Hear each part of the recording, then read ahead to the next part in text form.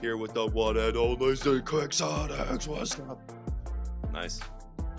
I'm here. I'm eating my muffins. I'm ready. Getting ready for the day. Muffins and Dota. Good old morning 4 a.m. Dota. The best Hell yeah. Dota.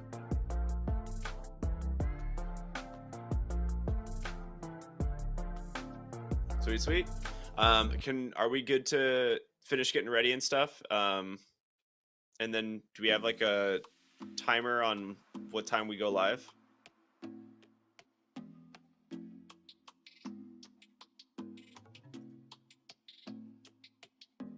just want to make sure I'm going to set an alarm / timer, make sure I do not show up late.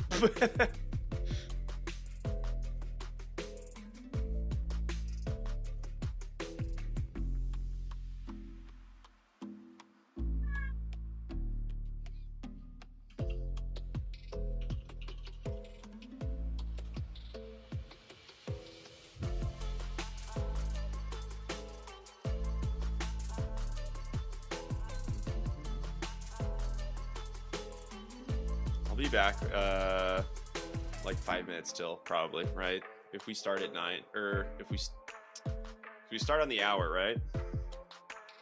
I think Okay. so. Got it. Okay, I can do that.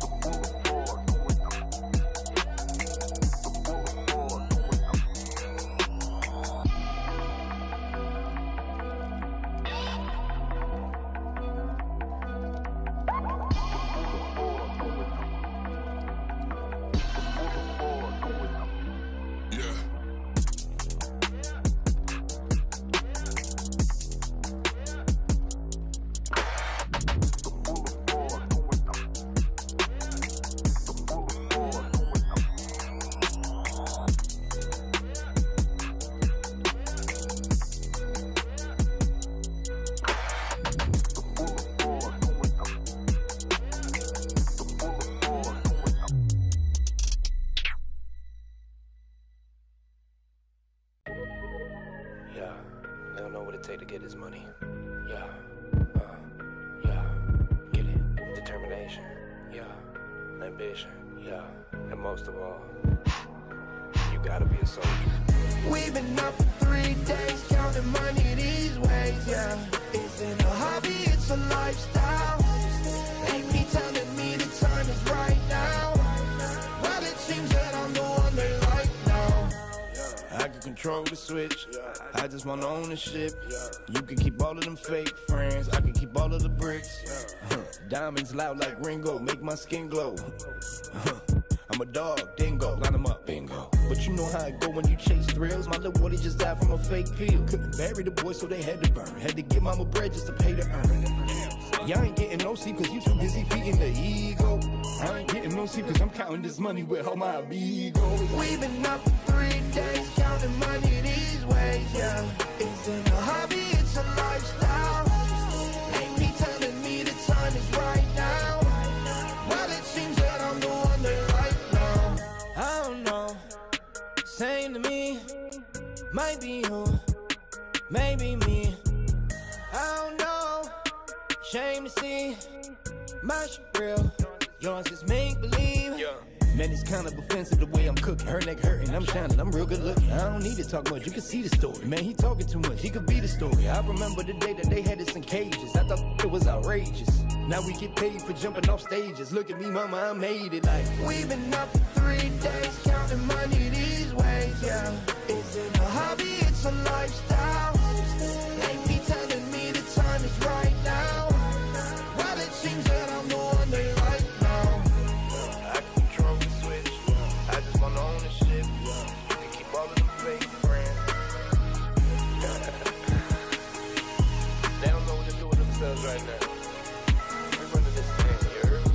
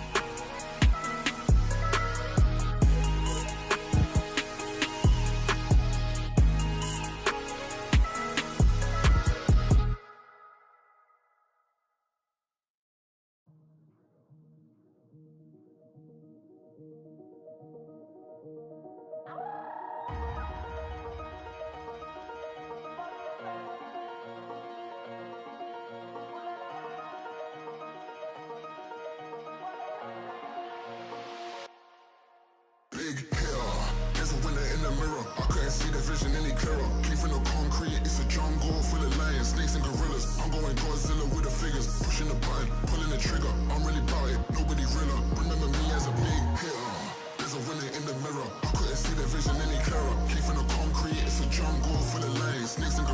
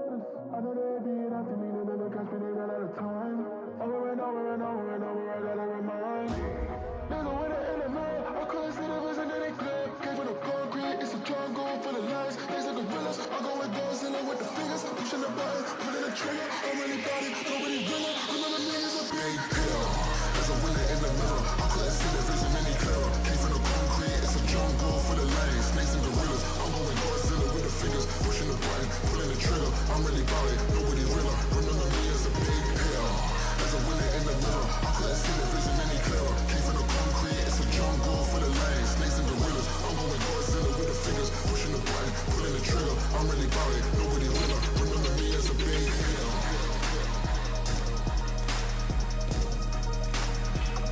Remember me as a big hitter.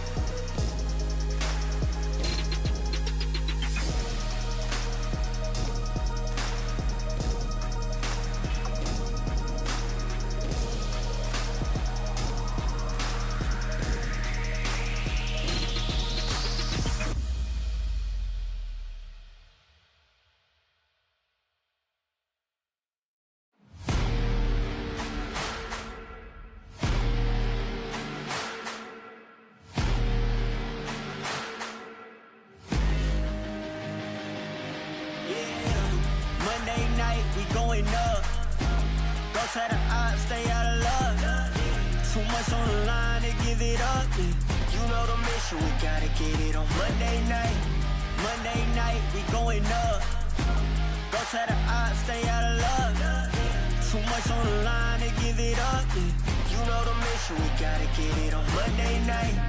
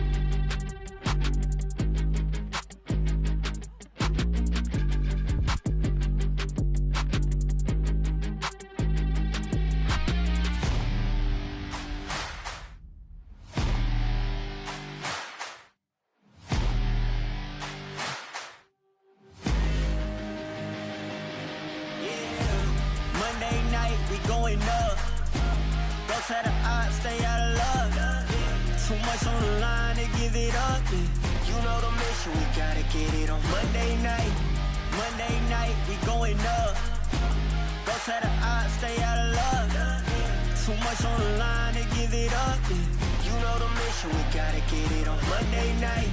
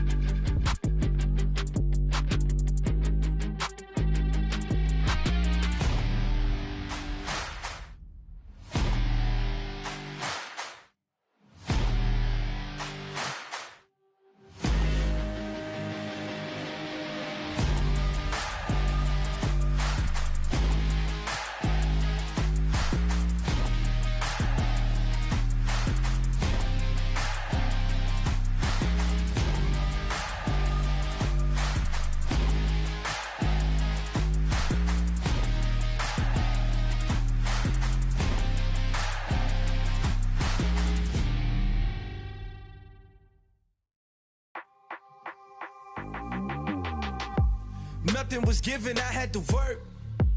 I got no limits, huh? Short on the 15, back on the first. Either way, I'ma get it, Lord be my witness, Feeling pressure, but never let them deflect you from goals. You just keep your head up, we rose from nothing. Remember, we set them shop every member, contribute, get hit together. Plus, they know that we better, they know that we'll never let up. Fire within me, ice in my veins. Fire within me, ice in my veins. If I get cold, I'm about to heat up. Only at stress, I kick my feet up. Fire within me, ice in my veins. Fire within me, ice in my veins. If I get cold, I'm bound to heat up. I hear the noise, but no, they need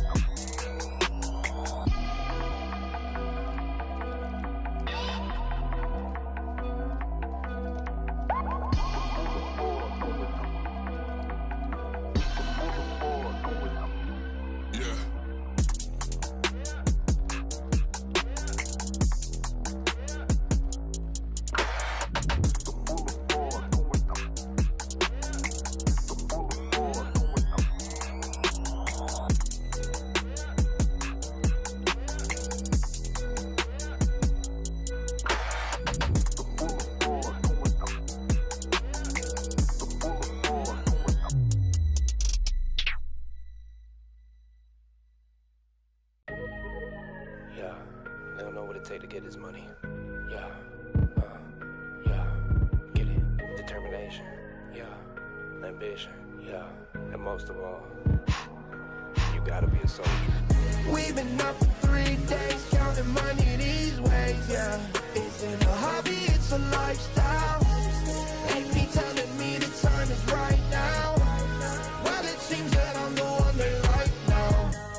I can control the switch, I just want ownership. You can keep all of them fake friends, I can keep all of the bricks. Diamonds loud like Ringo, make my skin glow.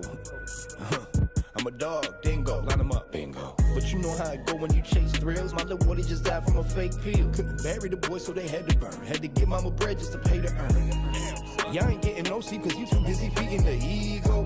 I ain't getting no sleep cause I'm counting this money with all my amigos. We've been up for 3 days, counting money these ways, yeah. Isn't a hobby, it's a lifestyle. Ain't me telling me the time is right now. Well, it seems that I'm the one they like now. I don't know, same to me. Might be you, maybe me. I don't know, shame to see. My shit real, yours is make believe. Man, it's kind of offensive the way I'm cooking. Her neck hurting, I'm shining, I'm real good looking. I don't need to talk much, you can see the story. Man, he talking too much, he could be the story. I remember the day that they had us in cages. I thought it was outrageous. Now we get paid for jumping off stages. Look at me, mama, I made it like. We've been up for 3 days, counting money these ways, yeah. Isn't a hobby, it's a lifestyle. Ain't me telling me the time is right now. Well, it seems that I'm the one they like now. I can control the switch, I just want ownership. You can keep all of the fake friends. They don't know what to do with themselves right now. We running this thing, you heard?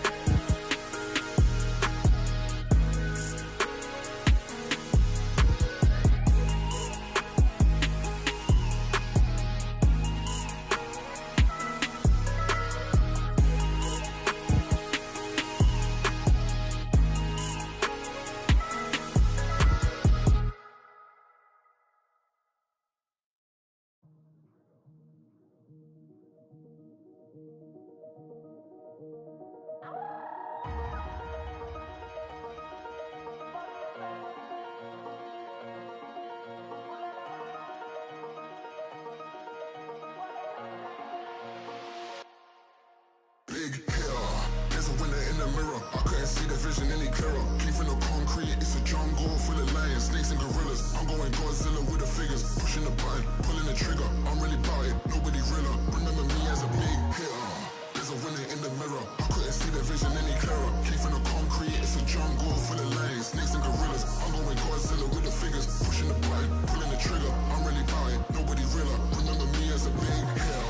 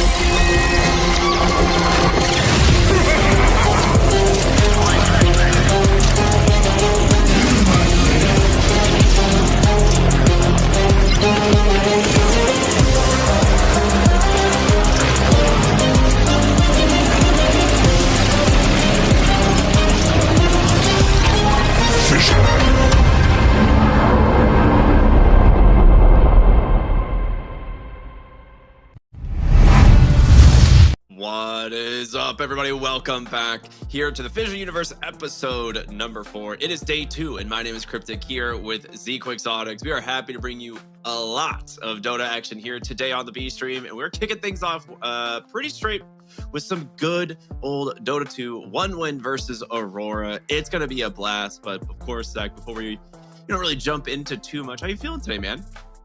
I'm feeling good. Like you said, we got a full day of Dota. It's nice just to be able to dedicate a whole day, ready to watch some pro Dota. And you and I got to cast a little bit of the new patch when it like first came out, but this is the first time we're casting in a while. So I'm ready. Yeah. I'm excited. Yeah, it's been a hot minute. We've had a couple little balance patches here and there. I think overall, the thing I think that was like the most surprising about this giant patch, the Wandering Waters, right? I think people are like, oh my god, this is going to be a huge update. But like realistically, the meta of the game didn't really change, right? We're in the exact same style of gameplay. It's just heroes have shifted a little bit because there weren't really many economy changes. So we're seeing a lot of similar game plans and styles from teams. So it was like a little bit deceptive, I think, where it's like, man, this update is going to be huge. And it was, but then like the style of play is very similar. So it's actually kind of funny how it all ended up coming full circle. But we've got a lot of great teams in this event, and I think I'm excited to kind of see how some of them are going to place, especially this new Aurora lineup. I know this is probably the team that a lot of people have their eyes on coming into this event. You know, it's a pretty stacked lineup, and yeah, not a super hot day one, but again, they were against Spirit, so we'll see how they kind of do here against 1 win. Yeah, pretty understandable. Spirit's been looking like top of their form, so I don't think that's a perfect metric to use. So I'm excited to see how they're going to do in our first series versus 1 win, which they should be familiar with. I would say technically Aurora, different region, but the players have played with each other before, like played against each other and all that. So maybe a bit of familiarity, but also new patch. All the data is hidden now, so who knows if we'll see anything new, anything exciting. For day 1, doesn't seem like it that I noticed. It seemed a lot of the same. Maybe AA has gotten more popular. Yeah, we'll see. You know, maybe there's a couple heroes that have popped up in popularity, but I think overall we're probably going to see a lot of the similar picks bands. As we take a look at the Swiss stage that we're underway. So day 1, as you can see, the way it works is all of these teams that win will be facing each other, and all the teams that lost on day 1 will be facing each other. So here on the round 2 B stream, we have all these 0-1 teams going head to head, which will then advance to round 3. So we'll see, who's going to end up where. It's always an exciting, I think day 2 is always the really exciting one, because you're at this moment of like, all right, we had a little bit of a rough day 1, but day 2 really makes a difference, because being 0-2 is a really big problem compared to being 1-1. Yeah. And I would say I don't feel there were too many upsets. I think a lot of it was expected. Yeah. The most surprising is maybe Night Pulse and Boom beating their opponent. But looking at it, like, it could kind of go both ways. I think a lot of people just expect more out of Paravision and BetBoom. Not saying like Night Pulse and Boom Esports are bad, but like Paravision and BetBoom were looking pretty good. And then just, like you said, maybe a rough day one. So we'll see if they can bounce back today on our stream, where we have all the teams that lost. Mm-hmm. Yeah, I think, like you said, we actually have it pointed out here, the Paravision 1 move, the hot match of the day to watch. And I kind of agree. I think this is going to be a really good one. I, however, am definitely biased to some of the Americas teams, you know, just being the, you know, classic NASA Dota supporter. So the back end of the day today, I'm very excited for. And for mainstream, you guys can head on over there and see Team Spirit versus Boom, Liquid versus Tidebound, Falcons versus Gaimin Gladiators, and of course Tundra there versus Night Pulse. So some pretty stacked games all around, which should be a lot of fun. Hopefully lives up to the hype, I think, of today. I think, like you said, we haven't really there weren't like a lot of upsets yesterday, but, you know, kind of crossed my fingers for some really intense Dota today. If anything, sometimes people just want to see the very best teams, and understandably so. But some of the most exciting Dota is when the teams are even matched, which I think is the cool thing about Swiss Stage. When you have teams that win play against each other, the teams that lose that play against each other, you kind of get the skills close together, which leads to a lot of fun games. It's not always the cleanest Dota, but it's usually pretty fun to watch. Yeah. That's a really good point. It is. And some teams might bring in some interesting ideas now that, like you mentioned earlier, all of the data is hidden. So unless you're scrimming these teams and have, you know, the data from that scrim, you're going to have no idea what teams have been practicing, which benefits certain teams more than others for sure. But it's going to make our job also a little bit more difficult, being like, all right, let's see what these teams have been up to. You know, we can't really research some of this stuff. So it'll be fun to kind of see what ends up happening. But this, like I said, the Aurora stack it's so good on paper, but it's one of those things where you don't know how a team's going to mesh right away. So we'll see how they kind of do here in their second series, which this is one of those, I think that's I wouldn't say, like, it's hard to say if they're like more evenly matched than Spirit, but like you said, Spirit has been at the top of their game. They have been so good, basically second best or first best team in the world. So not super surprised to see them take the loss there. At least it's not, you know, super concerning or anything like that. Yeah, and they have a stand-in as well, which always puts a little, it's tough, right? Even if you have an evenly skilled player, if not, like, you can even have a better player, but the chemistry, the practice together, that makes a big difference. So certainly a tough road ahead, but we have seen teams with stand-ins do pretty well. So they're certainly going to put their best foot forward on this. And I'd like to see it go well, right? I think this is a cool lineup they have. And Toronto Tokyo, he's really switching around now. He's in the off lane. He was a mid player, went to support, now in the off lane. He's got 2 more roles to go. I haven't actually seen him play. Yeah, I haven't actually seen him play too much off lane yet. So I think it'll be fun. And I wonder what his hero pool is going to end up being, because that's the hardest part about switching roles. You might conceptually know your job and what to do, and you might have a really good understanding of Dota, but how much you have practiced those particular heroes that you feel comfortable then playing at the highest level is the initial challenge, I think, of switching roles. Over time, it gets easier. I thought his support pool was like reaching that point. It's like, okay, yeah, you can play anything. And now it's like, I'm done. I'm bored. Ready to move on to the next one. So maybe he liked that process. Yeah, he's like, I want a prestige, start over, off lane time. I mean, to be fair, I think offlane right now has a pretty limited hero pool in general. So it's not like, I don't think it's too worried for him, or he's like, all right, I got to learn like maybe 3-4 heroes that are actually good. A lot of the other offlaners right now seem lackluster. compared to some of the other stuff that's available. I think there's zero shot we will see a Dazzle today. The moment I read Nothel projection, I was like, this is hands down the best ability in Dota 2, and there's absolutely no way it will even be remotely balanced. And people are like, oh, it's not that strong. And I was like, okay, well, we'll see, guys. We'll see. Here we are. Best ability in Dota 2. I think it becomes a lot more balanced if the shard doesn't exist.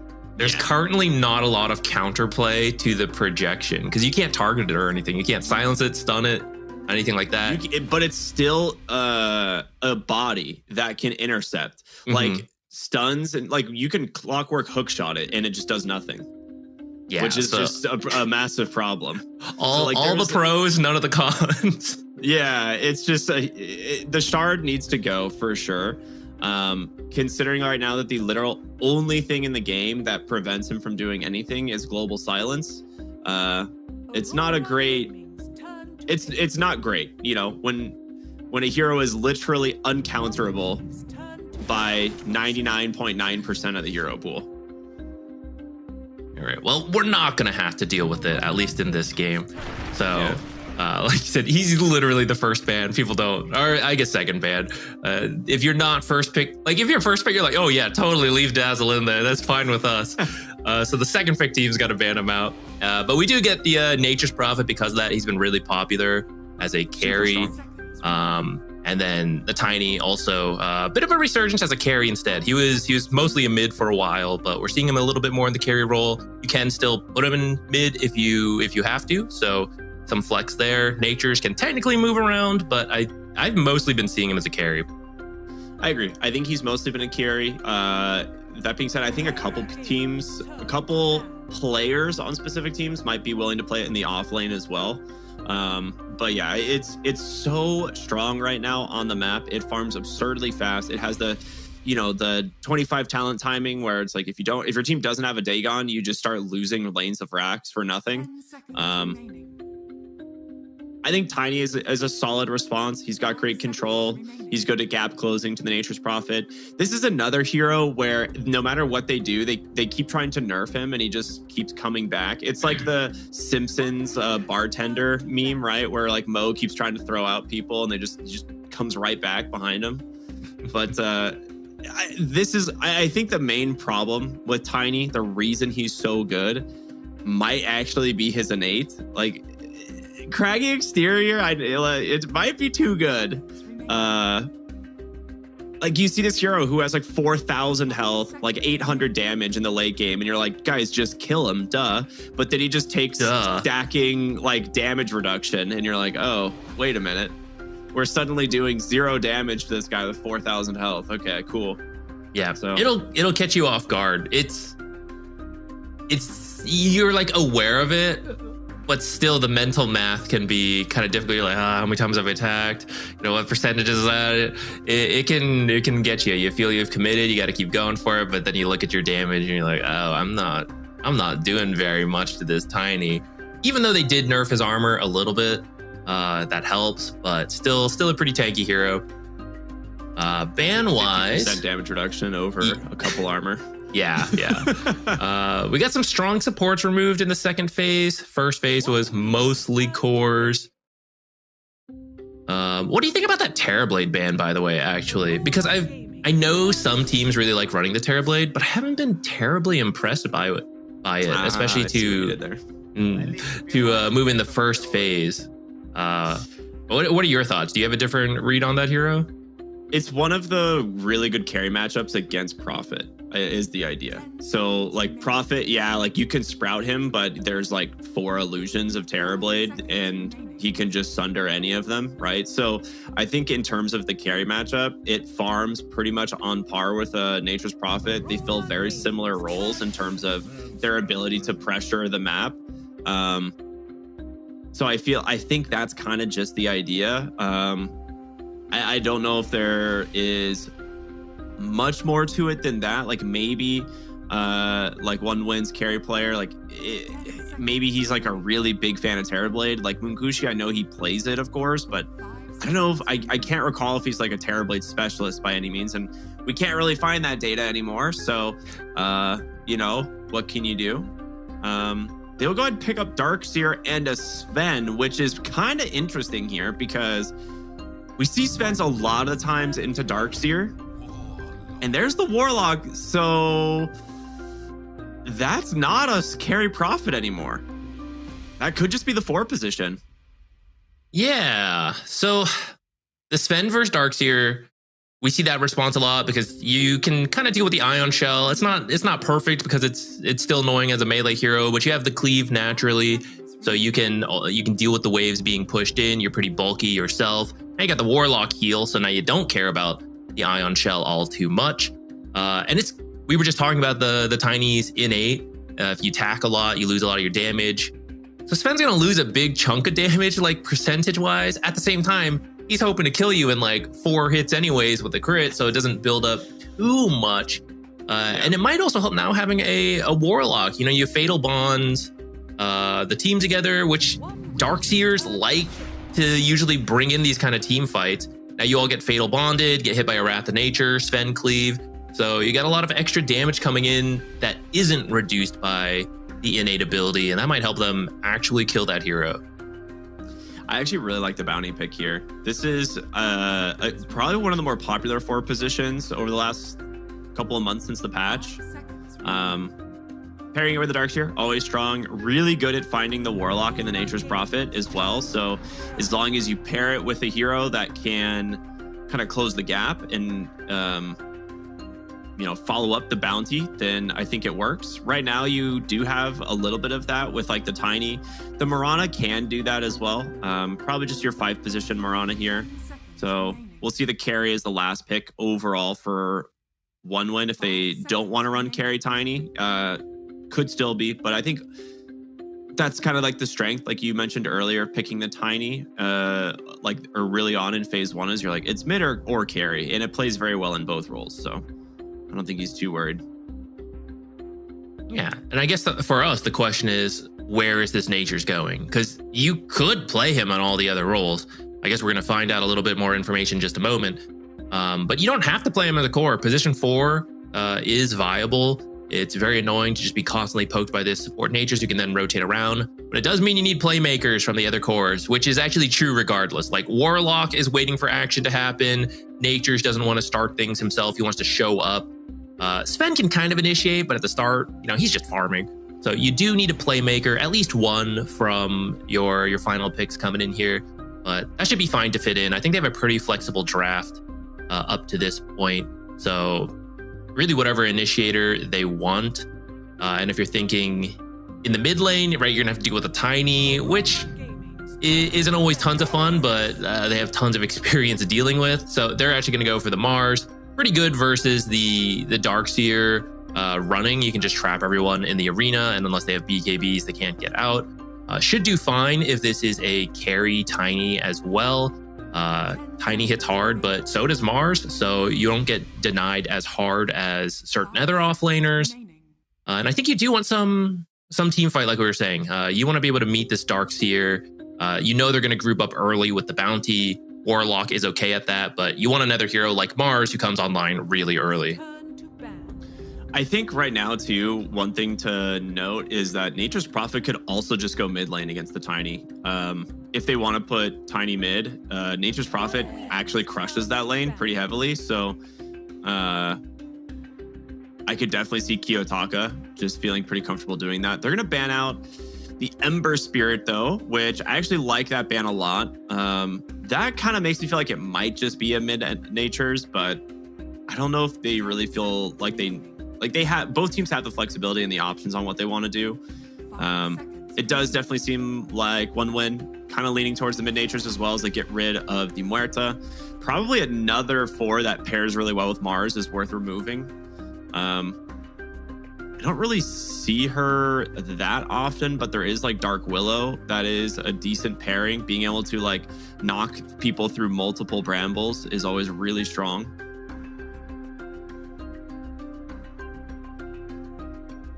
Yesterday they did play Nature's mid, but they've played it like carry in the past as well.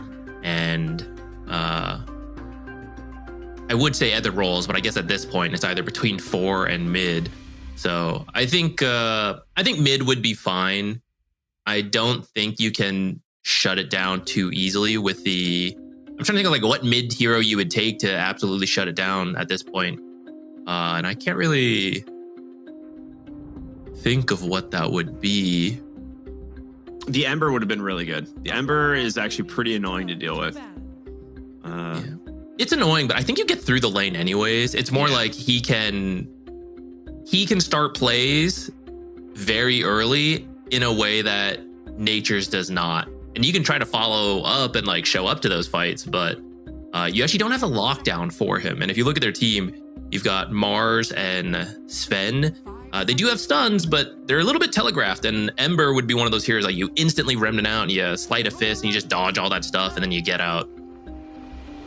Good life to their ban.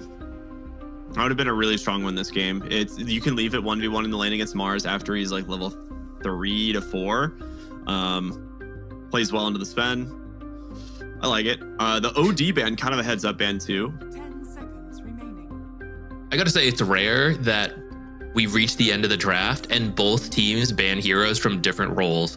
So like a position 4 ban and a mid ban, carry ban. It kind of shows how much awareness you have to have nowadays with so many flex picks. You just have to ban out the worst heroes that would affect your game plan as a whole, and not just, oh, I must win mid, let me pick the worst mid matchups, things like that. I mean, we do see that sometimes, but we now are running into these situations more than we used to in the past. So we see the Shadow Shaman come out. You could just go Pango. Oh, okay, never mind. We're going to see Dragon Knight. A hero that doesn't really struggle too much to the Nature's Prophet, right? Just having a lot of the innate regen. He does currently have Corrosive Dragon selected, which we have been seeing a little bit more often out of the mid Dragon Knights, as opposed to just Fire Dragon on repeat. My least favorite song of the last 2 months or so. Yeah, I'm okay with it. I think it's fine. Chira Jr. shouldn't really struggle too much, but I do just like Aurora's draft on paper. Like, I think it's really well-rounded. I think it has a lot of good stuff that they can bring into the team fights. And like Warlock Mars is always a pretty devastating combo if your team gets caught off guard. Yeah, I think I'm leaning the same way. I'm also looking at it and thinking like, what's the worst Darkseer? Like usually when you get Darkseer, he looks stronger when you can get a really good illusion. I guess Nature's a universal hero now, so the illusion's actually maybe a little more value than it used to be, but it doesn't strike me as much as like some other illusions you could possibly get.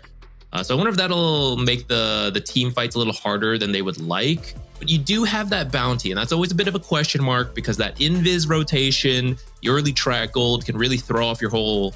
Like you might have the better team fight, but you're poorer, you have less money, and then you can't actually compete. So I think I've got my eyes on him. Like how much can he get done? Whereas Aurora, we're looking at this Nature's rotating around, especially to the Mars and the Shadow Shaman, to get some early kills and maybe play where the bounty hunter isn't. Yeah, absolutely. I'm excited. I cannot wait to jump into this one. So we have one win versus Aurora about to begin. For those of you who are just tuning in, I think like one win can do it for sure. I think their lanes have to come out ahead. I think that's the biggest thing right now. So if their lanes do not come out ahead, I think they're going to be struggling a little bit as we jump into the live here. Now, one thing you guys might have just missed, Sweet and Strong actually just popped a full 5-hero smoke from Aurora as they were making their way into the Radiant jungles, so they will not connect onto that. And yeah, we can take a look at all the facets. He does end up locking in that Corrosive Dragon. Yeah, I think I like some of that idea where they decided this Nature's is going mid and the way they can punish it. Because you know Nature's wants to rotate around with the teleport. As soon as he leaves the lane, you want that mid tower to be facing pressure. And that's something Dragon Knight's really good at. And the Corrosive form will be extra helpful to take that tower fast. The battle begins. I don't think we're seeing any kills happen. Yeah, no real fights. That being said, Darkseer does manage to yoink the rune back on Aurora's side of the map.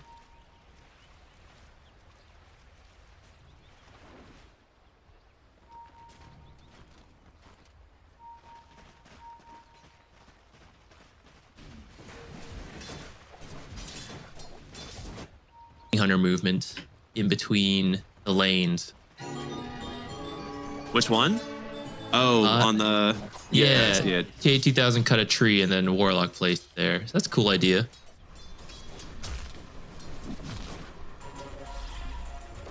All right, this top lane should mostly be just taking turns farming, like shove the lanes, creep drag, and just kind of repeat that with the Ion Shell and the Sven. Warlock will probably end up trying to do stacks at some point, but we'll get into the funny laning top. Mid, I feel like this is just take turns farming as well. I don't think you can actually pressure each other all that much. Maybe all the actions here in the bottom lane. I think you might be right, actually. I mean, that being said, it's really going to be like on a hero to get out of position. And then and if that happens, you have like a potential spear back into like shackles. It can be broken, of course, by the Mirana pretty easily or the Tiny. But yeah, I agree that there's probably more chance of heroes dying down there. Sweet and Strong is just going to be super annoying on the bounty here. Going to get Ion Shelled up, constantly just running at these heroes. The level 2 timing on bottom here, I think, is the big one.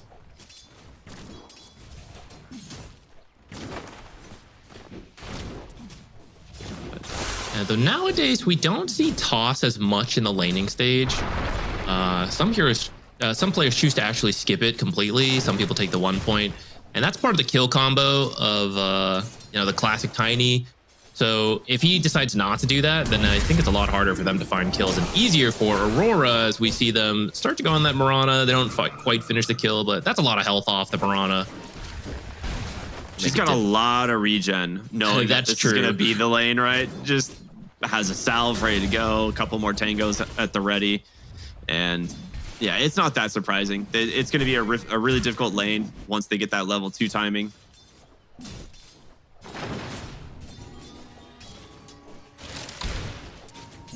I am curious to see which team is going to fight for the Lotuses, because like Bounty Darkseer on paper to me should always win the Lotus fights, but it is a Warlock, so you never really know. Yeah, they have shoved the lane in though, so it makes it a little harder to contest. I will say the annoying thing about Bounty, well, okay, so they placed that sentry ahead of time to spot the Bounty. I thought they were trying to zone him off, but in the end, it looks like Bounty should get the Lotus. Yeah. I mean, Panto should be dead here. This is why you just can't contest Darkseer Bounty at these Lotuses, and there it is. First blood into the hands of Sweet and Strong's Bounty Hunter. Gonna try and do some body blocks here. Can't follow, but does get one more auto attack as they collide into the tower, and it's a double kill for that Bounty Hunter. Really good start to this off lane now. Yeah, I thought the idea for Aurora, I thought they were going to shove the lane and then go to the Lotus and place the sentry closer to the pool, because actually something you can do as Bounty is just sit there invis and they can't do anything to you, and you just pop out, hit them, go back invis. It's just like this war of who wants to sit here longer. But I thought that's what the sentry would be for, like you can actually kill them for it, but instead they place it in the lane. That actually allows them to fight with the Ion Shells, and like you said, once you're doing that, you're in a bad spot. Yeah, absolutely. Just gonna put what damage they can here into the Darkseer, knowing that he's like the true villain of the off lane. Now, Sweet and Strong, yeah, he gets the kills, but it's the Ion Shells that are really what, you have to be careful of.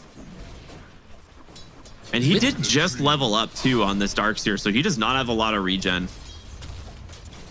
True, he's in a good spot at least. There's a lot of creeps pushing in. It's kind of unavoidable. Sven Warlock, like, how could you not keep shoving the lane in? Like even this lane would usually push back, but not for Sven. He's like, oh yeah, just cleared another wave. Here you go, Darkseer. So being this low shouldn't be too bad for Triple S, especially as the Ring of Health already for the Vanguard. Off lane combo once again doing in some work. Mira's gonna survive as well, but both of these supports falling quite low. Ends up getting a half pull off in the process, so ends up being kind of nice. Mira still has the Lotus down here, so maybe he's looking to bait this creep. Did it almost kill him? Mira just got chain lightning by the Harpy and almost died. He does have a salve. I don't know if that just got delivered. Maybe I didn't see it. Oh no, yeah, it just delivered, so he'll be back to full health for the lane. But that was Did it pop his hilarious. foul play or no? No. Can foul play be? Oh yeah, I guess it could. I think it's just any lethal damage. Yeah, right? yeah. First, I was thinking it was like usually the heroes, but no, it didn't proc. He still has it. Okay. All right. That would have been very funny. Because that's like one of those things that you love to play around in the lane. You're like, oh, you almost got me, right? But nope. Yeah, he's 2 points in shackles too, so you could heal a decent amount if you live long enough. In the mid lane, we got Sweden Strong coming over. He's got the Tranquil boots really early off those kills from earlier, so fast rotations between the lanes. Seeing if he can help That Cheer hates Jr. Rune. with the pressure on the tower. Oh, they are absolutely going to dive Kiyotaka here, right? Or is he going? Oh, is he just going straight bottom? No way. That would be sneaky. Okay. That's Don't a cool expect that. rotation. No way they're going to see this coming. I don't know if he really offers a lot in damage here, though, is the question. We'll see. They jump in, go for the Starstorm. Mira doesn't get connected onto the second Starstorm damage, but they do proc the foul play, and they do finish the job at the tower once again.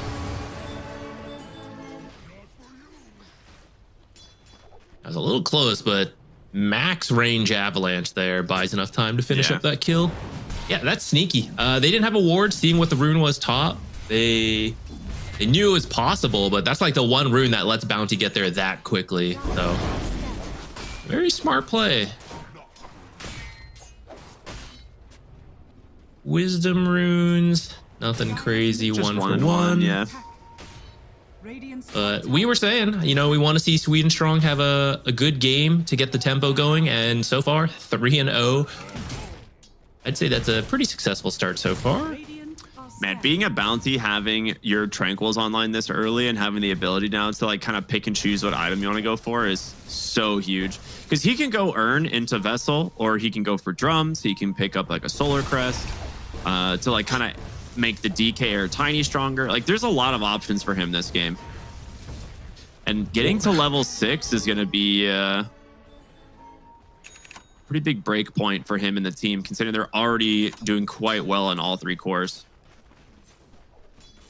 Yeah, they don't need to go too crazy either, though. Like, you have the Darkseer, and Darkseer will become a strong team fighter, but he needs to pick up a couple items. So you also need the level 6 on Bounty to really get the value of rotating around. So for now, that is a big rune for a Dragon Knight. Especially with 200 this dragon damage. form. Oh my goodness. Yeah. Kiyotaka lost like a good 1/5 of his health off of one auto attack. So he just is forced to deny his tower. And I got Sweden Strong just running around the jungle, level 3 Ion Shell on him. It's gonna do a lot of damage. 2000. Yeah, It's like gonna do you're a not lot gonna of damage. you're not gonna kill him, but you're just gonna be so annoying and ruin I his mean- time in farming. Oh well, with Mira here.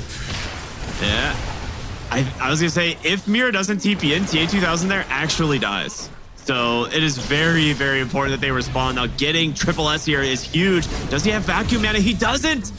But Kiyotaka, he gets the kill, but it costs them the Sven anyway. Cheer Junior, they've max range breath of fire. Wow. I mean, I feel like that's still pretty good for Aurora, because like Nature's Prophet comes out a big winner there. I think so. I think if it was a usual mid hero, you'd feel a little worse about having to rotate that many heroes up there. But Nature's doesn't really mind moving around the map like this. So because of that, I think it's going to be fine for them.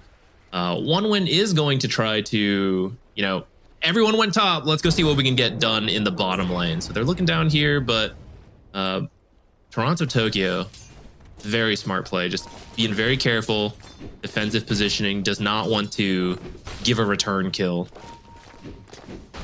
They're smoked up here behind the Tiny, and here comes the first arena. Toronto, Tokyo, yeah, does manage to get stunned up there from the Avalanche, but with the Golem and the Shackles, he does not get to move. Tiny's gonna go down, and a nice rotation in once again from Aurora. Without the Golem, I'm not sure they would have gotten that kill. So it's nice that Panto rotated top, got the 2 Black Grimoire charges, and then pops it early for that level 6 timing. Yeah, the flaming fist damage. I think that's what it's called, the flaming fist damage. That stuff, it adds up a lot, and I think you're right. They probably don't get the kill without it. He does end up getting quite a good amount of damage into the tower. They clean up the golem as well as the Nature's Prophet's Treant. You don't have a Dagon, but you got the Mirana arrow. Yeah, that's true. That's true. They're going to try and take the tower here themselves. They've brought the heroes. Like, they've rotated a bunch of people down here. Wrath of Nature, clearing up the creep wave. And they want to keep the catapult alive, but they just can't do it. Really easy way to stop that push. And no Golem. They were trying to push it, but still got to be careful about diving in Fatal Bonds and into a Shadow Shaman as well. You can get yourself in a real bad spot. So not going to go too crazy. They didn't have Triple S there. But despite the death, like, he is still doing pretty well. He's at the top of the net worth, has his halberd already, and looks like he's going to go Greaves. So I'm guessing once he has this mech, bounty just hit 6. Like, we might be around that point where it's time to just start going as a group.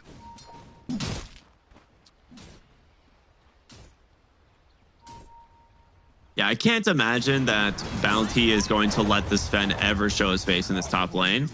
Like, every time he shows for a moment, he's just going to get tracked and then just walked out. I've seen this before. Wait a minute.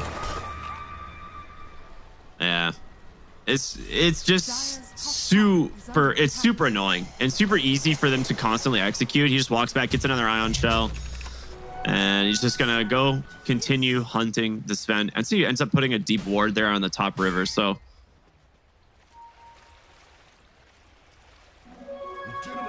good vision over those camps. I feel like OneWin are in a pretty happy spot right now. Like, they are content farming on these 3 cores. They need to get the Blink Dagger on the Dragon Knight. Tiny is going to need a couple damage items here. Does have the Echo Saber done already. Wow, working on towards the Shadow Blade.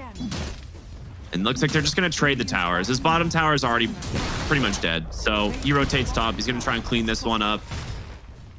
Get a little bit of a trade. I think that's actually a really good rotation.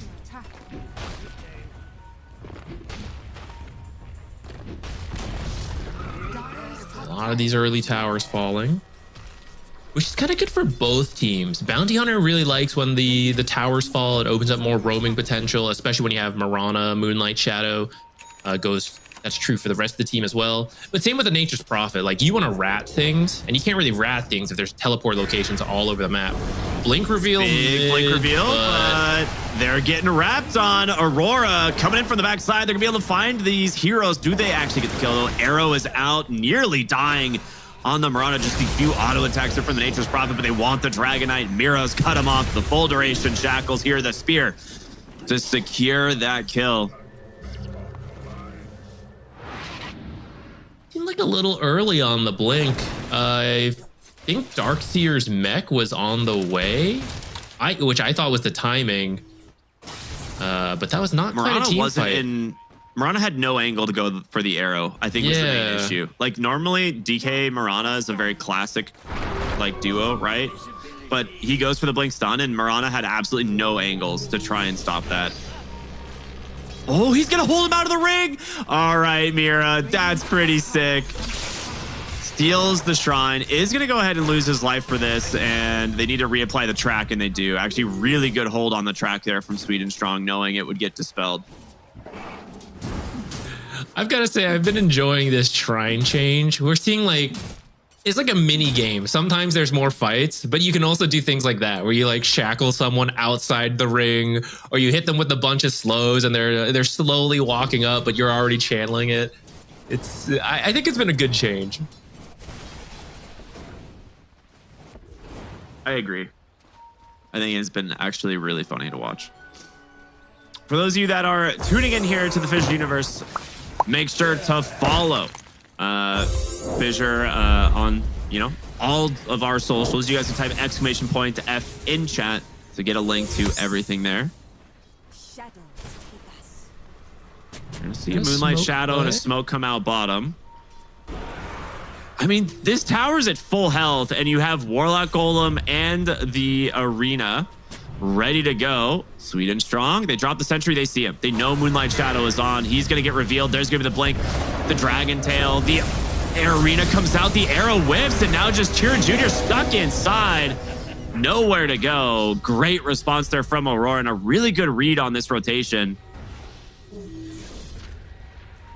Fast rotations from Aurora so far. 3 times at this point. It's only 16 minutes in the game. But this is the 3rd time I feel like we've seen all 5 of them together, and they're going to take that quick kill, just a Dragonite kill, but that's still going to open up the space you need to take the Tormentor. And I would say there's like 2 changes that I think have made the game even faster than it used to be. One is the Ancient camp behind the safe lane, so now you have to have a good start. It's not as easy to recover if you don't do well in the safe lane. And then the Tormentor spawns earlier than ever at 15 minutes, and you want to be strong enough to fight for that. That's a dead Nature's Prophet if I've ever seen. He walked into the wrong neighborhood. It was his own neighborhood, but it was the wrong one at the moment. Wrong time to be in your own neighborhood. I mean, that's actually a pretty smart rotation there from OneWin, right? They go straight into the triangle. They put down some wards. You know, teams aren't going to stay together after Tormentor. They kind of split back out onto the map, try to recorrect the lanes. Some people have to go to base to heal. And they end up getting the Nature's Prophet. So not a bad find there. Bottom lane. Again, no Mirana to follow up these arrows. There's no way. We have not seen the connect on this DK Mirana once. Yeah. Also, I hate to be the one to say it, but there's been some miscommunication because there's Guardian Greaves on Darkseer and mech is being built on Mirana. No. That's Tell me it's not being completed. It is being completed. I won't tell you, but I'll leave it to the imagination. But this is not the way. Right? Totally. If you're not next to each other, sure. Unfortunately, they share the same cooldown. It'd be kind of cool if they split it. Like Guardian Greaves is different from mech. You know, maybe there's some value there. But unfortunately, I feel like both those heroes should always be together in any of the upcoming fights. So, there's the arena. Now, they do have the Moonlight Shadow, but there's going to be the Spear, locks him down. And Kiyotaka, he's been a silent player so far in this game, just rushing the Mjolnir on the Nature's Prophet. This has kind of just been the build lately. He has that, death that we just saw, but he is still very comfortably towards the top of the net worth. And they have their eyes set on the Sven here. Tiny, Darkseer, and Bounty Hunter stalking him. There's going to be the Surge. And TA2000, it's going to be a rough time here for you. There's going to be the Avalanche, the Toss, even the wall drops. There's going to be another stun coming through, trying his best to heal through it, but it's not going to be enough. As Aurora TP'd in some heroes, but it just wasn't fast enough. Yeah, almost made it in time. If Sun was, just a little tankier, maybe they get there. But good find. Another good find for OneWin. I don't think you can super even game. Yeah, I don't think you can take the tower off of this, unfortunately. They're actually going way beyond the tower. They have sentries everywhere. Again, arrow off the mark, but in comes Toronto Tokyo. The golem comes out. Kiyotaka TP's in. Huge vacuum on the backside there from Triple S. It's now the Fatal Bonds getting to work. Mukushi goes down. It's a trade 1-for-1 as you get the Nature's Prophet. But they're looking for the Mirana now, hiding in the trees here to the north, and they will scout the Fatal Bonds, giving her away. 2-for-1. That's unfortunate. Darkseer passed by the neutral camp, so they hit him, and that is what did the Fatal Bonds chain and revealed Mirana's location. I feel like that was a little bit too aggressive of a TP from the Nature's Prophet, but I also feel like he doesn't die if they just commit the arena. I don't know. Maybe it was on cooldown at the time. I'm not sure. They had just used it mid. I think it was at the tail end of the cooldown, if I recall. That's fair then. Yeah. Because I was like, I'm pretty sure if he just is on the corner of the arena, right? Like they can't actually just turn and kill him. So a little bit of unfortunate timing on the cooldown there, but both teams feeling pretty confident. Right now, OneWin actually with a slight win probability. Do you agree with that? Even with the mech now fully completed on the Marana. Well, I don't know. I don't Also know if the going win Guardian probability knows how to calculate that. It's interesting because you need an answer to. Oh, sorry. Go ahead. I enjoy watching a successful gank. You need an answer to Fatal Bonds, but I don't think it's 2 Guardian Greaves. I think it's 1 Guardian Greaves, 1 Lotus Orb, which would be really good versus the Shadow Shaman, and then someone can be getting Boots of Bearing. Like, I thought we would see Boots of Bearing on Bounty, and then the Solar, and she sold the mech. They just realized. Oh no. That's rough. It's all right. You don't lose any money when you sell items, right? Oh yeah, totally. To be honest, her network definitely not reflects it. Yeah, it's an unfortunate mistake to happen. It's very rare that we see something like that because it is just like it slips your mind the one time you don't maybe communicate. And they were both probably thinking like, no one builds Greaves nowadays, you know? So like no one else would think to do this. But unfortunately, both these heroes don't mind building the Greaves, and it's good versus the Fatal Bonds. I think they were just following the same logic. All right, does it connect this time? It does. The Marana arrow on the money with the Star Storm. All the damage in from Chiro Jr. should be enough to whittle down Toronto Tokyo. The bleed damage, 60 health, he lives. Oh my goodness. But I mean, we can see the threat of the Marana follow-up. It's actually there, so you got to be careful. If she had a real item, dude, I was about to say he dies there. I don't want to like harp on it too much. I don't want to be the guy to say that if a Solar Crest was done right now, it would have been a kill. But she is missing essentially like 900 gold that she should have. So I agree. I think Darkseer should have sold his Guardian Greaves. Yeah, he should instead. just sold the Greaves and bought something else. That would have been way better. Totally. Yeah. Yeah, I mean, if you think about it, like the Pavise wasn't even done. It doesn't really do much there, but she would have a Solar Crest. Mm-hmm. And I think you're right. Like the Solar Crest being done there is a guaranteed kill on the Mars. Like these little things add up, and like these are the types of mistakes that you like can't really afford to make. Now it is of course a best of 3, so it, you know, if it ends up hurting you too much this game, like you can bounce back in games 2 and 3 whatnot, but yeah, that's a rough one. And don't worry, they will not do that again the rest of this tournament. I'll tell you what. Every single game, I am building mech. I declare it. Start of the game, like I will I just ping all of your items immediately. Yeah. All right, let's take a look at some of the other items. Let's go look at the other team. Oh, you mean Panto's Solar Crest? Is that the one you want to talk about? Oh, that's sick. Yeah, that's cool. Great item for the Sven. You want to get as much damage in with God Strength. And he recently finished the BKB, I believe. So they're going to smoke up. They've got everything just about. Wrath of Nature, but you don't need that one. Not critical to the team fight. Smoke it to smoke. Yeah, they're gonna find the Darkseer. Chiro Jr. comes in with a really good Dragon Tail. Going in for the Chain Stuns though, it's enough. The Arena, what? He's stuck in the Sprout. He's trying to TP out. Is he gonna make it? He does. Just barely, but another great response from Aurora. The irony of that fight is that Darkseer got chain stunned and couldn't use his Greaves, so if Marana had a mech, she could have saved him. Bro, don't say it.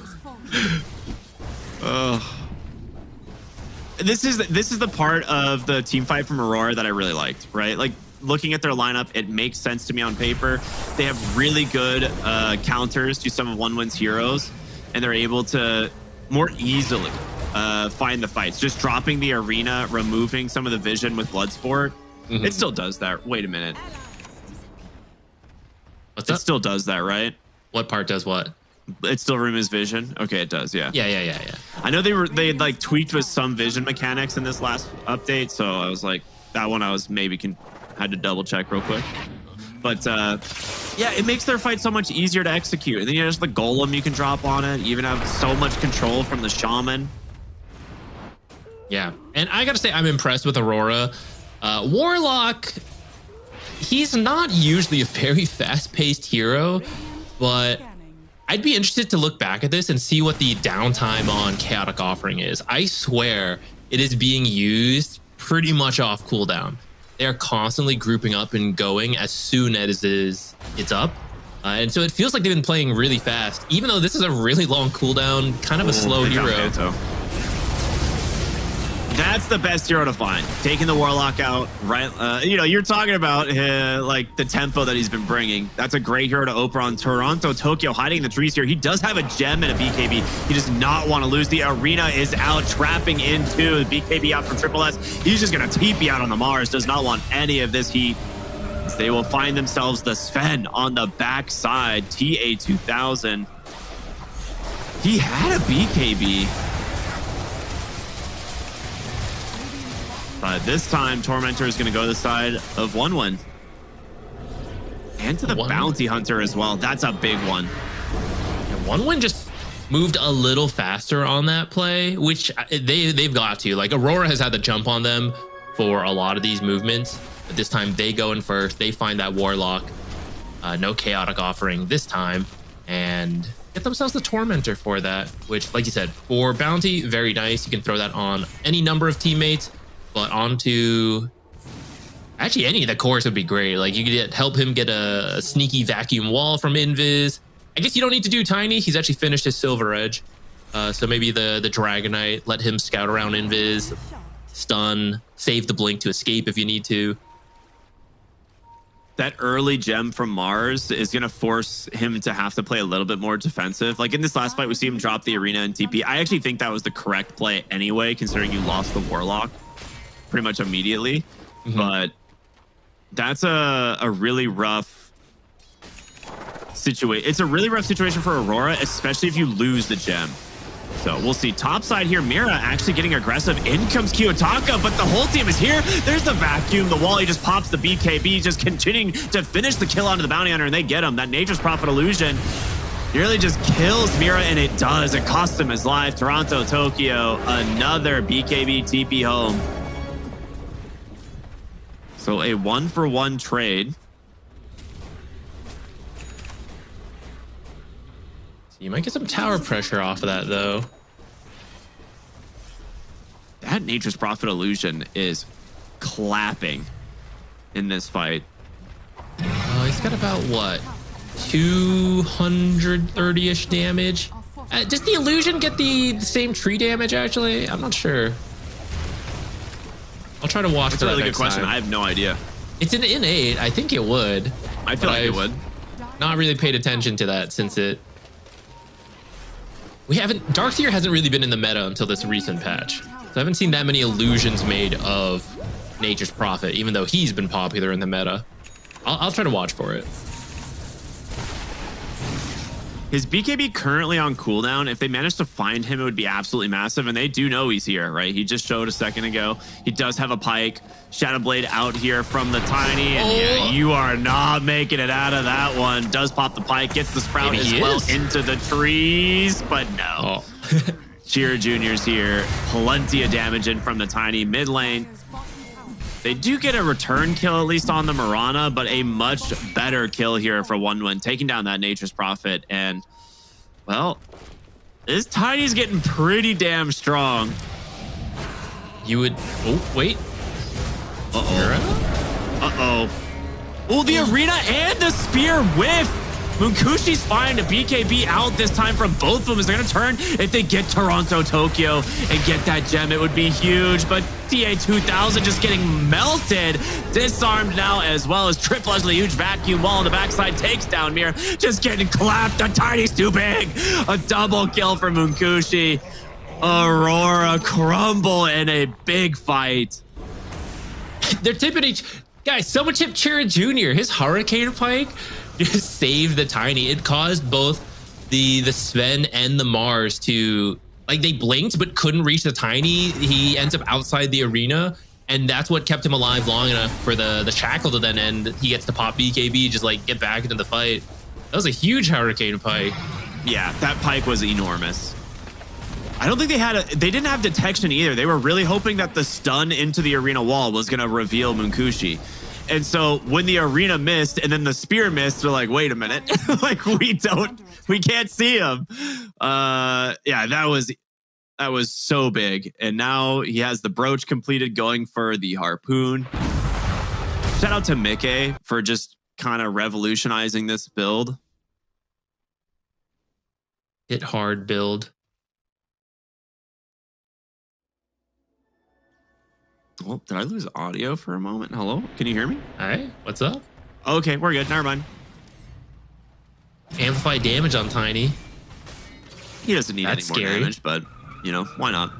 800, pushing 900 damage. Revenant's brooch. Get some big crit, delete a hero. Even without a crit, I think that's like 2 attacks on Warlock. Maybe 3. He's got a Gale Guard. 3 auto attacks. Oh, I think we're about to see it. Oh, yeah. How many Go, licks does it do take to it. get to the center of a Warlock? Here we go. Here we go. 1, 2. Rip. Okay. Well, the answer is 2. Oh my goodness. Panto has just scouted out amplify damage on Tiny. All right, of all the heroes to lose, Warlock's honestly the best. I mean, he doesn't even have his ultimate, right? So you weren't even looking to team fight. Unfortunately, it does mean this should be a pretty free Roche for 1 win. Yeah, and it looks like Aurora. I thought maybe you could like fake posture it. Warlock comes back in, but it looks like they just want to split the map. Actually, maybe they're not sure because Kiyotaki's just hiding in the trees right now. Oh man, 1 win is so far ahead now after that one fight at that dire secret shop. And like, you can't really afford to lose fights into the bounty hunter, right? The gold snowballs so fast. Earlier on, we saw he was like a little bit behind the Warlock. He is now like 3,000 gold, 4,000 gold ahead of the next support. And Marana has miraculously recovered. And I was actually going to mention that earlier. I was like, you can recover that 900 gold pretty easily just from tracks. But, you know, here we are. Let's prove the point. back. I think we should sell the Solar Crest. Go back Yeah, for I Mech. think, yeah, get a second Greaves. Dire are scanning.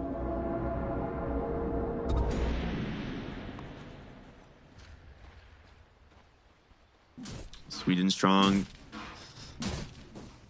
Seeing some of these dire heroes on the bottom side as, well, Chira, Blink, Dragon Tail in. There's give the track. The arrow connects. They're trying to prevent the arena. They also want to remove that gem, but there's going to be the golem out as Chira Jr. pops that BKB, able to get away. A nice vacuum back. Pulls Toronto Tokyo into a rough spot. His BKB is going to be...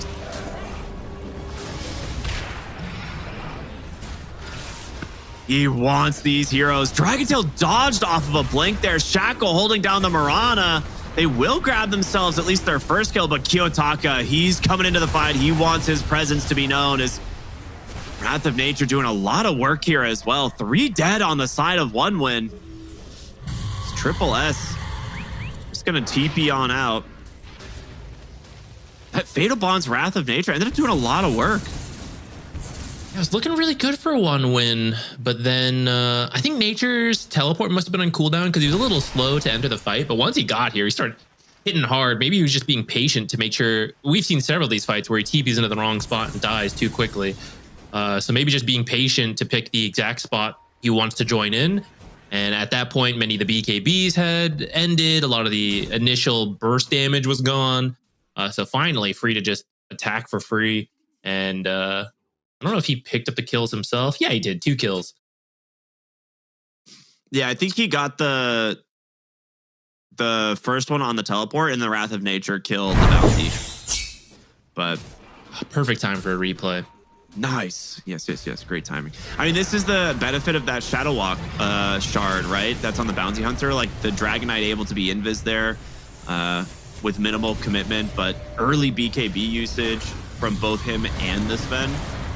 I really like this vacuum back, but I don't know what this healing was. I'm guessing it was just a Greater Lotus. Like, I don't know what else it would have been. That just force-fed by Mira there. I think, look at these Fatal Bonds making the map so messy. They're scattering in the fight, but poor Panther just charging there. It's like, please don't kill me in 2 hits again. the Fatal Bonds did so much work in that fight. I mean, he got a 5-hero Fatal Bonds. Like, that's the dream. That's true. Yeah, that was very impactful in that fight. And they do have a lot of AoE. The last couple fights, we weren't quite able to see it connect. One was doing a good job finding these like smaller fights and pickoffs and things like that. But I feel like in that fight, we saw the 5-man Fatal Bonds, Wrath of Nature hit a lot of heroes. Even the Arena and the Sven were hitting multiple heroes, although they, that part didn't lead to a kill. But we're finally seeing them manage to grab that clumped up fight, which I think is how a lot of this game, the future is going to look. Like if you can find multiple heroes together on, I guess it's true for both though. Like both have this ability that hits multiple heroes, like the Vacuum plus Cleave or the Fatal Bonds plus Cleave. So I guess both teams want the exact same fight.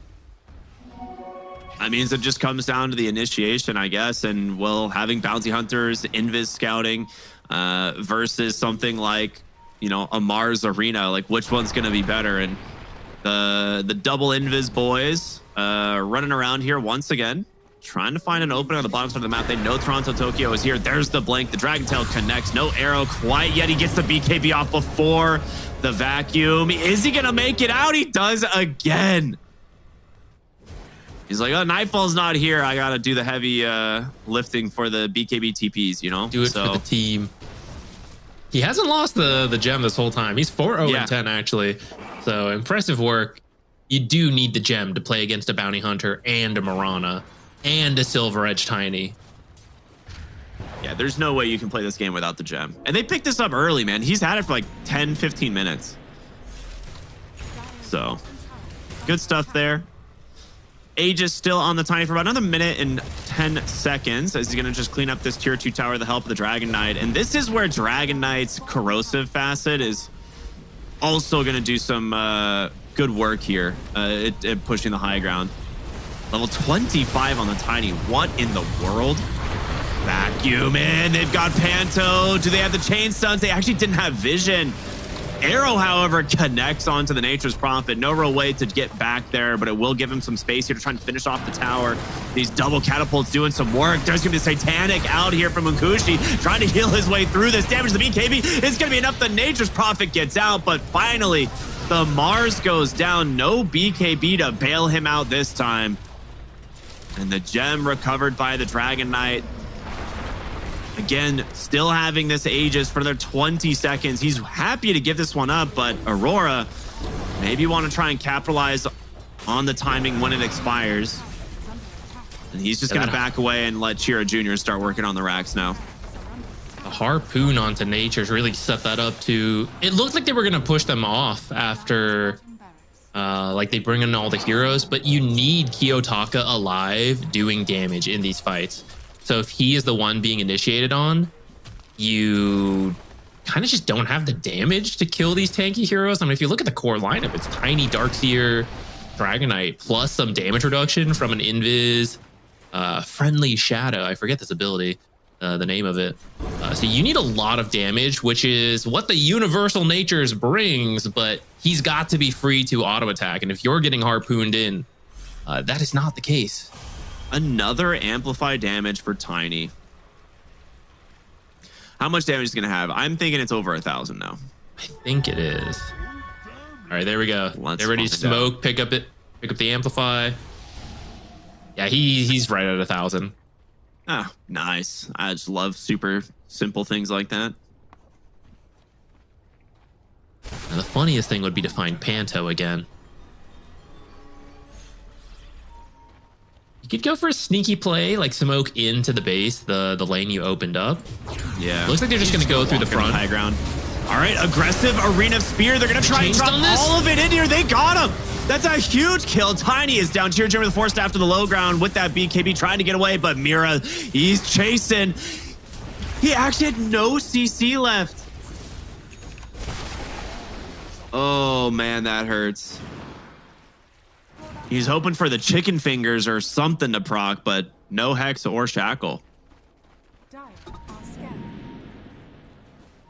Still, getting the Tiny like that's really good. Considering they're 10k behind, he just got caught off guard by the aggressive arenas. The Blink Hex is what it is. Yeah, Blink Hex into everything else. And it was a great arena placement because it also kept the rest of the team away from the Tiny. They're going to get a Tormentor off of it. This is meaning less than at the start of the game, but it's still a nice objective to pick up onto. Who got it? I went to the Shadow Shaman, which not a bad shard. Yeah, I'm still getting used to this new one since they changed it. It essentially, for those of you that forgot, it makes foul play Slightly better. It's like the old foul play, essentially. And you can use items now, apparently. Yeah, I actually didn't realize that part. During it. That's funny. So you can like pop stick or drums or whatever it is that you have. Solar Crest the chicken and run. Oh, heck yeah. Bounty Hunter has a Hex now. When in the world did he get that? A little bit ago, but part of me likes the idea, like cool instant surprise. I feel like his team has enough of that. Like, I feel like if you have a Lotus Orb there and you just stick it on the Tiny, that kill does not happen. You know, so I'm a little surprised. Like, we're finally getting the Lotus Orb. Yeah. Now, I was say, funny you should mention 40 that minutes. Both supports have Lotus Orbs queued up. Yeah, so I feel like if you have one sooner, not that you can plan for, you know, another Tiny DD at that exact moment, but at some point it will happen, and you want Tiny or Dragonite to just be able to walk up and feel safe versus Shadow Shaman versus the stun from Sven. At some point, Hexes come out. Well, they have it now. So hopefully this is the tool they need. They think it is. They're going to smoke up right away. Go look for a fight. If you can find something now, you can either, I mean, maybe just close out the game if you win the fight close enough to the base. This Refresher Mars is so huge, but again, they open the fight. They get on top of Panto. The vacuum pulls him back in. He's dead. No Golem or Fatal Bonds for the fight, but the BKBs are spent. And Mukuji, he's stuck inside this Sprout. He needs to get away. This Nature's Prophet doing some work, but there's the disarm. They get him in with a Harpoon. A second Arena Spear's not enough. The toss after toss. And Aurora crumbling right outside their base. The tree toss will get dodged there, but not looking good for the Shadow Shaman, as it is a 4-for-1. This is where the utility of the Darkseer is really coming into play. Like, that started incredibly for one win. That huge vacuum wall, and all the cores actually live, and it starts to look like Aurora maybe has a fight. But then as the fight keeps going, this is where aura items really make the difference in team fights. Darkseer, all he does is build auras, but the counterpart, Mars, builds things like Refresher and Hex, which are great for initiating and for having multiple arenas, but they don't provide the same AoE benefit to the team. And I feel like because of that, the cores live, but they don't do enough damage outside. Like, they kill the Dragonite, but then they don't have enough to deal with the Tiny and then the rest of the heroes. So now Tiny's taken your base. No amplified damage, but still 700, 800 damage here. Buyback. They don't seem to be dissuaded at all. Got a few more seconds till this Sven's up. Okay, that is a Golem. That's going to get 3-shot here by the Tiny. They're trying to prevent themselves from getting mega. I mean, Hexes are out. There's the Blink Dragon Tail into the vacuum back. They just take down the Mars. No buyback at all as TA2000 comes in on the Sven, trying to do what he can here, but there's no escape. There's way too much damage, and just like that, they fall one by one inside their own base. It belongs to one win. And that final fight. Well, okay, they're still gonna go, but I'm not sure how you hold this. No Golem, no Fatal Bonds. They're gonna try the Shackle. The Sprout ends up pulling him back. Another vacuum in from Triple S, and there is nowhere to go for Kiyotaki. He's gonna be able to pop the pike. The BKB trying to stand his ground here, but it's 4 versus 1. Not very good numbers. Mira getting found dove. There's the GGs finally, and yeah, very explosive game, I would say. Coming out from one win here towards the end of it. Yeah, I got some smiles from the one win boys. Gonna be feeling good about that one. It could have gone either way. They certainly seemed in control towards the end of that game. But I think what really let them close it out is finding Warlock. Both teams were smoked, but they still find the Warlock. That is the strength of the Bounty Hunter. They start moving to the Warlock. And unfortunately, Nature's, I don't know if he didn't expect the full smoke or he just thought his TP would be okay. But, TP's in trying to help the Warlock and gets caught along with everyone else in the massive vacuum that eventually sets up one win to close out the game. But it was really fun. We saw a lot, like 2 team fight oriented teams, just like constant battles throughout the whole game, which you don't always get to see. So I had a good time, even though maybe Aurora's not having such a good time. It was even for a while. I mean, this game had almost no net worth advantage until like 28 minutes to almost 30 minutes into the game. It was like within maybe 1,000 or 2,000 gold. And then it was really just that one fight at the secret shop on Dire side that gave OneWin finally the first big lead of the game.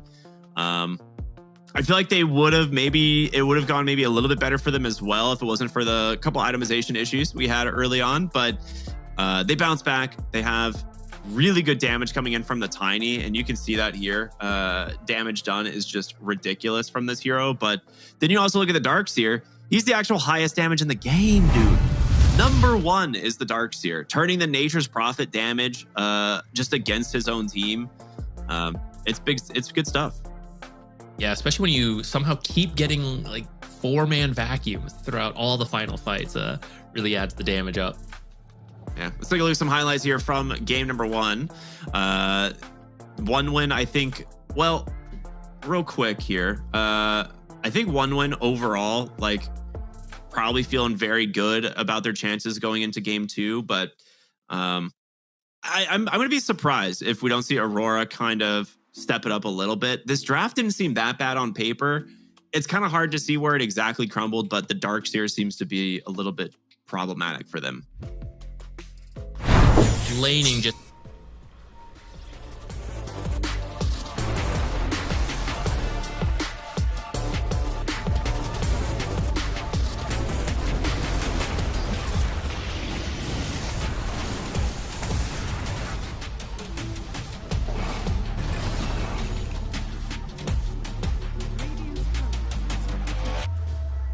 Dire's top tower is under attack.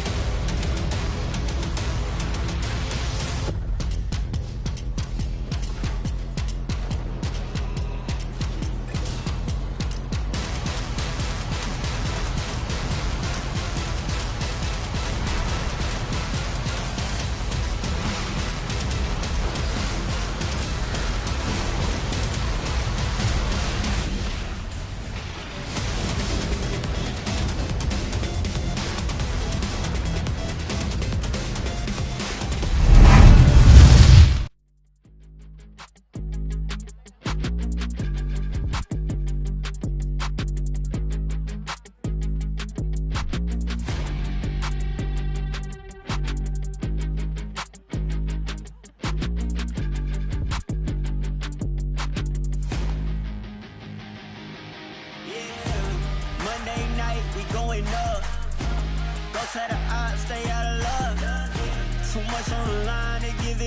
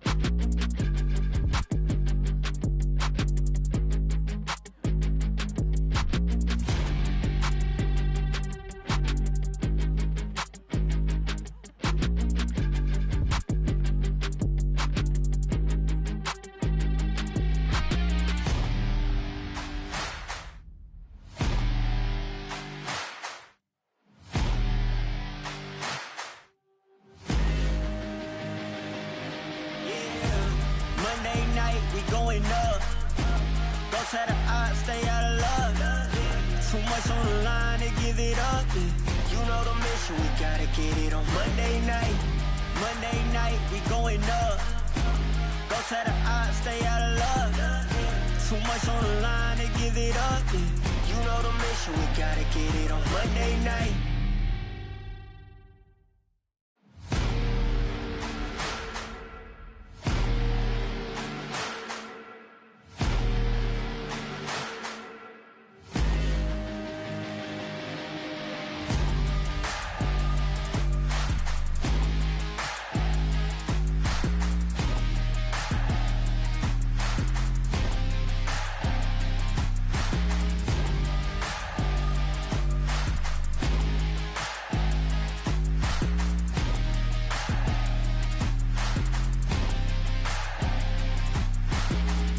night.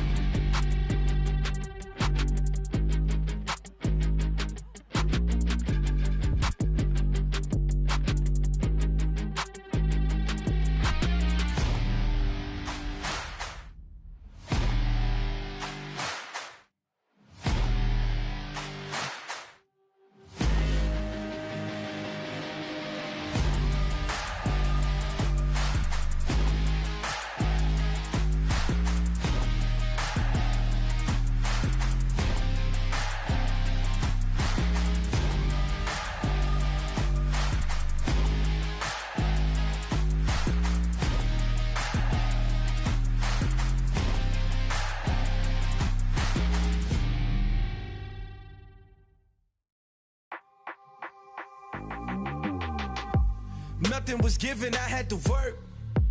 I got no limits, huh? Short on the 15, back on the first. Either way, I'ma get it, Lord be my witness, Feel the pressure, but never let them deflect you from goals. You just keep your head up, we rose from nothing. Remember, we set them shop every member, contribute, get here together. Plus they know that we better.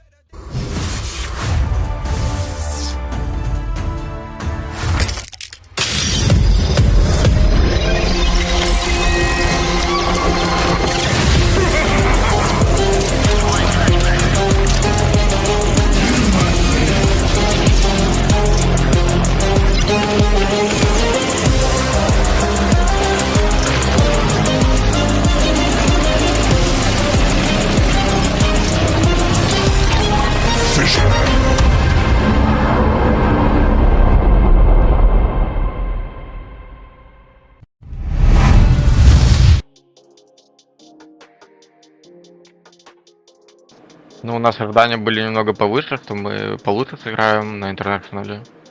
Ну, насчет замен не знаю. Думаю, там ничего не было, просто некоторые игроки плохо играли. Поэтому это так.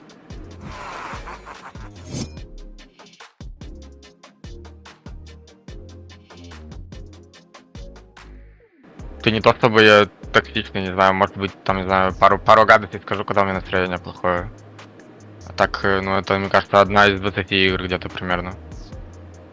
Пытаюсь фиксить это.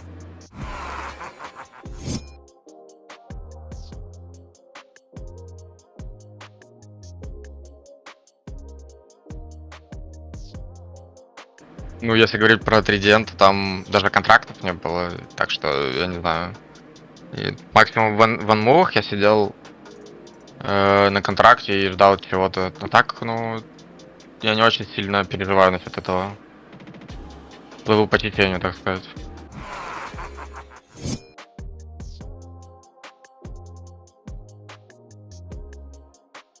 Не знаю, возможно, какая-нибудь мета. Там была мета, по идее, вроде быстрая очень. И... Хотя не знаю, но СНГ тоже должны быстро играть. Не знаю. Не повезло просто командам из СНГ.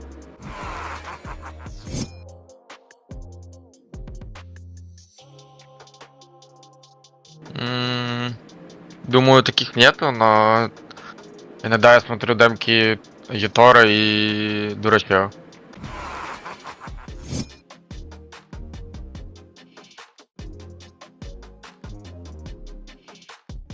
Я бы себе сказал, не расстраивайся по пустякам.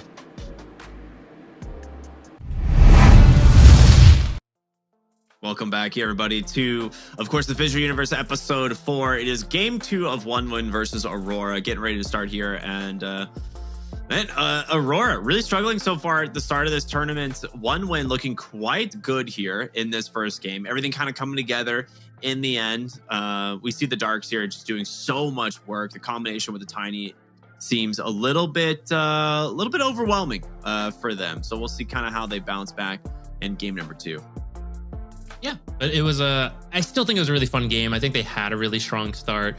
Make sure you guys don't miss any of the action. Follow all the official FISSURE socials. Make sure you're watching on our stream, the official stream, the best stream for these kind of actions for game 2, which I think of Aurora, the way they played at the start, I think was really good. The second part is where there was just a little bit of a miss. And you take the break, chat through that, and then they're good to go.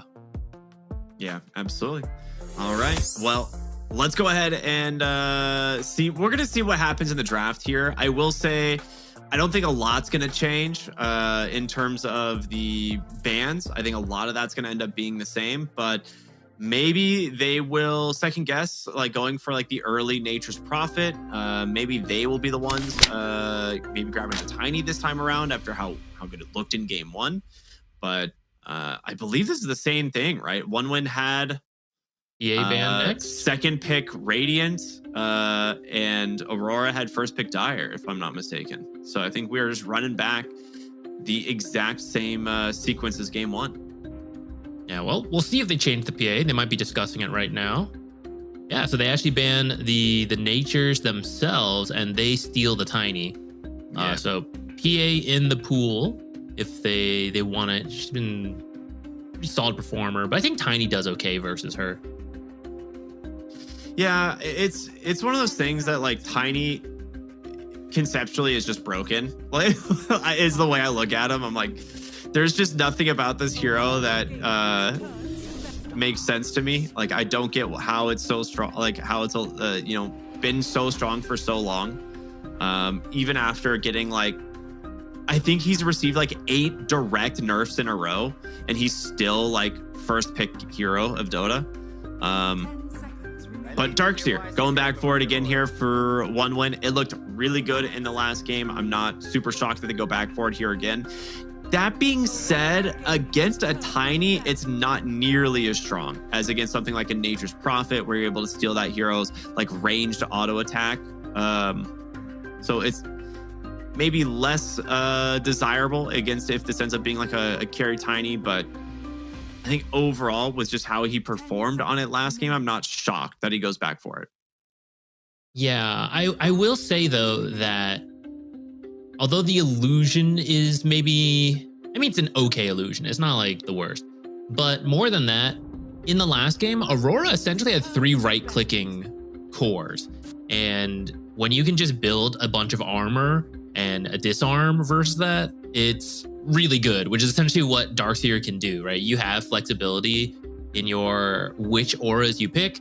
Halberd is very meta right now, which is the damage block is not as good versus Tiny as other cores, but the disarm is great because Tiny doesn't really pick up a dispel until much later. So you have some control for the actual damage, and the back wall control itself is still very useful.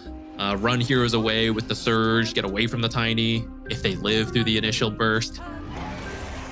And Darkseer is actually not Darkseer. Jakiro is actually decent against Tiny as well because he really suffers versus attack slows until he picks up a BKB or some other kind of dispel.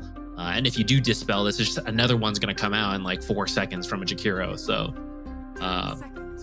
might need a slightly earlier BKB than he would like. 5 seconds remaining. I like the Jakiro quite a bit for a lot of reasons. I think it's one of the better follow-ups to Darkseer like Vacuum Wall, right? If you vacuum into a Ice Path Macro Pyre with a wall, like there's just so much damage that gets stacked on there. They grab the Warlock. So, okay, guys, who's building the Greaves? Yeah. Settle it now. I think Darkseer again. Darkseer will be the one to do it. They'll let someone else. They'll let the others buy other things. I don't have an issue with the Warlock. I think they played really well around the Golem timing at the start. I think the end, credit to One Win with the Bounty Hunter and all the Invis heroes. They just found many good openings into the fights, making it difficult for Warlock, who just wants to hide in the back. They're actually running back the same support duo. Again, I think they played pretty well, like the support picks themselves. So I think that's still fine. I want to see a Lotus Orb a little sooner. Maybe still see the rest of the heroes, but Lotus is looking very good already. I think part of what made One Win's draft so good though was the Tiny being like one of these heroes who just like goes in with Darkseer, and you can't really get away from him, especially once he has like Harpoon. Once they found their target, the target dies. So you don't really have as much of that this game.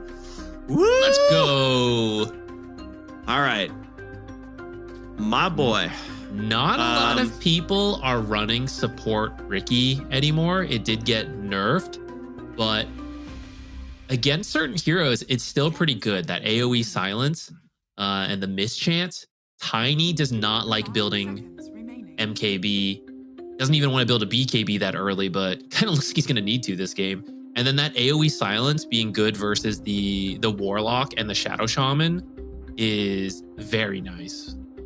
Yeah, I don't think you ever really pick Ricky if Bounty Hunter is available because he really is just worse Bounty Hunter. Mm-hmm. But the silence, you are right, does give you a lot of value this game. And I do think Darkseer Ricky is actually a pretty strong lane in general. They're literally running the same draft. You conceptually. won game 1. You don't have to change it. Conceptually, this is the same draft. You don't have Ricky, or you don't have like Bounty's track, but you still have like the Invis hero to play around from the 4th position. You just get like early levels in Blink Strike, and you can run at the support with Ion Shell so easily because Ricky's base stats are very good. It's his stats scaling that's really bad. So he's like kind of strongest levels, 1, 2, 3, and 4. As it goes on, not so much. We're gonna see the Tide Hunter come out. So that is, we've seen a little bit less of this than some of the nerfs to Krill Eater, but we'll see if that's the fast he ends up choosing. 10 seconds. This could be a Dragonite carry or mid. We saw them run a very successful mid Dragonite last game. But it's a little open. Who has the final pick? One Win's got the last pick, which really helps when you have these kind of flexible. It's the Dragonite and the Tiny. Like, is it carry or mid? Not so sure, but One Win's definitely going to be sure going into the last one. I mean, you could pick another flexible hero who can do both, but then you can also do the same, right? It's just easier going into the last pick when you have, or going into the last pick with that info. Yeah, so take out the lame dominators like the OD. Yeah, I would say I really like the OD ban. Like, I think you can just put DK mid once again. Like, you have a similar team to follow it up. Like, there's no reason that you can't just put this as like Corrosive Dragon mid, pick up a Blink Dagger early, get a BKB, and then just play aggressive with these heroes. And then you kind of leave your one position to pick up some farm, right? Last game it was Tiny. It would have been PA, I think, as like their top choice if given the option here, but gets banned out from Aurora. In terms of other heroes that are left that are good into some of these matchups, that's the difficult part. Is like some heroes are good against Tide, but terrible against Tiny. I think Lifestealer is probably, well, now it's banned. Never mind. It would have actually been a good pick for Aurora as well. Yeah. I feel like, I don't know. This Ricky's looking good. Because I'm thinking about it more. Like, I don't even know if you needed to ban the OD because Ricky smokescreen's like pretty helpful versus it.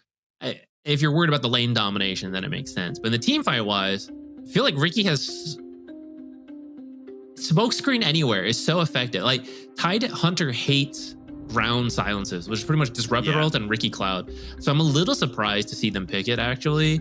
I think they're really picking it for the lane and the team fight, but he's got to be really careful about where that Ricky is. Yeah, I don't know. I kind of want this to be a carry Tiny, and then you go a spellcaster, which I know I was just saying like the silence is so good, but I'm worried if you go another right-click hero like last game, like Wind Ranger. I worry about, one, the mischance from Ricky, but two, you already have a high armor hero in Dragonite. Darkseer is just going to go disarm and armor again. I think this is just carry Tiny, but I am such a Wind Ranger hater right now. Yeah, it is Kiyotaka taking the Wind Ranger. I know he likes to play it. I feel like Wind Ranger is in a terrible spot right now. I feel like this hero is not good. I don't know if kill shot is enough, because that's the idea behind picking it in any capacity is you play around kill shot. But I don't know if you really have enough heroes that like make kill shot valuable here, because Tide Hunter is not like this blink burst hero. He's kind of just a walking watermelon. Tiny, yes, is a burst hero, but he's your carry, so he's going to be playing kind of off the map for most of the time. And then you have two supports that are not damage related, really. Warlock is in the terms of fatal bonds, but it's made like that damage is made up by the rest of the team. So I'm not a huge fan of the Wind Ranger pick here. It's definitely a comfort pick for Kiyotaka, but I don't feel like it's going to win the mid lane against the Dragon Knight. Yeah. So we'll see what happens here. I think I agree. I really like One Wind's draft. The Luna is a little surprising. We haven't really... Am I crazy? Did I miss safe. It? I don't think I've seen it. Yeah, it's been kind of out of the meta, but it fits. The old conceptual Luna fits what they're going for with the Darkseer. You typically want to play fast. You want to group up early, hit some nice timings. Dragonite does that, right? So does Luna, right? She's gonna have a decent lane. She's a classic response to the Tide Hunter. I think is part of the reason they go for it. She's got the mixed damage, high early damage as well, so the damage block doesn't affect her as much.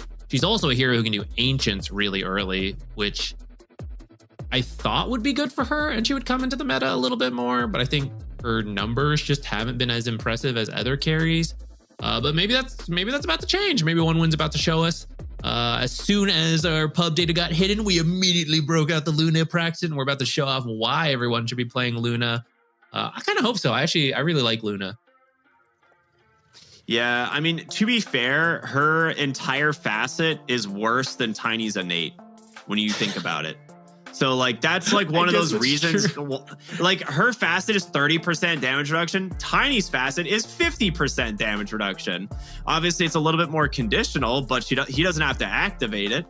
It's like one of those things that, like, people just forget how broken Craggy Exterior is. That, like, she literally has to, like, press a button and you get 20% less damage reduction than the Tiny. So to be fair, hers is just all damage reduction. Tiny's is attack damage specifically. Yeah, that's fair. That's So fair. there's some value to hers as well.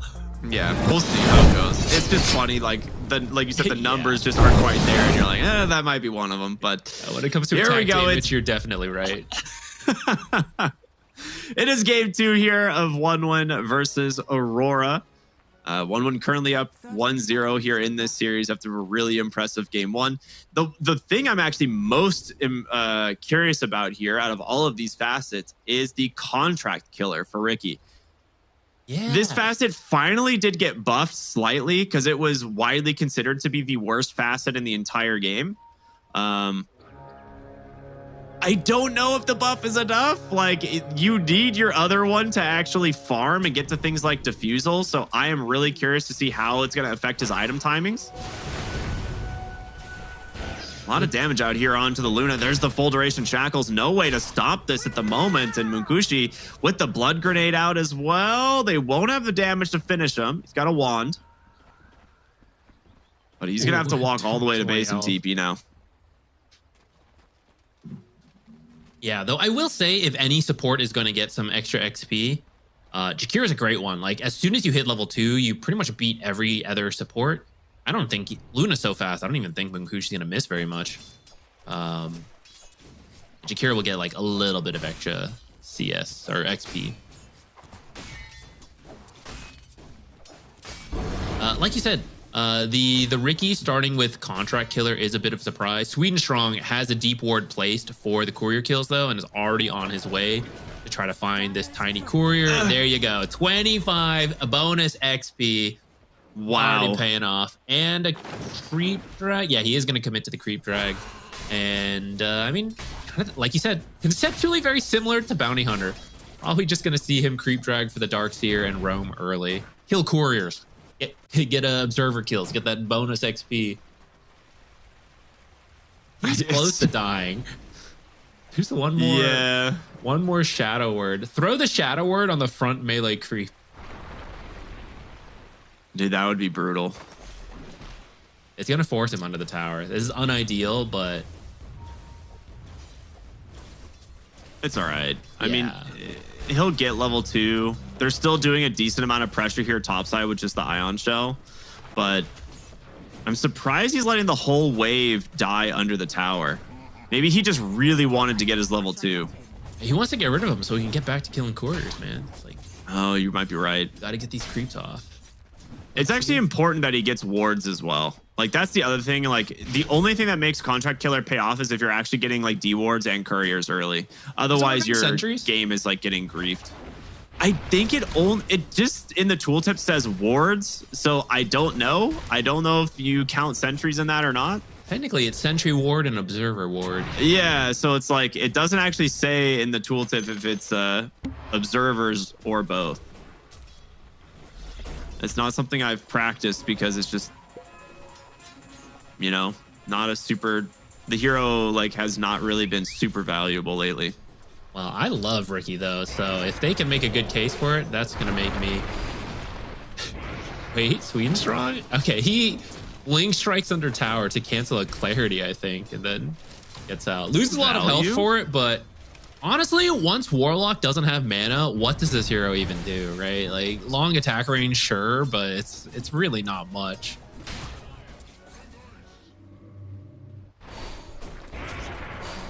Oh, they're gonna see them fight for the runes here. Sweden Strong getting very low, but again, Triple S with these Ion Shells doing work. He's gonna get the return, but this time First Blood goes to Panto.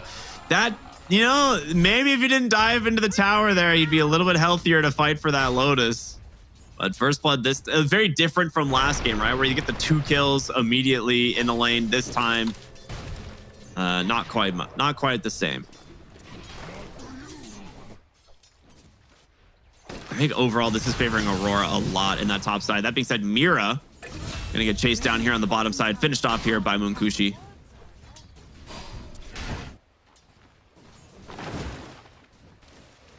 Tide is doing better than I thought, though.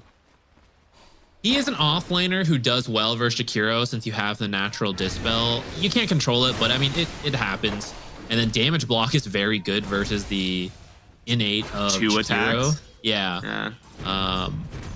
But Luna's usually better. I wonder if that is, you know, like we're saying, the numbers. Maybe that's part of the reason why we don't see her as much. She's not beating someone that she typically does or would in the past.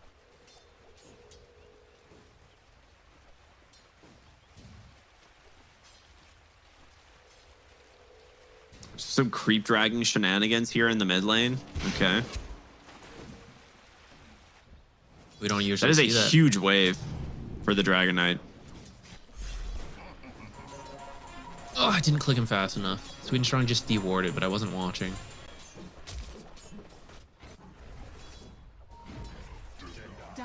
Oh, he is getting another courier, though.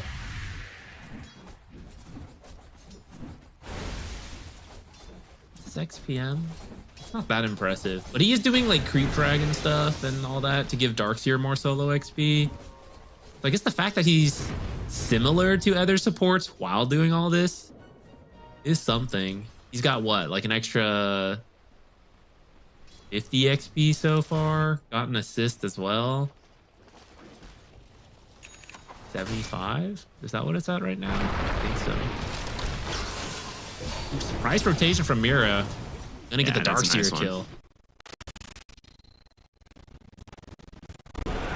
That's the nice thing about Tidehunter. I mean, he's a very stable hero.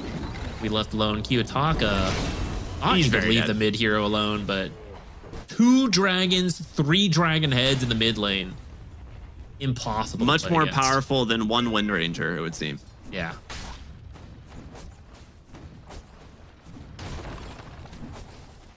Now you got Liquid Fire and Corrosive Dragon against the mid tower with a catapult. Yeah, they gotta fortify. It's gonna take so much damage before Wind Ranger can get back. Yeah, they need to bring multiple heroes here to stop this. Panto is forced to take the shield rune to try and survive, which it will keep him alive. That being said, there's still a catapult wailing away on this tower. Top lane, they actually get a kill onto the Ricky. Okay. Mira actually just never left top. Yeah, apparently. Just stayed there. I mean, why? You don't really need anyone else bottom for the Tidehunter at this point, right? Yeah, like, I mean, what's gonna happen to him? Worst case. Luna's another hero who cannot control whether she shoves the lane in or not. So he's fine. He's just like chilling under tower, getting last hits. And I'll say, support players who transition to off lane, like sometimes, especially in pubs, you know, you got the off laners who like don't know how to be left alone. They go way too hard. They feed. But anyone who's played support like Toronto Tokyo has, he knows. He's like, my job is to live. My job is to play it safe and let my other supports do things. Let Mira get 2 kills in the top lane already.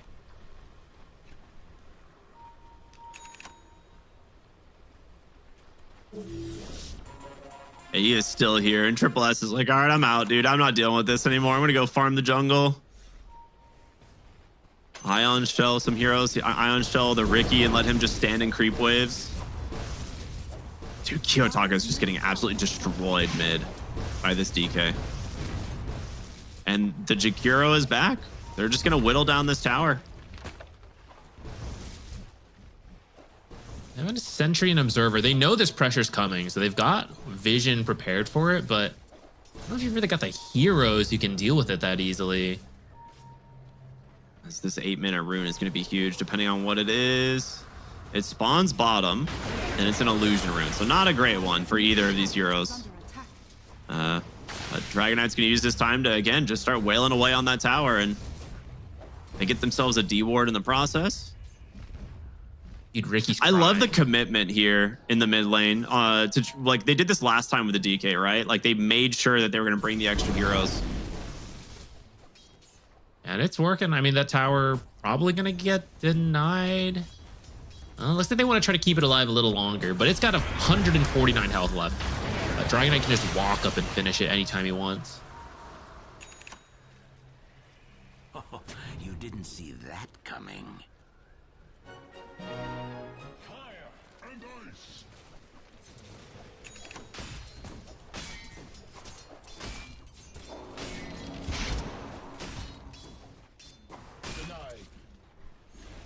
Current build for Wind Ranger? Not really. Haven't seen her much since the Whirlwind change. Wasn't sure if there's like some cool new build, but so far it's just Broach. Like everything I've seen is just you go like treads into Broach. Like that's it. It's really boring. But we'll see if she like prioritizes something like a Blink Dagger or like a BKB this game. They're smoked up bottom here, looking for Munkushi, who is just farming his way deeper into his side of the jungle. They won't find him, but they will be able to grab themselves the tier 1 tower on the bottom side here with the rotation in from the Tiny. Anto heading top early. He once again has consumed the Black Grimoire and has his level 6. Maybe a little earlier than you'd expect. Well, I guess nowadays they found him. Expect it. They see that he's level 6. They're like, all right, maybe not. There's going to be the focus fire, the golem. He's trying to just TP. The Ravage will connect just in time to secure the kill. 3 ultimates used to kill him, though. Yeah. I mean, they protect their tower in the process. And they might be able to do some serious damage with the golem here this time. Ice Path, Macro Pyre. They didn't quite connect there on some other up spells, but they do get the Dragon Tail onto Panto. That is a huge Fatal Bonds, though, and they need to be very careful. Just a little bit more AoE damage. That might have been a triple kill. In the meantime, Toronto Tokyo, he used Ravage. He's like, all right, I don't do much anymore. I'm going to go bottom. Takes the tower, finishes the job there. Didn't expect one. I think if they thought one win would fight, he would stay, but probably thought after that kill on the Darkseer, he still got the Golem. Was like, oh, surely they'll back off his tower. Nah, not with Dragon Knight now coming topside. Sweden Strong is also level 6 on the Ricky, so just playing Bounty Hunter here once again, basically. He's got that Ion Shell on him, TA2000. This feels oddly familiar. Yeah, I think he figured out that the Ion Shell is here, but still just takes a lot of damage from it. Yeah, and it's a little more annoying. Tiny is tankier than a Sven, but Sven built a Mask of Madness, so he could kind of heal through that constant Ion Shell poke.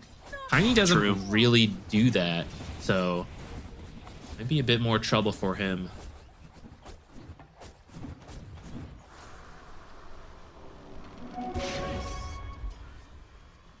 Smoked up top side in the river here. They're going to find Kiyotaka. There's the blink reveal, the Dragon Tail into the Ice Path. There's going to be the smoke screen to finish the job. Very good stuff. And another really solid blink reveal. He has a haste. Down. He's dead. He can't get away from this Dragon Knight. Okay, well, that's huge for this DK. Blink Strike number 1, Sweden Strong ends up intercepting a Tide Hunter, though. There's going to be the Blood Grenade out. They'll find themselves a kill on the Jakiro. Dragon Knight's coming from behind. Yes, he is. Dragon Tail actually connects onto the Tide Hunter. I don't think that was intended, but they have the Luna now coming in as well. Foul play is going to buy him a quick moment, but not enough to survive. Big shackle out, no detection for Sweden Strong, though, so he's fine. And the focus fire, it's on the Ricky here, so you're losing all that damage. Question is, though, can they get the Dragon Knight with the help of TA2000 as well as Panto? They're going to turn it around. Here's going to be the Eclipse. They're looking for the Golem, but he can't get it off in time. They're just kiting him away. Chiro Jr. into the Roche pit. Does not get the deny. They get the kill, but the vacuum backs now onto Kiyotaka. He's trying to get away. The Ice Path connects, though. Big dual breath as the Jakiro's back into this fight. The wall gets dropped as well. Oh, no, Aurora. Tide is so tanky now. I mean, pops the active. He's not taking any damage here at the moment. It's just going to be the Ion Shells that bleed him over time, and I think it should be enough. Do they want to commit, continue the chase? Doesn't look like it. A little bit afraid. All right, yeah, Toronto Tokyo is a brick wall right now. This dude's caked up. This is so funny. There's so much survivability and damage reduction on both sides. It's such a drawn-out fight. what is that? 7,000 damage dealt from OneWin and almost 9,000 from Aurora. And we're 14 minutes into the game. That was such a drawn out fight. We love that. Harold's had it right. Let's just brawl in the mid lane, guys. This is the way. I mean, sometimes we just return to our primal instincts, you know? Return to mid lane. In this game, yeah, return to mid. Shira Jr.'s got himself an amplify damage. Oh, Tide's about the only hero who wants to deal with that. They're gonna make their way bottom though, see if they can get a kill. Scan right on the money though. So they're gonna immediately back out. Do not give Shira Jr. a better game. We saw how much impact he had last time on that Dragonite.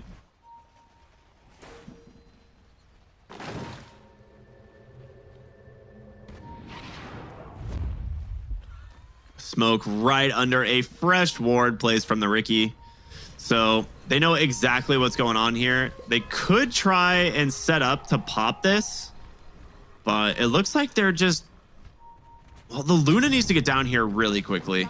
And now they actually managed to get it onto the high ground. So Aurora's actually in a really good spot to take this fight. I think you can't get in here. It's too tough. Focus fire out. Blink strikes available if he needs it. The Dragon Tail into the Macro Pyre. The wall is there, doing some good damage, but look at the Fatal Bonds once again. Just getting completely baited here on OneWin now as Aurora. They're picking them up one by one. 3 dead as your Luna never comes to the fight. I think OneWin should not even try to contest that. You technically know they smoked, and I think that's why they were thinking like, oh, we, have this information on them. We should try to do something. But you have to fight into Ravage and Golem. And this used to be, the Roshan choke point in the corner. Now it's the Tormentor choke point. It's too hard to take that kind of team fight there. Yeah, that is definitely some miscommunication, it seems like, but hard to say what they're gonna do going forward. What you guys can do right now, though, is follow Fissure on all of the social channels. You can type !F in chat to get the links for all of that. It's one of those things where like it looked decent in terms of like starting the fight onto the Wind Ranger, right? You get the Dragon Tail, the Ice Path, the Macro Pyre, but you get 4 hero Fatal Bonds again. Your Luna isn't even considering coming through the Twin Gate. And like maybe if the Luna is coming through the Twin Gate and like wraps around on the backside and gets like a nice like eclipse and starts the fight, then maybe. But then you're like just pinched between the if they just turn and kill your Luna, like that's just a very easy possibility. So it just seems like a weird fight, like you were saying, to take in the first place. Yeah, I think it's just too hard. I think unfortunately you just have to give it up once you're not in position in time. Dire's top tower is under attack.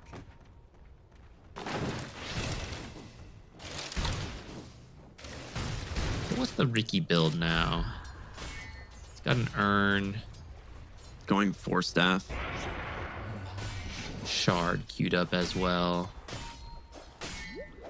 Yeah, I this don't game want there's not as many saves. I mean, I guess he did use Shadow Word on the Wind Ranger in that fight. I don't think that was like the biggest deal. I guess you can take away the Solar Crest that Warlock's working on. And that first shard actually would have been huge for the side of OneWin if they happened to get it. Because if it went on to the Riki, that's like game changing. But he's never going to get it this game. Like not for another like 10 plus minutes. Maybe he'll get it from second Tormentor. Radiant's middle tower is under attack. Well, he could choose instead of this 4 staff to get it. It depends how urgent he thinks it is. Ooh, unfortunately, mid ward placed by Jakiro right by a sentry that is about to die. So they get a free D ward off of that. Dire are scanning.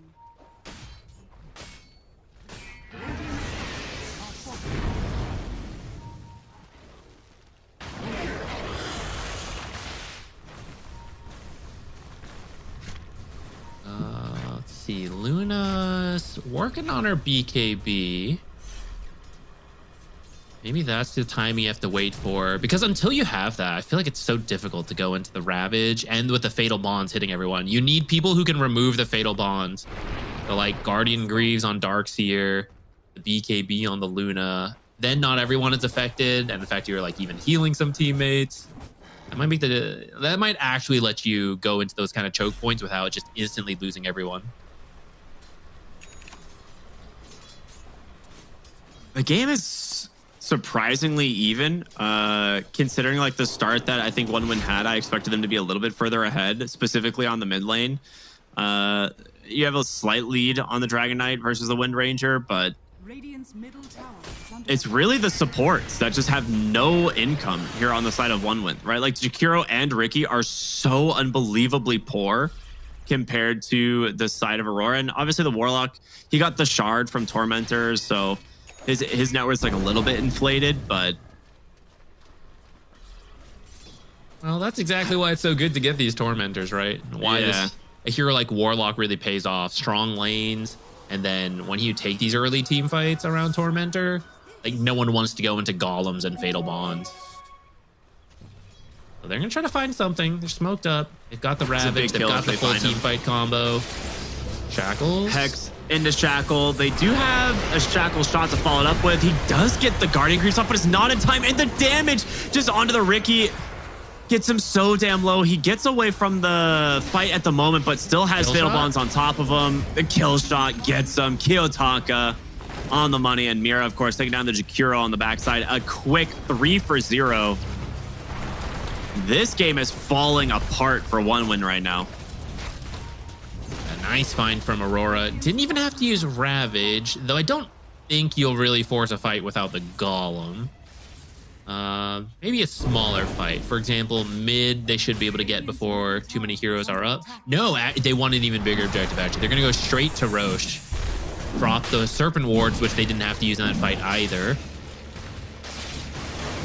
All right, huge plays from Aurora. Yeah, this is all really good stuff. The OneWin's draft, the differences from last game to this game, you had a DK Mirana, right, which could make plays. You don't really have that this time. You have a Jakiro, much less impactful in terms of being able to work with that like blink of the Dragon Knight. You can't go on Toronto Tokyo. He is impossible to go. Has Pipe Vlad's done. We will look for the high ground here. They do find Panto on the Warlock, followed up here on the Ricky. Nice silence. Blink Strike should hold him down long enough. Yep.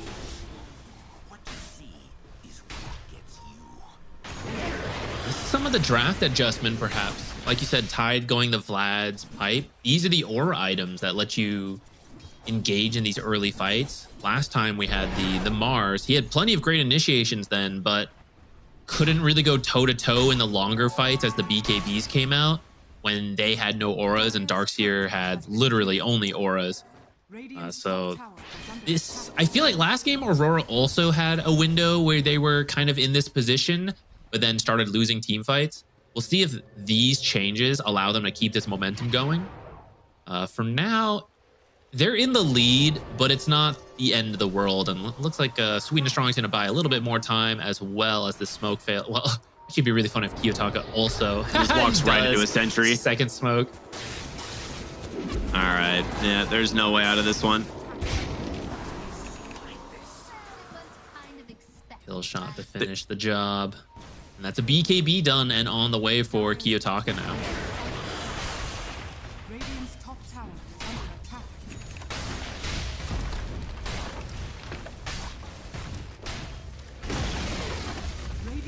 Golem's up again. Yeah, it's time to see these guys start grouping again. Got the Aegis for 3 minutes. If you force a play right now, you can force one more play at the very end of the Aegis life. The Luna is very farmed, but the issue you have right now is like, if they manage to get on top of her, I think she just dies. They do see TA2000 here under the sentry. He's gonna walk over, find the Jakiro, great silence, blink, drag down the backside. They get on top of the Warlock. That's the big one. They take him out of the fight right away. TA2000 losing a lot of health here on the backside, but that BKB from Munkushi, it's about to expire, and he's all alone. Avalanche, Shackles, great Ravage, a good vacuum though, onto 3. Can they get the space to get this Luna out of here? With the focus fire, they're bringing her quite low, but she's just still surviving. Ice Path onto 2. The toss though will do it. The Ion Shells doing a lot of damage here over time. There's going to be the Ice Path. Once again, Toronto Tokyo nearly invulnerable, but surely 2v4. They will bring him down. They say, screw it, turn the attention to the Tiny instead. They've got to get themselves a kill here eventually. Gets the invis off, but they've got plenty of detection. Another great Ice Path. A seemingly unending brawl here as Toronto Tokyo now going to get help from Panto. He's back. A great Fatal Bonds onto 4. The Golem gets dropped, but now they're turning their attention back onto the Warlock. The Surge on forward, and Chira Jr., well, he's going to get himself an extra kill. It was hopeful. He was looking at that, how tanky everyone was. Losing the Warlock at the start of the fight sealed the deal there. One, they don't have the damage without Fatal Bonds and the Golem ult, but also we see how long that fight went because of the damage reductions and the armor, which means if you actually have the AoE heal from Shadow Word going throughout the fight, think how much, like, the effective health there is insane. Yeah. Oh my, look at these damage numbers. This is crazy. Yeah, the fact that Luna gets the BKB and gets so much damage into that fight early on was pretty massive.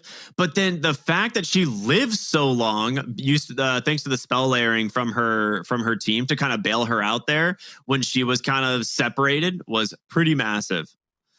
Ends up living probably a lot longer than they expected. Now, that being said, we have Tormentor getting ready to spawn here. It should be up around that 26-minute mark. And Aurora know this, so they are somewhat positioned in the bottom here, but it looks like they're just going to give it up. The team that gets the high ground first is usually the team that gets Tormentor. That's fair. I think especially in these, we have 2 team fight drafts again versus each other. So if you're in position, you're going to get spawned, especially because Golem is down. That's where that Golem at the end of the fight, that was a very hopeful attempt. And without that Golem, like, you can't come into here. So you are going to have to give it up. It goes to the Jakiro. This one's not as good, I would say, as the Ricky's this game. But it really speeds up the Jakiro's farm speed to be able to just throw both of them on whatever, like, creeps you're farming, and you don't have to use your mana. It's legit one of the best shards in the whole game, in my opinion. I like Jakiro's shard, it to me is like broken. But I do think you really do need the Ricky shard, and he is not a character or a hero that can farm it very easily. So I think you're right. Like, you probably would have rather it go on the Ricky, because Jakiro probably more capable of farming. Ricky's about to have it anyways, though, so the timing's not too different. Maybe he would have liked to spend his money on something else, but at least you're gonna have it now. Yeah, he needs to buy it. Like, at this point, you can't delay it anymore. But yeah, Jakiro's shard, like you said, it helps him farm a ton, but it also allows him to both Liquid Fire and Liquid Frost the Tiny, which is pretty massive. Because he wants to be able to use both on that hero. Sweet and Strong will be able to scout out Mira here at Triple S on the wraparound, gets the blink, the Dragon Tail. And that is a very dead Shadow Shaman. You didn't see that coming. Reaching that point where, oh, okay, we do have a gem onto the Tide. I was about to say, this is where it's so difficult to live if you don't have any vision on the map, which they do have a spread of wards. This just happened to be like the one area they don't know where the Ricky is, scouting things out. Found out here. Immediately had Bomb start scouting around. He's gonna run into the gem maybe, though. Needs to be careful.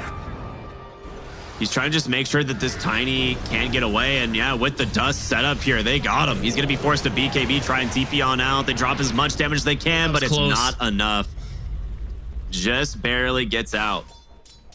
Still, you force another BKB charge off this Tiny, and it's like, he's not someone who wants to build the MKB. So as soon as you don't have the long duration BKBs versus Smokescreen, so much damage goes down, right? This is not the old Spellcaster Tiny even as carry tiny, like going crash landings, like, oh, I can't hit, but I still do like, you know, 1,000 damage with my crash landings. No, he needs to hit people to do his damage now. Dude, Cheer Junior's build is actually so sick. Just a blink AC and a BKB. This is really good stuff. Gonna go for the Monkey King bar next to have a way of doing it with the Wind Run.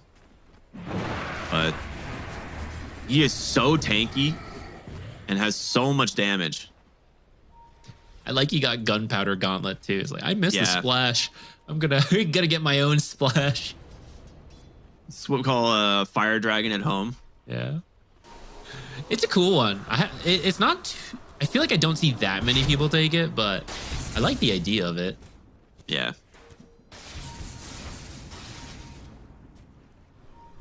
Looks like Wind Ranger also got one. I feel like Wind Ranger probably wanted the serrated Shiv more. Maybe didn't get the option.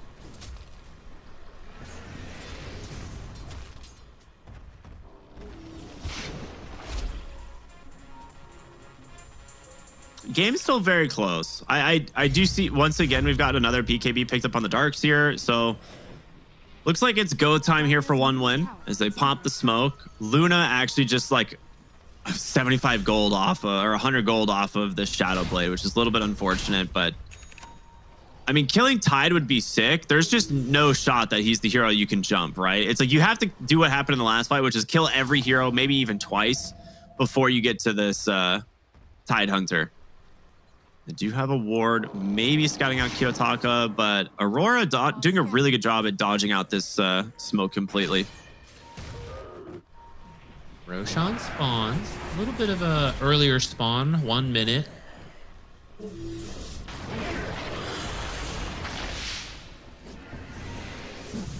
They can do this pretty easily. The only thing you have to be worried about is it getting scouted, because obviously Golem, Fatal Bonds, Ravage, pretty good around Roshan. But the Luna might take this faster than they're expecting. Well, you're probably hoping it's not even up. Yeah, it's so dead. That's Just it. a little too slow to get here.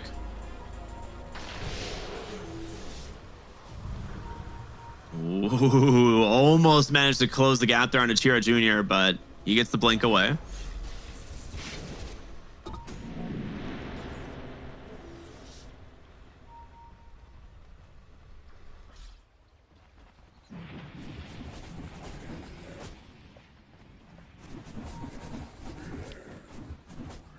So at this point, I think you're okay waiting for the Silver Edge, because it is a pretty big deal to get the Silver Edge this game. It actually gives you the ability to burst the Tide Hunter in some of these fights if he's the hero you want to go on. You also might be able to just rip through some of Tiny's tankiness as well. So yeah, I think for both those heroes, it's a fantastic pickup. And you got 5 minutes on Aegis. The pros are great about maximizing the usage typically. So there's no need to rush when you have these 5 minutes. Well, okay, you see Mira. Why not pick up a free kill here? Get some money for the Silver Edge. Yeah, maybe not. Shakira takes it. Ooh, bottom lane, Triple S. He actually just BKBs immediately, pops that surge, does not want to stick around. The vacuum's going to cancel Panto's TP. And boy, this Tiny Illusion doing some work now, trying to prevent them from escaping. They will BKB TP out on the Tiny, but of course you will not make it out on the Warlock. I mean, that's Golem BKB spent, and you lose 2 heroes across the map. This is go time. Yeah, I think so. I mean, Elder Dragon form lasts long enough that he still has about half the duration left. So if you can find a fight quickly, you'll still get the full value out of it. They don't have vision up here, though, so it's a little bit blind on the way they're going. We'll see if they run into the Tiny. They're calling like, oh, there's no way he TP'd out and is just sitting in base. You know, he definitely went to farm, and they're looking. But he scanned it perfectly, though. Yeah, they scan it, so he's out again. Luna at least went mid. She didn't follow the team, so they are going to get a tower off this. And maybe high ground, because Golem's down. They can. Like, they have the banner. Like, we saw them last game use the banner on a double catapult wave and take high ground.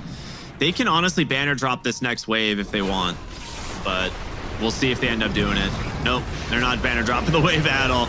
Luna actually taking quite a bit of damage here to start this one off. Cheer Jr. goes in, goes for the Dragon Tail, but realizing he's kind of stuck at the moment, he's just gonna BKB TP home. Ooh, close. Barely making it out. That would have been a huge A little bit of kill. an awkward. Not only would you kill the Dragonite, but you would get the gem. Yeah, that's true, actually. I didn't realize he had a gem now. Me neither, to be honest. But it's great to have as you're looking to close out the map, right? Remove the enemy's wards. And I think the new map it's annoying because there's many sections that are great to ward. Like it's not the same as in the past. It's like, this is the best vision. There's a lot of spots where it's like, this is good vision, but there's many spots like that. So it's like, whether you choose it here versus the next spot, they're all good vision and you don't always know. So I think a gem, we might see more gems now because it's too hard to check everywhere that it could be. Yeah, it's a really good point. I agree. I think it's just one of those things that like getting any sort of vision on like the placement of a hero just is such an advantage. Like you see someone, you're like, all right, yeah, we can either push here or we can gank, you know? So gem stocks are up. Another push to the mid lane. There's going to be the Roche's banner. Fortification, of course, to just try and halt this push, get some support here as Warlock's actually just taking some damage here from some glaives. Needs to be a little bit careful. But Tiny comes in. The Avalanche, great smoke screen. There's going to be the vacuum, the Dragon Tail as well. They're going to be able to grab this quick kill onto the Shadow Storm, but TA2000's lost a lot of HP. The Anchor is out, but the BKB will protect the Luna at least for now. Focus fire here onto Triple S. There's going to be a big Ravage connecting onto all of them. They take down this Darks here. Now looking for the Jakiro, and they got him. The rest of OneWin need to get out. That costs a buyback. But they do protect the barracks. They lost the tier 3. It's an okay hold. Because things are about to get real dicey. As soon as Luna can start glaving everywhere, that was like the last possible moment to start a fight for Aurora. It's a good point, yeah. If those glaives start getting to work and bouncing into the back lines, there's just no shot. Cheer Jr. is also sitting on 5,000 gold, waiting to figure out what he wants to buy. He's been holding off on getting the MKB, so maybe he's thinking about something else. But, I mean, Luna's also got 4,000 gold, so even though like they have this quote unquote gold lead, there's like 10,000 sitting in the banks of just these 3 cores. Well, they're gonna have some time to decide what to build now because there's not a clear objective to go for now that Tormentor's dead and Roshan won't spawn for 2 minutes. So maybe we'll see some smaller pickoffs, but you don't have to. Well, you have a little bit of time to force a bigger fight because Ravage and Golem are still down. Try to find a fight. After that, you draw till an objective is closer. He's trying real hard not to get in a range of that gem, but they also really badly want to be able to grab this Tidehunter kill. The Silver Edge is coming up. There's gonna be the Blink, the Dragon Tail. There's the break. They got him. Taking down the Tidehunter. Run away with the jewels. That's an enormous kill. Yeah, that's the most valuable kill they could have found. Even more so than the carry, I would say, because of the gem and how critical it is versus Tiny. Versus Ricky. I think they've had this long enough that they should be able to buy another gem, but it's such a pain for the supports. A lot of economic damage there. Yeah. It's always really like funny where like maybe Tidehunter could have gotten really lucky there and the Kraken Shell like procced on the damage from Dragon Tail, right? And he just walks away. But the fact that it doesn't and he just waits for the Luna to close the gap. Good stuff there from OneWin. And honestly, just really good movements from the Ricky and playing around that ward top side.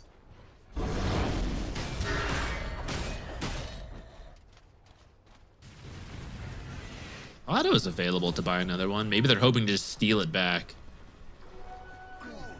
They gotta kill Chira Jr. to do that. We'll have to see if they can. That's a tall order. They've already sent the other gem back to the fountain, so it is just sitting in there. Chira Jr. is sitting at 40 armor, 71% physical damage reduction right now. I don't think Darkseer's even next to him either with some extra auras, so that's a very tough kill. All right, last tier 2 tower now taken. Aurora, they're smoked up, kind of looking for an engagement here, but do need to be careful.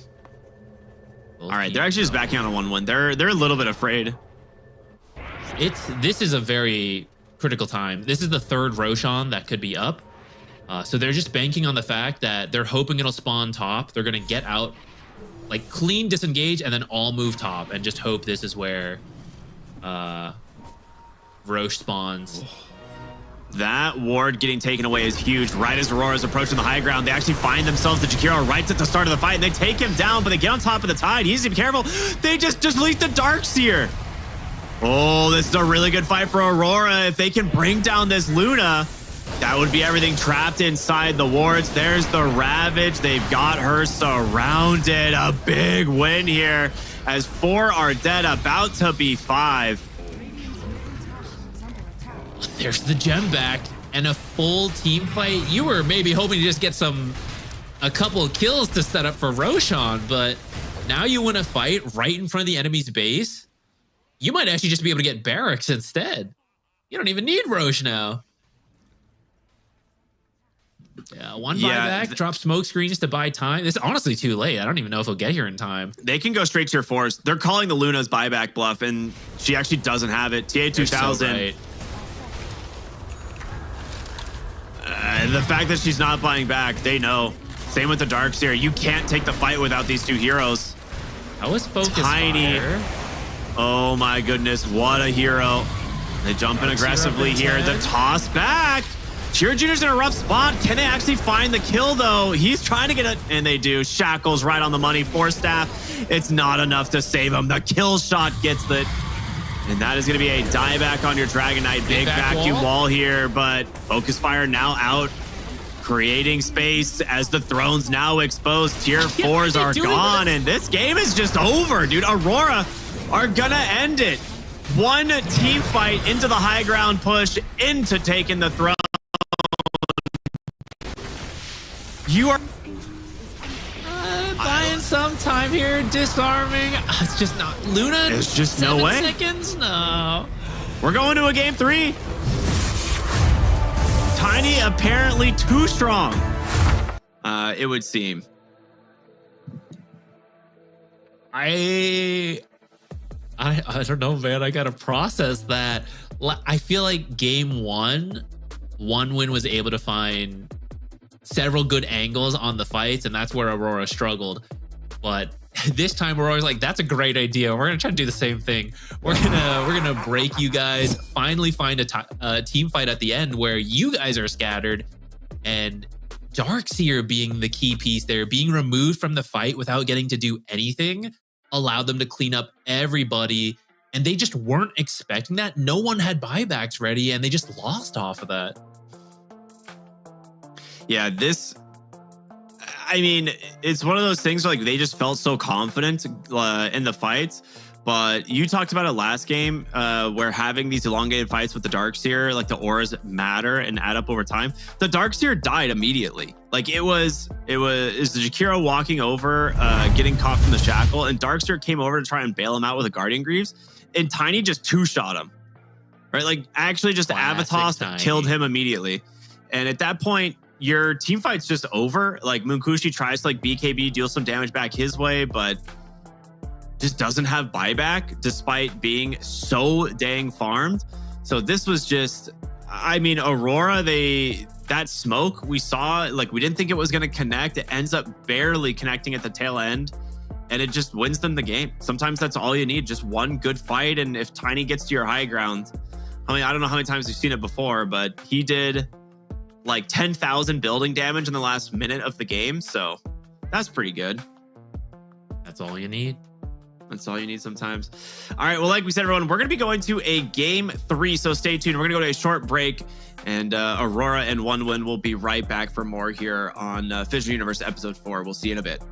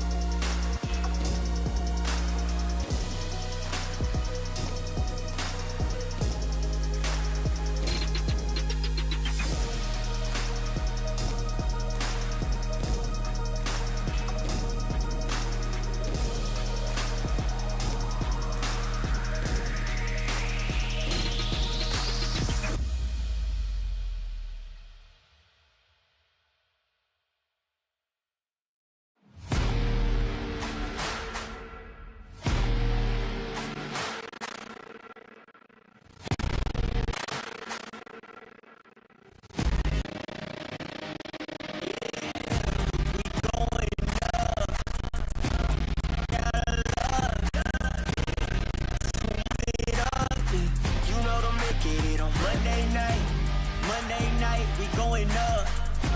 Go tell the odds, stay out of luck. Too much on the line to give it up. You know the mission, we gotta get it on Monday night.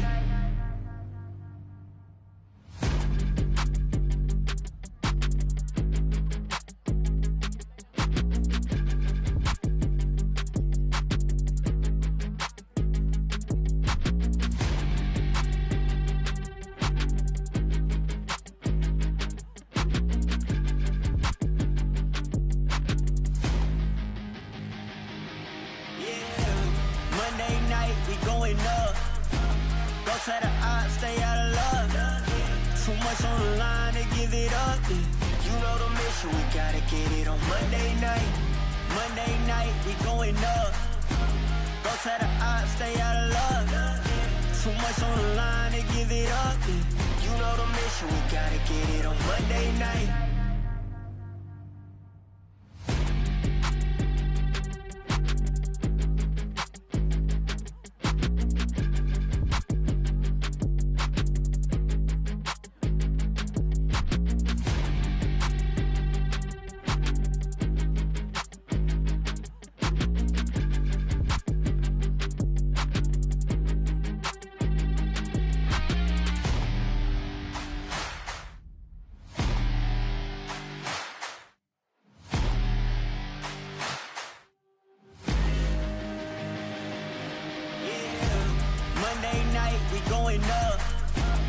Tell the odds, stay out of luck.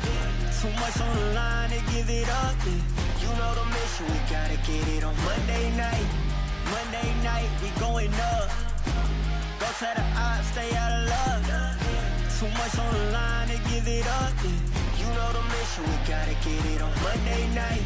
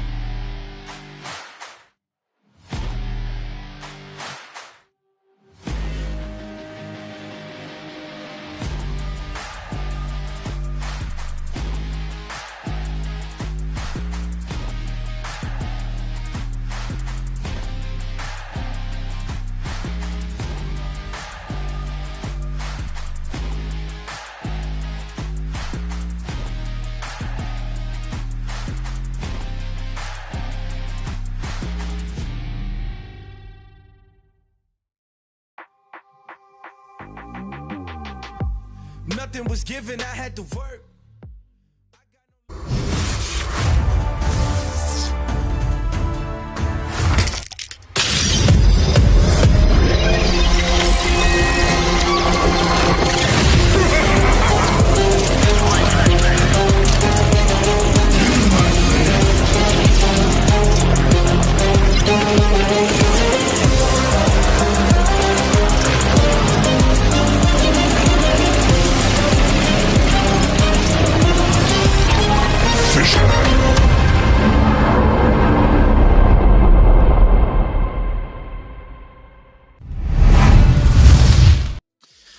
Welcome back, everybody, here to FISSURE Universe Episode 4, the first series of the day here. It's going the distance. We've got Game 3 of One Win versus Aurora about to begin. And so far, the showstopper, the all-star of the series seems to be Tiny. Hey, he's pretty good hero. I think that final fight really showcased some of the strength, which is that even if you have a lead, even if we can say like, oh, team fight this spell, whatever, sometimes if you can just kill a hero in a second, like that's all you need. You need like really quick reaction times to save your teammates. And in that final fight, they found a really good angle and Tiny killed 2 heroes before anyone could respond. And that's suddenly you take the complex team fight. Oh, this AoE, this aura, all that is like, it's just gone. It's gone. 5v3 now, right? That's what a lot of that fight came down to. The Hex from Shadow Shaman as well, really good, right? The instant hexes, again, making it so that the snap decision making at the very end can just completely change a fight. And I think that's something Aurora has a lot of, especially in Toronto, Tokyo. He's a lot of experience. I don't know who made the call at the end, but if I was just throwing that out there, like Toronto, Tokyo, maybe Mira as well, 2 very experienced players, each of them having played together in the past as well. You know, maybe they're the ones making the call. Like, no, don't position on Roche. Like, go straight this way with our smoke. Cut this angle, find this hero, and pick Tiny first again. That is the hero we want. It's the exact same draft so far. I am curious if they want to lock for the Darkseer or if they want to do something different. Ancient Apparition. Okay. This hero has been one of the ways of responding to the Tiny. Of course, Shatter, quite good. A lot of his damage is percentage based. I am curious what you pair this with, because that's the big thing, right? Ancient Apparition needs team fighting heroes that enable the Ice Blast, so that you can actually, or like pick off and burst damage to enable the Ice Blast. Like you have to pick some way of securing kills. So I like the Ancient Apparition. This time they just ban out Dragon Knight and Darkseer straight up. So kind of a cool adaptation, knowing that both those heroes have done a really good job in their lanes so far this tournament, or in this series. Gonna force them onto something else. 10 seconds remaining. I think they have nice combos with the Ancient Apparition as well, right? Vacuum, so you get a huge ultimate, the Dragon Knight, Blink Stun, setting up Cold Feet, and the ultimate. It's a good combo, so makes sense. We've seen a lot of AAs banned in the second phase in this series, and he is one of the more popular supports. Usually a position 5, but you can move him to position 4. He does the exact same thing, just very annoying in the lane, and then you've got all that team fight amplification. So we should see some setup for him from the other picks. It's not going to be the Dragon Knight and the Darkseer, but there's many other heroes available. Aurora, I'm curious if they're, Warlock Shadow Shaman. That's what we like. That's what we believe in. If you let us have them again, we're just going to go back to it. Okay, take the Tide Hunter. I actually like this a lot. Very great pairing with the Ancient Apparition. I think you might be right. It wouldn't shock me if we see the Shadow Shaman Warlock come out here again, but they're a lot less useful against the Tide, because Crack can remove a lot of the debuffs that they apply. So you will need a break hero. It's going to be the Tiny, most likely, if it's the core, the 1 position Tiny again. I don't think it does exceptionally well in lane against Tide, but it's not terrible.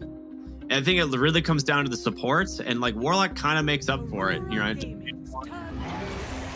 all that. Oh, they go Jakiro. Interesting. He's a solid support overall, even if you don't have the greatest time versus Tide Hunter in the lane. You can still take out potentially the position 4 from that lane equation and just let Tiny do what he wants.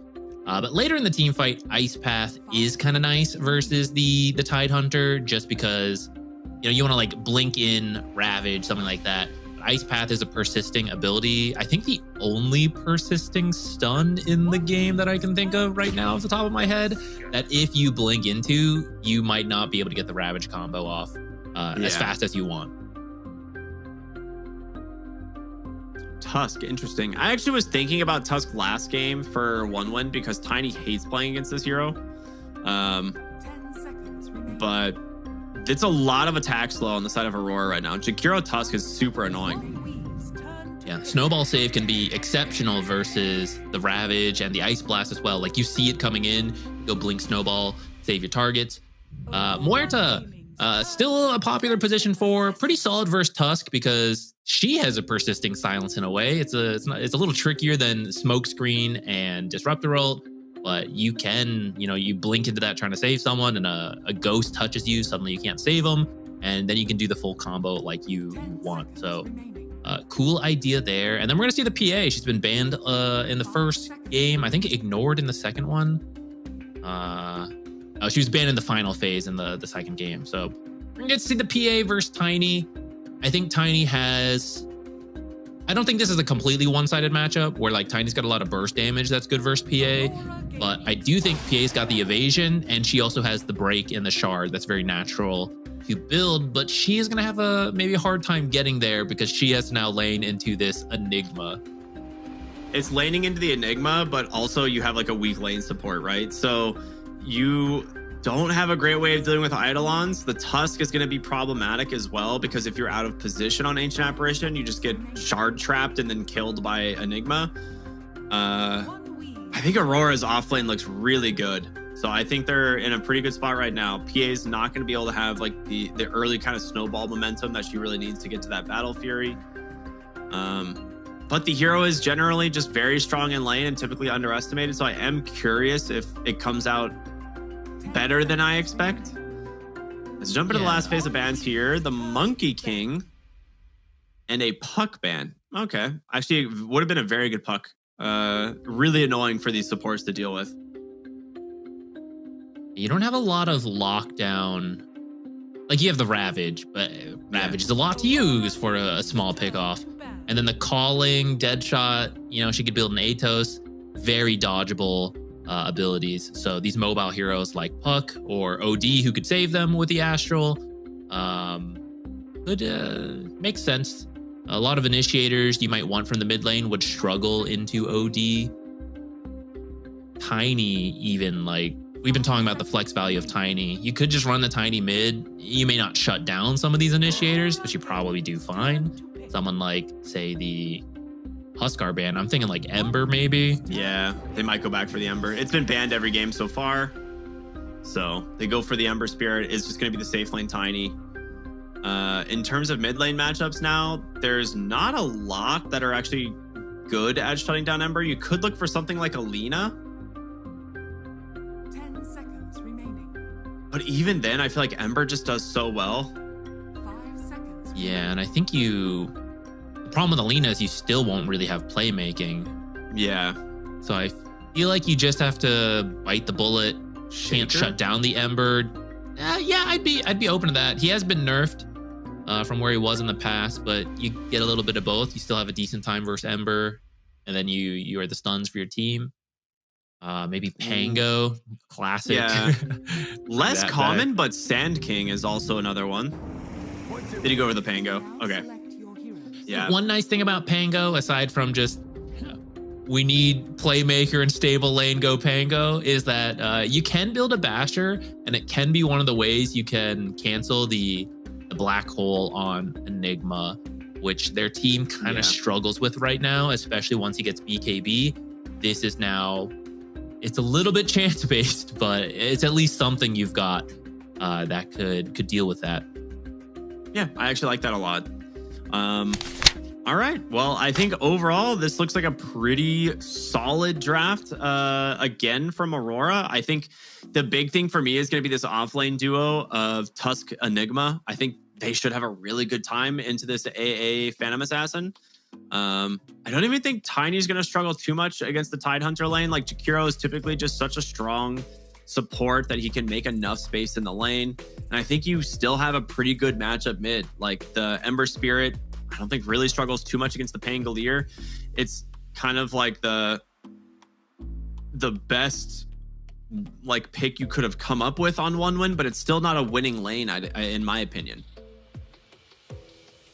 Yeah, it may come down to a little bit of the rotations and like what you find with that early level 6 on the mids, or maybe you're bringing the supports in, but don't know. AA and Mort aren't really the rotate mid kind of supports. Yeah. We should see Tusk make his way over, I imagine, because Enigma, right? You play with him with the Eidolons, you get him in a good spot, and then you can leave. You go off the map. Is he still in the lane? Is he going mid? It should be on the Tusk with that freedom. And Mira, certainly a capable player for that. I agree with you. I think things look good for Aurora draft-wise. But we've had a very close series so far, so certainly can't write out one win as we get into game number 3 here. Really not. So let's do it. Game number 3, 1 win versus Aurora, as the smoked up 1 win roster are wrapping around into the dire triangle here, facing Aurora, even though they don't. Good award though. Behind the mid tower, reveal everything. Take a look at the facets. Looks about right. Bone Chill for AA. Sometimes you see the other one, but when you're playing against tanky heroes, I think you do want Bone Chill. Yeah, Bone Chill is very underestimated, I think. I don't remember who it was that did an interview talking about it. But, basically, yeah, Bone Chill, very strong. Could be tiny. So, I like it. Yeah. And I will say, like, AA is much stronger in the lane than he used to be because of the Bone Chill change. And that's part of the reason he's rising in the meta. But he's not great versus summons. Like, you're very good at poking down heroes with the Bone Chill on Chilling Touch, since it applies to Death Rhyme stacks now. But Eidolons don't really care about that. So he'll have to be careful. And I think it'll be tough. Like, you can't really beat Tusk in a 1v1. I don't know. Maybe you can. Maybe I'm underestimating Bone Chill. But I think you'll get bullied off the camps, bullied out of the lane. And it won't be a fun time in this bottom lane for 1 win. Yeah.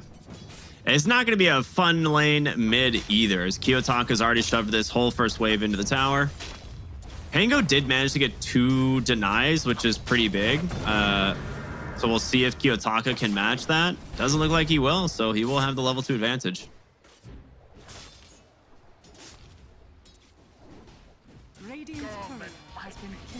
God, I just don't know how this PA is going to deal with the Eidolons at all. At least you got Blur, so maybe you can dodge some of the attacks. But you'll just have to do your best down here. And this is where you struggle a lot. The change to the safe lane jungle, having the camps behind the tower means like, okay, this lane sucks, but like, we'll do what we can and then we'll go jungle that medium small camp. Whereas it becoming an ancient camp is a lot harder. A lot harder to fall back to that. I love that change. I was so annoyed about that. You'd be like, oh, I'm winning my lane. And then like the Medusa or the Alchemist, you walk behind the tower and come back with like 1,000 more gold in a couple minutes. You're like, wait a minute. I thought I won the lane. Mid lane, cheer. Oh, he dodges the shield crash, doesn't get the barrier.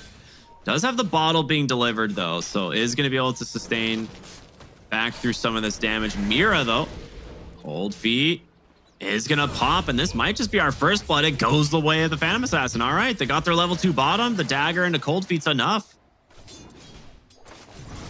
Forget about dealing with the lane, just kill the Tusk. Well, I say that. Toronto Tokyo is now in trouble himself. Doesn't have the mana though. Now, when you don't have the Tusk, like, you have to be careful. We were saying AA is good versus heroes now. It's just the summons. So if you can take at least one of the heroes out, you can attempt the other. But with the summons being there, they decide not to push too hard. And back to just laning. Still, finding a kill, I think, is pretty good for them. I didn't even expect them to get that much. I love how we kind of expected this like safe lane to be really rough here for 1-1, but somehow they managed to pull a kill out of it.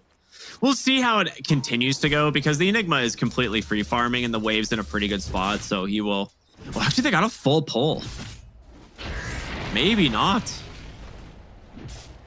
Enigma's on his way. He didn't really miss too much XP. A little bit of gold, but At least you get the lanes come in one more time. You just need to keep doing these. You need Moonkushi to pick up enough items that he can jungle a little bit faster. If you get kicked out too soon, it's just miserable. You're gonna fall so far behind. I feel like Chira Jr. has just been outplaying the mid lane this whole series. Like he is 21-4 to the 18-1 on the Ember. Now he's been way lower on resources. He's been having to kind of spend a little bit more on regen and sustain, but he's doing really well. Jakiro is just slapping Sweet and Strong all by himself on the backside here, and this should just be a kill going into the hands of Panto. Just needs a little bit of damage. Actually, just goes to TA 2000 instead. All right, good stuff. Tidehunter might have Kraken Shell, but Muerta does not. God, it's so much damage that this Jakiro hero does. And his full combo is like 250 damage, isn't it? Depends how many procs of the Liquid Frost you get, but essentially stays up a little too long. Sweden Strong's back for revenge and the tips. Like Kiyotaka's here though. Should be. That is a super dead tide. Yeah, there's no way. That's a really nice rotation. I don't know how he got up there, but bottom lane, they're gonna go for the dive here, and yeah, just gets ran down by these Eidolons. Now looking for the Ancient Apparition. Shards will block them in, and this will be a very easy double kill for Toronto Tokyo. Here's where the lane's gonna start getting a little bit more difficult. Yeah, this is end of laning stage pretty much. Let's take a look at what PA's got. She's got Orb of Corrosion and gloves. Level 3, almost level 4.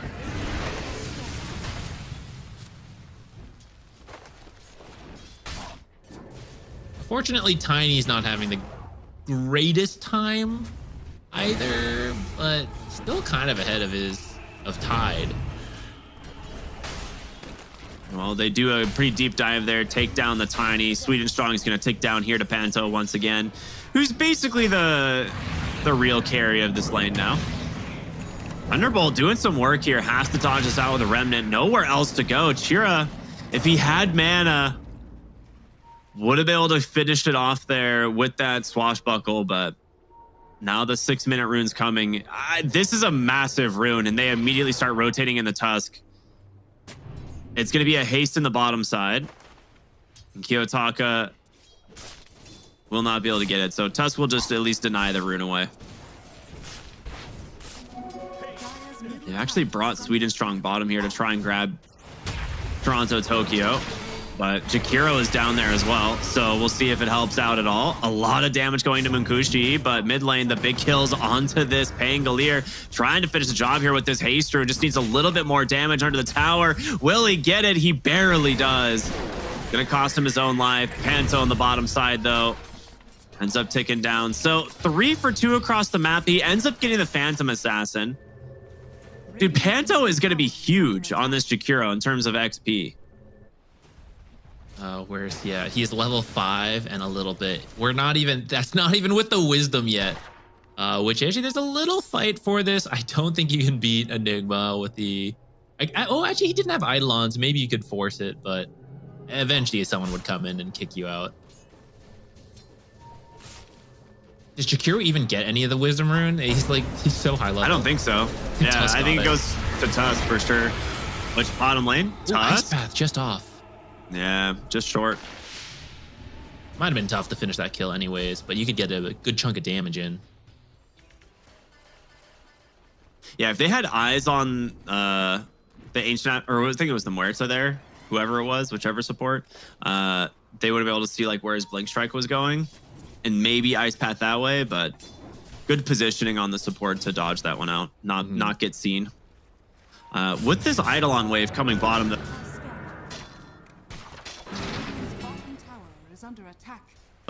but spoils that whole rotation bottom, so they know that these heroes are coming, so they're not going to stick around. They will just chip some damage here into the tower, pop the drums to try and help the Eidolons. But yeah, they do not want to fight into that Thunderbolt Pango by any means. Amazing what you'll find laying around. Yeah, it at least buys some space for PA. Scout some stacks. Tidehunter is a tough kill though. They brought a lot of heroes here, but yeah, they don't even think it's worth it. SSS already backed out. They don't want to dive behind a tier 1 versus Ravage. I mean, they kind of know they have to be up there, right? They left bottom during the rotation for the Pango, so they're like assuming he came to the Twin Gate. They are going to Twin Gate back bottom though. Swedish Strong is hiding in a pretty good spot, actually just away from the ward. An immediate black hole cancel though from the Muerta. Really good stuff. They knew it was coming, but they didn't expect the other 3 heroes from the side of Aurora. So black hole down. They didn't expect the double Twin Gate. Yeah, he does have a snowball if he gets vision, but it's going to be Kiyotaka to come in and close the gap. Going into the Roche pit, great ice path. Tries to get the denial for the Roshan, but it's not going to happen. So they get 2 kills. They get the tower. Really big movements from Aurora as they are really starting to kind of hit some momentum here. See, I imagine Toronto, Tokyo. He doesn't have Black Hole, but you can still make your way mid with the drums and the Eidolons. But don't think they have to rush it either. I feel like they're in a decent spot. You can just keep playing bottom, slow down this PA's farm. Just avoid giving kills to the Pango. Like, this is the timing where you really want to find fights around Rolling Thunder, and so far, haven't really been successful in that. That rotation that Ember Spirit made that spoiled that gank bottom, that was like the big potential rotation from 1-1, right? If that Rolling Thunder would have connected and they take the fight there, that could have been multiple kills.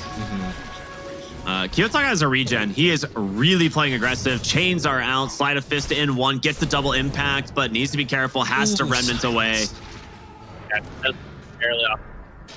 All of that damage, it won't stick.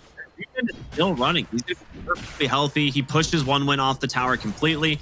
They've got a catapult pushing in. They have Jakiro Tusk here. They're going to get a lot of damage on this tower. Maybe even complete the kill, but now just applying more pressure on a Swedish Sprawl. He just drops the macro pyre. Why not? Gets the dispel though, thanks to Pierce the Veil. Still has a lot of just okay. Phanto finds a soul kill back behind the tower. Chains are out. They're just falling 1 by 1. Again, this Ember Spirit, this is what this hero wants to do. Gets so much pressure and momentum. Has a Remnant to safety. He can use at any moment here. Radiant's bottom tower is under attack. 2-for-1 support trade. You're fine with that. 5 heroes Tokyo's free farming bottom. He's real close to his Vlads. Drums Vlads. Looks like 12 minutes. You're going to be so strong in these early fights. That was a 3v5 mid. You took like half the tower and Return traded to 2 mid. for 1. Yeah, like why stop? Play around your Ember. He's the strongest hero on the map by far. Black Hole's up in 15 too. So I feel like as soon as he finishes this Vlad, he's going to make his way mid and you're just going to give up the tower. I don't. Yeah, you're right. I mean, I guess if you bring Ravage, you technically can fight because there's no BKB, so you can cancel the Black Hole. But it's still tough. Yeah. You just black hole the Pango as well, right? Yeah. So you have a couple different ways to handle the Pango's Rolling Thunder. As long as you position yourself to where like you're not going to pull the Rolling Thunder into you, you can just black hole him off to the side of the black hole, and that just puts a whole stop to it.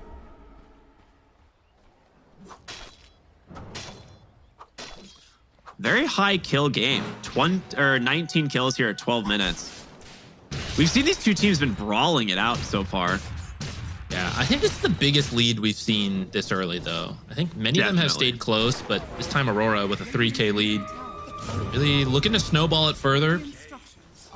The rune control has been on point as well, right? The first 6-minute rune getting denied. And then I think every single rune has gone to Aurora. Kiyotaka got the regen, now has this arcane rune. Ooh, Radiance on mid-Ember. It's a pretty sick build this game. I really like it. Defensive Remnant, just gonna try and do what he can. Dude, he's just been slowly chipping away at Sweden Strong. And that's it. That's your tower. I think Kiyotaka took it personally when I said I felt like he was getting outplayed by Chira Jr. He's like, all right, hold on. I will not stand for this slander. He's like, all right, time to show who's boss. I mean, to be fair, like this is kind of what happens in this matchup. A lot of times, Ember, once you have like the 4-point sleight of fist, it becomes really problematic as long as you're actually using double impact correctly.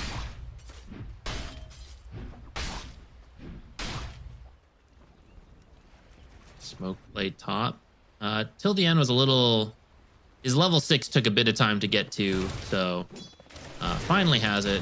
Getting ready to see if they can get a nice blast kill here.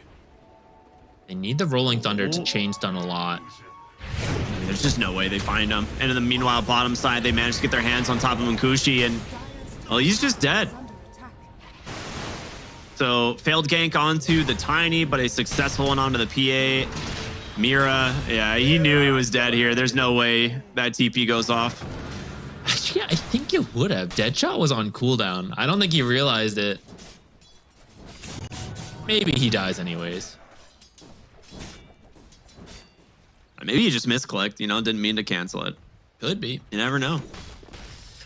Tiny's got the Blitz Knuckles, going to go ahead and pick up that shard here in just about 20 seconds. Atos is done on Sweden Strong. Wow.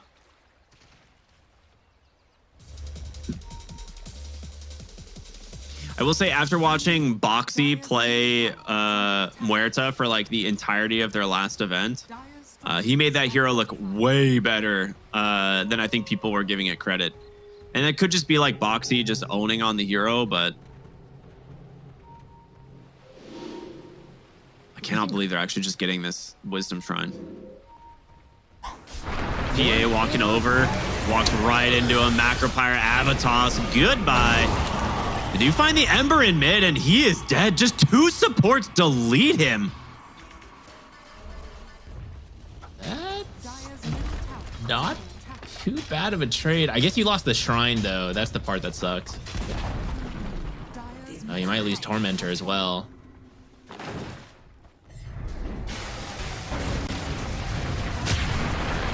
Better for Aurora now that I see it play out further. Who got that? Tusk? Tusk is not bad. That gives him a farming mechanic, and he's already like doing decent this game. He's already got his blink. Dire's middle tower is under attack. Working on a 4-staff next. Radiant are strong. For those of you who are enjoying this tournament, make sure to follow Fissure everywhere you possibly can. They've been putting so many banger tournaments out all the way through last year. We got a ton lined up this year as well. So type !F in chat to keep up to date with what Fissure is doing. Radiant's bottom tower is under attack. Top side, they are going to walk into Toronto, Tokyo. He does have Black Hole. I was like, he's just going to drop it knowing he doesn't have much of a choice. The Ice Blast connects. Chira Jr. going to take a decent amount of damage here, but does have the Rolling Thunder. There's the chains just in time from Kiyotaka. A 1-for-1 trade at the moment, but these heroes coming in. There's the Blink reveal from Triple S. Gets the Ravage onto 2. And they keep fighting. Kiyotaka takes down Ancient Apparition. Mira on the run here. Slight chains will connect, and in comes the big bad Tiny. Deletes the Muerta on the backside, and Munkushi trying his best to get away. Will not be that lucky. And the chase continuing. They know the Tide. We saw Tidehunter last game. He doesn't really die. So it's just a 4-for-2. A really good response from Aurora there. Yeah, I thought that was going to go better. For 4-for-3, one win. I guess the fact that Toronto Tokyo was so far back forced them in deeper, and that allowed the Ravage to connect on so many heroes. You do lose Enigma in the end, but actually, did you? I think you're right. Yeah, you got him. Did, right? He gets the Black Hole off, but dies to Ice Blast, Swash, Shield Crash. Yeah. But like, it held the Pango long enough for the TPs to come in, which I think is all they wanted. Oh, okay. Yeah, fun hero, Tiniest. It's also crazy because I thought Ember was close to the Radiance as that fight broke out, and that's the downside of Radiance, right? It's such a long buildup. You're missing so much damage in terms of your gold actually meaning something. But he still did so much in that fight, and now he has a Radiance on top of that. So. Okay, he's in a little bit too far here on the Tiny. He's going to need some help, but he's not going to get it in time. A big kill going to the hands of Mikushi. Ice Path, macro off the mark from Panto there. And he will just TP on home. I mean, this feels like an unnecessary death from TA2000. Like, he got a kill on the Ancient Apparition. He could just fall back and farm, right? Like, he doesn't need to play that aggressively. I think Jane's off the mark there. That's a big Rolling Thunder. Gonna do some serious work here, trying to just pain stun down this. That is a 6 charge. The silence, though, holds him in long enough. And Mira, well, he's not gonna die to this, but they get the big kill onto the Ember. Those are 2 huge deaths on the side of Aurora that you should not have. The first one specifically did not need to happen. That one, just a good response from 1-1. I wonder if there was probably a call like, hey, Radiance is done, let's go play aggressive. But he just moved too far ahead of his team without everyone there.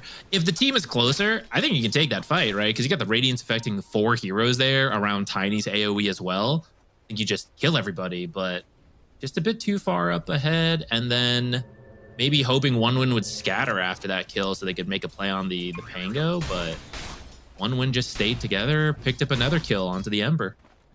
This is where Muerta's pretty good, right? The silence preventing Ember from getting out of there. Yeah. Has the Atos as well for some extra lockdown. He needs that BKB. Nice dodge on the Ice Blast there till the end. Stuck as the Ember just quick slide of fist to finish off the Pangolier as well. All right. Mira is owning on the Tusk right now. That was such a sick line from him. Immediately taking back control of the game after losing those 2 kills. Yeah. Smoke. Quick smoke. BKB's up on the Enigma as well. So this black hole cannot be canceled this time. And he's just gonna pop it. Black hole onto the Tidehunter. And yeah, Sweden Strong runs for the hills, but Mira, he's chasing for more. Will not find him though. That's such a worthwhile BKB reveal there. Can you do Roche off of that? It's not the greatest Roche lineup. It would be kind of slow. You'd need the 6 Eidolons, I think, to do it. Dude, they're gonna get another Wisdom Shrine. Oh my gosh, Aurora. The XP advantage really building up for them because of that. Till the end is level 9 on this Ancient Apparition. Having a bit of a rough game, to be fair, but the supports on the other side, like the minimum level is 12 on Aurora. It's a huge XP difference. Yeah. Gleipnir is done now on Sweden Strong, which is a very big item. We also haven't mentioned that they are getting their own Wisdom Shrine again, too. So the difference grows. Yeah. That's right. Yeah, I love that Panto finished off. Panto's higher level than Toronto, Tokyo, and Mira. Yeah. Jakir is a great support to be over leveled. Dude, when you have like level 2 or even level 3 macro pyre coming out, it's pretty nuts. It really frees up the Enigma to black hole whoever, because black hole's not always enough damage to get kills, especially for some of these tankier heroes. But macro pyre, yeah, you just drop that, you get the kill. You don't have to have the Tiny or the Ember there. If they are, then great, right? You probably kill them even faster, but it's nice to have these options. You can go to the Ember can come to you can go to the Tiny, you can go to the Jakiro. Makes it really difficult for OneWin. Yeah, who's trying to sneak this Roche. I mean, to be fair, Aurora kind of stepped back for a little bit to farm after the BKB Black Hole came out. And I don't hate that decision. Like, their next set of item timings is pretty huge, but Mira, he's guessing correct, and Chira Jr. has to swash outside of the pit there. You don't have Black Hole, but you do have the BKB. Playing into Ravage as well as the Rolling Thunder was going to be pretty difficult. Nice path. Looking for an opening, trapping Cheer Jr. Dude, those shards are perfect. Trapping Switch on. There's the BKB out from TA2000. The Roshan, it's falling low. Who's gonna get it? It goes to the Phantom Assassin, just snatches it away. And Toronto Tokyo on the backside just gets absolutely ran down from this Pangolier. It's up to the Ember now. Can he do the damage? Munkushi's fallen low. TA2000 there with the Avalanche will be enough to finish the job. The Tusk, he's isolated Triple S here. There's gonna be the Ravage.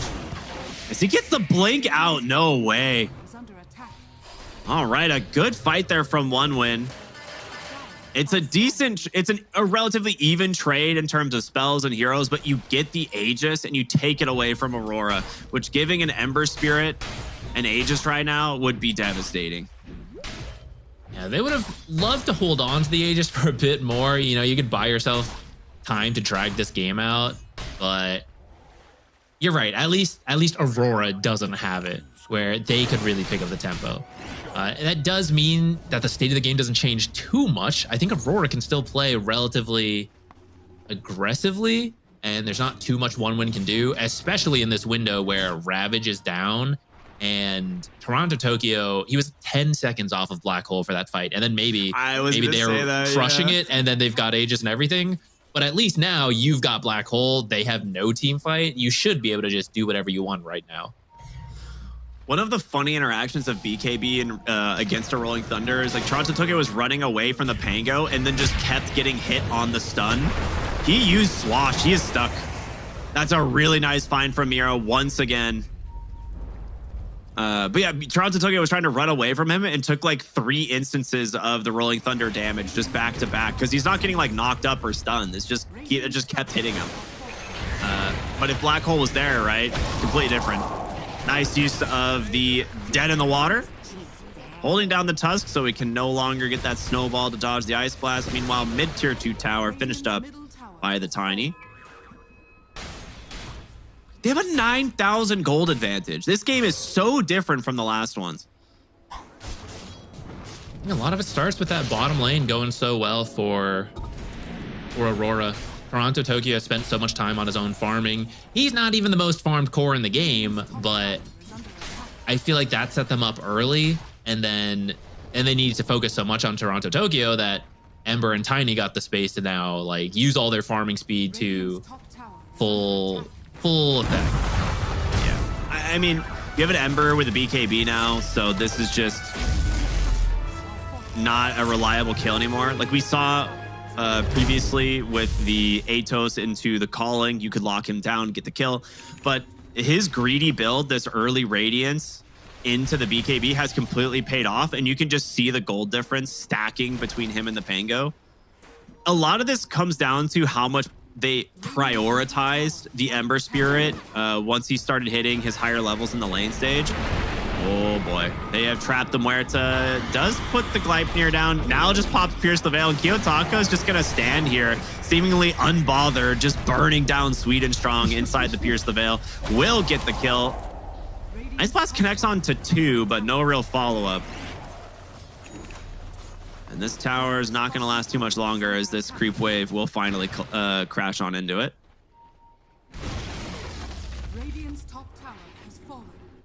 They gotta go high ground, right? You have everything. You can at least poke. And the Eidolon's in. I'm just gonna try to deal with it.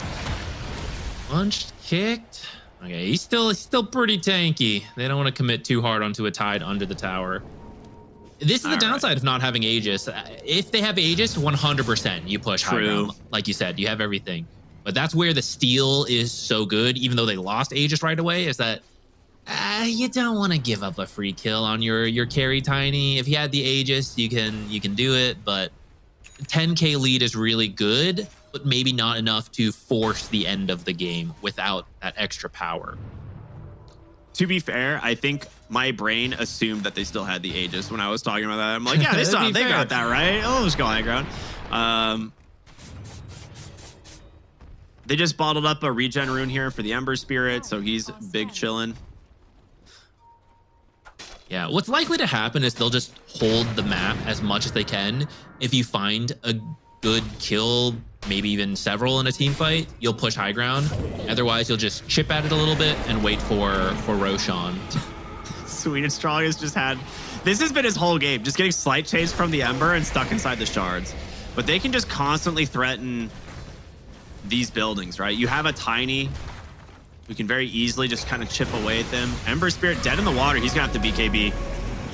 Pops that regen rune, needs to get away. Doesn't have the mana quite yet. There's the Remnant, but he didn't even get that far. He needs help. Ember Cape, regen, now going to start kicking in. Toronto Tokyo pops the BKB and will TP out. All right. This is a full retreat from Aurora. If they don't lose anything, it's not that bad, but you did spend 2 BKBs. Yeah, there's a little bit of a window there for one win. I agree. Mira was getting the Wisdom Shrine again, and that's why Ember kind of cut it close. They almost killed that Ember. Unfortunately, he's got a regen, so he's just straight back into the game. -1 BKB charge, which that was his first one, so I guess, you know, not too bad to take that one away. He almost didn't make it out. Like, the damage he was taking was preventing really that close. regen from doing too much, and he was just like praying he gets to the 150 mana to Remnants out. Yeah, if AA ult had hit, it would be a kill, but it's tough. Tough to hit the Ember Spirit with that. All right, this shard going to Panto. Talked about it last game. I think one of the best shards in all of Dota, so he's super happy about that one. As they are smoked up here on 1 win, looking for their opening, knowing that these BKBs are going to cool down for me a couple more seconds. Boots of Travel on Toronto Tokyo. I didn't notice that, actually. I didn't either. This Silver Edge is so close on Tiny. Radiant's bottom tower is under attack. That's a closer win probability than I would have expected. I mean, to be fair, you have Phantom Assassin, and that's probably one of the big, you know, reasons behind the win probability there, but I feel like it's only maybe 10,000. a little more than that. Maybe they know something we don't. Maybe I'm underestimating this AA combo potential, which is true. If you do manage to land all your spells and they're clumped up, I could see that, right? Like, that's just the strength of the AA ult, and then the classic PA, get a crit with the Battle Fury, you turn it. But I don't see Aurora giving that to them. Right? They're playing very patiently so far. Maybe lose the Jakiro here, but otherwise they were trying to make a play. Yeah, otherwise they've been playing very, very smart, very good positioning, just buying time till you either find the fight you want or Roshan is back, and you're gonna go back for that.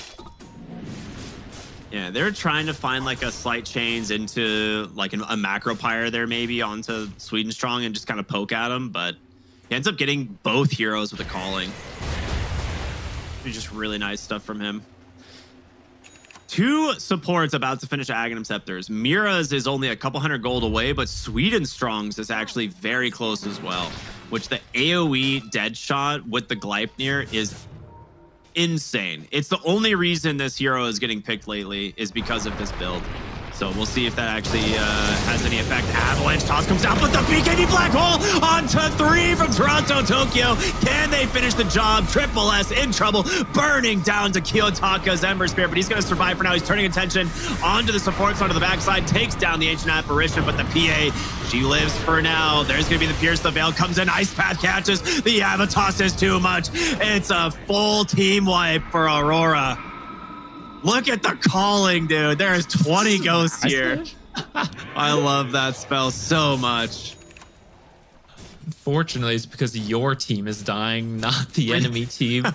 Maybe one downside there. Feeling a little bad about that. The Ice Blast connects on multiple heroes. The heroes you want to hit, too, like the Tiny. Unfortunately, all the follow-up damage was caught in the black hole, so just really didn't get much out of that. BKB's doing the work there for Aurora. Yeah, we get a replay of this. So it's like the most unfortunate blink in from the Phantom Assassin. They did not expect the Enigma to be this close and this ready, right? Like, they're like, all right, we'll burst one hero and then maybe, but yeah, she just blinks at the moment the black hole comes out. fast reactions from Toronto Tokyo, and then after that, you just can't quite do enough. PA kind of came close. It looked like maybe another big crit cleave there. Maybe you do pick up an extra kill or two, but fortunately, it's a team wipe. You lose the gem. Now you're gonna lose Roche. Things were already out of control. Maybe you snipe it? No, a little too early for the snipe.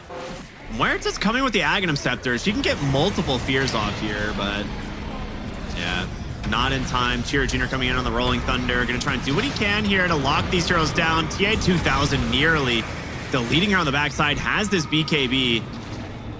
Good use of the BKB. You cannot afford to lose the Aegis right away here. You need this to take high ground. Second Aegis and the banner. All right. Good stuff from Aurora. Looking strong.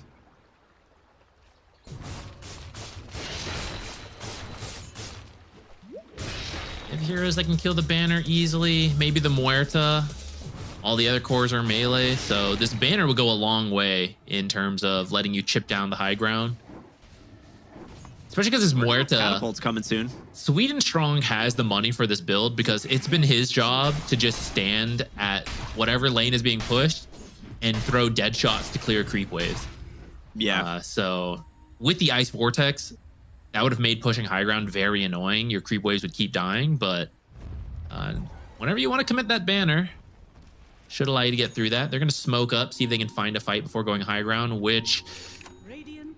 If they find the Pango here, it's just over. He has no buyback. He just bought out. Oh, Dead in the Water's out. Ice Blast coming in. BKB. It just barely misses. He's going to clean up the anchor. You just got to run now. Yeah, you have to leave.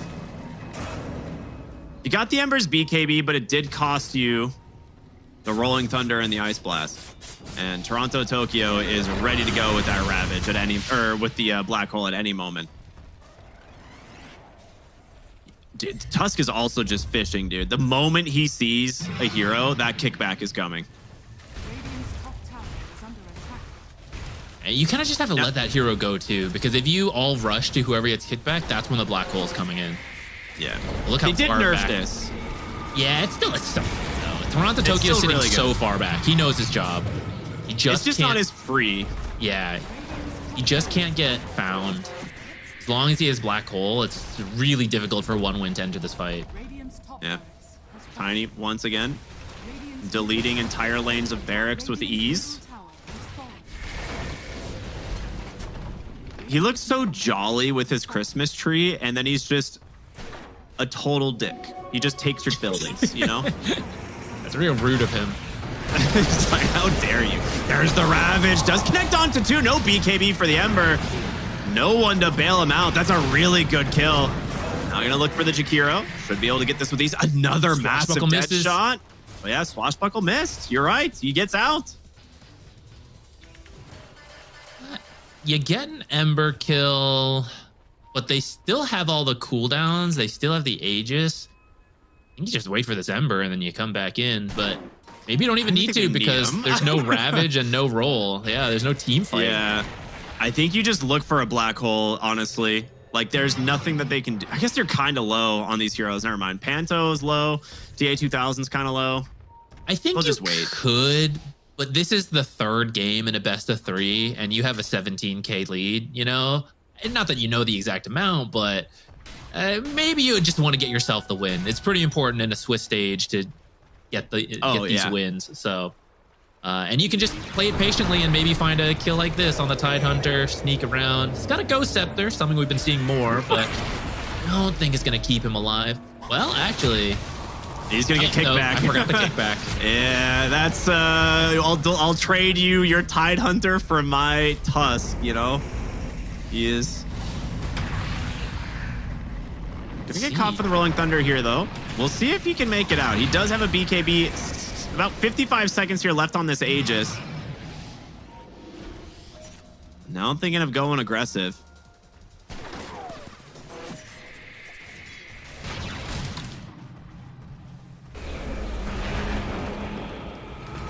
Wasn't quite as clean as Aurora was hoping for, but it's still enough to get a tier 2.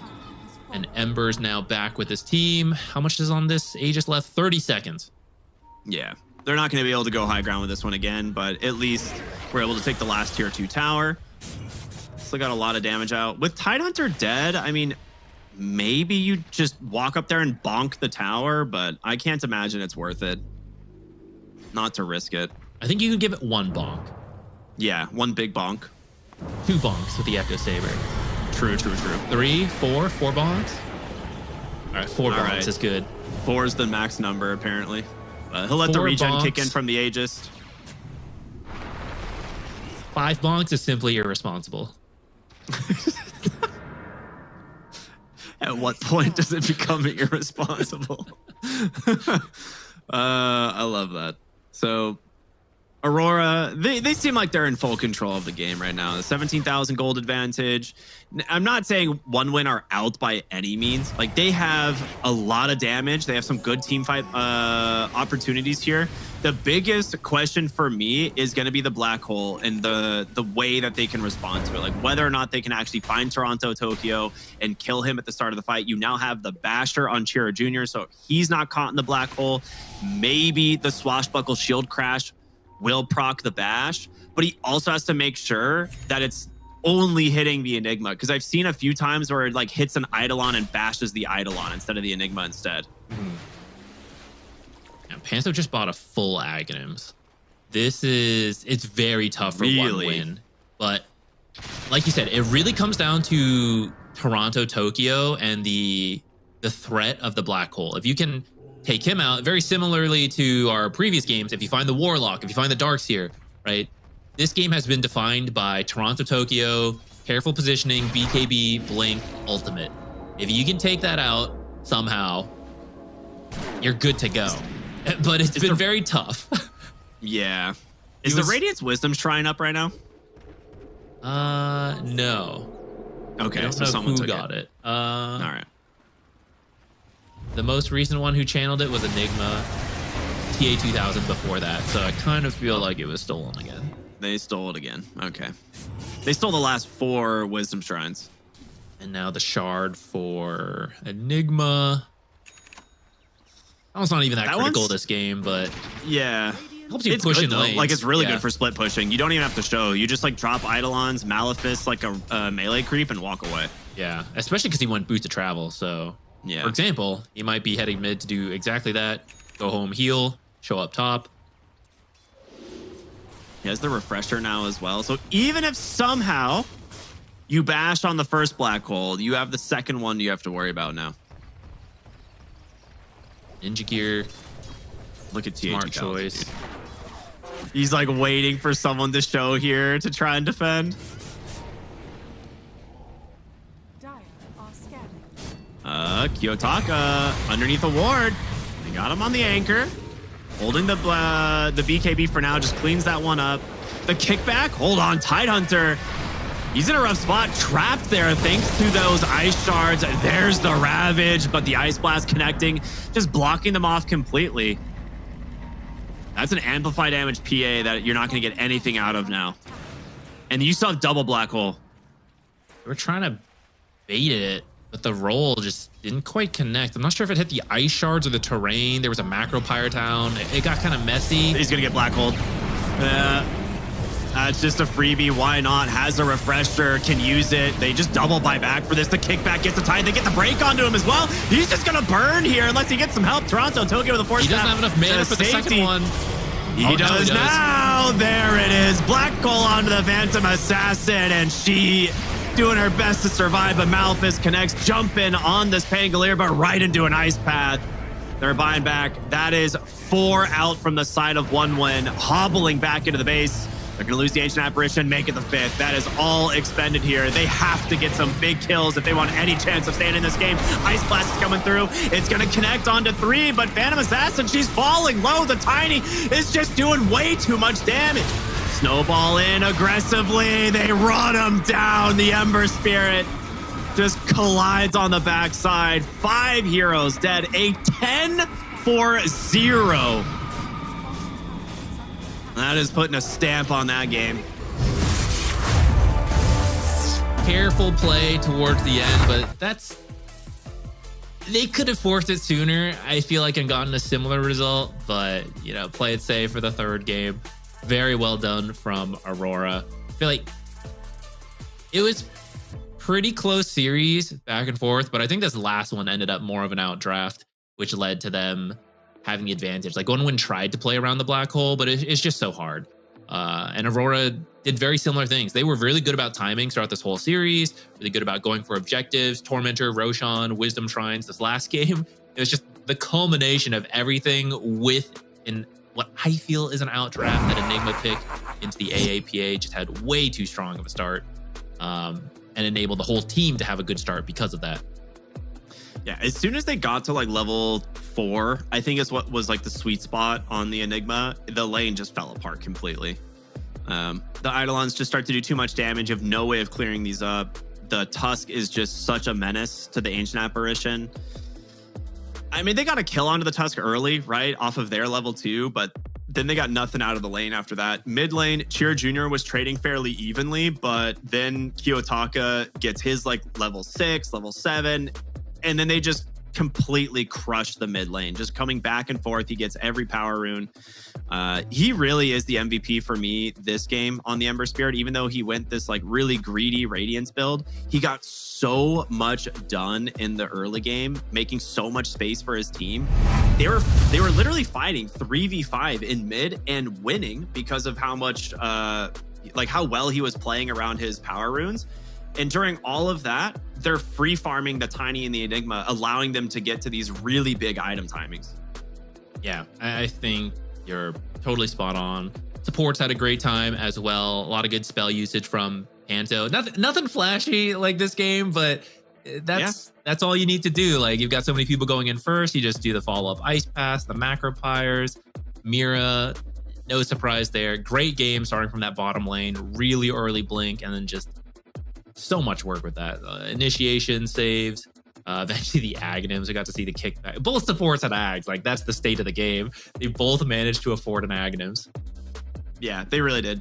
They just played so super well. And this is a team that a lot of people expect to do well. Their first series was against Spirit, arguably one of the best teams in the world right now. So it's, you know, not surprising that they don't get a win there, but OneWin also looked pretty good in this series, and I think they still have a lot of potential. They're going to drop to 0-2. Aurora will go to 1-1, but we've still got so many series left here today.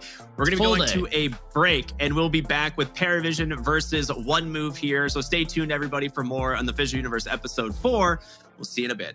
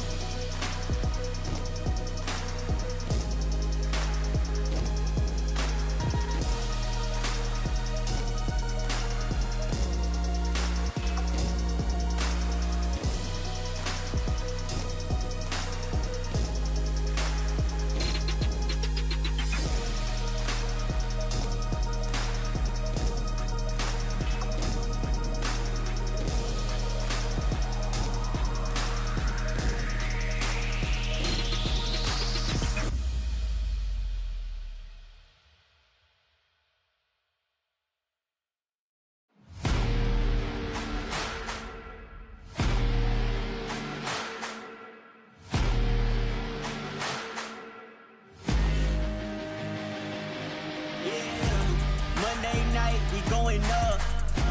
Don't try to stay out of luck. Too much on the line to give it up. You know the mission, we gotta get it on Monday night. Monday night, we going up. Don't try to stay out of luck. Too much on the line to give it up. You know the mission, we gotta get it on Monday night.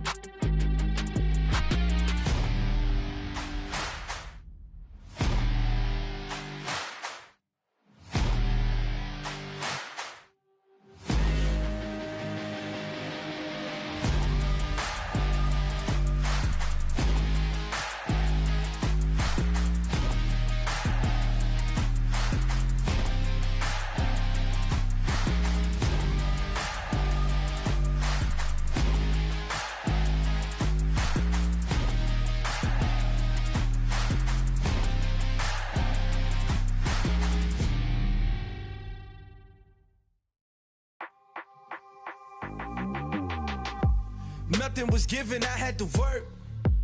I got no limits, huh? Short on the 15, back on the first. Either way, I'ma get it, Lord be my witness. Feeling pressure, but never let them deflect you from goals. You just keep your head up, we rose from nothing. Remember, we set them shop every member, contribute, get hit together. Plus, they know that we better, they know that we'll never let up. Fire within me, ice in my veins. Fire within me, ice in my veins. If I get cold, I'm about to heat up. Only at stress, I kick my feet up. Fire within me, ice in my veins. Fire within me, ice in my veins. If I get cold, I'm bound to heat up. I hear the noise, but no, they need us. I got that ice in my veins. Yeah, yeah, ice in my veins. Yeah, I got that fire in me. Hey, I got that fire in me. Yeah, yeah, ice in my veins. Yeah, I got that ice in my veins. Yeah, I'm about to heat up. Hey, I'm about to heat up. Fire within me, ice in my veins. Fire within me, ice in my veins. If I get cold, I'm about to heat up. Only at stress, I kick my feet up. Fire within me, ice in my veins. Fire within me, ice in my veins. If I get cold, I'm bound to heat up. I hear the noise, but no, they need us.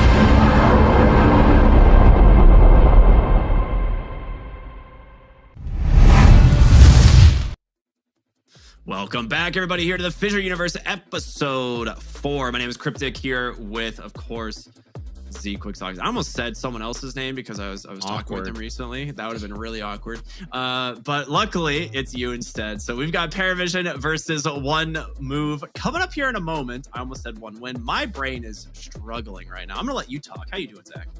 I'm good. I'm more Dota. I'm ready. You did to me. Yesterday, we had a lot of best of twos or best of threes that ended up in 2-0s. But our first series, we get the full 3 games. We'll see if this one goes the same way. I would favor Paravision a little more, to be honest. But they haven't been quite as strong as when that team first formed. They were looking really good. It seems to have like slowed down a little bit since then. But I'm sure they are working on getting back into full form. The boys right here, No One, DM9 Class, Satanic, and Ducalis. The change being Satanic recently added in as a carry. A lot of potential, a lot of eyes on this guy, but hasn't had like the full breakout performance. Everyone like knows the potential's there. It's just, it's got to bloom and it's got to be there. Yeah, I honestly have a lot of faith in Paravision as a team. Their opponents, though, also pretty good here on One Move. So we'll see how well they do. Woe, Nami, Chodex, Rain, and Difference. I think this team has a lot of potential. I feel like every iteration of One Move that we've seen has had Woe on it for so long. I feel like he has been the staple player for this org for quite a while now. But we'll see, how well they do here in this series, because Paravision is this team that I think the skill ceiling on them is incredibly high. They won a tournament earlier this year, right? Like, so this is a team that like clearly has a very high potential. And this is one of the teams I think benefits more than almost any other from the recent matchmaking change in terms of being able to hide strategies, because Paravision is a team that will experiment and do things that you are not expecting. And it's not just on like 1 or 2 heroes. This is like 4 of their players will do things that you don't expect. Their coach is a loose cannon. He will pick the most obscure stuff and do whatever he thinks is good. And it's usually the team trying to rein him in and be like, all right, maybe that's a little too crazy. But yeah, I think this is one of those teams that like has a lot to gain from the matchmaking change and being able to hide those different types of strategies. So we'll see if Paravision takes advantage of that, if they've been doing anything weird lately. But it's time for the draft. Second pick Radiant, first pick Dire. Once again, this is the 4th game in a row of this exact setup. Let's go. Yeah, you're right. Where if you like creative drafts, Paravision, they don't always do it. But that's kind of the good thing about creativity. You don't have to be crazy every time. You just got to do it enough that the opponents have to keep second guessing themselves. So I hope they'll do something wacky. In their first series, I see they did some Jungle Venomancer a little bit. I would love to see a little bit more of that. I don't think you're going to grab it in this first pick, but fast Ember pick. Not too surprising. One of the best mids in the game. Does open yourself up to some tough counter picks, such as the Monkey King, that no one is very good with. I doubt you'd pick Huskar this early. Yeah, you might save it for later, like pick something else flexible, which technically you could. I mean, you could just end up moving this Monkey to carry, and then like last pick a Huskar anyway, just like really screw them over. But Monkey King wrecks Ember hard enough that I don't really think you got to do something like that. But you got the options there, which... you were saying Paravision loves having that stuff. They've got the final pick here, so can't quite count it out because they'll do something wacky if you let them. Dang it! They banned the Jungle Veno, dude. I was gonna say, when are you gonna notice? They banned the Jungle Veno. I mean, this is a team that this is a core strategy for them. This isn't like we'll see, maybe it's a good Jungle Veno. Like, they will pick the Venomancer at the beginning of phase 2 and be like, all right, good luck, dealing with this. I think so. I'm okay with the ban. It would have been really cool too, because Monkey King crushes the mid matchup, right? Then you have to do like weird creep draggings. You have to like jungle a little bit to get to your 6 and then try to make plays. And then you try to do that and you run into a jungle Veno and he's like, I'm going to follow you with 8 wards on my back now. Like, good luck walking away and trying to drag creeps, or you want to come to the jungle? Thanks for stacking for me. I'm going to farm it over here. Right. It would have been the ultimate shutdown on your Ember. Even if you don't, like, he tries to go make plays and he's running into this super farmed Veno. Yeah, I really wanted to see it, but maybe next game, maybe next time. The dire side Veno is actually really scary too, because he can play in the Radiant jungle area between mid and safe lane and consume all of those creep camps on the high ground, and then like have like a good, like, just put like 1 plague ward down to scout and prevent heroes from like ganking him, and then he just easily walks into any of those 2 lanes and just kills whoever is there. So it's a really good spot for the Venomancer to be in. So I think banning it against the dire side is against the Radiant side is actually really good. So we'll see where they go from here. I'm with you that I think the Monkey King just into the Ember matchup mid, always a winning matchup, but you still have the ability to flex it, which I love. Tiny currently uncontested, which is a little bit surprising, but the big bans are the things like the Abaddon, the Dazzle, Nature's Prophet, Tinker, Night Stalker, all those things. Every single game we're like going to be seeing banned out, and it's going to be the Silencer. Okay, this is something Paravision love to run. It's not super common, but it's really powerful against the Ember Spirit. The only way out of this global silence with reverberating silence is Yule Scepter. Right? That is the only way in the game you can get rid of it. I feel like they're also setting up an Enigma pick that Paravision likes a lot. DM is used to having to deal with stuff on his own, and it frees up your 4 support to go do those creative things. Which, yeah, the jungle Veno's out, but we could get some other stuff. And Gyro is the classic response in terms of carry to the Enigma. Silencer, who is not always in the meta, but currently is. He's another great response to the Enigma. You don't want to pick Enigma yourself into the Silencer, but at the same time, that means, you know, if Paravision wants it, they're going to have it. Coddle. All right, hear me out. Faceless Void now. We're going to see the offlane Faceless Void Keeper of the Light combo, where you pop Time Zone and you get to cast 20 Sleight of Fist during Time Zone. 10 seconds remaining. It's good stuff. I'd love to see it. I'm going to get silenced in a lot of it. I'm just beaming. I think it'd be hilarious. It would be very funny because Coddle has no cooldown on Chakra Magic inside Time Zone. You can just literally spam it off like as fast as you can press the button. So you just sit there constantly resetting whatever hero's spells that you want. It's very funny. I don't think we're gonna see it, but it'd be interesting to see you know, what they want to pair the Coddle with here.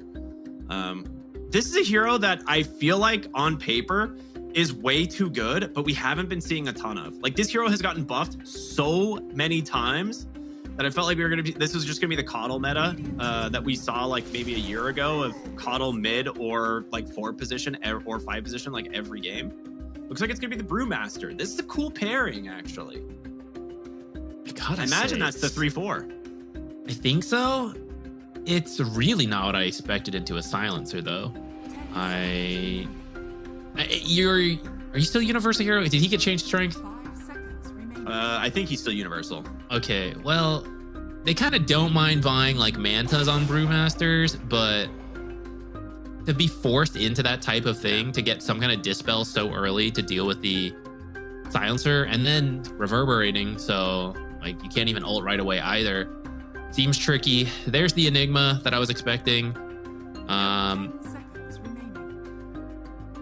I don't know, maybe you do Coddle 5 because at least you can blast the Eidolons, but you're going to constantly shove in the wave.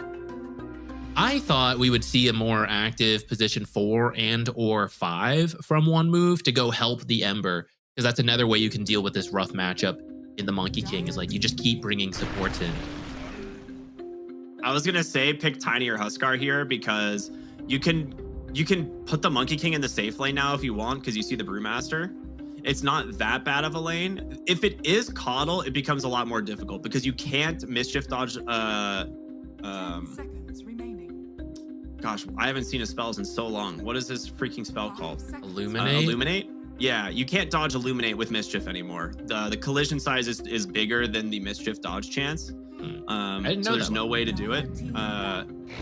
And if it is like a Brewmaster Coddle lane, you just max the Thunderclap and the barrel. Like this, there's a lot of times you go like 1-1-4 on this hero, but with a Coddle, you actually just max the barrel and you just constantly light them on fire, throw like Illuminate and clap them, and it just is overwhelming damage over time, which Monkey King doesn't like to deal with.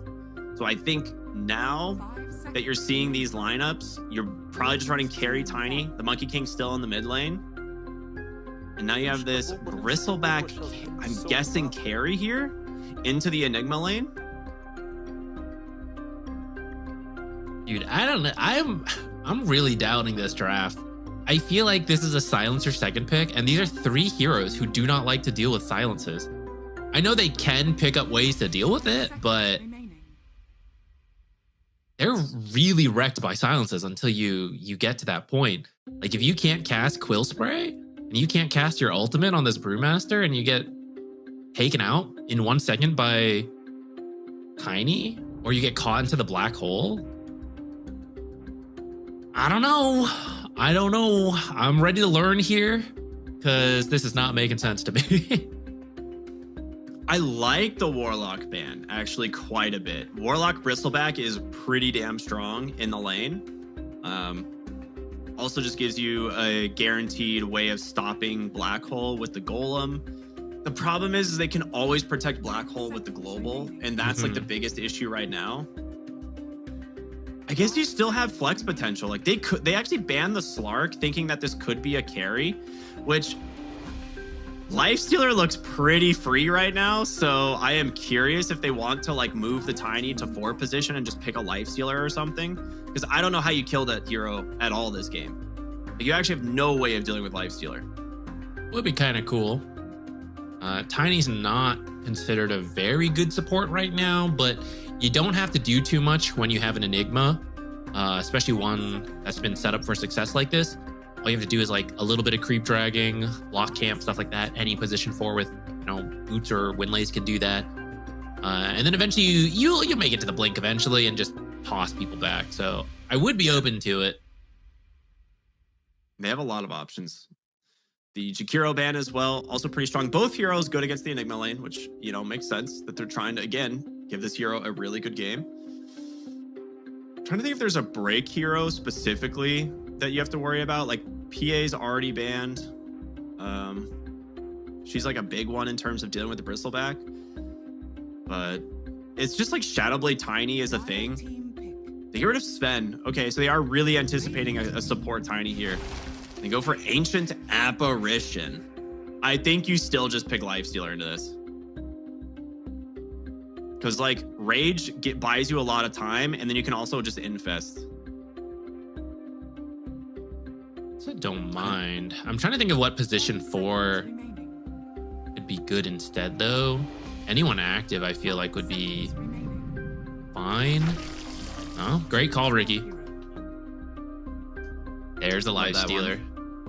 It's just so good. Like, it makes the Bristleback carry just not viable. And I think that's what I was trying to think of, like, for a way of like picking a hero here that like really just makes it so Bristleback doesn't have a game, even if he like somehow snowballs the lane stage.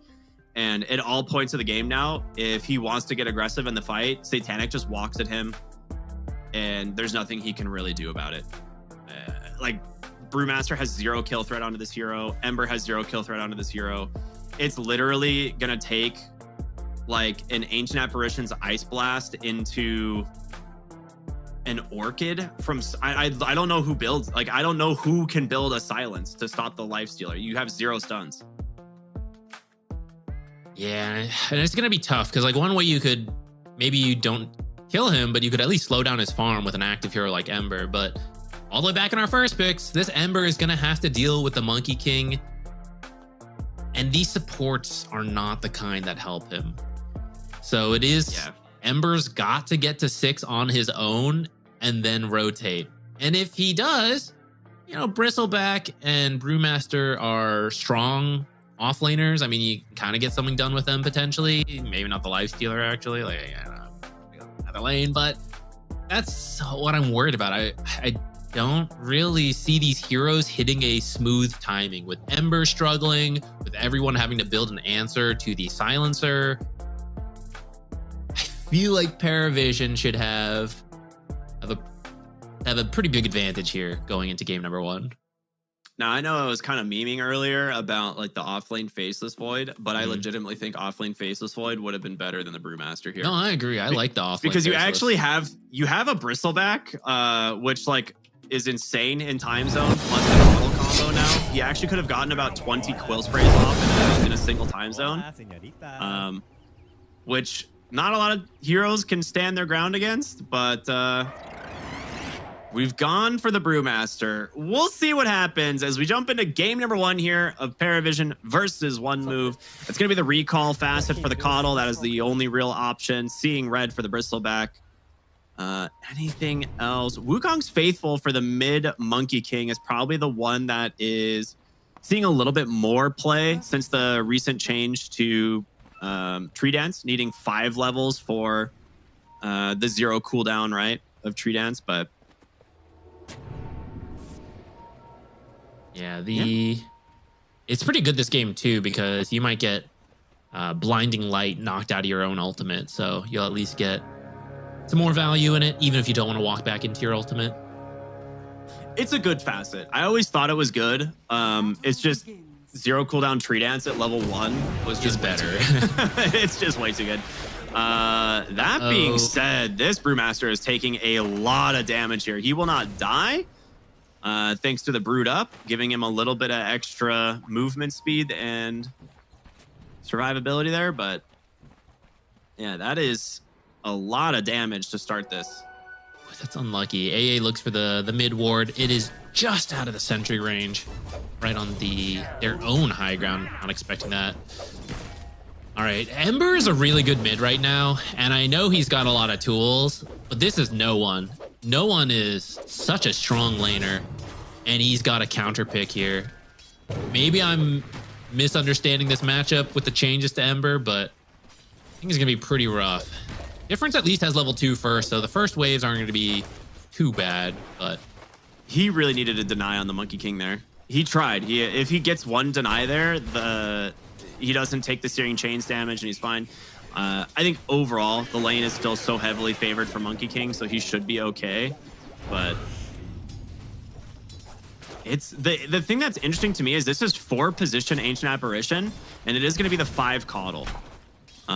Which Bristleback Coddle is such a classic combo. It's not that surprising we see them in lane together. Like, that used to be the off-lane duo. I just don't know how much Ancient Apparition is going to do with a Brewmaster. I guess, like, you have the barrel into, like, Cold Feet and stuff to try and slow them down, but yeah, I mean, what would AA have done to an Enigma, though? Like, if we frame it that way, Coddle at least has some AoE spells, so you get something more out of it. AA4 is not the strongest, but you have pretty safe poke. You're just annoying, you know? And I don't think you were expecting to kill this Lifestealer anyways once it came out, Coddle or AA. So just be annoying down here, get what you can, and try to have as good of a matchup top, where I think it does make a bigger difference which support is up there. To be fair, we did exactly see that matchup last game of the AA versus Enigma, and it did not go so well. And this Quill Spray with Chakra Magic, he just picked up a couple Eidolon kills right there. Yeah, it's a little bit more counterplay than what we had in the last game, PAAA versus Enigma. Oh my god. Run He is down getting here. absolutely slapped in the bottom lane here. And this is only going to get worse as you get more points in the Curse, if he decides to put a point in the Glaives, but I feel like most of the time it's just max Curse on this hero. It's a pretty good Curse game, so I'd be open for it. 3-minute Lotuses. Going Paravision in the safe lane, Radiant side. Top side, gonna go to One Move.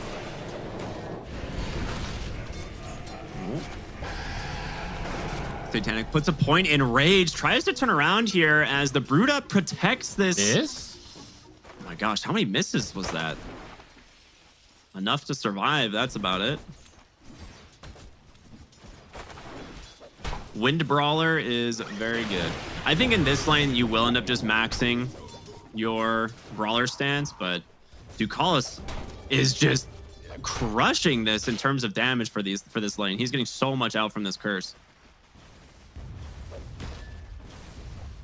He's getting low on mana. He's just been suffering from success here, getting so much damage in with his spells. Now out of mana, so should get a clarity out soon, and maybe just a mango. Keep going at it.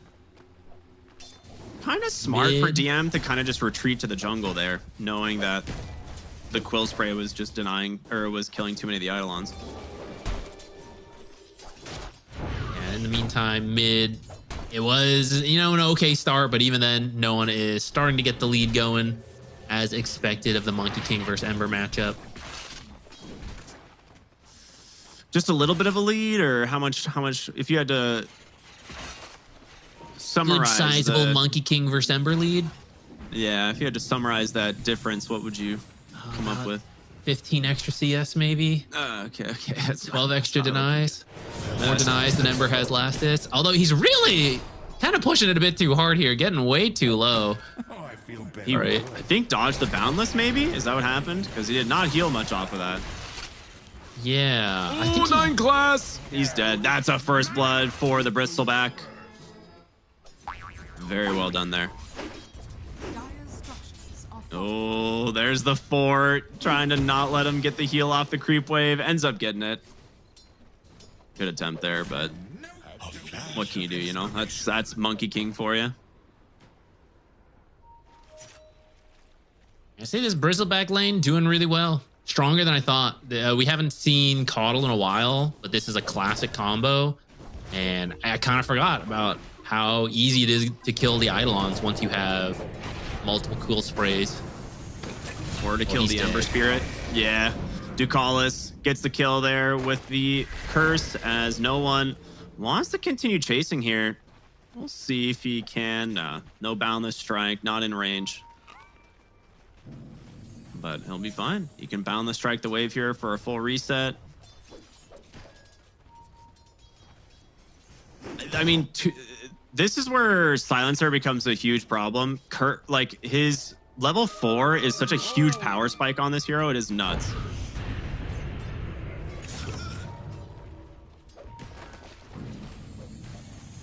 Should give away the fact that there was a ward. They shouldn't have seen him for that. See if they know where to guess.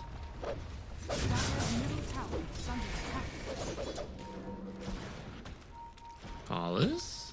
He doesn't have his spells because he doesn't have enough mana. Not me is actually just running him down. Is he just going to try and go? I mean, there's no way he gets a deny. He needs... Oh, he got a salve delivered. Stops a tree behind him. I think he's dead. He just didn't curse. I'm fairly sure he just walks away if he cursed him when he had the high ground. But 9 class here in the river. Going to dodge out the Illuminate, but one slide of fish should be more than enough to finish the job, and it is. Maybe he didn't have enough. I wasn't paying enough attention. I knew he didn't have enough mana for both spells. Maybe as he went up high ground, he didn't have enough for curse yet. No, he did. I saw it. Did? All right. Like, that move slow would have been enough, I think. We're going to see a fight here over this Wisdom Shrine. No Wukong's command. Yeah, he actually might have needed to drop that earlier, as now he is in some trouble. In comes the rest of the team. Trying to heal up. Okay, he is just winning 3v1, but he is definitely stuck here. He needs to TP out. In comes Silencer. Hold up. Is that going to be enough to kill him?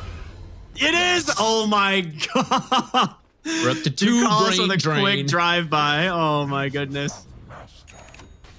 I mean, that's a sick rotation in for the Monkey King to take that Wisdom Shrine. That's a big deal. It's a little scary. It would have been a huge loss if he dies there, but all works out. Even forces another TP out bottom. That's no, doesn't even make it. Revenge for Ducalis. Avalanche toss mid. Remnants away. Okay. But has to put a real defensive remnant. Okay, it seems like they're starting to push some tempo here on Paravision. DM is level 6. They haven't really been able to apply any pressure to this Bristleback. But with Black Hole now, maybe you can make a rotation with the Monkey King. Invis here on 9 class. He bumped him. He knew something was up. He literally bumped him.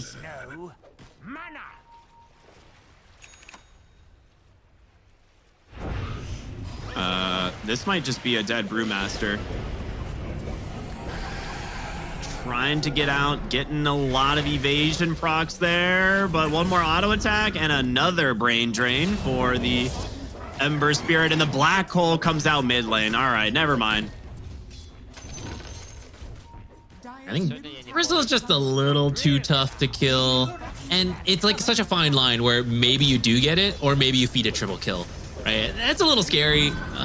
Might as well just build up your advantage by going to other lanes, mid, take the tower, build the gold lead, get more items, and then maybe it's a little easier to kill the Bristleback. Bristle actually comes here, wants to make sure he doesn't lose his mid tower too soon. Yeah, I mean, the tower dies there if he doesn't TP, so it's pretty smart. This Brewmaster is level 4, bro. His game, not super hot, I'll be honest.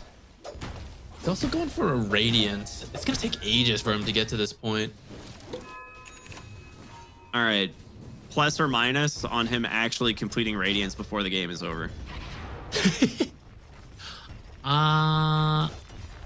What's he got? He's got 800 gold. I'm gonna hot take 19-minute Radiance. All right, I'm saying 28-minute Radiance. Dude, is that not enough time for passive gold to get you a Radiance? We'll see. The good news about Radiance is if you don't have any intellect from losing all of it to Silencer, it still does damage. True. You're so right. You try for a rotation, but Ward shouts him out. Bottom lane. Try not to lose more intelligence on this Brew. Brewed up plus pig out. Kind of a sick combo. Real fast. But they do have global silence now. So if they really want to get a kill here, they probably can. Ace Rune popped on the Ember Spirit, actually. No one needs to be very careful. Another brewed up pig out once again. But Ember's wrapping around. Maybe not paying too much attention to this one as, yeah, Boundless Strike comes out. Another brain drain. I'm feeling pretty good about my 28-minute guess here. Okay, what do you think? How many brain drain stacks are we going to get to? 190. No, I don't know. I'll say like 30 by the end of the game. I can see that. Carlos is having a great game. 3-1 and 2 already. As global, hasn't had to use it yet. Yeah, they just got the tier 1 bottom. They're looking really good. This Lifestealer, he's behind the Bristleback, but again, I don't think he minds. Like, Bristleback should be ahead with the Coddle, especially trying to help him out. So, ooh, this is a really big kill. He does have a big wand as well as a Lotus. If he could keep himself alive for the moment, be great. The toss, it's not gonna be enough to bail him out. 9 class, you gotta get him to safety. All right, Wukong's faithful doing some work. Okay, hold on, there's no way. Is he just dead on the Ember? It just refreshed the curse. It's gonna refresh the curse again. All right, hold on, running away. Infest to safety, he's gone. Wow. The Wukong's faithful actually doing a lot of work there. That Wukong's command staying alive for just a few extra seconds for him to get away. Really good stuff. Bristle's here, but I think you need Black Hole and Wukong's command to actually kill the Bristle. So if you don't have both, I think you just got to avoid the area. Just don't play near a Bristleback, right? Who cares? He's not going to like take your tower anytime soon. So you just kind of split the map and farm where he's not. He's got the Vanguard as well. Oh my goodness. So he's going for an early Aghanim Scepter. And Woe's going to have it here pretty quick. He is incredibly well farmed. But the other 3 cores of Paravision are doing exceptionally well compared to the side of One Move's other cores. Considering the Tiny is the same level as the mid Ember. Coddle recalls himself in. DM really looking for that black hole opportunity, but won't get it.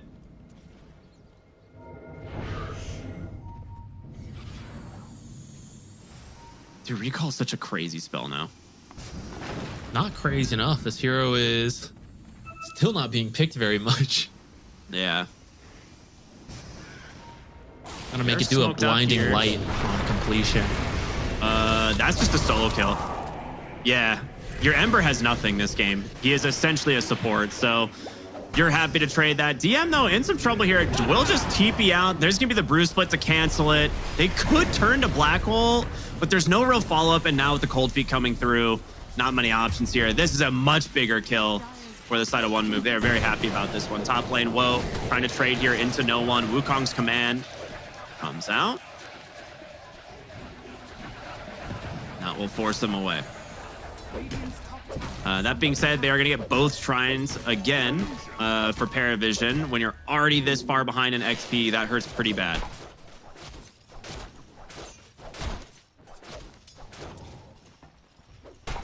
Another All right, to mid on the who Ember. gets Radiance first? Ember Spirit or Bristle? Or not as Ember Spirit. Brewmaster or Lifestealer? Well, it's absolutely the Lifestealer. There's no way that doesn't happen. The question is, how far behind is your Radiance from the Lifestealers? Too far. Bottom lane, looking a no little Bruce further. Split. Yeah, he's in trouble, I believe. They're gonna bring in Coddle. No, there's no way he gets out with the drain on him, right? It's close. It's gonna be close. All right, 60 health. on 60 HP. Just enough. Took the health talent on the pig pole, or the health enchantment. All the little numbers added up to keep him alive several times now, I think. He's like barely alive. Yeah, that's where you just cast global to extend the curse duration and kill him that way. That would be funny. First Tormentor is gonna go the Sot. Wow, it goes to 9 class. That's great. That will just help him farm. Like, he's already passed both cores on the side of One Move, so might as well. While we wait for this next move to this top tower, just want to remind you all to follow Fissure here. You can do !F in chat to stay up to date with everything that they are doing. Keep up to date with how many Silencer Brain Drain stacks we're at. True. 4 bounty runes for DM. That is a value meal, if you ask me. All right, Ducalis kind of dead. That's going to be the Ags reveal from the Bristleback. Walks right into him. Satanic needs to TP. Yeah, he's out. Ice Blast? Did not connect. If the Ice Blast actually hit there, he was dead because he had Harmlet on. They're going to try to keep this momentum going. They're recalling Bristle. Who was it? Who came mid? Oh, no, it's just Ember to get more mana. Right.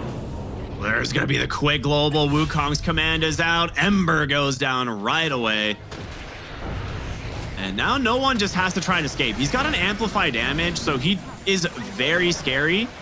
But he is really isolated from his team here. Nice boundless strike up on the high ground. Yeah. Avalanche. Oh, he tossed an Eidolon. That hurts. DM, you got to bail him out here with this black hole. This Bristleback is actually taking a lot of damage. DM, he's thinking about going for it. There's going to be the Avalanche. The toss, he's just dead. The Silencer actually doing so much work on this hero. Big Ice Blast now, though, connecting onto 2. No one goes down. As well as 9 class, they're going to lose the Silencer. Big play here from Difference, getting himself a triple kill. Apparently not worried about the threat of the black hole. That was 1,200 damage from Silencer on the Bristleback. Yeah. Over... He got cursed once and he can never get rid of it. Yeah, over like 13 seconds. Yeah. It was so much. That's what I'm saying. I mean, it's so good versus someone who needs to spam Quill Spray and nasal goo. Still, 3 for 1 is maybe acceptable at least. It's unfortunate you lose Bristle though, because he is like the entire net worth for your team. So it's the most worst. Free delivery, second kill. Oh, it actually saves him? I thought for sure they were gonna get 2 kills off that. The blinding. Okay, I mean, the way that Ryan has been playing this is kind of sick. Just the recall over to blinding light save his allies is pretty sick. It's not how I typically see. I don't think I've really ever seen Coddle played this way, but it's working. Ice Blast on the mark here.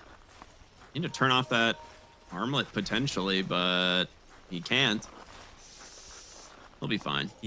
I love the update to the health bar UI, so you can actually see how close people are to actually shattering. Yeah, it's very helpful. Confused me a little bit though. It looks like the old barrier. I get lost for a second. That was 9 classes blink reveal, and Difference barely dodged out. 19-minute blink. Faster than the Radiance. Dude, I thought 19 was like, this so late. Surely he'll have it by then.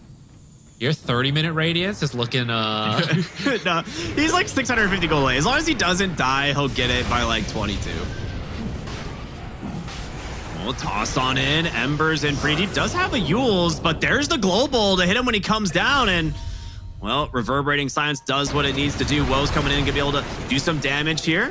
Malefice holding him back. They have the black hole. Wukong's command. Nice connection, but Ice Blast comes out, connects onto them. DM's gonna drop the black hole onto these heroes. An avalanche toss on the backside delivers him right on in. And guess what, baby? At Wukong's command, it's still running. And no one, he's going to survive this. They need to get out. It's the Ember Panda that's left. And they will continue to chase into the trees. He does have the Boundless Strike to follow. It's going to connect into the... He actually makes it? Yeah, he does. Not close enough to chase. The stun just barely missed as no one was jumping in. Maybe they can get it after that, but... All right. Trying to get this Radiance before 30 minutes. Gets out alive. Unfortunately, pretty costly. They pick up some major kills there in the Ember and Bristleback. Using all the big spells, so maybe this is a window for one move. Can they find anything? They're looking mid. 9 class. I mean, he's pretty rich. It's honestly not a bad kill, but maybe we're hoping for a little more. Definitely fine getting the kills on this, anybody on Paravision right That's now. true. Like, they're all super farmed. Yeah, when you're you almost have an Atos on Silencer. I think the next Tormentor is actually pretty enormous for both teams, because you can either get it for like your Coddle or Ancient Apparition, both of which I think are pretty good. But the scary part is if Paravision managed to get it and it ends up on either the Silencer or the Enigma, you're gonna have a bad time. I want to see Dakalis get infinite Glaives of Wisdom stacks. I need him to get the shard. I gotta see this. I mean, it also just changes brain drain from 1 to 3, right? Exactly. Like, yeah. Drain those so brains. All right, Radiance check. Bristle, Brewmaster, where's it at? Oh, it's being delivered. Ping the time, right. 21:52. 22. I was okay. My updated time was around 22 minutes. That's pretty close. That being said, Ember Spirit's also got a Radiance queued up. No, not again, guys. Don't do this. No. He's Shivas. He's Shivas. Okay, he updated. Ooh, not gonna be able to connect there. Ancient Apparition might just be dead. Yeah.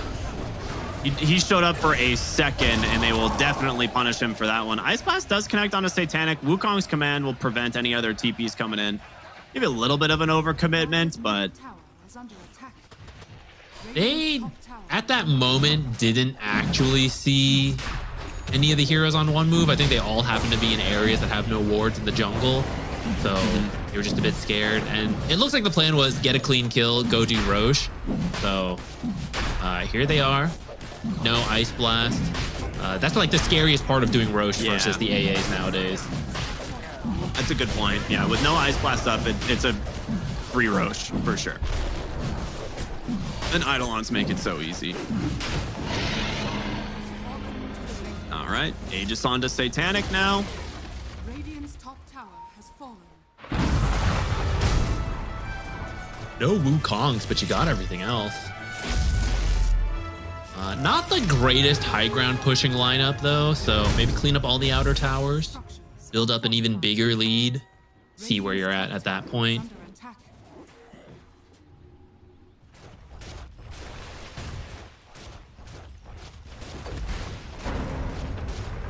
Wow, that tower is gone. Dire's middle tower is under attack.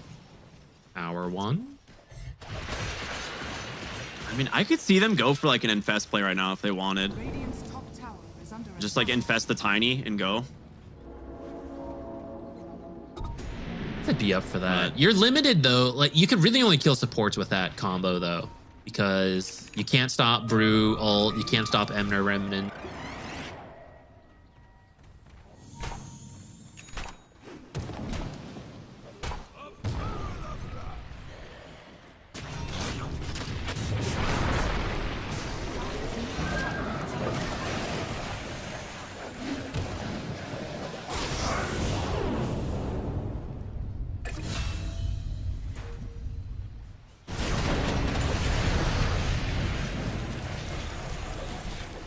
On the strike to get to safety, he's going to be just fine.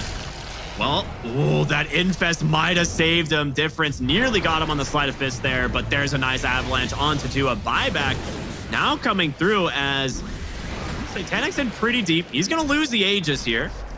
Do you have a way of bailing him out? 3 seconds till the rage. All the teamfight spells got used. I think you just have to run. He needs to run. Nice boundless strike. Silence going to connect as well onto the Brewmaster. He has to be very careful. He cannot afford to die back here. Ember. Silenced up. There's going to be the Brew split coming through. Boundless strike on the backside. Not finding the opportunity, but Satanic just chewing right through these summons. No one completely isolated on the backside now. He's gone in a little bit too deep. Boundless strikes on cooldown for several more seconds. Trying to heal up here with the Jingu, but it's not going to be enough. Huge avalanche toss. They're going to be able to take down two. And now the Brewmaster, as he recombines, going to die back here in the middle of all of this. And Satanic, he's doing some work, but these buybacks, are they going to keep coming through? Are they going to matter? He needs to get the safety. Nice Force Staff into an infest will get him out. But the Bristleback just dies to Ducalis. This curse lasting for an eternity. As Difference, he's got no remnants left. Satanic has to dodge the Ice Blast. He will. He's going to find a shield rune. He's going to go right back in. DM pops a BKB, continuing the aggression, a fight that never ends. My goodness. This is like a 3 for like 8 or something. 2 diebacks? 3 buybacks, 2 diebacks. 22,000 damage just about for both teams being dealt. We've had a lot of long, scrappy fights today so far, man. Man, fighting was more fun. Let's just keep going looking for more. There's another one. There's the Coddle. This is getting to the point where I think Lifestealer is too problematic. We saw in the fight, like, Woe is getting a lot done, but until he has BKB, he's just gonna die to Silencer. Like, unironically, like he presses Curse on him once, and then it stays on him for the entire fight. I think, whereas Satanic just can weave in and out. This carry Bristle with Seeing Red has the physical damage to kill the Lifestealer, but you don't really have any lockdown or control, so it's so hard. He's just slipping in and out of the fight, infesting people, healing up, getting back in. He's not just being like controlled and then you let the Bristle kill him. Yeah, there's no stuns, right? Like we talked about this. There's 0 stuns on one move's draft to lock down the Lifestealer. I'll have you know, if he stands in cold feet for 4 seconds, he'll be stunned. Okay, you're right. My bad. If he stands still for 4 seconds, he'll get stunned. You are correct. He might have to BKB this, and he will. So that's a very minimal commitment to get the BKB. And just like that, makes the game very difficult here for one move. Class looking for more. Avalanche toss back. Global silence is out. And goodbye, Ancient Apparition. No Ice Blast. Which they might just go for... I was gonna say they might just go for the black hole, but you need a little bit more damage. The Wukong's command, it's getting dropped. Boundless Strike's actually off the mark, though. Not what you were looking for. They will try and chip some damage into the tower, but unfortunate there from no one. They back away. I mean, they're still in such an enormous lead right now. I think they're okay just backing away. They don't have to take the high ground quite yet. Yeah, you can steal Wisdom Shrine. We were talking a lot about this last game, but it really is impactful. If it happens once, it's not the end of the world, but the more and more you do it, you just get a bigger and bigger difference between support levels. And this time, what do we have? About a 2-level difference for the supports. 16k gold lead. Things looking very good for Paravision here. I think you just hold the map, wait for that third Roche. There's one more tier 2, which I think you can take before Roche is even up. And then you just see if you manage to get a big black hole, sure, go high ground. If not, just keep waiting for Aegis, wait for the right moment, get a clean game 1 win. This Disperser pickup on the Lifestealer is actually just game winning. Like I don't know how you ever kill him once he has it, right? Like he can dispel Cold Feet. He doesn't need to buy BKB like ever. You can just dispel Cold Feet. That's our one stun. Yeah, you can just dispel Cold Feet or like the chains from Ember, and he just walks away hasted. Like you're never gonna hit Ice Blast anymore. Like he's chilling. It's such a sick pickup this game, and it's being delivered. Oh, he has it now. It was already delivered, so he's now on his way to a Basher and an AC. Yeah, I mean, Satanic is a beast in this game. I think they might want to go high ground. They put an aggressive ward. Maybe doing it ahead of time. They catch one move on. They're about to walk into Bristleback here. Wukong's command is out. He's inside the black hole. There's no chance of getting out of this one. 65 seconds with no buyback. Heisler just cancels his TP and goes straight back to pushing the top lane. Yeah. Why not? Call the bluff. No buyback at 30 minutes, right? Especially when you're behind, you can't really afford to be saving buyback. You have to go greedy and just keep buying items. That opens up windows like this, where if you do get picked off, the enemy team can take an educated guess that you don't have buyback, and this could be the first racks of the game without even needing the second Roche. They also know that like 3 heroes on the side of one move don't have buyback, so it doesn't really do them a lot of good. That's true. For They used a lot earlier, right?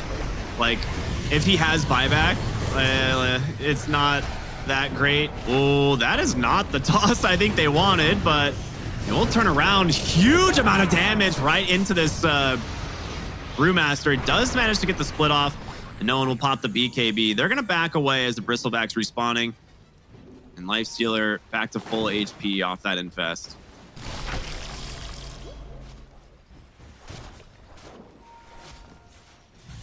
One global if you really need it, but otherwise I think you're just waiting for your other team fight spells to come back up.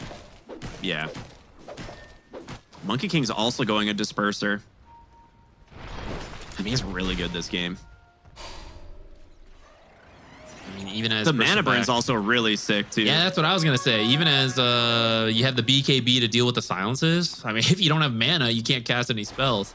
You get two diffusals burning all your mana. Not that smart of a hero, so walking into Wukong's is gonna be real fun. Yep. At least you have a keeper. You get some extra mana from that. Though in a way, that just means even more damage from the dispersers. Satanic just walks onto the high ground, seemingly uncaring. You're just gonna fast with the disperser. Yeah, it's actually kind of sick. They BKB this. He can disperse her and run. Ice Blast will connect. Never mind. It does not. You lose the silencer for this. I thought he might global there when the Ember popped the Yules, but decides against it. That's you an can amplify still damage. Oh, difference. But you got to be careful. Once again, able to dodge this out. This the zero cast point that got brought back, saving him there. Yeah. Disperser can still be used on allies, can't it? Yep. Yeah, and you still get the buff as well. Because I He feel could have definitely bailed out the silencer there. That's what I was thinking. I didn't want to say it, but like he definitely could have saved the silencer. He just self-casted that bad boy and ran. Ducal is gonna have some words for him later. He's like, hey man. Ducal is checking. He's like, hey, Satanic, you can still use disperse on allies, can't you? I'm gonna double check now and make sure, but yeah, Oh yeah, I see it. Yeah. yeah, caster is always granted. Yeah.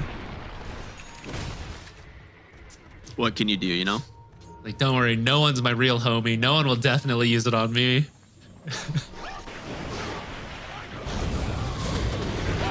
Glass tries to BK, tries to TP on out here, but not gonna happen.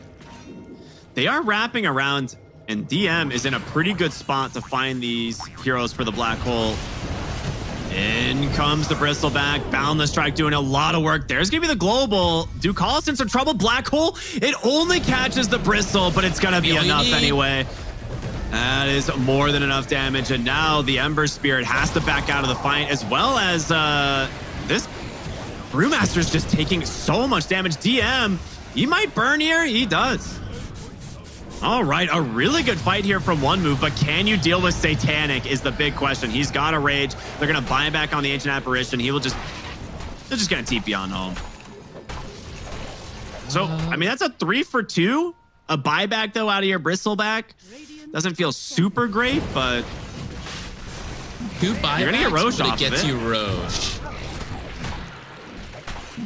I think that's okay.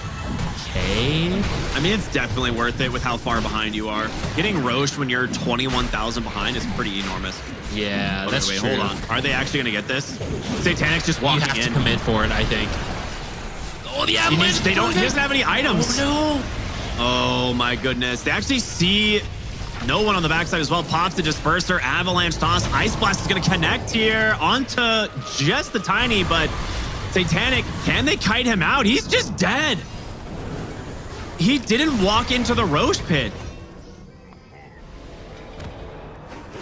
I felt like you just go for the Roche steal, but he did not make an item slot, and that cost them enormously. yeah, maybe you still don't get it. Like, it comes down to a click war, but I think you could have been there for it. Of course, that is very heat of the moment. Very tough to make the calls when you don't have full vision like we do. So maybe something just made them doubt it. But in the end, as things start to settle, they still have the Aegis on the Bristle.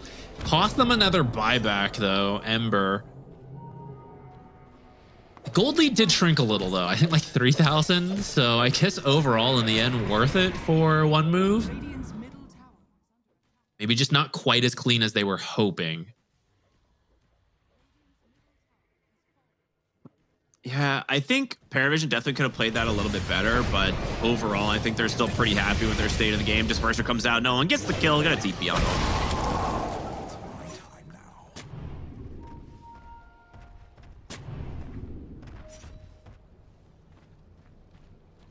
Bristle's tired of all these BKB TPs out. He's going to start working on a...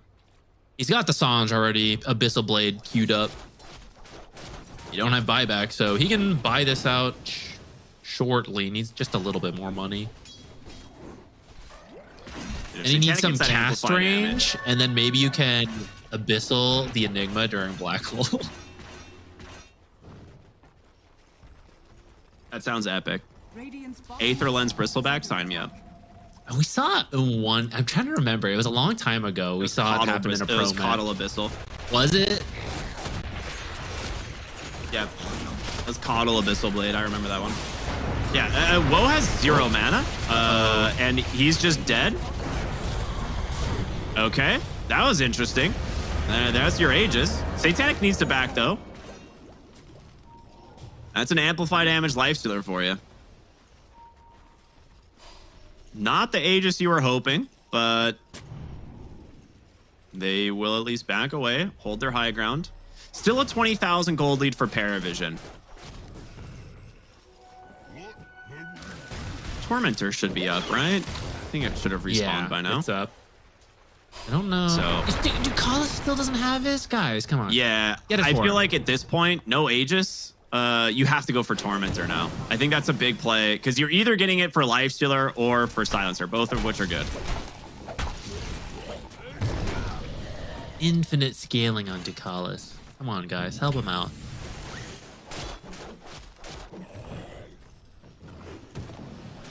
It's time for Silencer to become a core.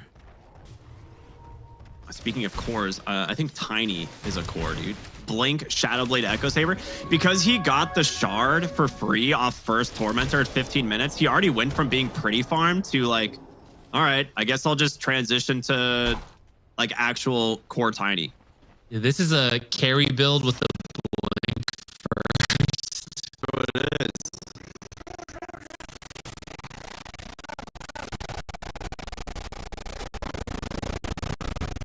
There. It's just, hey guys. Poor Ducalis. Goes to Satanic. So, Infest now applies Open Wounds AoE. It's kind of nice. It's situational, but definitely would have preferred the Silencers. He might just buy it now. He wants his refresher. Okay, that's actually pretty sick. He's item. not getting to farm very much because of 9 classes shard. Dire are scanning.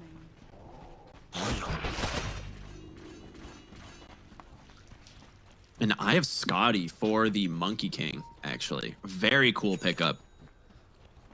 Reducing some of the healing you get in from the Coddle, but also just making it much more difficult to get away from this guy. 9 class. Another Shadowblade has the Infest. Who are they going to find? It's a nobody, but they're hoping to find someone on that War's Hunt. Down the Strike is down. Avalanche. BKB is there. Ice Blast does connect onto the Tiny. 9 class is dead. He's going to shatter. With Ice Blast being down, no one in the trees. Thinking of dropping the Wukongs. He's going to do it. They really want this Brewmaster, and they get him. They just black hole him completely. Drop the Global Silence. No way to save him.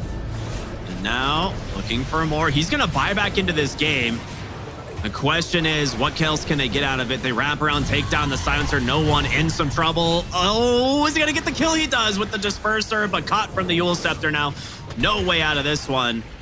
Another one fight from one move. It costs you another buyback. It's like their 8th buyback this game or something.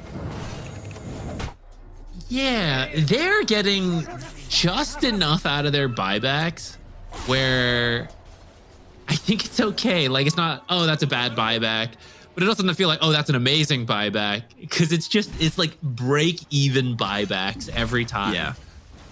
But as they maybe do a little bit of tower pressure, it becomes maybe more worth it if you can open up the map a little.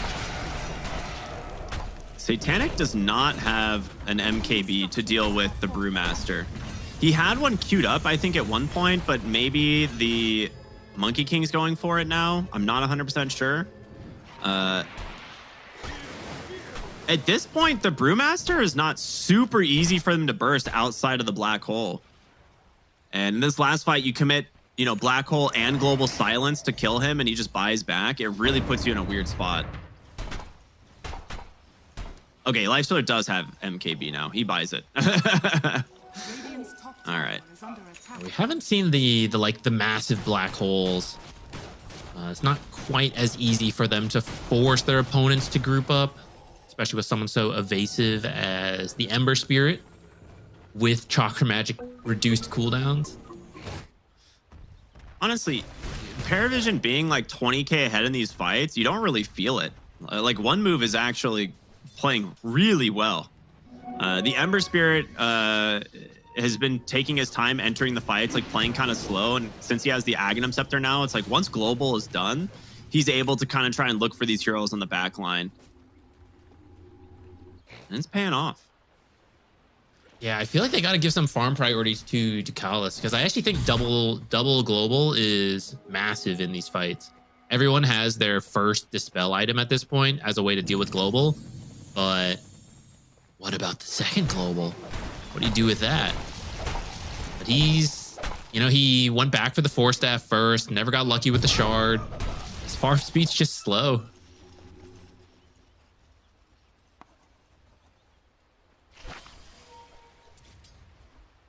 Monkey King actually going for a refresher now as well. Radiant are scanning. I mean, that's like a pretty typical late game item on Monkey. Having the double BKB, double Wukong's command as you get to your level 25 is pretty massive.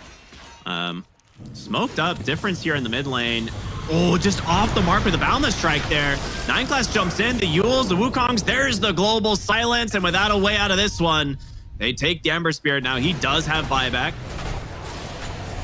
As they chase for the Brewmaster, the solo Black Hole's got him. That's the dieback. Quick Boundless Strike to take down the Ancient Apparition as well. And 9 class, he just destroys the Coddle. 3 buys coming quickly out from one move as somehow Satanic died. And 9 class, he's bashed up. Oh boy, that is scary. He's trying to get something here before he dies, but he's not going to be able to. Okay, this has to be the most buybacks I have seen out of a team by 40 minutes I have ever seen. And it's working. That's what They're barely staying alive in these fights. Yeah, they're making just enough money where it's not hurting them too badly. And they're scattering them enough that they haven't been in the spot where it's like, oh, we don't have buyback, so we lose the base. Satanic hit by the Ice Blast there, and the Quill Spray buildup is finally getting to him. We were saying earlier, the physical damage from Bristle is enough to kill him, but he don't have lockdown. But now with the Abyssal, kind of provides his own lockdown. They could get another winning fight, finally take a tier 2 tower, and they just need Roshan to spawn. It could be up. They really need the good luck here, because this whole time they're barely clicking on at this 20k disadvantage. They are somehow still winning enough fights to stay in, but they haven't been able to reduce it very much. They need this Roshan to spawn so they can finally start gaining some ground. Every single fight, the reason the gold lead never change is like they win the fights, they get like 3,000-ish gold, but all of that gold is spent on the buybacks. So it's like it's never going anywhere. Like they're spending so much money on buybacks this game just to try and stay even. All this is buying more time for Dakalis to eventually make it to his refresher. He's 500 gold away now. Yeah.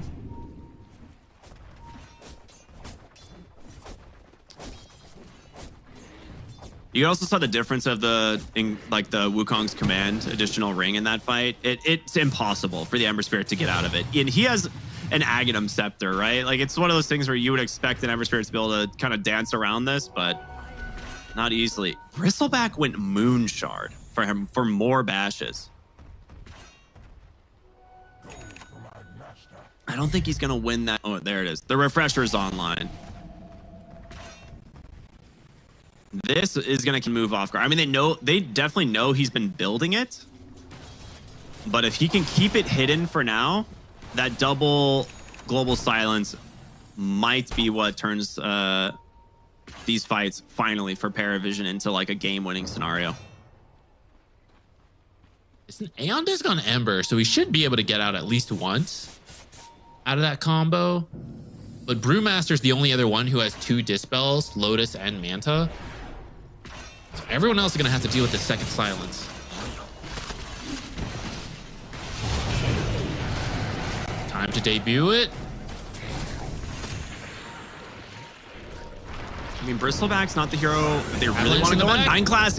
Oh, that's a dead Ancient Apparition. That's a dieback on Ancient Apparition. Rain as well, nowhere to go. They did get the silencer, but yeah, there's your black hole. Yeah, no way of canceling this. Bristleback dead for a minute or 2 straight minutes. Has the buyback, but I mean, shout out to 9 class, dude. He's like, yeah, whatever. I'll jump the backline, guys. I'm finding the right openings every single time. Took a couple tries, but finally punishing the use of buybacks where these supports cannot enter the fight again. And you need them. You need the Ice Blast to have enough damage. The Coddle giving more mana, reduced cooldowns to spam these spells out on the Ember. Without them, it's taken a long time, but it might be the base, it might be Megas. I mean, they got to be very careful here. They're going to jump on in, but Satanic is so damn farmed. Abyssal Blade is out. As he's just going to stand his ground. Still has an Infest to get the safety, which does get pulled back for the moment, but a nice avalanche toss follow-up from 9 class, and that is just a dieback onto your core Bristle. This will be mega creeps. And Mr. Global Silence is going to respawn in 6 seconds to throw that from the fountain if he needs. Never even used the refresher. Still has 2 as this comes back up in 10 seconds. Yeah. This should be it. I don't think you get in hold without the bristle. No one is dropping the ult in the base. Yeah, I mean, it's just gonna kill the Ancient Apparition. And they're now looking for the Boundless Strike here. There's gonna be global number 1. Aeon Disc doesn't protect them long enough. And there's your second global. You can actually miss the Ember. Oh, no, there we go. Caught him for a moment. Aeon Disc comes out, Nullifier catches him, but he's still going to be able to get away. Dances around constantly, but the Atos now connects.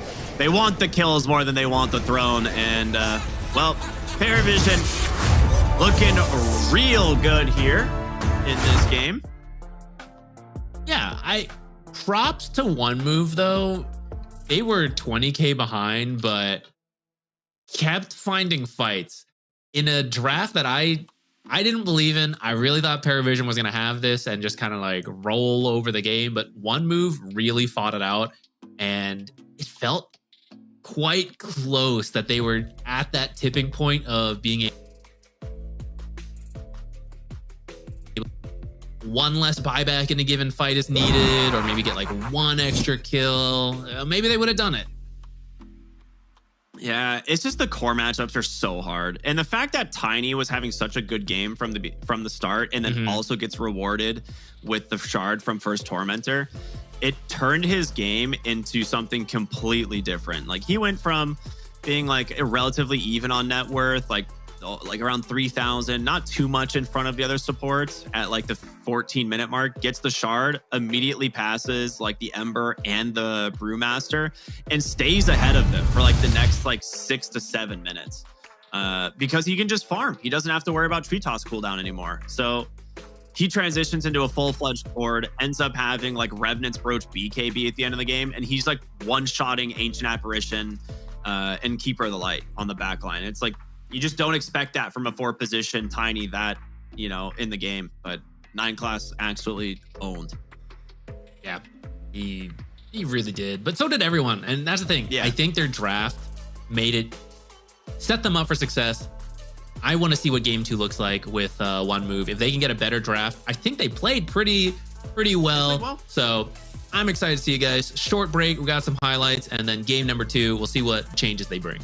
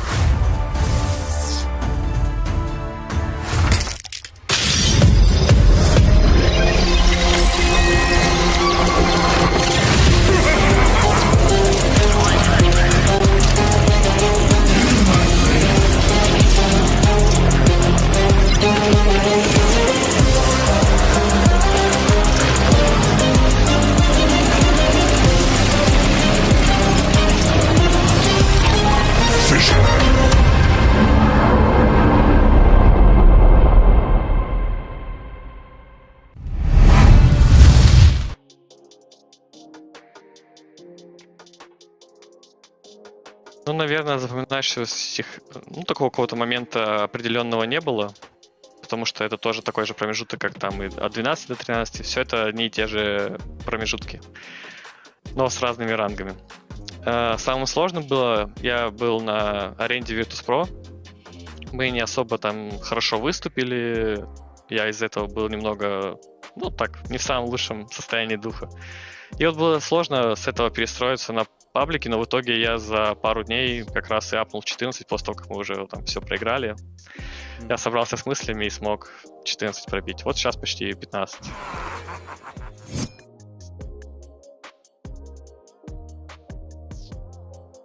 Самый ключевой фактор, я считаю, это ранняя игра. Я вообще любитель ранних игр, потому что противники сонные. Конечно, и тиммейты часть сонные, но все равно это какой-то дополнительный буст какой-то есть от этого, то, что это ранняя игра, а у меня режим в целом хороший для ранних игр. Я помню, мы играли с Линой обе игры. У нас там начало не задалось, в обеих, по-моему, даже. И в какой-то момент наш игрок на линии Defense говорит: парни, они в любой момент игры проиграют. Дайте мне пару минут, я нафармлю Гaimin Шард и просто ваншотну фантомку, там, когда фантомка была очень большая.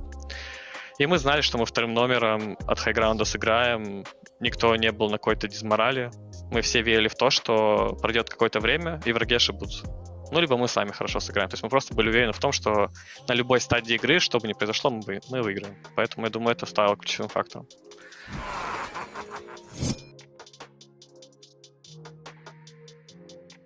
Я считаю, что если играть на рейтинг, то нужно пул сокращать максимально, чтобы было от 3 до 5 героев.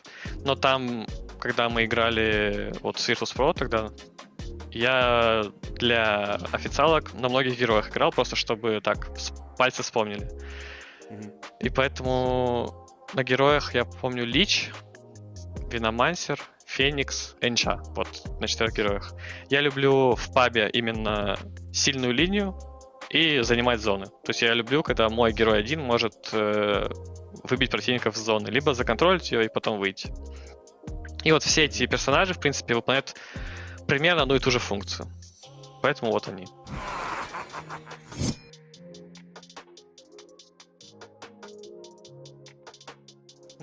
Мы обсуждали еще по изменениям. Лича убили полностью.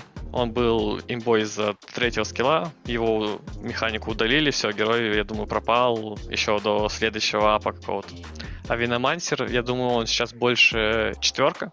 Вот как нам показывал там в Анже или 9 класс. Это то, что лесной Виномансер с Найтсталкером или там с другим любым героем. На 5 есть просто лучшие герои сейчас, которые дают и большой тимфайт, и сильную линию, а Виномансер все-таки не самый сильный лайнер. Поэтому я думаю, он чуть-чуть послабее стал, но на 4 все равно хороший герой.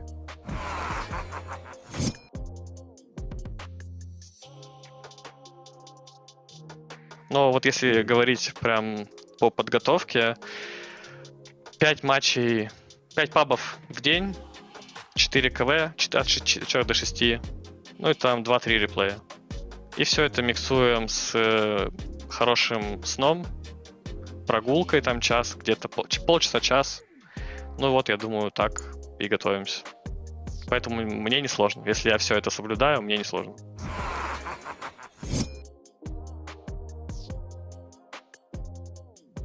Я видел, вчера, инвайты, по-моему, были. Я посмотрел. Хочется, конечно, против любой тир-1 команды сыграть, потому что они с нами КВ не играют. Мы понимаем то, что мы не самый лучший соперник для тир-1 команд на КВ, поэтому хочется в первую очередь против них. А если про игроков... Нет, наверное, начнем с команды. Это Aurora, чтобы посмотреть, как они играют. Потому что мне интересно, как эти люди между собой стакнутся. Какая химия будет в команде и как они будут играть. Мне прям очень интересно это. И есть игрок, наверное, против 9 класса мне будет интереснее всего сыграть, потому что я считаю его очень сильным игроком на 4. И мне хочется понять, насколько я справлюсь против него. Это такое... Я к нему очень хорошо отношусь. Мы иногда переписываемся в Стиме, и мне по-русски хочется понять, насколько наши уровни разнятся или не разнятся.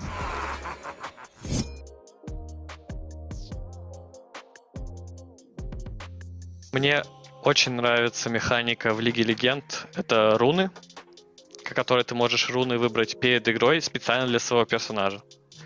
Я считаю, что в Доте это уже началось, как у нас есть, например, аспекты, но, возможно, в будущем будет какой-то определенный набор таких вот вещей для конкретно твоего персонажа, который ты можешь выбрать, например, там, ну, самый легкий пример — это доп. Одна броня, например, на героя, там вот ты играешь на ЦМ-ке, у тебя есть выбор доп. Броня, либо же магический урон с тычек с руки. Ну, что-нибудь вот такое, я думаю, какая-то такая механика вполне возможно появится. Болейте за OneMove. Я думаю, мы покажем вам некоторые стратегии, которые вас удивят. Ну и постараемся закончить хорошо этот турнир. Я вот хочу, чтобы просто была красивая игра. Чтобы мы вам показали то, что мы умеем.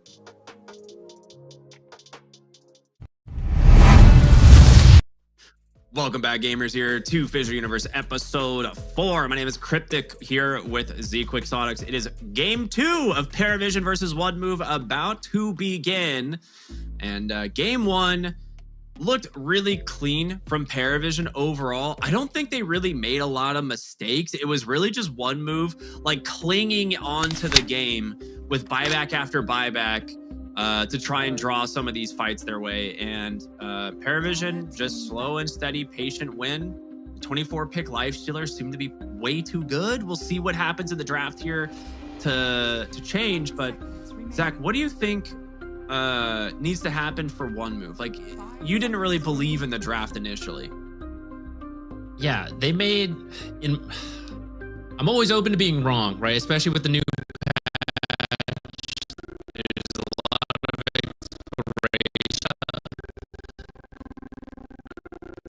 it really is pretty good in terms of how long they managed to hold on.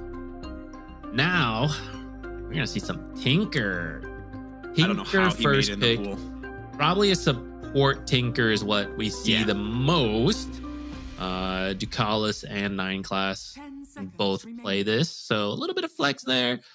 Most common responses are removed, like AA is really good. Night Stalker would be great to find it, so those are out. Very different bans that may slip through. Like Abaddon is here. They're gonna grab Ember as the immediate pick here. Now, that being said, you only get one ban to protect it. I'm guessing it's the Monkey King. Based on last game, there is no way they give no one the same matchup as last time, which, I mean, he absolutely crushed. I think at that point, you kind of just accept that you're gonna have a rough time on the Ember Spirit.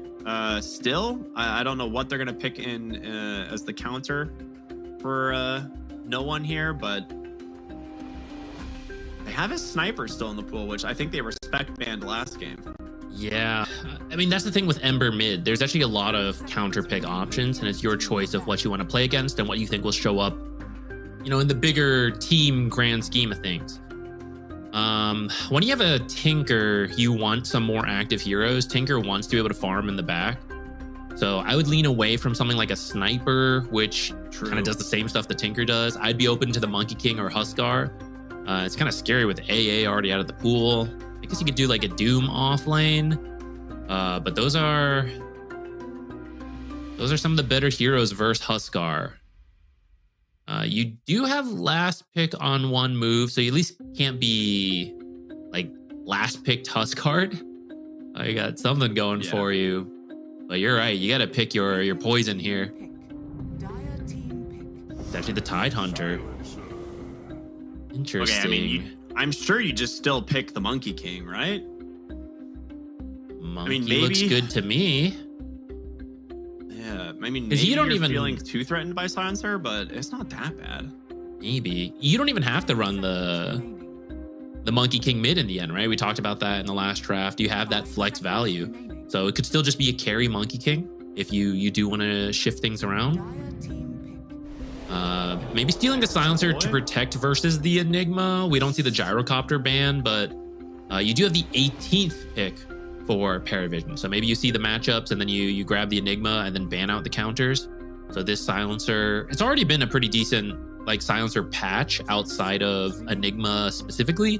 So even if Enigma doesn't enter the game, Silencer can still do a decent amount. And in particular, versus that Tinker. Tinker being able to spam rearm and a bunch of spells in a fight. It's kind of what makes Tinker good. So if you can at least silence him, remove him for a little bit, it does help. Maybe you can find him, kill him, or at least kill the targets you want to kill without having to worry about blinds, March of the Machine heal, the shield.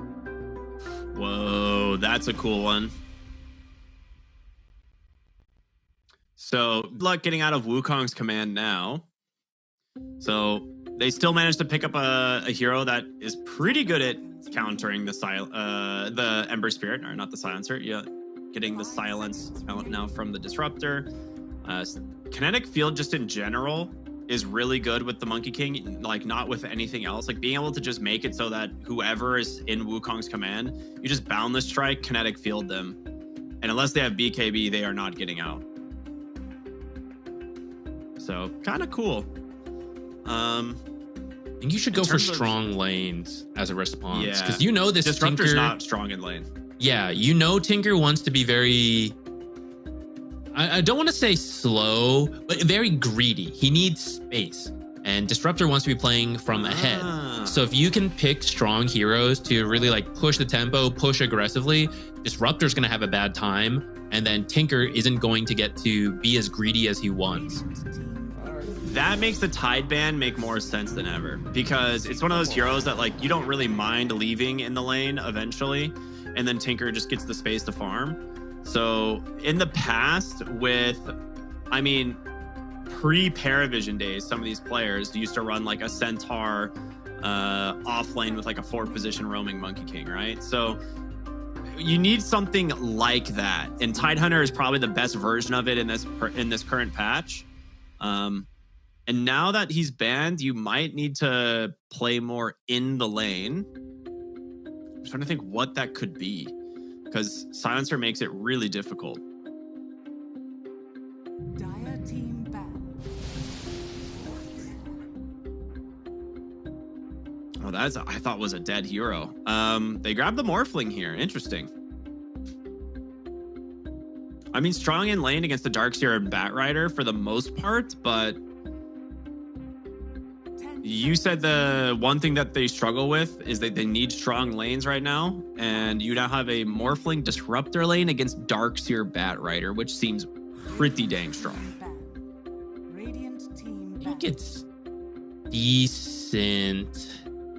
The thing, so I mean, this might be a mistake, would be very costly in this lane, because as long as Morphling responsibly stays at relatively high damage, you can actually deny Darkseer incredibly heavily. Just prevent Darkseer from having a good game, and you never reach that point where the Darkseer illusion, that's kind of the idea that it's strong versus Morphling, is that you create your own Morphling. But if you're just really far behind, you completely miss the tempo, team play part of the Darkseer, and then you just have to completely rely on copying him later. But if you slip up, you can easily be killed by Vacuum, Ion Shell, Flame Break damage, all of that. And there's a lot of pressure on the Morphling when you have a weak laner. Like Disruptor, though you could maybe do Disruptor 4 and take Tinker, who is a stronger laner, but I don't think either of them do particularly well versus Darkseer. I think so again, it's a lot of pressure on Satanic to just not slip up on the morph. I think Glimpse and Kinetic Field are your best bet at not feeding on a support in that lane. Maybe Tinker's like March is good enough. I guess that's something to consider. Like maybe just having March might be enough of a like heal exchange slash health like damage exchange to warrant them not going for the dives. But I feel like Disruptor, at least having like Glimpse or Kinetic Field, might be better. Either way, I'm with you that I feel like both of them are going to struggle. Either one would struggle. They still banned out the Enigma despite having the Silencer counter. Still worried about like that potential blink black hole.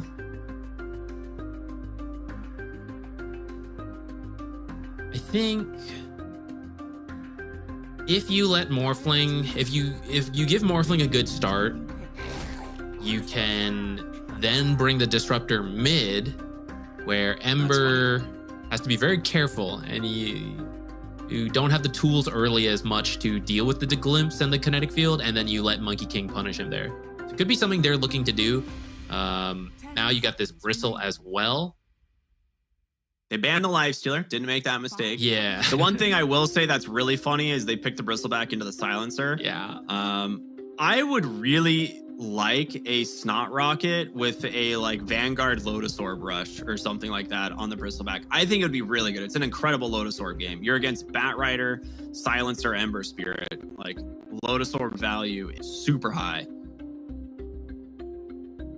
I agree. I like that idea. Another way to amplify the Monkey King too, who's already going to be having a good game. And I like it because it wouldn't be as greedy as seeing red. I know Tinker wants to make his own stacks and do them himself. He does not want to be making them for Bristleback. I mean, now you definitely go Snot Rocket, right? Just kites out the Dragon Knight super hard. So it will be Woe on the safe lane DK. And that's kind of expected for everything else. It's the 4 position Tinker with a Bristleback. We were wondering like what type of hero could you leave in this lane and that would still do relatively well if he wants to play very greedy. Bristleback kind of works because if you go Snot Rocket. Now you do have to be very careful about the curse coming out, but with Snot Rocket, if he's taken damage, it doesn't count to like reapplying the curse if the Bristleback procs the nasal goo. And so that allows him to at least create distance between some of these heroes. So I think it works out really well. Yeah, I like Paravision's draft. I think they've done some good stuff here. The big question is again going to be this mid lane of like no one on this Monkey King versus difference on this Ember Spirit. If he just has the same game he did last time, I feel like they're going to struggle a lot on one move once again. Yeah, and this time 9 class has an actual meta hero that scales really well. Last game, he had a great game on the Tiny support, but Tiny support's not even that good. This time, if given the space with the Tinker can create massive problems very early on.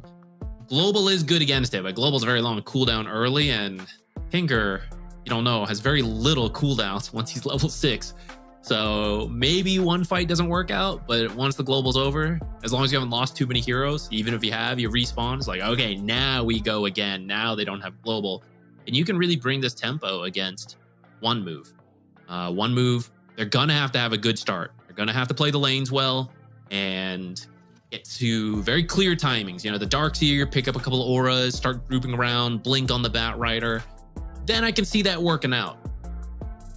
Okay, well, we'll see if it works out in the end as we're going to get ready to jump into game number 2 here of One Move versus Paravision, who is Paravision's currently up 1-0 in this series, and they look pretty dang good in game number 1.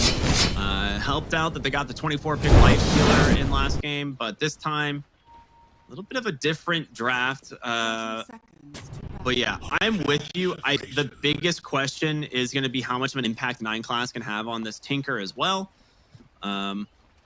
Snot Rocket is I honestly wasn't really sure what offlaner they're going to pick to deal with the lane. Snot Rocket Bristleback is probably the best thing that they could have come up with, and I think it's going to do a lot of work this game too. Which, ooh, that's a, oh, he went kinetic fence. All right, goodbye. There's no shot. That is a first blood here going to 9 class. I definitely would have liked that to go to your mid laner, but to be fair, he doesn't really need it, right? I mean, he's going to win mid regardless. Kind of saw it happen last game. So maybe this is fine. Yeah, we got some fun facets. So we got the Snot Rocket. That one's not too crazy. It's just less popular than seeing red. We saw the kinetic fence, which I'm pretty excited about. I think the idea is conceptually cool. Excited to see in a pro match and see like any cool ideas Ducalis has for it. We also have the Frost Dragon on Dragon Knight. This has been getting more popular, and it makes sense versus this Morphling, Bristleback, Monkey King, Tinker. There's so much healing in this game. You can just reduce it for free with the Frost Dragon facet. Hopefully we get to see some cool value from it. I actually wasn't sure if he was going to keep it or not, because I saw him select it early on, and then I was like, all right, I mean, that's not what we typically see. Like corrosive, as well as the fire dragon has been pretty common. But yeah, Frost, I think, was the most interesting of the dragon forms, in my opinion. But Agreed. It really fell to the wayside with just how good the fire dragon was. Or not even how good, how broken the fire dragon was. Let's just call it what it was. So, yeah, it's cool. I like it. I think it does a lot this game. Yeah, max level, for those of you that aren't familiar with it. For now, level 1, it's 14% heal reduction, and that'll go up to 35% when he hits level 18. Or sorry, when Worm's Wrath is maxed out. So Yeah. that's a lot of anti-heal. And you still get a little bit of splash off of dragon form now as well, so...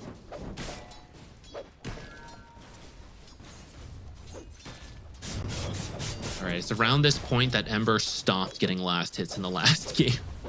I mean, he already has more than he did last game at like the, I think, 5-minute mark. There we go. Life's all about little improvements. I mean, yeah. I think he was 9-0. Or no, he was like 9-2, I think, at like 3 minutes last game. So already doing a little better. But yeah, the Monkey King getting like level 3, level 4 is where the game becomes like unplayable in the lane.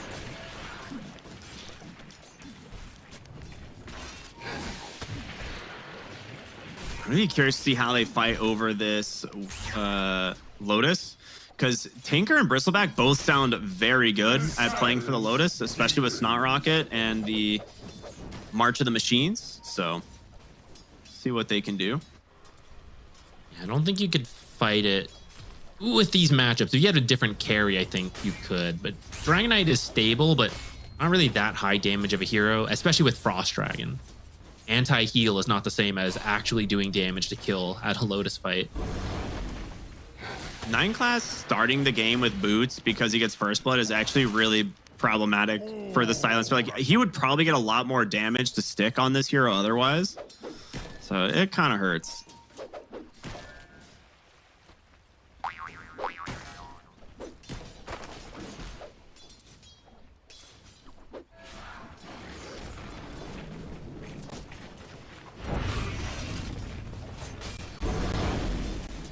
Looking for more poke on this silencer, getting a point in the W. I mean, Dragonite's doing okay, so I guess it's working. Stacks are starting. Nice thing about the boots, you get to your triangle faster. Oh boy, Difference needs to run here. Yeah, it's a Boundless Strike. He's got the Orb of Frost. He's just gonna walk into Ducalis though, who, well, does get a nice chains out. We'll turn around onto the Bat Rider, and this should be a kill for the Monkey King. It's closer than I would have expected. But the Ember Spirit TP to the tower, refills his bottle on bottom rune as well. So he will Boundless Strike the wave, try and get a little bit of health back here. Which, there's a Disruptor. Gonna glimpse, has... Oh, Nice. what a Sleight of slight fist dodge. dodge. That is sick. Necessary Really too, good stuff there. because he had kinetic field or kinetic fence, 2 charges. So I think if that glimpse works, you are keeping him stuck there long enough for Monkey King to kill him. Yeah. At least to give him another round of Jingu, which just completely ruins his lane. But Monkey King not having as amazing of a time as last... Okay, rather Ember Spirit having an infinitely better game than he did last time. Yeah.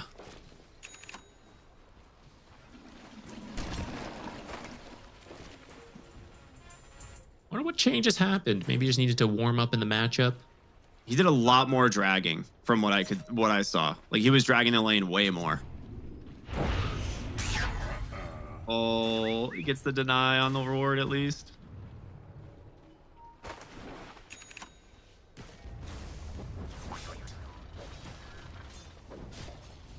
Class going to deny his own ward in response.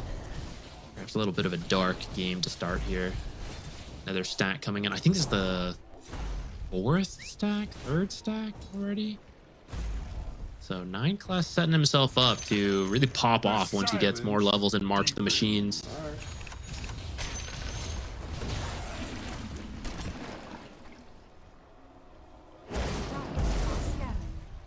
Ace Rune Nice top. attempt. It's actually perfect for Ember in these kind of situations. He's doing a lot better, like we said, but you still want to make plays as an Ember.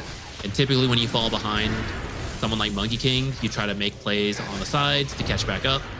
Haste Rune is perfect for that.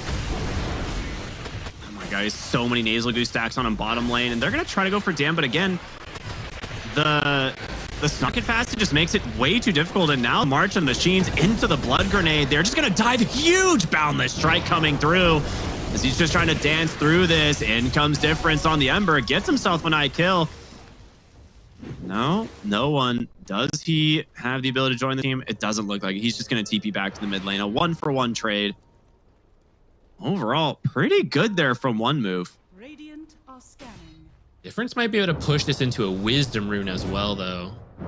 Remnant over. Ooh, second Remnant. I didn't know that tree you blocked there, actually. Dude, Kalasati might still be walking in. Oh, just too late.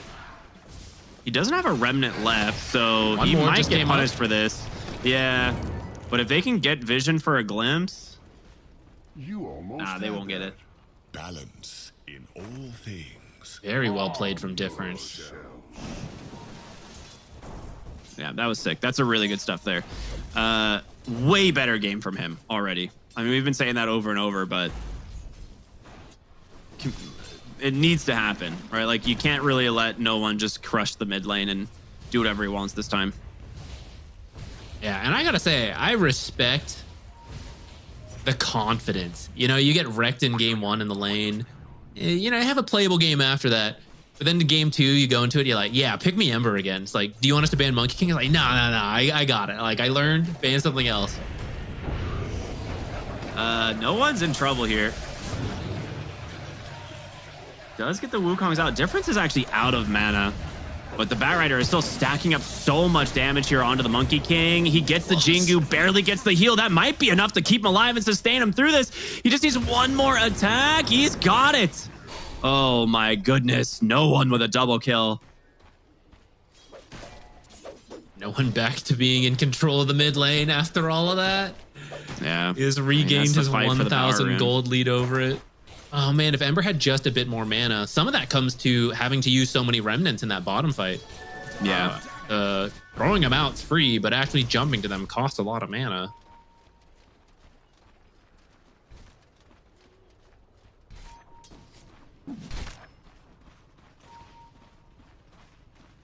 As we get to 9 minutes here, top 3 spots going to Paravision. And we were a little worried about their lanes, especially how Disruptor and Darkseer, or sorry, Disruptor versus the Darkseer Batrider is like, that's not that great, but yeah, they just left Satanic here alone. Satanic did what he needed to do. Top of the last hits. 9 class has a bunch of stacks ready. Level 3 March. Looks like some of them got cleared. He needs level 6 to really do this stack, though.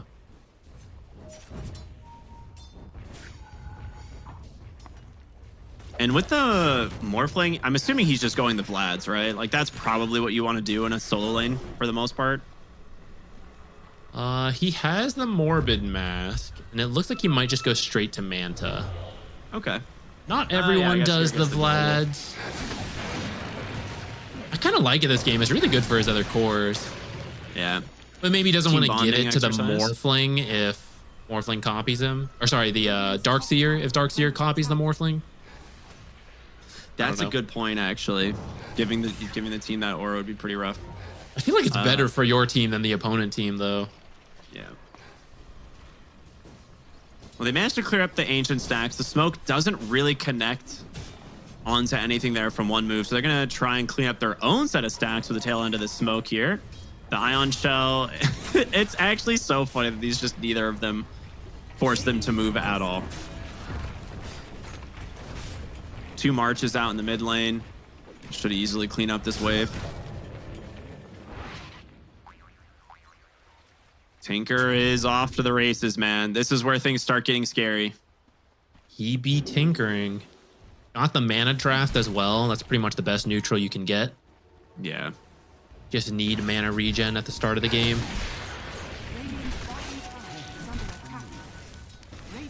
Can you punish this? I mean, there's a bristleback with a halberd. You'd love to deal with him, but I don't really Not know with if you the disruptor can. there.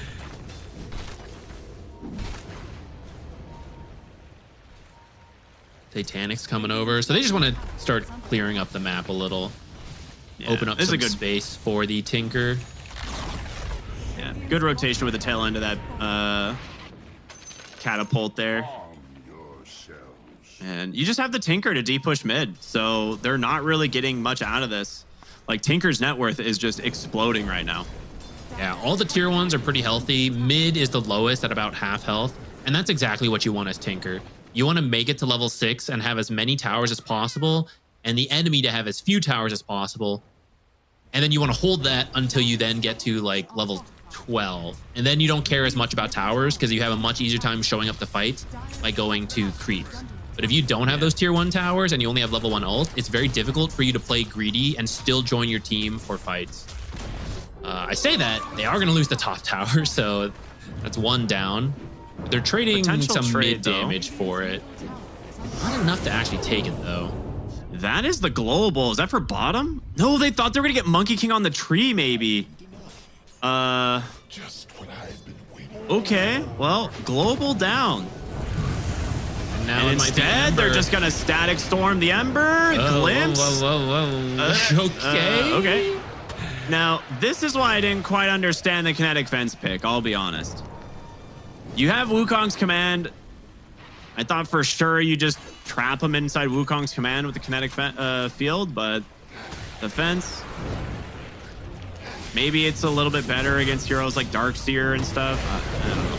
But speaking of Darkseer, big wall onto 2. 9 class in really deep here with DM, and well, that's 2 heroes just dead. Maybe it's to throw confusion in the fight. Like there's Darkseer's wall, and then you just start throwing kinetic fields as well, and everyone's just confused about all the lines. Doesn't seem to work there. That should have been an Ember kill, even with kinetic fence. I think he just slipped up in placing it and didn't block the Ember off in time, but he should have been able to. You get the Ember kill, and then I think that should be a clean mid tower without the one move feeling like they can defend. Instead, a very nice vac wall. You get a double kill. Maybe they take the tower first. Ooh, maybe not. Satanic's here, brings a lot of damage. Okay, Kinetic fence is and not looking as good, man. I don't know, man. I don't want to like harp on it too much, but you just could have killed Darkseer as well, and he's just runs away instead. Yeah, it wasn't a misclick either. He started on kinetic field and then swapped over. He's gonna get this Wisdom Shrine. Ooh, tries to bonk him away. No one. Does have a Diffusal. Will get a decent chunk of damage here. There's going to be the lasso. Chains might buy in the space. It does. He just drops the Wukong's, though. Is it going to get the kill? It does not. But the damage. Oh, it does. He walks back in and dies. A 2-for-1 plus the Wisdom Shrine. No one's gaming. He did this last time, right? It's 6 minutes instead. I don't think he was expecting it to get a double kill for his efforts. Yeah. But it works out. Make space for the mid lane tower to finally be taken as well.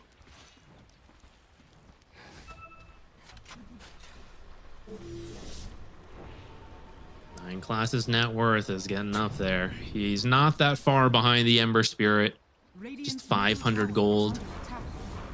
Ooh, Mjolnir as the first item for Dragon. Okay, I'll be honest. Maybe Mjolnir is just the best farming item in Dota right now because we've been seeing a lot of ranged heroes just rush Mjolnir.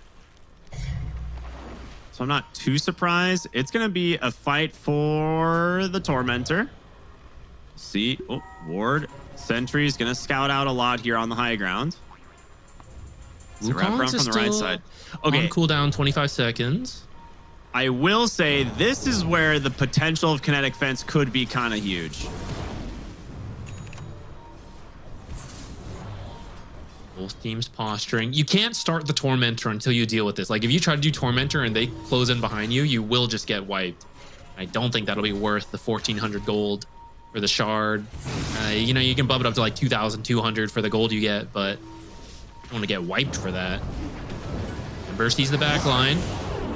There's going to be the global silence out. Trying to get this Darkseer to safety, but he just drops the wall, but it's not in time. Lasso is out. Ducalis survives. Do they get the catch here onto Difference? He ends up on the other side, but they've got the Monkey King. Wukong's command still beating away at this Dragonite. He's forced to run without much resources left in the tank. And, well, 4 heroes still alive on Paravision as the Tinker's going to come back. They should be able to get this Tormentor with the minus armor.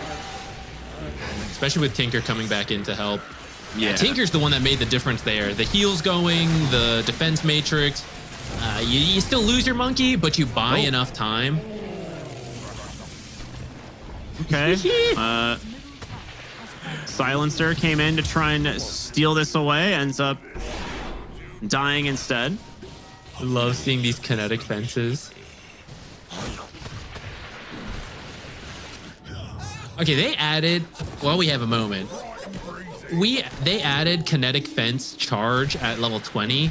I actually think this is what the ability needs. I think you need to move it to the base ability, have 3 charges, and then you can choose to use it like a kinetic field, but it costs you like 60 seconds compared to the usual kinetic field. Yeah, just a giant triangle of kinetic field. Yeah. Make sure, everybody, while you're watching, to follow Fissure here on all of their social media channels to stay up to date with what they're cooking this year. Right now, we're in the Universe Episode 4 event, but there is so much more planned. So type !F in chat to see what they're doing. F in chat for kinetic field and kinetic fence. True. Mjolnir's done on the Dragonite, going for the Blink Dagger as his next item. He's doing okay.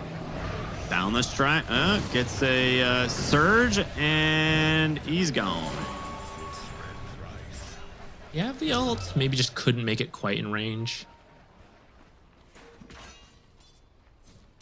Didn't quite pan out, but the Bristleback, I feel, is making his way to the timings that he wants. He's got the Halberd. Gonna work on the Lotus, just like you mentioned in the draft. Would be really helpful this game versus pretty much all the heroes, really.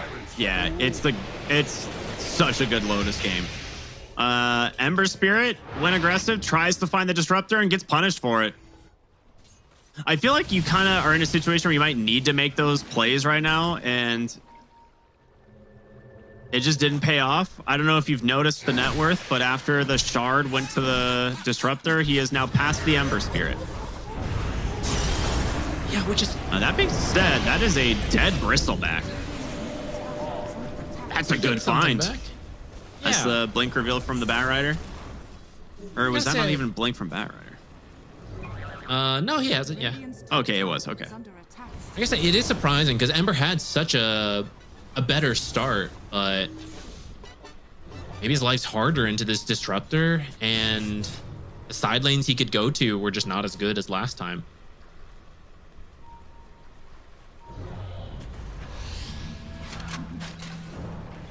Nine Class has his Glimmer Cape.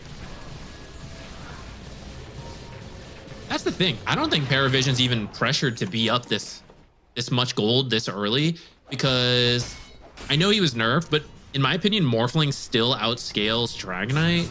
I guess I don't fully know the math with Frost, like the Frost Dragon facet coming into play, but I'm pretty sure you still outscale the Dragonite, and you have a Tinker support. You have a Disruptor support too, who is one of the best in the game with the Aghanims. I don't even, like, you can just drag this out. Sure, there's infinite scaling in the Silencer, but he's not having as good a game as the Silencer from last game. Only at 4 brain drain stacks.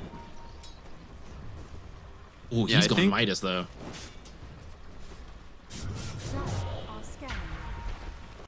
Oh, bumped into Roche there. I mean, this dire scan hits right on the money. They know exactly where they are. He is rushing Satanic on Satanic, his namesake. Practically required. It's just really good, this game. Funny enough, he's building it for the Dispel this early. You usually think of it as the tankiness and the lifesteal, which will be useful later on, but this early it's so that he has 2 Dispels for just everything he might need to Dispel. Mainly because he has Manta, right? Yep. Oh boy, we're gonna see it again. No one trying to steal the wisdom. Oh, last second. He's gonna get it. No, it goes to Woe. Very nicely done. The lasso comes in. I'm surprised. Paravision brought numbers. I thought for sure they would actually try to fight this, but they do not. All right, really good moves there from One Move, making sure not to let that happen again.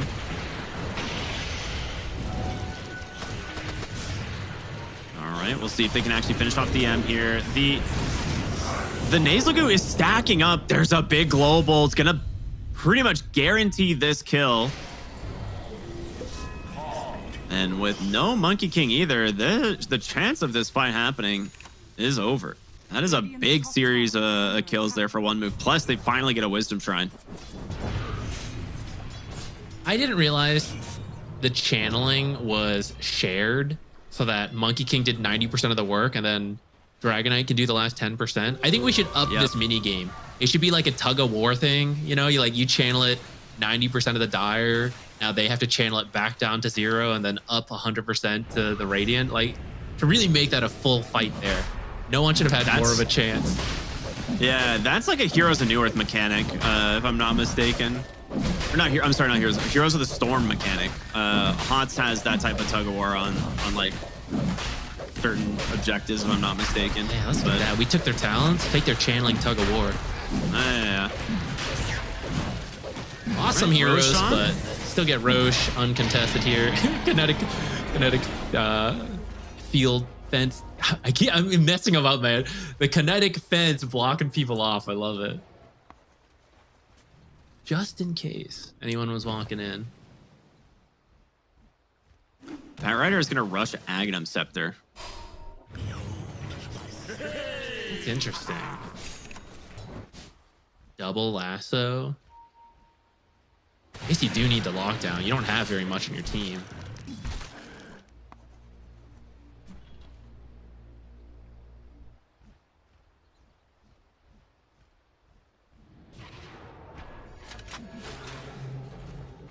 Funny enough, for that whole fight, for the other shrine, he just walks in here and steals theirs. He's like, oh, theirs is up, guys. Look at that. Why did we go through so much effort for our own? Smoked up here on Paravision, looking for something in the mid lane. Dragonite would be a great find, but do they have the damage to actually burst him down? Monkey King's gonna jump over, Boundless Strike, not gonna connect.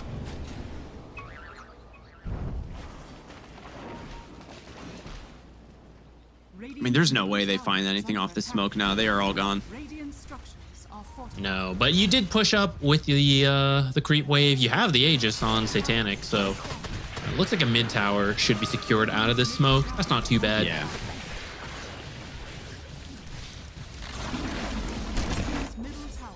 Both side lanes are pushed in though, so you got to go deal with that.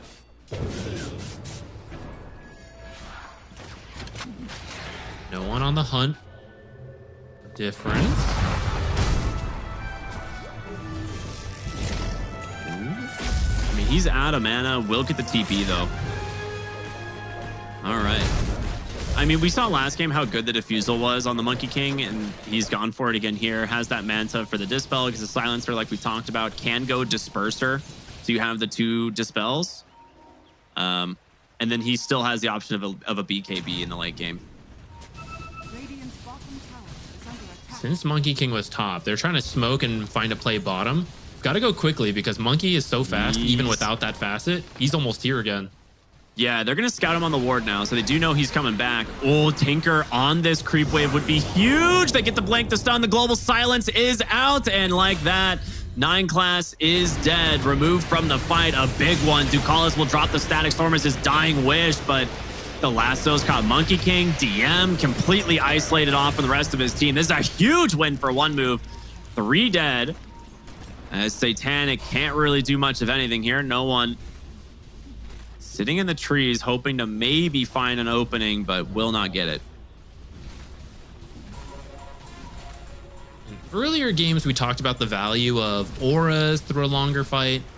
There's not really an equivalent to the Darkseer for Paravision in terms of itemization, but that's kind of what Tinker does, support Tinker, by spamming out March of the Machines, defense matrix, blind a guy, rearm, repeat, throw glimmer on one guy, holy lock at another. It is this aura style play.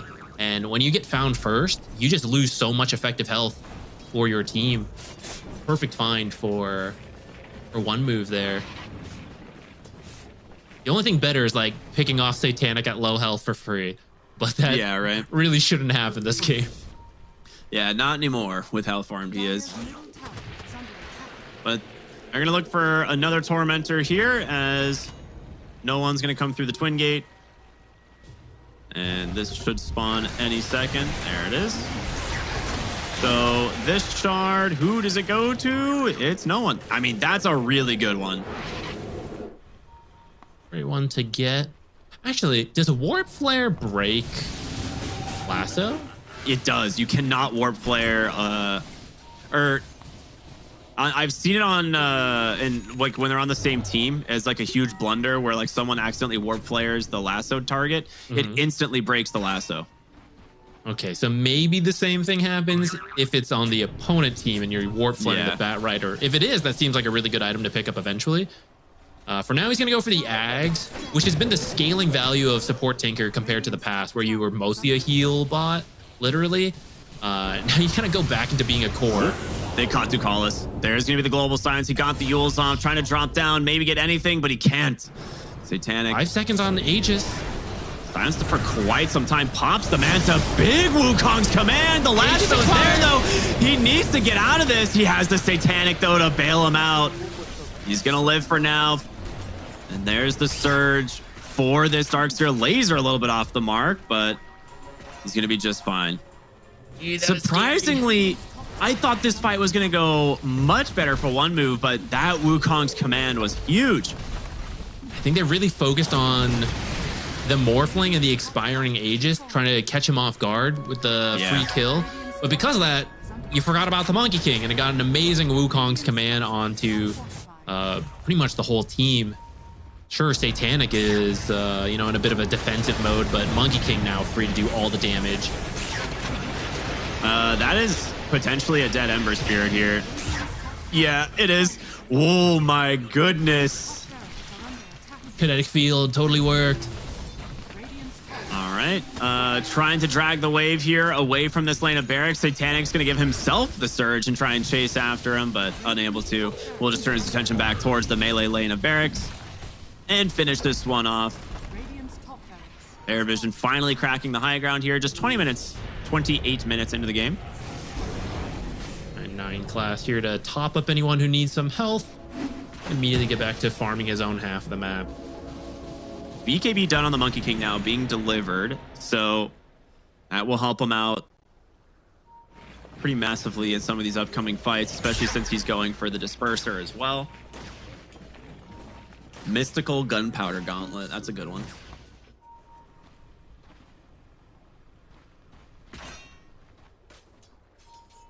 We're at that point, just like last game, where it feels like if Paravision really wants to force the issue, they could. They might play it out a little more safely.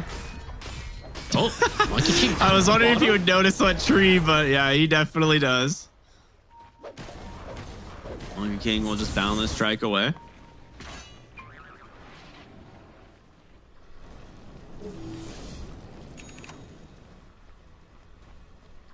How many times do you think... Oh, sorry, go ahead. No, I was just going to say, they all grouped up for that. I thought they were going to go do something, but top lane's pushed into their base, so you can't really got to go deal with this, so it ends up being a little awkward. I was going to say, how often do you think players actually fall for like a mischief, like tree randomly on the map? I feel like it's rare. We don't see it much.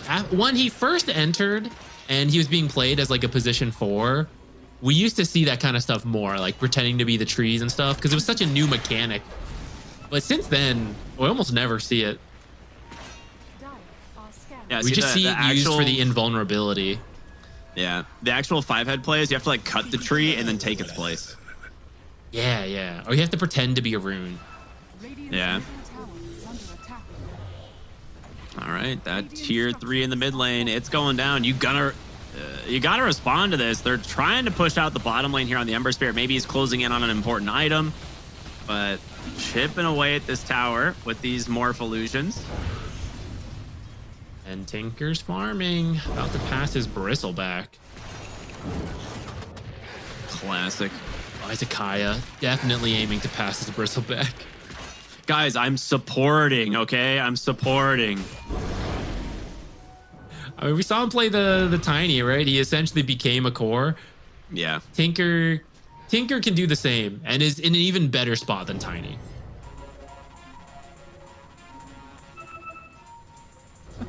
Where DM knows, that's why he's going utility bristleback. He knows he's really the position for this game. Yeah, I mean, we kind of anticipated that from the draft. Like when you see Snot Rocket bristleback, like a lot of times he's going to play more of a utility-based game. Lasso in the mid lane. Who have they found? It's going to be the Morphling. Can they get the kill in time? They do. Massive win here for one move. The question is, can they get more? Nineclass doing a lot of work here so far. Takes down that Batrider, laser after laser. Whoa, stuck inside of that. Dude, the damage from the Tinker is definitely adding up. DM able to close off some heroes here. Difference needs to be careful. In comes the Monkey King. He gets the mana burn. He needs help, and now Nineclass, he's just gonna zap these heroes over and over. BKB out from Woe, forced to TP on home. I'm pretty sure Tinker did the most damage in that fight.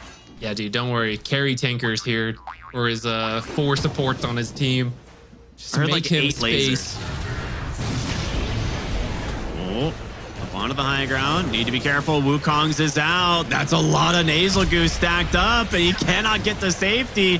Here comes Tinker, baby. Nineclass with the zaps. Just needs the range. He bounces off the Darkseer to finish the job. 2 heroes dead as the Monkey King will fall on the high ground. DM trying to hobble away here. Tinker coming back once again. 5 nasal stacks as he just blinks aggressively onto the high ground. DM dies now, but he's looking for the Ember. Will he get him? Oh, it's going to be close. They will not. The lasso's got him. They will finally try and punish the Tinker here. Yeah, he is dead. They've flown too close to the sun this time on Paravision. But Satanic is back, apparently. Yeah. The real actual carry of the game is still alive. Yeah, the thing is you ended up focusing so much on the Tinker, using everything, that it might be 3v2, but I don't actually think you have the tools to kick Satanic out of your base, so it takes a little while, but successful high ground push, I suppose. And now you can go for Roche once your teammates are up. Actually, maybe don't even need to wait for it. Yeah, if his Manta comes back up, he just solos it. But there's a lot of heroes still alive, and they have the Silencer ult. Really good performances from Paravision here once again. Tinker is just an absolute beast. The decision to go for like the Blink Ags Kaya build, it has already paid off massively from that last fight. Like he just completely soloed Batrider, almost soloed the Ember Spirit. Doing some serious work, dude. The cleave here, or like the chain off of the Darkseer to get Woe. Look at that. That's just too good. That future nerf 7.38C secondary range reduced. Wouldn't surprise me. Would not surprise me. I mean, this is the confidence, right? You like TP into the enemy space and you're blinking in as a Tinker support. Not blinking behind, just saving Bristleback. You're like, no, I'm going in. Oh, maybe he shouldn't have, because it ended up costing him his life. But that kind of shows the mental state he's at. He knows how strong he is. Yeah. Maybe even overestimating a little. Whoa. Okay. I was like, maybe a little bit of a misplace there on the second wall, but doesn't matter. They get themselves the kill anyway. Now that is Disruptor's ult down, and they're going to look to maybe capitalize off this. Tinker respawning in about a second. But the smoke pops as they made a play for the Roche on there. And DM's just going to walk onto the high ground with that Lotus Orb. I don't blame him. Like, it's so good. Oh, that's a lot of damage on the difference. They find a big kill onto the Disruptor, but Satanic just rips through this Dragonite. It's not even a problem. And finally, the Global connects, but might be too little too late. You've already lost the big hero, and Difference just being chased down here by the Tinker. They just slap down. Oh, dude, it's too much. They can't do anything. GG comes down. They know this one's over. it's you need the early game to go better, and unfortunately, they're playing Ember into Monkey King, Darkseer into the Morphling. I think bottom lane went okay for them, but you just needed a stronger showing at the start, because the longer the game goes on, Morphling's going to outscale the Dragonite. Tinker's going to outscale all of his teammates, apparently, and become the true core he was always destined to be, and do how much damage. I'm curious to see where he falls in the damage output.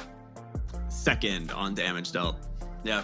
It's Monkey King at the top, and then the Tinker. So, or Tinker technically is like tied with the Dragonite, but you see in the last fight, you're like, eventually the Morphling outscales the Dragonite. The last fight comes out, he goes in, pops BKB, kills the Disruptor, which is actually pretty good. But then Morphling just waveforms in and kills the Dragonite. And it's not even a competition. He's so much stronger at that point. And the net worth, like, difference isn't that much. Like, he's like 4,000 ahead, which seems like a lot, but like the amount of damage that he was outputting was just substantially more. And then you still have Monkey King and Bristleback running around the fights doing chaos, and then a Tinker blanking around, like soloing your Ember Spirit. So it's just a really cool draft from Paravision. The adaptation off the first phase bans to give themselves the Tinker is really smart. And you know, one move, I don't think they expected it. And then again, like their draft, it just didn't really come together in the end. They managed to take the silencer away, but they still get like pretty solid core matchups in this game. And again, the mid matchup of the Monkey King versus Ember is just way too good.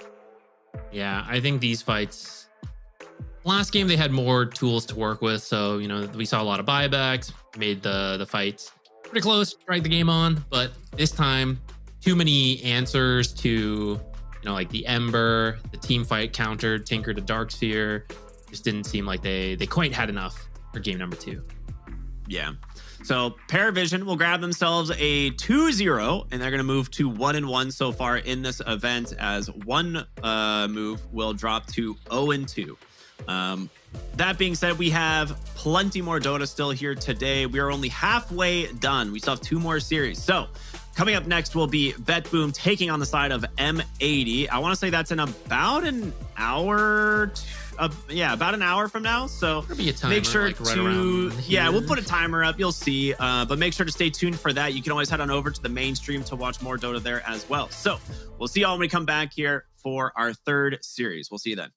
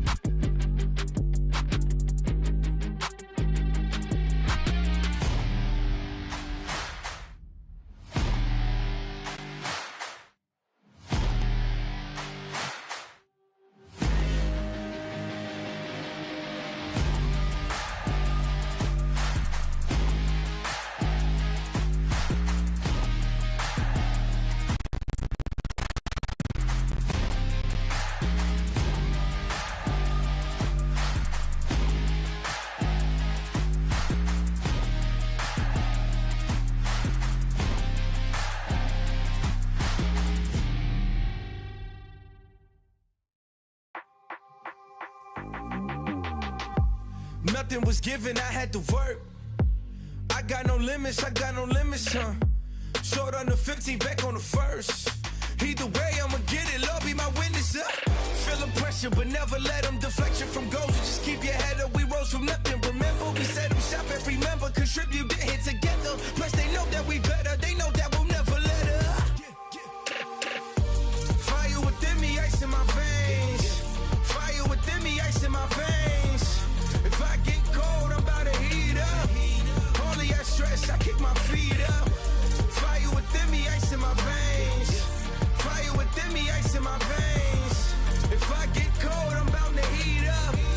I hear the noise, but no, they need us. I got that ice in my veins. Yeah, yeah, ice in my veins. Yeah, I got that fire in me. Hey, I got that fire in me.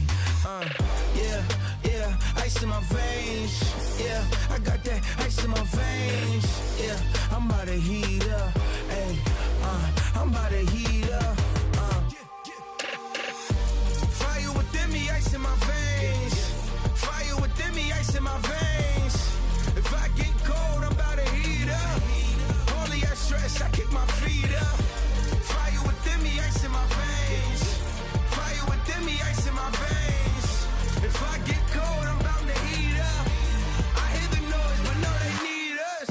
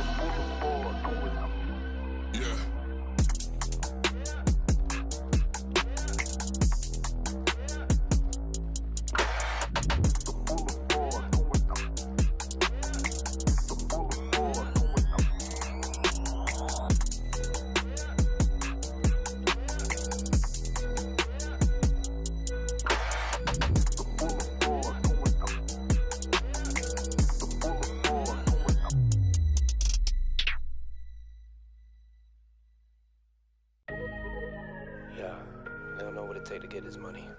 Yeah, get it. Determination, yeah.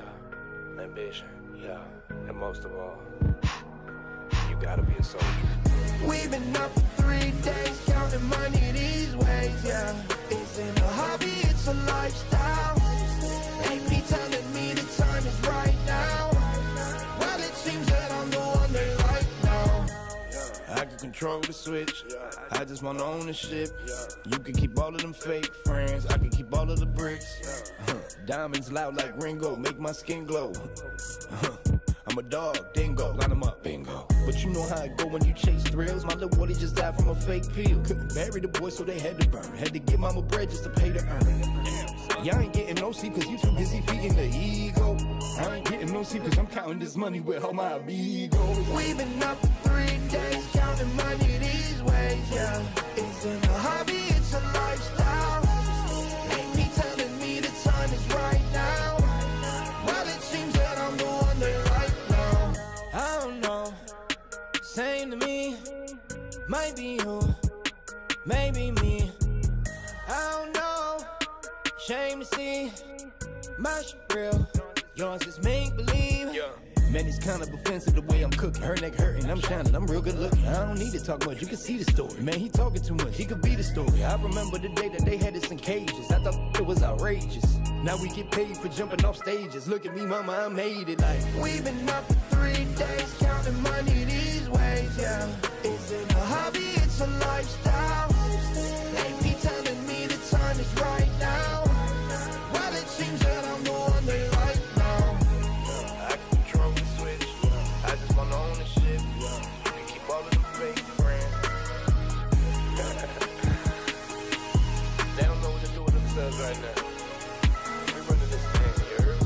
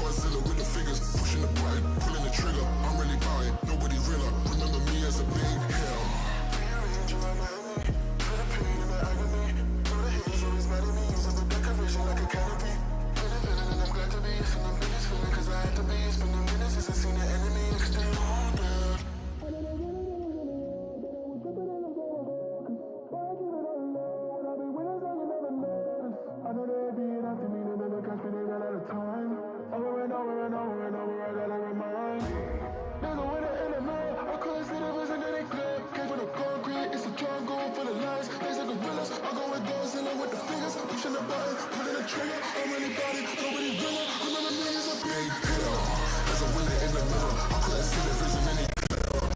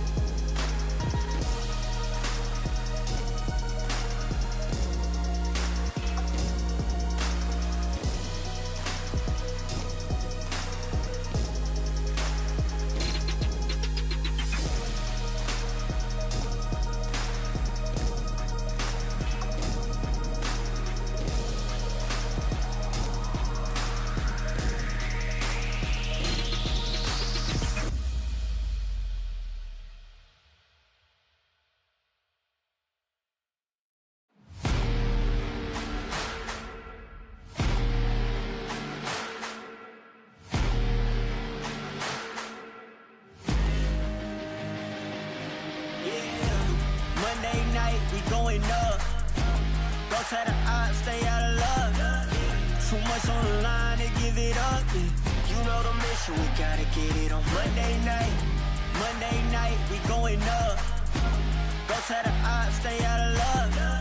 Too much on the line to give it up.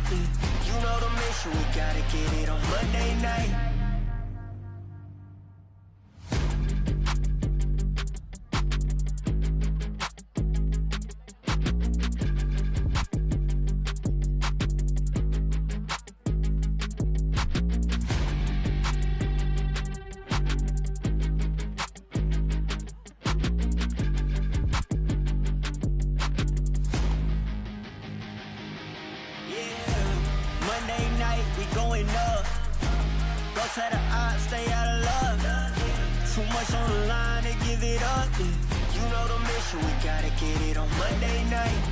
Monday night, we going up. Go tell the odds, stay out of luck. Too much on the line to give it up. You know the mission, we gotta get it on Monday night.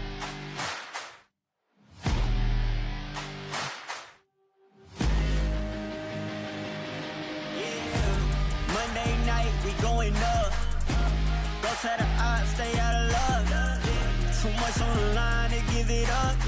You know the mission, we gotta get it on Monday night. Monday night, we going up. Don't try to stay out of love. Too much on the line to give it up. You know the mission, we gotta get it on Monday night.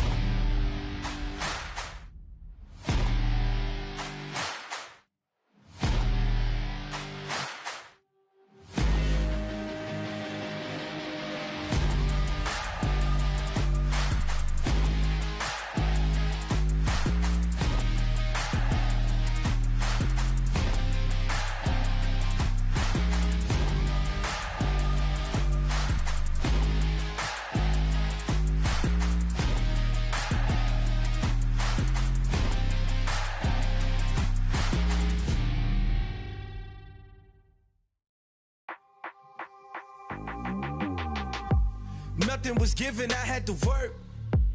I got no limits, huh? Short on the 15, back on the first. Either way, I'ma get it, Lord be my witness, Feel the pressure, but never let them deflect you from goals. You just keep your head up, we rose from nothing. Remember, we set them shop and remember, contribute, get hit together. Plus, they know that we better, they know that we'll never let up. Fire within me, ice in my veins. Fire within me, ice in my veins. If I get cold, I'm about to heat up. Only I stress, I kick my feet up. Fire within me, ice in my veins. Fire within me, ice in my veins. If I get cold, I'm about to heat up. I hear the noise, but no, they need us. I got that ice in my veins. Yeah, ice in my veins. Yeah, I got that fire in me. Hey, I got that fire in me. Yeah, ice in my veins. Yeah, I got that ice in my veins. Yeah, I'm about to heat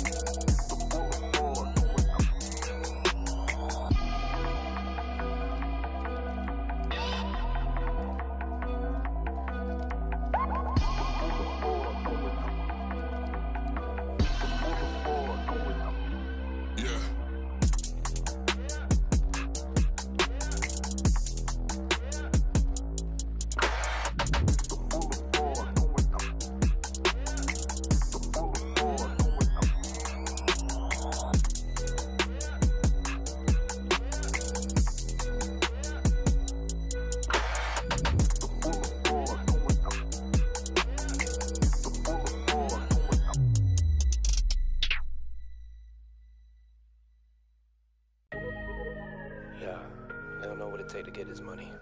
Yeah, get it. Determination, yeah. Ambition, yeah. And most of all, you gotta be a soldier. We've been up for 3 days, counting money these ways, yeah. Isn't a hobby, it's a lifestyle. Ain't me telling me the time is right now. Well, it seems that I'm the one they like now. I can control the switch, I just want ownership. You can keep all of them fake friends, I can keep all of the bricks. Diamonds loud like Ringo, make my skin glow. I'm a dog, dingo, line them up, bingo. But you know how it go when you chase thrills. My little boy just died from a fake pill. Couldn't bury the boy, so they had to burn. Had to give mama bread just to pay to earn. Y'all ain't getting no sleep cause you too busy feeding the ego. I ain't getting no sleep cause I'm counting this money with all my amigos. We've been up for 3 days, counting money these ways, yeah. Isn't a hobby, it's a lifestyle. Ain't me telling me the time is right now. Well, it seems that I'm the one they like now. I don't know, same to me. Might be you, maybe me. I don't know, shame to see. My shit real, yours is make believe. Man, it's kind of offensive the way I'm cooking. Her neck hurting, I'm shining, I'm real good looking. I don't need to talk much, you can see the story. Man, he talking too much, he could be the story. I remember the day that they had us in cages. I thought it was outrageous. Now we get paid for jumping off stages. Look at me, mama, I made it like. We've been up for 3 days, counting money these ways, yeah. Isn't a hobby, it's a lifestyle. Ain't me telling me the time is right now. Well, it seems that I'm the one they like now. I can control the switch, I just want ownership. You can keep all of them fake friends. They don't know what to do with themselves right now. We're running this thing, you heard?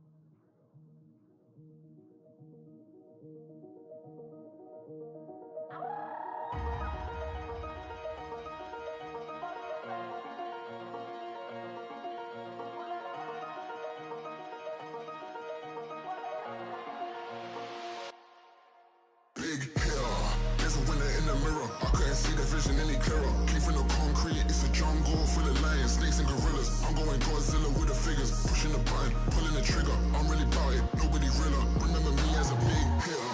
There's a winner in the mirror. I couldn't see the vision any clearer. Came from the concrete, it's a jungle full of lions, snakes and gorillas. I'm going Godzilla with the figures, pushing the button, pulling the trigger. I'm really about it, nobody realer. Remember me as a big hitter.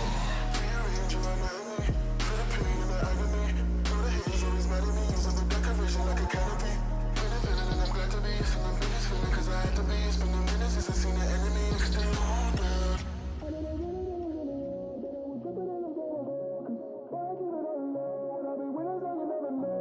I know they'd be it after me, they never catch me, they ran out of time. Over and over and over and over, I gotta remind. There's a winner in the mirror, I couldn't see the vision that it clear. Came from the concrete, it's a jungle full of lions, snakes and gorillas. I go with Godzilla with the fingers, pushing the button, pulling the trigger. I'm really about it, nobody realer. Remember me as a big hitter. There's a winner in the mirror, I couldn't see the vision any clearer. Came from the concrete, it's a jungle full of lions, snakes and gorillas. I'm going Godzilla with the fingers, pushing the button, pulling the trigger. I'm really about it, nobody realer. Remember me as a big hitter. There's a winner in the mirror, I couldn't see the vision any clearer. Came from the concrete, it's a jungle full of lions, snakes and gorillas. I'm going Godzilla with the fingers, pushing the button, pulling the trigger. I'm really about it, nobody realer. Remember me as a big hitter.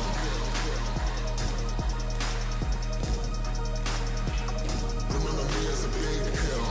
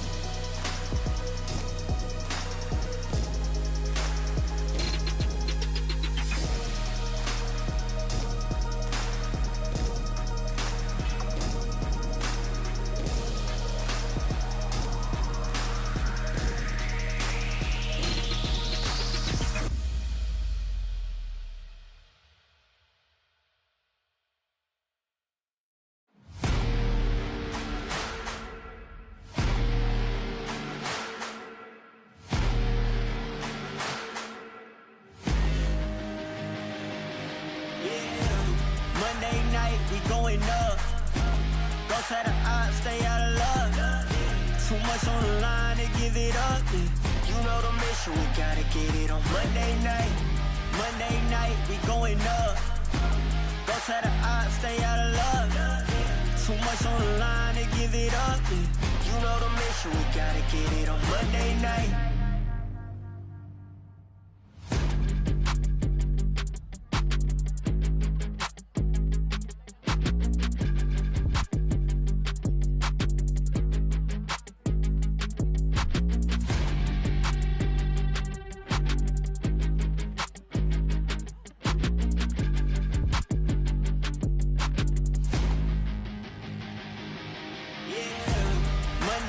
night, we going up.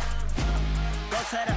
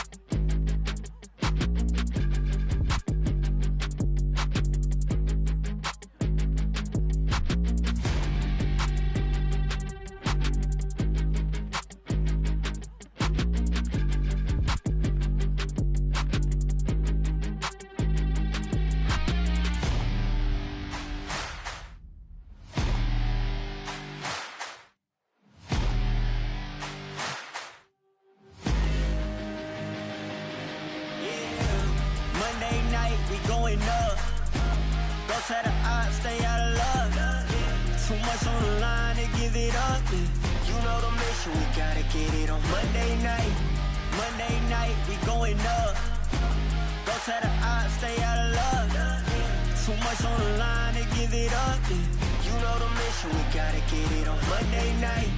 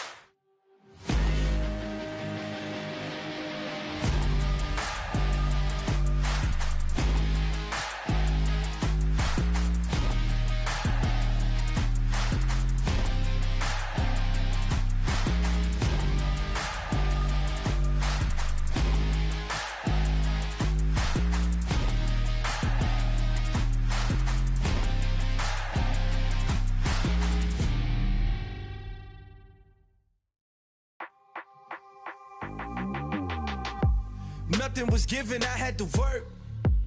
I got no limits, huh? Short on the 15, back on the first. Either way, I'ma get it, Lord be my witness, Feeling pressure, but never let them deflect you from goals. You just keep your head up, we rose from nothing. Remember, we set them shop every member, contribute, get hit together. Plus, they know that we better, they know that we'll never let up. Fire within me, ice in my veins. Fire within me, ice in my veins. If I get cold, I'm about to heat up. Only I stress, I kick my feet up. Fire within me, ice in my veins. Fire within me, ice in my veins. If I get cold, I'm bound to heat up. I hear the noise, but no, they need us. I got that ice in my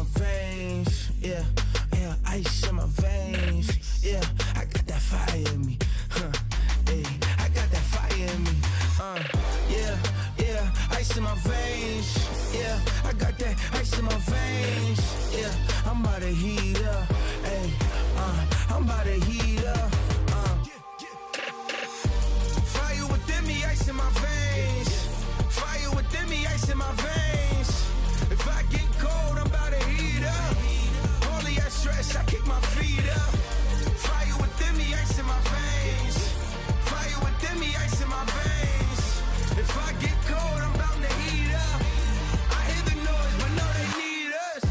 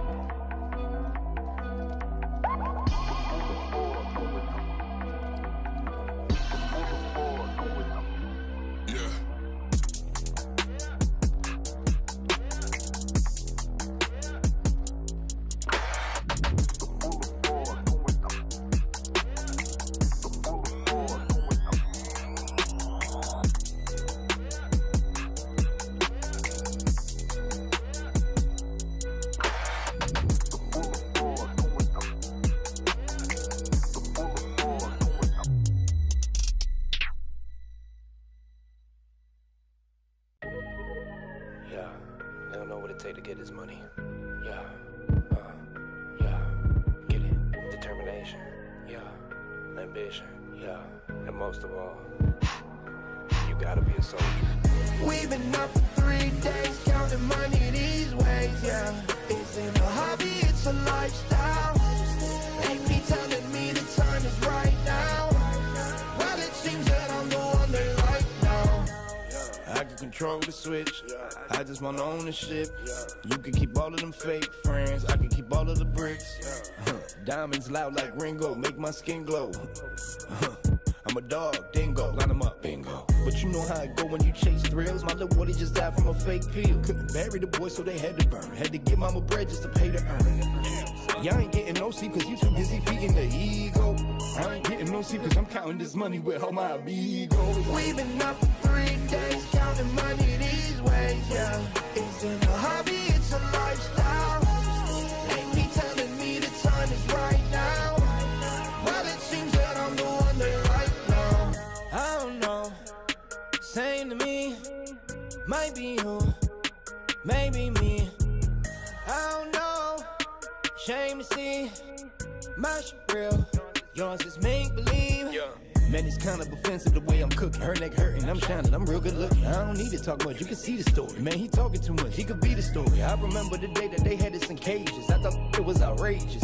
Now we get paid for jumping off stages. Look at me, mama, I made it. Like, we've been up for 3 days, counting money these ways, yeah. Is it a hobby, it's a lifestyle. Ain't me telling me the time is right now. Well, it seems that I'm the one they like now. I can control the switch, I just want ownership. You can keep all of them fake friends. They don't know what to do with themselves right now. We running this thing, you heard?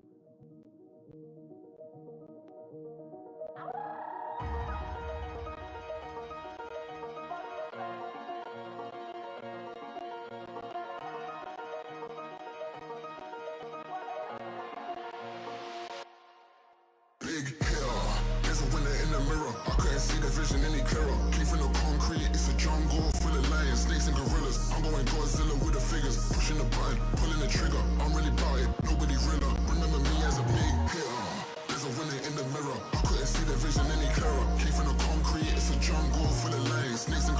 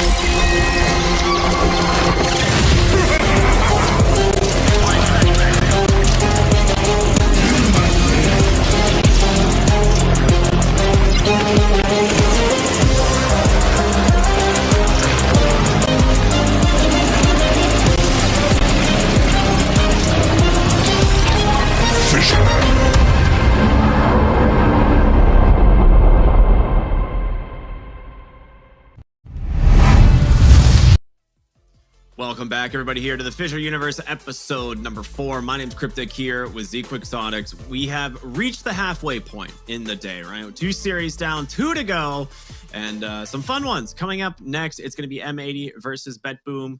Should be a fun series. BetBoom struggling a little bit yesterday, same with M80, but we'll see if this is the bounce back day for one of these teams and how they manage to recover. Well, it's definitely the bounce back for one of them.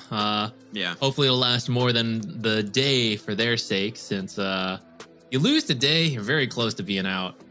You got one more, a lot of pressure on at that point. So you're much better to get the win. And yeah, we'll see. I think a lot of people thought BetBoom might do better.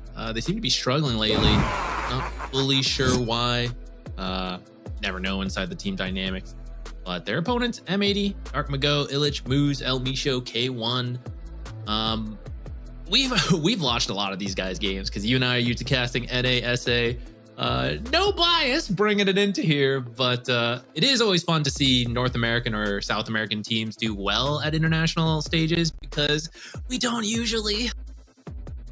Yeah, I agree. And this team has like a lot of like very well-known players in the scene on it. So we'll see how they hold their own up against BetBoom, a team that seems to be kind of feast or famine lately, but the roster comprised of pure GPK, Save, Miro, and Katomi. I feel like this team, I don't know what it is. This team either looks unbeatable or is just like struggling in certain events. And I don't know what it is that causes that to be the case. Maybe they're struggling a little bit with the drafts here, but this is a team that is so skilled that I have to imagine they can bounce back from almost anything, right? Like this is a team that has plenty of experienced players on there at this point. Yeah, maybe potentially the Dota landscape is kind of different in the last month or two because of this big old patch, right? We've been sitting on the same patch for like 9 months. And anytime you get towards the end, you have a lot of things figured out, and that's where skill reigns above all. There's not a ton of surprise drafts. Oh, I didn't know that hero was good. Oh, that's how this new mechanic works. And maybe that's where BetBoom, we often talk about them being incredibly skilled players. Maybe they were better in that situation where, yes, we know everything and we just execute really well. Now, a bit more chaotic. There's some heroes that are the same, some that are very different, like nozzle projection dazzles, right? Like all sorts of wacky stuff. And maybe they aren't as good at keeping up with the brand new stuff as others. Of course, that's a lot to throw out there just for one day of performances, right? Who knows? Maybe they just didn't sleep well. So we're going to have to find out here in this match 2 for them. There's so many heroes that I want to see pop into the meta again, but we just, I mean, let's be real, they've been kind of dead for a while. And I thought like this patch was gonna maybe see an invigoration of some other like play styles, but we're still kind of in this big tanky strength damage carry meta. Like there's some exceptions, right, that kind of slip their way through, but it's still a lot of like tinies, DKs. Like Night Stalker, I think is just OP as a support for the most part. The flex like potential of him. But yeah, there's just been so many heroes we haven't seen for a while. So it'd be fun to kind of see them pop back in. But for now, we're gonna get ready to jump into the draft here. And I would be shocked if we see a Dazzle slip through. It's played by both of these teams quite a bit. And the hero's broken. Nothel projection is without a doubt the single best skill in the entire game. I mean, that's a new one for you. Dazzle was super dead in the meta for a really long time. Arguably, old Dazzle is still dead. This required a new Dazzle to re-enter the meta, and there he is, banned. He's really strong. They need to fine-tune it a little more. It's a brand new idea, so I get it. You know, they put their best guess forward, do some testing, but definitely needs to be nerfed more. I would start with the Shard. That seems to be just a really strong point. Yeah. Yeah. Give them something else that like benefits like Shadow Wave or like Shallow Grave. I don't know. Probably Shadow Wave would be what I would say. I would say give him a different Shard that makes Shadow Wave slightly better in some way. like the bounce damage increasing or something, right? But like per, not bounce, but you know, like per unit damage increasing. I don't know. Find a way to make the hero better without completely gutting it. But yeah, that shard needs to go. Yeah, it's too strong. AA is another one that he was pretty dead for a while, and often was only picked for his anti-heal, which is certainly an element that he is being picked for, but I also feel like he's kind of just okay, like even without that. A decent laning stage with the constant poke. Bone Chill has been pretty popular versus tanky heroes, and then the Frost Blast still pretty much does what Frost Blast has always done, but it's good. Ice Vortex for the scouting info, also good. The fact that you can cast like the secondary Ice Blast component while Silenced was also just like one of those massive quality of life buffs. We were like, I threw the spell, I should be able to like tell it to stop. Oh no, global. Yeah, and then you're like, all right, goodbye, ult. So it makes it way more reliable to actually hit it, especially since like Orchid is like a fairly meta item on a lot of heroes. And there's just heroes that can buy Silence, and Silencer is back in the meta. So yeah, it gave Ancient Apparition a lot of value. We'll have to see where we go on this last ban into first pick here for M80. Has every single game we played today been Dire first pick, Radiant second pick? Ooh, I wasn't paying enough attention to know, but I have a feeling you're right. I know at least 4 of the 5 were. I just can't remember if the last one was. But there's the first pick, Ancient Apparition. I'm so glad we spent so much time talking about this a moment ago. As it gets first picked. Otherwise. Yeah. Very good against the tiny hero that we have been seeing get a lot of attention. But there's still a lot of options here for BetBoom. Pretty safe opener. It's mostly a position 5, but I've seen enough position 4s play it. You don't do that much different from being a position 5, but it's just where you're going to have a better lane and still be useful. Versus Beastmaster, honestly, not that bad. Aghanim's Beastmaster has a lot of healing. Hit him with the Frost Blast, prevent all that. At the same time, Beastmaster, he plays around summons, pushes really quickly. That's something AA does not do too well against. All those different creeps and such. Earlier we saw him struggle versus Enigma and the Eidolons, so you can do something very similar with the Boars. Yeah, I'm pretty sure it's going to struggle a little bit in the lane. Like, you can throw your Chilling Touch here and there, but you're going to need a carry that can like guarantee help proc the Cold Feet, which there's a lot in the pool that can do that. But you need something at the moment to help make space against the Beastmaster, because otherwise, if you can't proc Cold Feet, he'll just run down your Ancient Apparition with the Boars. So I'm curious what it's going to be. Lifestealer is still in the pool, and Lifestealer every once in a while was picked into the Beastmaster to go the like previous talent, right? Unfettered, or I think is whatever it was, so that you could like proc the Rage or whatever. But I still feel like even with regular Rage and his new facets, I think it's still pretty good. I'm interested in this Keeper ban here. It's not a hero we saw that much, but we actually just saw it in our last series. And Save plays a really good Keeper light. It used to be something BetBoom was actually one of the few teams that was playing Keeper even before this most recent patch. But maybe it's a hero that's starting to make a comeback. Got buffed in 7.38B. All the classic combinations are still doable. Things like Beastmaster, actually, right? Axe spam, and then you stack for him. He goes and clears everything. I like the Gyro ban there. That actually helps protect the Beastmaster lane a little bit. Ooh, this is the first time we get to cast Ringmaster. Let's go. So finally added to Captain's mode. I actually don't think this hero is very good personally, but it is something BetBoom like to run. They've ran it quite a bit. I think sometimes he can feel underwhelming. His ult is pretty strong. Obviously, Escape Act is very good, but we'll see how much it can actually accomplish this game. As the Tiny's going to come out for M80. Likely going to be K1's hero, but of course could be Dark Mago. He's one of the best Tiny players in the Dota scene. I like the idea of the Ringmaster. I think there's a lot of unexplored potential because he wasn't in Captain's mode very much. And I think he's going to have eventually, some very cool combos.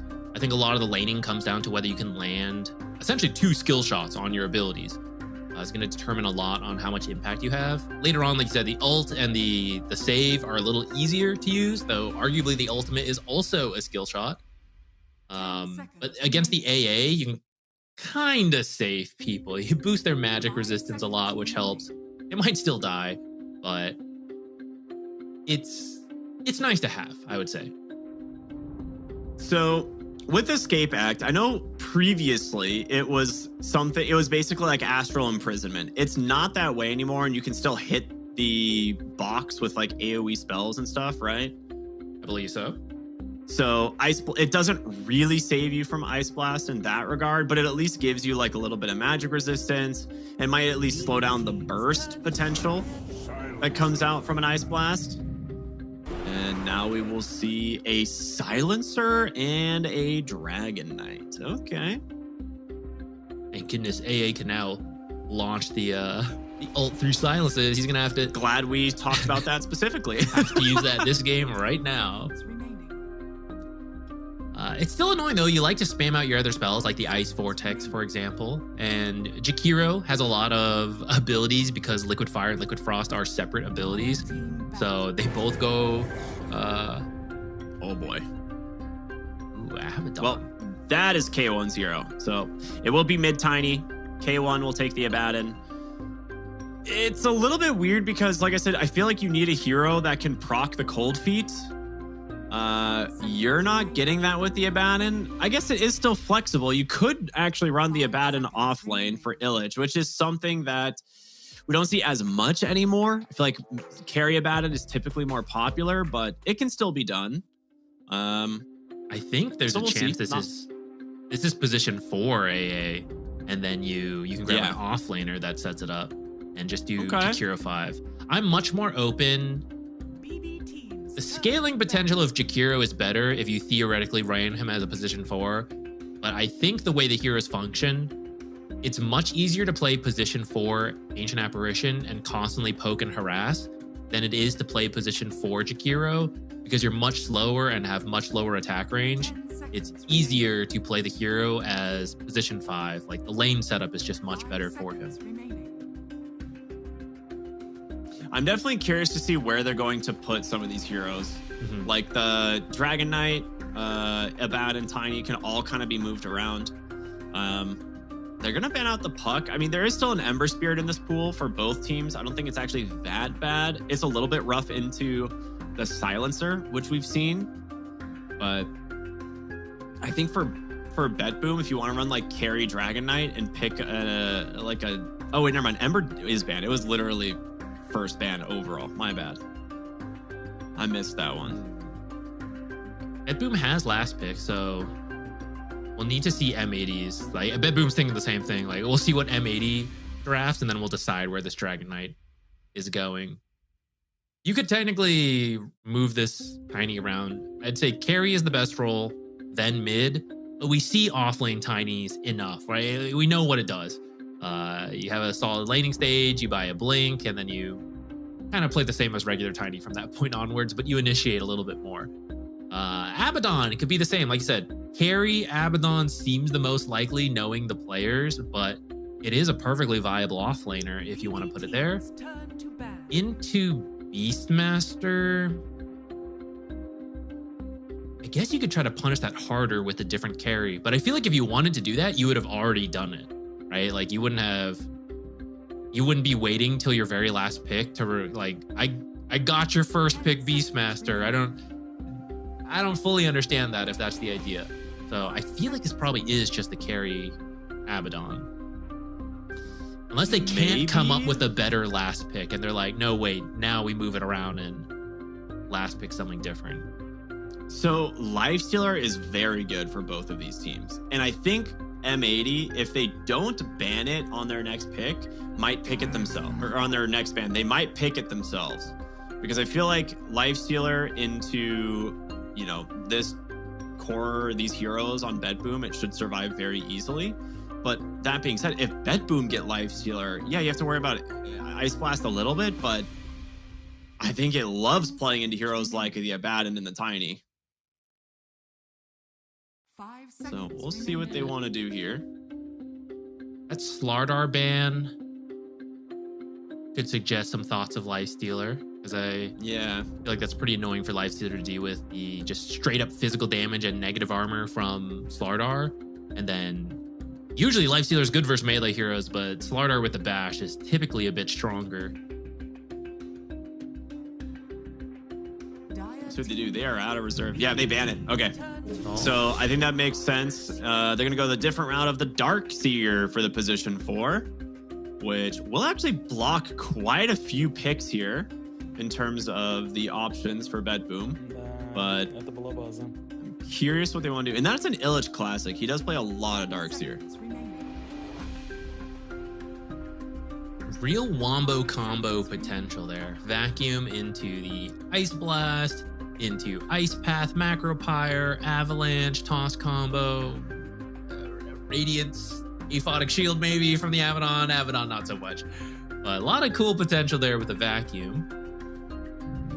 I feel like we need a... Okay, I was going to say, I feel like we need a carry, but that might just be Monkey King mid for... Oh, no, it's going to be pure. So GPK will still take the Dragonite to the mid lane. I think that's pretty good because Corrosive Dragon is typically on mid lane, and that will give him a lot of threat onto these buildings and giving your team like a little bit of minus armor to play around. So it's cool. I like it. These are good drafts from both teams, actually. I'm excited to see this Ringmaster at the pro level, and they're like all pseudo skill shots, I was saying, and Save is such a high skill player. I'm very excited to see what he can do with this essentially new hero. I mean, we know he's been in captain's modes a little bit, but we haven't had that many tournaments since he's been added. So I feel like there's still a lot of room to explore with that guy, especially the facets, which give you different souvenirs. I think he's got the regular one, which I'm fine with, but eventually I want to see the other one. I think the other one is going to be really cool for professional play. Yeah, I think most people value Carney Classics because the Whoopee Cushion and the Tonic are just so strong. Like being able to have like a Tumbler's toy that you can use during combat to get up and down cliffs. And then, of course, the Strongman Tonic is just a ridiculous heal and like burst for some of your heroes. So I'm not super surprised that's what we're seeing. I think the Pie is pretty sick for the new facet. And then, of course, the unicycle is just hilarious. But I'm pretty sure most people are going to pick it for the Pie if it ends up being picked. Think how fast you could go going down the river on the unicycle. Yeah. True. All right. I'm excited. This will be a really fun series. For those of you who are just tuning in, it is BetBoom taking on the side of M80. And we got some solid drafts all around. I think both teams have a good idea of what they want to go for and some classic signature heroes for both teams. So should be very, very, very good series to watch. So let's do it. Jumping into game number 1 as both teams are heading out onto the map. No smokes, though, from either of these teams. Since it is mid, we do have the Crash Landing Tiny. Some mids still go the, was it Insurmountable? Yeah.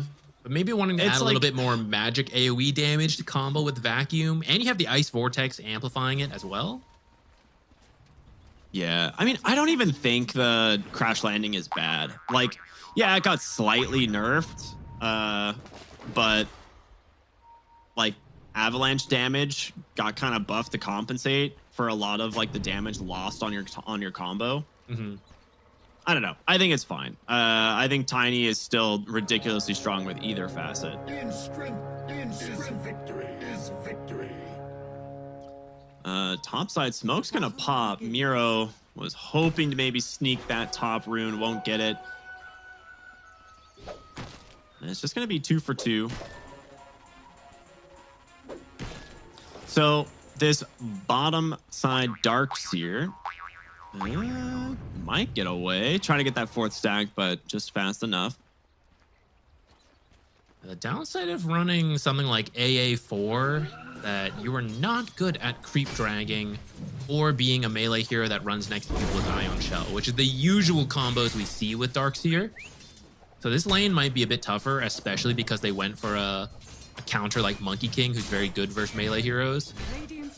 Oh, he gets the courier. All right, Dark Mago actually denying 3 creeps already so far in the mid lane and sniping his courier with the tree toss. That's pretty good.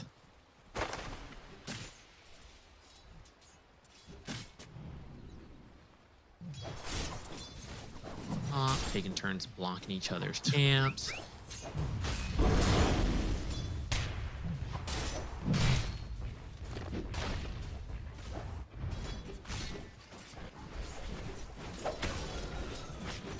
I am curious to see how well this Ringmaster can lane. Like most people max Impalement art, I believe. That's what it's called, right? I've literally not played a single game of Ringmaster. Yeah, Impalement art.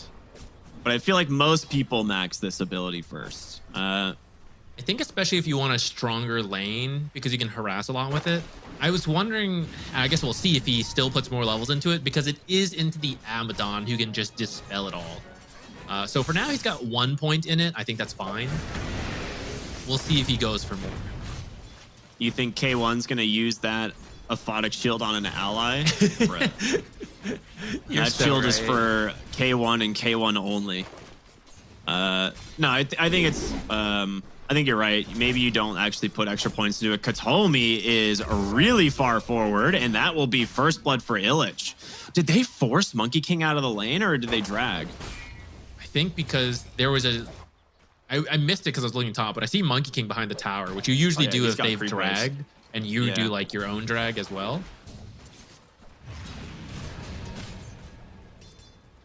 I mean, that's great for Illich. First blood into the hands of the Darkseer. We'll see what he can get done with it. They're trying to do it again, but the small camp was there, and that actually might cost El Misho his life. His Vortex. That brain drain going.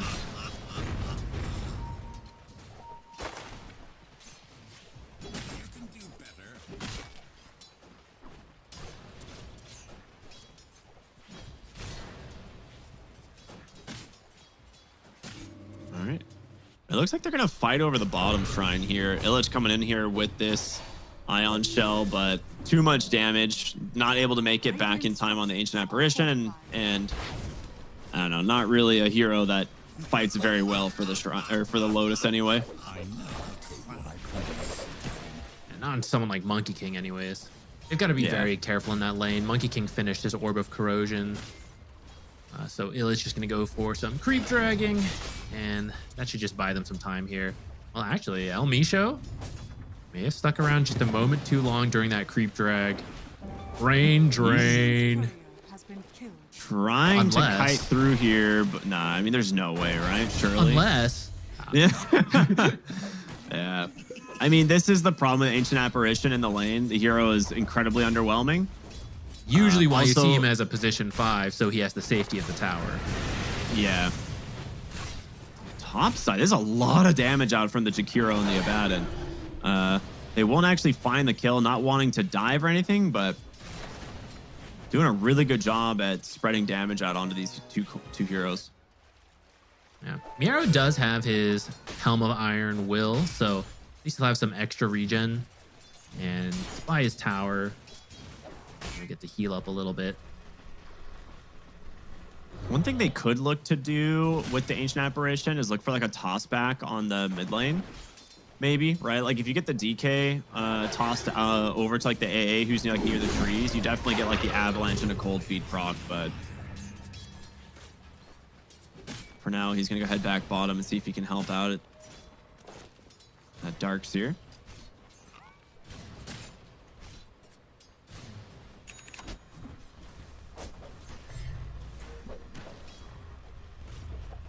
Have any stacks for Beastmaster?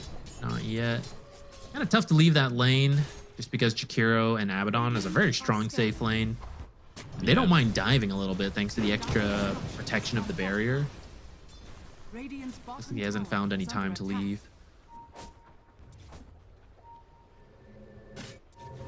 Save's actually going to TP bottom. They're going to see this rotation on a really well-placed ward. It gets both of the supports. They take down Katomi first, but Elmisho, he's dead, and Moose is going to join him. Oh, man, that ward. Let's walk back for the creeps. Maybe should not have done that. Wow, Tame the Beast does so much damage. He went 2 points this time, 280 max damage if you channel the full time, which that's what the impalement slow helps a lot with. Toss back in mid. Strongman tonic. I don't know if it's enough. Dark Mago on the run here. Save trying to chase him. Doesn't have enough mana for impalement arts. Oh, one more auto attack gets it, and there is the Manta almost in a way, right? That comes from his facet. Now looking for the silencer. They do manage to finish that kill off as Illich came to the mid lane, but that is a hasted Dragon Knight. Looking to chase down for more. Won't find an opening. Didn't go for the toss back, but maybe needed to. Prevented. It might have pulled him far enough away from the Ringmaster, who came in with the Strongman tonic, healed him up a little bit, just enough to keep him alive. Top lane. They bring Dark Mago up here to try and punish Miro, and they will have more than enough damage for that one.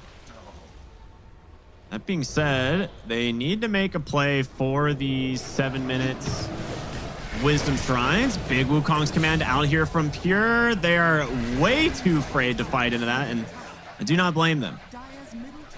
Gets himself a freebie, a solo kill into the shrine as well.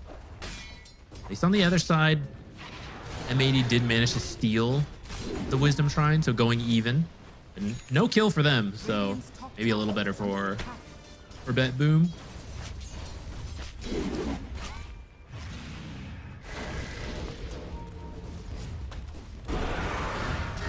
Uh-oh, GPK looking to find a kill. Nice little dodge behind the tower there.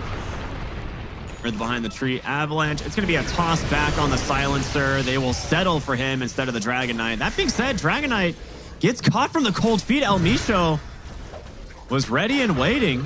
Do they have the damage to finish him off? Great. Tame the Beast again. They actually kill K1 top during that. It looks like Pure rotated through the twin gate. Is that? It wasn't even a roar. Okay. Yeah. It's like maybe he got roared or something, but no. Just ran him Dude, down he's before so he has his farmed on ultimate. Pure. Holy shit. Look at his net worth compared to everybody else. He's 1,000 above the next hero. 6 kills. I didn't realize he had that many. Yeah, I did not That's either. crazy, That's actually. Wild. Giving the kill to the carry doesn't usually matter that much in the grand scheme of things, but boy, when you can secure 6 kills this early, it really does make a big difference in your net worth. All right. Dark Mago getting a nice little kill there will help him a little bit in getting towards that Blink Dagger. Right now just has the Soul Ring in the boots. Top lane tier 1 tower. They did fort this to try and slow it down a little bit, but between Liquid Fire and K1, getting quite a bit done here. He's gone for Helm of the Overlord, actually, on Miro this game, as opposed to the Aghanim Scepter. Yeah, I don't know if you want to do that build versus an AA and an Abaddon, right? You're probably not killing him in a roar, and then you're actually accidentally healing him when you don't want to, and then you're not even healing yourself if you get ice blasted. Yeah, that's a really good point. Hector has the ult available top lane. Will go ahead and pop it immediately, and now they're going to turn around. There is a Monkey King in the trees behind them. He's thinking about going in, dropping the Wukongs, but decides against it. Surge up onto the Tiny, trying to find his opening. The toss will find save, and no way out of this one. The Ion Shell is doing a lot of work. Meanwhile, mid lane, they will use that time to grab the tower on the Dragon Knight. Trade in overall towers, though, at nice least. win for M80.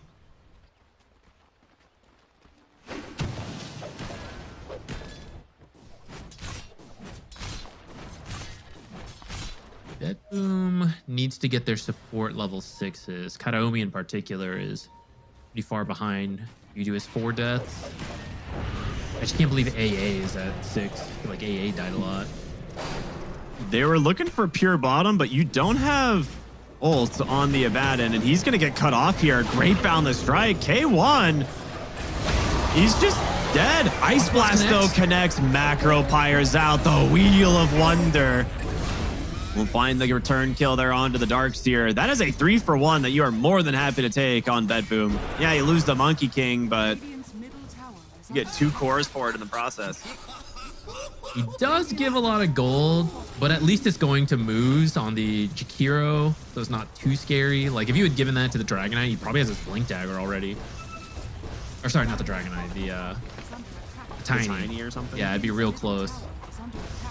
That's just another tower, right? Using the Dragon form, Corrosive. He's also got both orbs. So, orb maxing right now on the Dragonite. Very good. Or bringing back orb walking. Yeah, Orb of Destruction plus Orb of Corrosion plus his own corrosive damage. That adds up.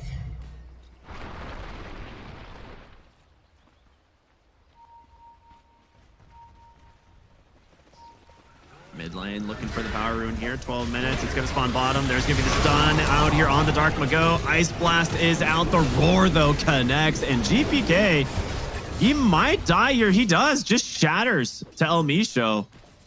Really well. I mean, a good trade, at least from the Ancient Apparition, but a great play from BetBoom once again to find an opening.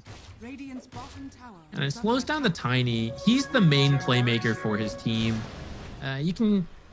We can say Darkseer Vacuum Wall can initiate, and that's kind of true. It's very difficult to do, and the modern Darkseer build doesn't really have Blink for a long time. It's really about this Tiny getting Blink and then Avalanche tossing people back. So the more you can kill him and delay that, the less M80 can really do. Like, these supports, starting a fight is really tough for them. They are both follow-up supports. Radiant's bottom tower is under attack.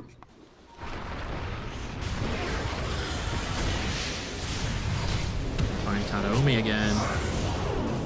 Yeah, really nice Ice Blast, though, coming through. We'll connect on to Pure. Do they have the damage to at least get the shatter? Dark Mago trying to hobble his way through the trees. Will not make it. Gets the Avalanche off.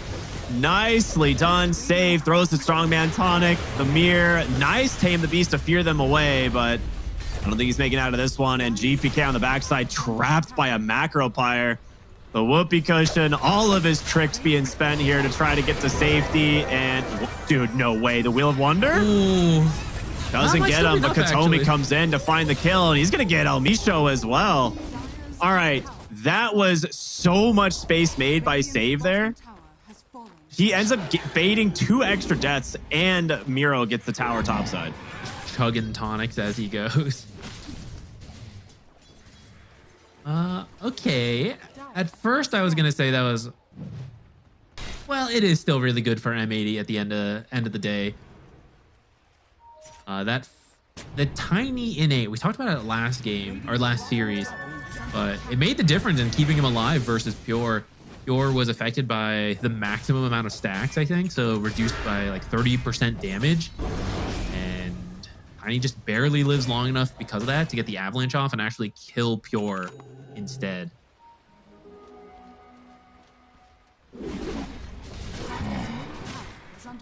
Yes, Kataomi. He's got drums on silencer. It's like, I'm at 9 stacks already, guys. Feeling kind of strong, maybe. Maybe I want to right click. We are about it. Very even game at the moment. It's really this Monkey King who is really far ahead. But we see still pretty killable, at least until he finishes this BKB. Exactly. And I think now that you have Guardian Greaves on the Darkseer, you're actually really looking to try and force a fight. And that's exactly what they do. They go straight for the Tormentor bottom, seeing if they're going to connect onto anything. But, well, I say that, they turn around. They aren't going for the Tormy. They want to kill first. It would be nice if you can get a kill bottom and then head over to it. But I wonder how long they're willing to wait for that. Yeah, it looks like they're done waiting. Radiant scan doesn't connect either, so they're a little bit afraid. They don't see anybody on the map. Now it connects, so they will know. Tormentor will go the way of M80. All right. And as the Tormentor goes down, we are going to remind you guys to go ahead and follow Fissure here. As on all of their socials, you can type !F in chat to stay up to date with all of the events they have planned this year. As Jakiro is going to be the winner of the first shard. Now, that is a Roche attempt coming in here from BetBoom, which Helm of the Overlord is done. They get this very easily if they... Yeah, it doesn't look like M80 are going to contest this at all. I really like this. I think this is... when the Tormentor change came in, most lineups cannot do Roche this early, but with the Beastmaster and a couple other heroes like Huskar, maybe an Ursa, there is a world where going for Tormentor costs you the positioning to contest Roshan, which is pretty much exactly what happens there. BetBoom sees M80 do the Tormentor, so they know, okay, we've taken both tier 1s on the top half of the map. They cannot get here fast at all. We can just go do Roshan. And yeah, the shard and some money is good, but Aegis is also very strong. So it's kind of this cool strategic level now that we have this, compared to the past where it's like you got 2 Tormentors and 1 Roche. You can just give one up and still get another. Everyone take essence ring. That item is one of the best jungle items. Yeah, I'm not that surprised. It's so funny. Does it still work against Ancient Apparition as well? That's actually what I'm not sure. I'm thinking about that right now. I think feel like it does work. I feel like it must. Is Pure just... I think it worked. I saw it go off. Does he get vision? Dude, he's just going to get soloed? One more? You're kidding me. Okay. Well, who found who, really? Dark Mago gets the TP out. That is like the most farmed hero on the map, dying to the 7th most farmed hero in the game. Wow. It's one of the things with Monkey King and many other agility carries. You're not actually that tanky, especially when your first item is a Battle Fury. So you still gotta be very careful of this damage from AA. And when you lose the strength from Death Rhyme, you don't have that much strength until you get more items. So it ends up being surprisingly high damage. Mm-hmm. Dire's middle tower is under attack. I like how Dark Mago just comes in like, don't worry, I'm securing the kill. I'm securing it. It's fine. Who knows? Maybe he wouldn't have dropped low enough. It had to be secured. Ooh. The Searing Signet we picked up for both AA and the Tiny. Those are really strong on both these heroes.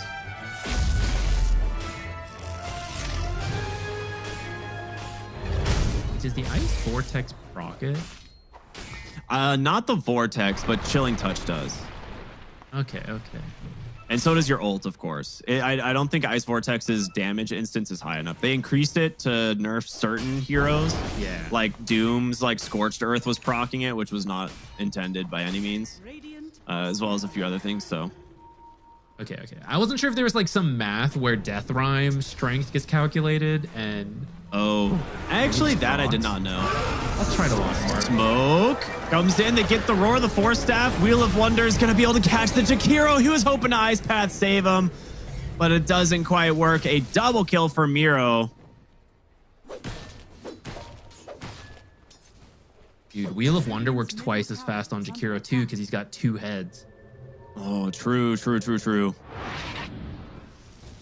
kills. Making use of this Aegis, looking to play aggressive on BetBoom. Successful so far. They're not really in position. I feel like what caught M80 off guard is the lanes aren't even in that great of a position for that type of play. So even after that kill, they all just have to fall back and go deal with lanes. And I think M80 was thinking they would be farming and pushing stuff up. Dire's middle tower is under attack. Speaking of the Jakiro effect on Wheel of Wonder, do you think Faceless Void shouldn't be affected by it? Absolutely. Since he has no eyeballs, he's like, I don't even know what you're trying to do here. Sinister buddy. Gaze shouldn't work either. Dude, Sinister Gaze definitely shouldn't work. We need more like lore accurate spell usage. I think so. But we tried for a little bit. We tried to have like fire damage in Dota. Yeah, that was for 1 week, and then it was never didn't implemented stay. ever again. I'm okay with trying stuff like that, which is exactly why I believe Faces of Void should gain some new immunities. I mean, Hero's in a weird spot, but We should bottom tie it to lane- cosmetics. Yeah, that would really make it fun. Yeah. Radiant structures are fortified. Dire's bottom They're smoked up bottom, but they're going to TP to the top side, and Hector will TP bottom. So this is a pretty good spot for M80 if they actually find an opening. Miro, he's stuck in the trees. Is he getting out? There is no way he just walked into the trees there and TP's out. They definitely saw him. They thought he walked through the other side, though. Yeah. I'm so confused. I thought Abaddon They literally 100% made saw eye him. contact. We're still on the topic of eyes. I see. Bottom lane, GPK, Avatos underneath the Ice Blast. There is no way he's getting out of this one. El Micho will find the kill there.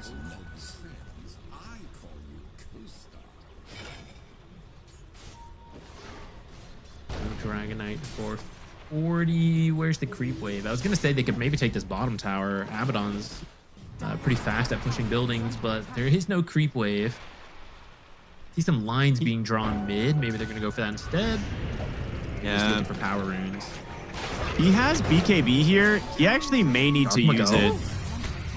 I was like, he actually is just dead if he doesn't use it. So, yeah, that hurts. That's a lot of dot damage. They just turn around. Global Science is out. Pure takes a decent chunk there from the Avatos. But, all right. These daggers from Save are becoming really annoying against the Tiny.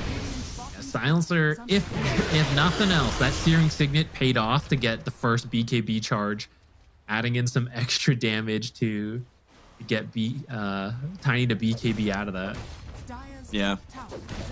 Now you feel pretty good about pushing this top lane. You know they're not going to want to fight without a BKB. Though you did use global, so maybe they can launch a counter defense. But looks like they're just pushing out bottom instead. Yeah, casual Ice Blast just to slow it down a little, but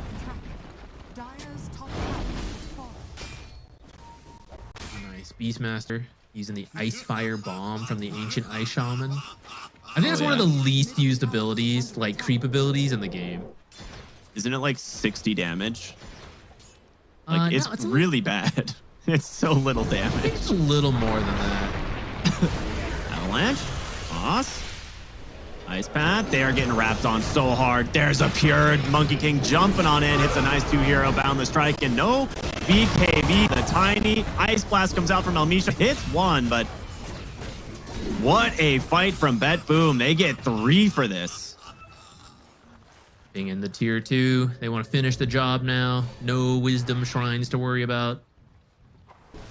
And that should set them up for a future Roche as well. It can start spawn in less than 30 seconds, so they should be able to clean up this tower and go get in position, wait for the Roche. You have this Manta Radiance on K1. I feel like you need to get active in these fights. But they're just... They don't really have the initiation without the Tiny. And Darkseer can't really just run in, so...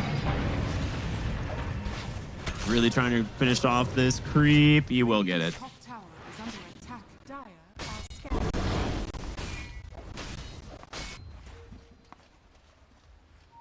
There's so much action in this bottom half of the map. Now M80's pinging that tier 2. Yeah. Darkseer will scout safe here, I think. Yeah. Oh, he walked into a ward anyway, but they really need to try and grab a pick off here if they want to try and play for that bottom tower, or if they want to play for Tormentor again.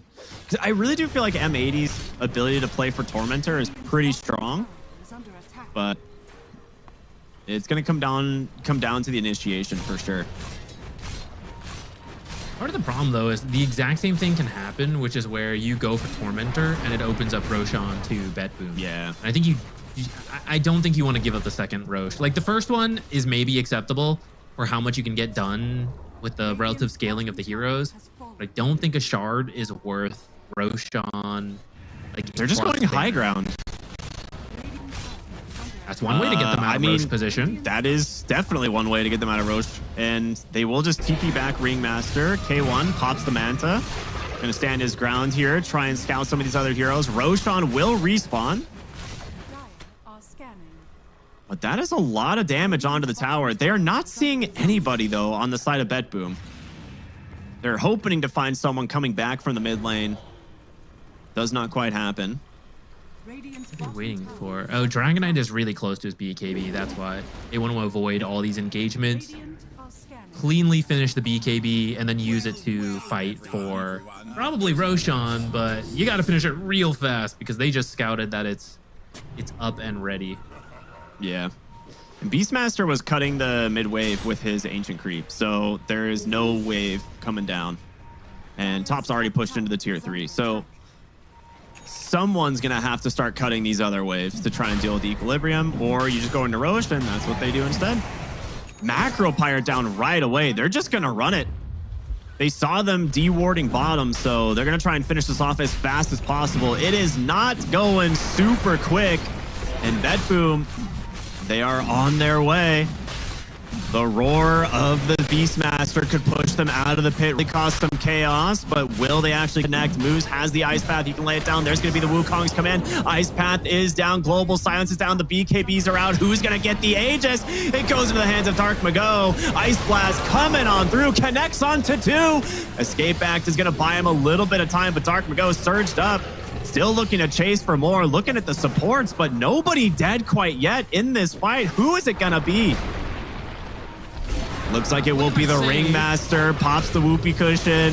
Does not get out. Now on the top side, they've managed to get their hands onto Pure. Monkey King, he's pretty tanky and pretty difficult to kill, but they can just kite him out now. Liquid Frost. Doing so much work. Gets the Boundless Strike kill, but with the Abaddon chasing after him, I think they got him. Oh, he misses, and he's just gonna burn Dark Mago. He's gonna respawn here, look for more on the backside, finishes off the Dragon Knight, and now with this, ends up being a really good fight for M80. What is that, a 4 for 2+ Aegis? Yeah. So, not a very long-lasting Aegis, but definitely worth it. They forgot the banner in the middle of the chaos. I wonder if someone's gonna head back for that. I think it could have gone better for BetBoom, but off of the Wukong's command, he didn't pop BKB fast enough because he didn't see the Ice Path being cast from behind the pit. So got stunned for a little bit. I think he might have had a chance to do a bit more there if that hadn't been the case. Yeah, that's a really nice fight from M80. It gets them right back into this game. It's pretty much dead even now in terms of net worth. K1's actually going to surpass the Monkey King for the first time this game. But the supports are getting a lot out of this. You can see like both AA and Jakiro starting to scale pretty well here. What's next for BetBoom? What can they do? I mean, they're still in the lead, of course. I feel like this game is still very close, but... yeah, I wouldn't feel comfortable with that lead. 1K, if they knew how much it was. It really just comes down to the execution of these fights. Both teams have something going for them. You have like the Roar pickoff plus Global. On the other side, you have the Vacuum combos, especially this Frost Blast. I think that's the big thing to watch for. Oh my god. Quick BKB out. Yeah, that is an immediate TP when he sees them. That's an interesting smoke call, though. The rest of the team do want to fight. What they do not know is that Abaddon just finished up a Nullifier. Blink onto the high ground. Force Staff. They're trying to get this Tiny out of here. He pops the BKB, but the Boundless Strike will seal the deal. Now chasing for K1. Impalement Arts slowing him down forever. Ice Blast off the mark. But he does get the blink out. Illich will survive thanks to the Glimmer Cave, but El Micho, not so much. And that's a great win there from BetBoom. Yeah, it's like you said, a surprising smoke, but sometimes the suboptimal play works because it catches the opponents off guard. M80 thought there's no BKB on the Monkey King. Like, let's go aggressive. They're not going to fight us. But that's exactly what BetBoom was expecting. They ran in, caught M80 scattered, and managed to kill off, I think it was Tiny and Jakiro, just straight off the bat before anything could happen. And you can't fight 3v5 after that, BKB or not, on the Monkey King.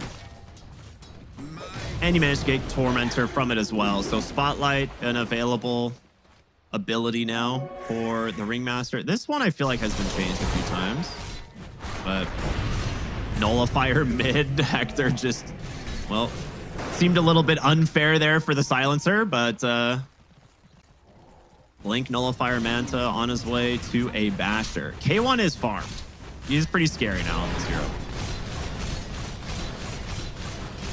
I'm looking forward to seeing Spotlight in a fight. It'll be kind of good versus the illusions. Burn off the Manta illusions from Abaddon and maybe some of the Darkseer Wall illusions. Does it do that much damage? I can't remember. It's like 50%, isn't it? Illusions max health loss 50%. Oh, that's pretty good. Bottom lane, K1 just takes the tier 3. The rest of BetBoom is top, wanting to push themselves, but it looks like, yeah, M80 gonna back away, TP home, and make sure that their own tier 3 tower is protected.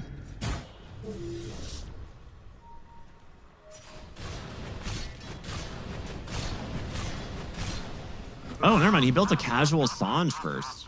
Now he's going back for the Basher. I don't know what that's for.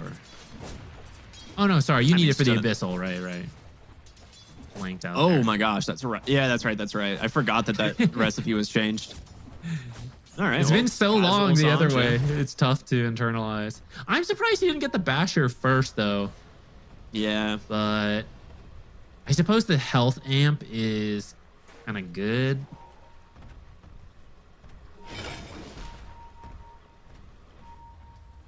Still, you could prevent some of these BKB TP outs. There's an Aghanim Scepter finished up on the Monkey King. It's a really strong item. We'll have to see if that makes a big difference in any of these fights, but right now, both teams kind of just farming on different areas. Miro has done a really good job at like just cutting waves with his summons and just kind of playing on the sides of the map. And of course, Monkey King, one of the best heroes in Dota for doing that exact play style.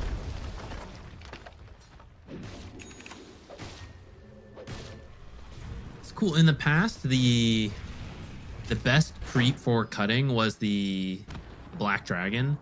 He's got the Ancient Croaker here, which also has an AoE spell. So kind of nice for Beastmaster to have multiple options now on Ancient creeps to just shove in waves, and you're not limited like, oh man, I didn't get the one creep I need.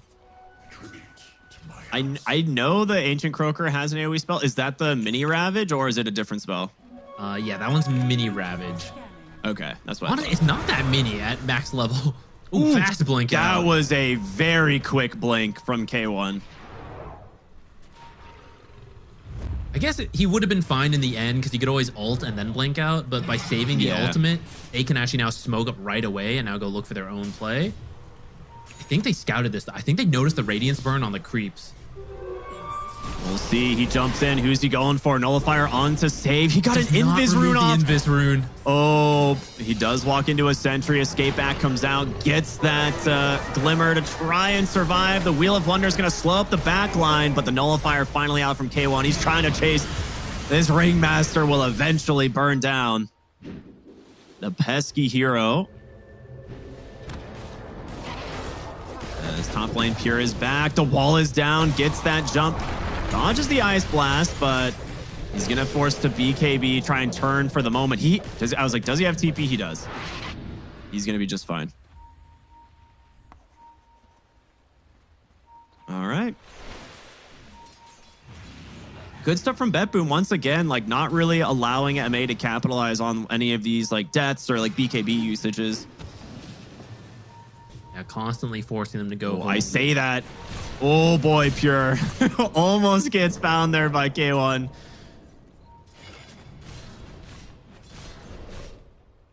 don't think you can do much here. I mean, you can force it, but it's essentially just a regular fight at this point. There is no BKB on Monkey King for 50 seconds. That's what they're going to be banking on. lot of these creeps get killed pretty quickly. Those illusions do get owned by the spotlight. I didn't realize it was that quick. Yeah, it's solid. And the miss chance as well on top of it. You don't buy it yourself that often, but in games like this, I think it's actually quite useful. Mm-hmm. Radiant are scanning.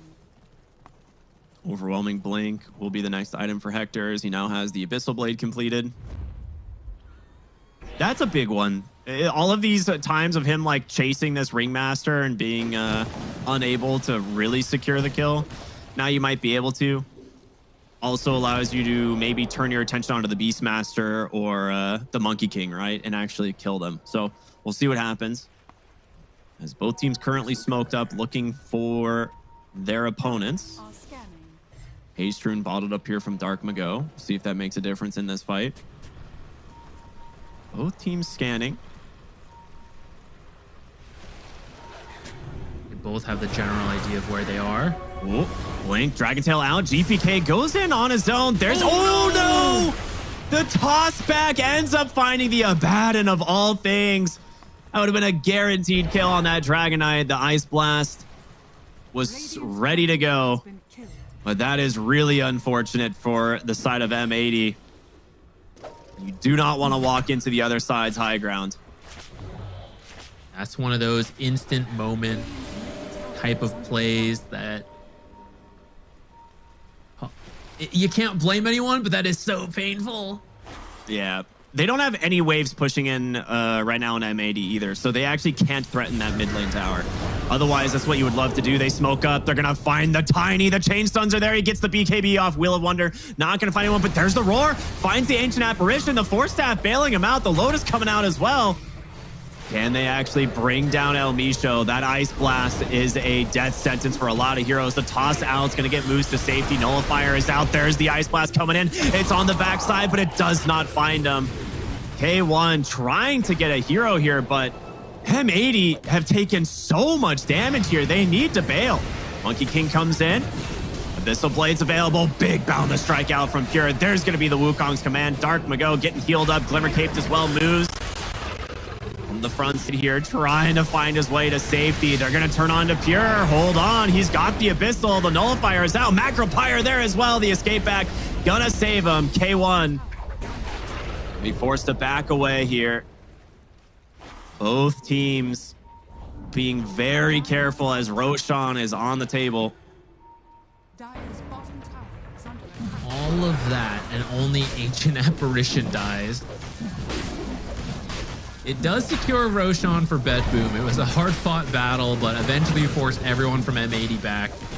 They can't get here in time to contest Roche. No AA blast to worry about, as long as you finish it in the next few seconds. I really thought they would make a play to try and contest this with like the Darkseer or something. Avalanche toss comes in. Hector, Blink, Nullifier onto Katomi. The toss will come in as well. They get him.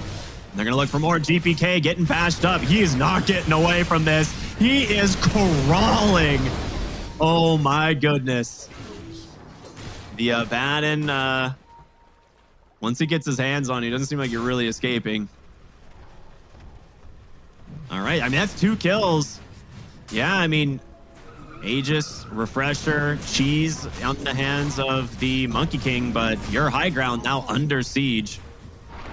They need to protect that mid wave, but who they found here on the backside? It's Miro trying to TP out. You have an Abyssal. There's no way. As long as he can stay on top of him, which he should be able to. The body blocks coming out here from Dark will go the toss back. They get themselves a kill onto the Beastmaster as well as his summons. And now that the wave is going to collect into the mid lane, they can just continue this push. There's no fort. Got a banner as well if they want to drop it. They probably should, but we'll see. There's another mid wave coming. It's not being cut, so the backdoor protection's going to kick in. They get themselves a full lane of barracks despite BetBoom being the ones that grabbed the Roshan, and now looking bottom, which was opened up earlier from Hector.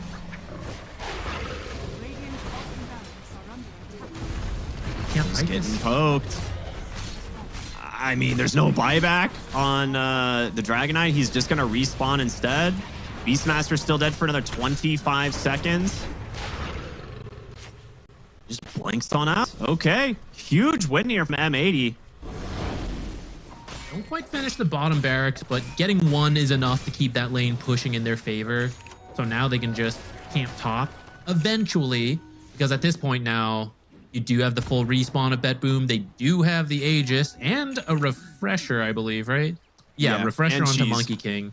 So you got to respect it. You got to go back to just maybe stalling this out. That was a great way to capitalize on, even though you don't have Aegis, you can still win some fights and punish the enemy if they're scattered a little bit.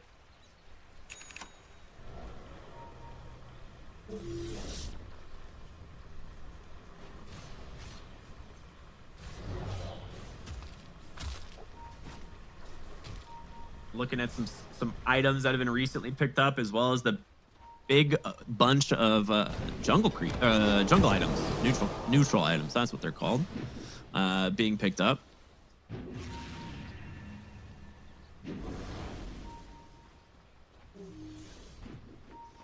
The crossbow is something that I think is very good, and I'm happy to see more people start going for it because it feels incredibly strong. They're going for Tormentor topside. Meanwhile, M80's like at your base. Will this pay off? I guess you don't have a mid wave. They're just smoked up bottom. I don't think M80 was expecting that Tormentor play, because you can't take that top tower. You might take bottom barracks, but the bottom barracks doesn't matter that much.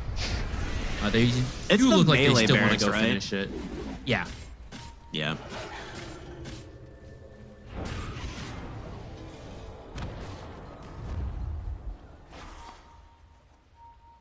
If all you get out of this Aegis is a Tormentor, that's not you only that have great. 1 minute left. Yeah, M80's going to feel pretty good about that.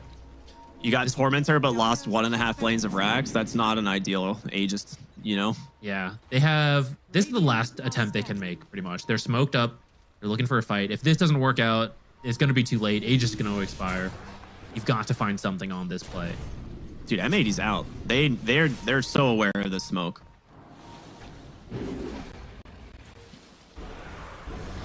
Doesn't look like they want to push further. You can't really. I mean, there's creeps in your base. It's becoming exceedingly clear what is going on if you do not deal with it. So they have to break their smokes, just start clearing things out. Yeah, when there's creeps just freely hitting a tier 4 in the enemy base, you're like, guys, I think they might be smoked on the map right now. It's kind of weird. People don't usually let that happen, right?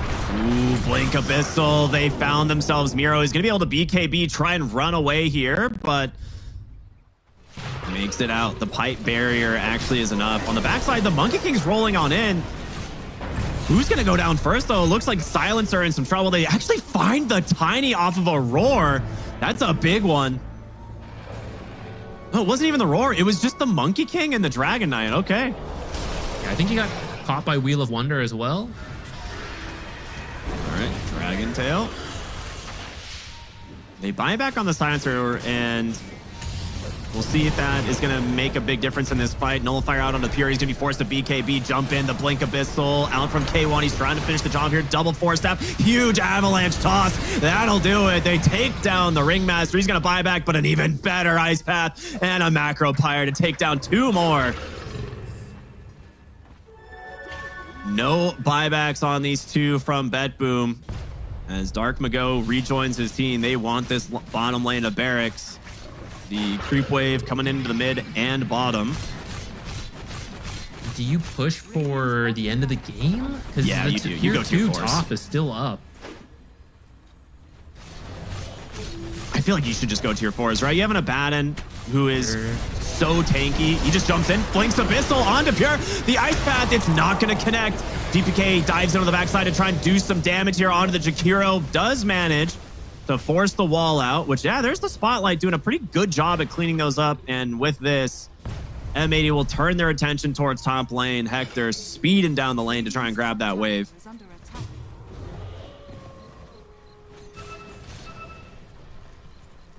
If that Ice Blast connected, that might have been a kill onto the Monkey King. He does have buyback, but would have been a huge economic blow. You won't be able to stop this tier 2, and that was the last thing protecting you in this game. M80's headed in. They want to get themselves game one. Gonna burn the illusions off. Not going to overcommit, it looks like. They are willing to respect BetBoom. They are still very strong. The game is incredibly close. Just a 3,000 net worth difference between the two. It looks like they're going to pick up some new items. And maybe play for the next objective here. And time is in their favor. The mid and the bottom lane are always going to push in. So you should eventually get the information you need to find a good fight.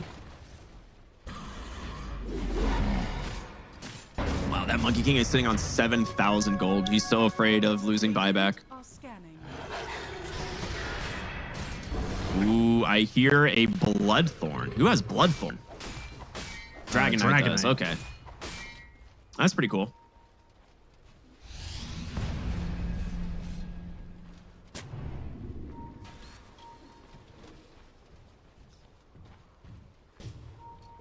Setting up for Roshan, which could start to spawn soon. A lot of vision top side for M80. The Sentry is just out of range of each other. They have a big buyback advantage on the side of M80. Just one on the Monkey King. Meanwhile, hero is available for M80. The Blink, the Dragon Tail's out. They managed to get themselves onto the Chikiro, the Force Staff. The Reflected Roar, it's not enough to save him, but the Ice Blast comes out the other way. It's connected now onto the Beastmaster. He's going to be able to BKB for now, trying his best to survive, and it's going to work. The Wheel of Wonder doing some damage. Big vacuum wall, but it actually missed. It's dodged by that escape act, and now in some trouble here on M80. They buy back here on this Chikiro. They're on top of Dark Mago. He's going to need some help. This is going to be a dieback if they get him. The second Wukong's command comes out, but they manage to walk away. Cold Feet path, holding Pure in place. Have to Force Staff through this Macro Pyre. A lot of spells committed from BetBoom. They still have a cheese on this Dragon Knight. There's no way they want to go in on M80, right? What does Monkey King have? The last few Wukong's commands, he even has the extra ring, but they're barely doing anything. M80 just runs out every single time between all the Force Staffs, Ghost Scepters, Surges they have. The ults just haven't been doing anything. It looks like they want to play it safe and get the Roche.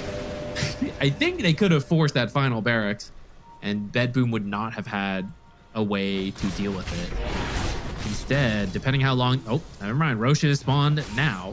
I say, depending how long it is, you might have one more fight in you. Getting a hero here, like save, would be enormous. They're looking for the Dragon Knight, though. The toss back. What? Force staffed a mid-toss, and that apparently canceled it. That was a little wacky. You can... Okay, the fact that Force Staff cancels toss is wild. All right, back to Roshan we go. They are smoked up on BetBoom. I mean, they know that this is happening. The question is, will they be able to get into the pit in time and stop it? There's the scan coming out. Nice path is available. Macfire, everything being dropped here. They get it. It's being picked up. Aegis into Dark Mago. There's going to be a big Wukong's command. The Global Silence as well. On the backside, they get on top of the Darks here. They've got to get out of the pit here. Tossed to safety by Dark Mago. Well played, but his Aegis is coming back, and now Hector jumping in, looking for an opening, just refreshes, gets on top of Katomi, takes him out. Miro forced the BKB. Hector has the Abyssal, the Force Staff to get him in range. They got him. Two more dead, but two buybacks available. BetBoom have thrown everything to try and win that fight. You have a refresher in 40 seconds on the Monkey King, but Mega Creeps will be secured here. You have one fortification remaining.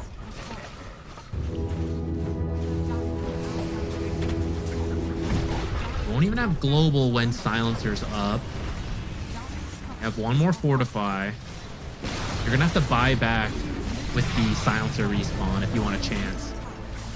I mean, there's the buyback now. Your throne's not living that long, man. Dark Mago is here to end the game. There's the fortification. The blink, the roam's out, but immediately dispelled by Hector. And now they're going to finish the game. Dark Mago with the BKB walks right on in, starts hitting the throne, and that will be game number one going the way of M80. Had a lot of fun games today, actually. lot of Yeah. close back and forth games, things that are being decided by just very clutch fights, good smokes.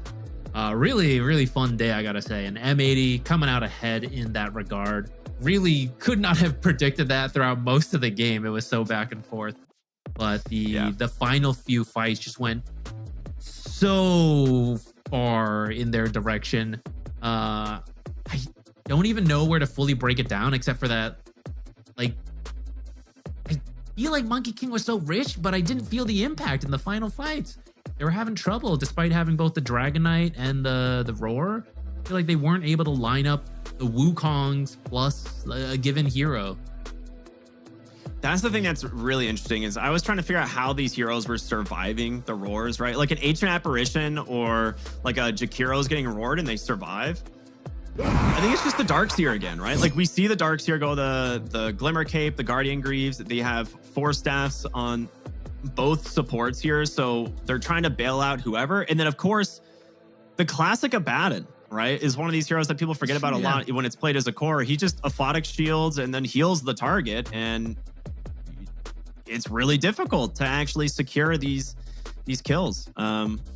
Yeah, really well played from M80. Just a really sick game. Really back and forth. BetBoom almost had this one. The fact that I think the thing that was most surprising to me is that Hector just took lanes of racks or like took high ground tier 3 when BetBoom was in the advantage and was like pushing, and he's like, I'm just gonna go take their tower. Like, what are they gonna do about it? So kind of cool heads up stuff from him this game. Tons of building damage, 22,500 out of his Abaddon. Yeah. Ultimately, as I reflect on it too, M80 was always on the Radiant side of the base. Like, true. Even though they would win fights, BetBoom would win the fight, and it's like, we gotta make it all the way across the map. Lost a lot of time on that regard. And K1 was doing a great job with his illusions, just keeping the lanes pushed in, and then once the barracks are down, even easier. Yeah, that's a really good point. And, credit to BetBoom where it's due. Just unfortunately didn't quite come together from them in game number 1. But we're going to go to a short break, everybody, and we'll be back with game 2 here of BetBoom versus M80. Stay tuned. We'll see you in a bit.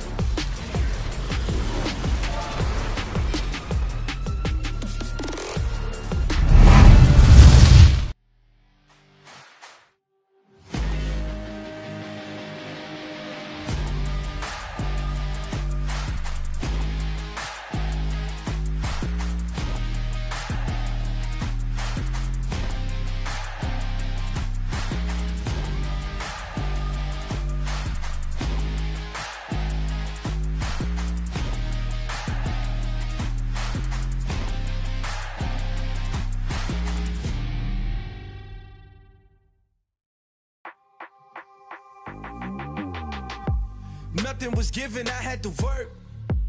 I got no limits, huh? Short on the 15, back on the first.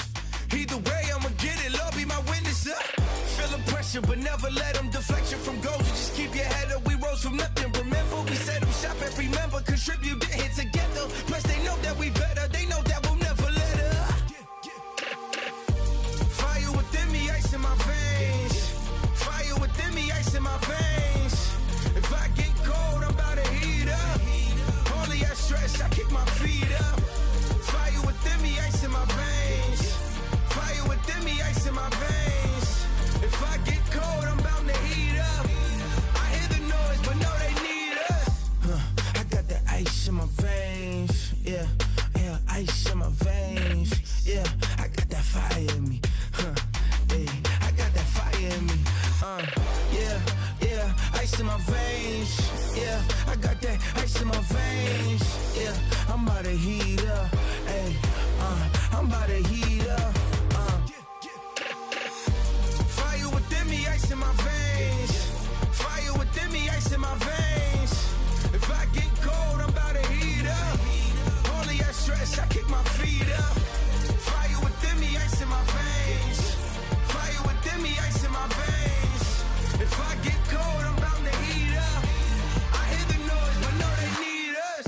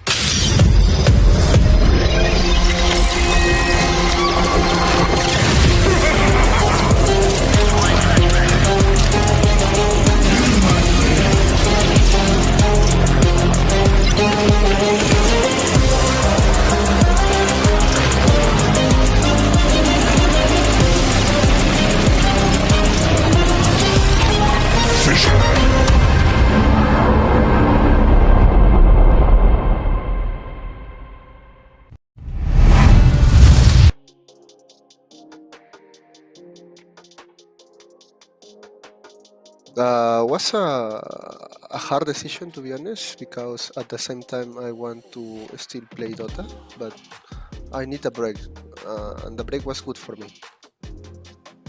That's it.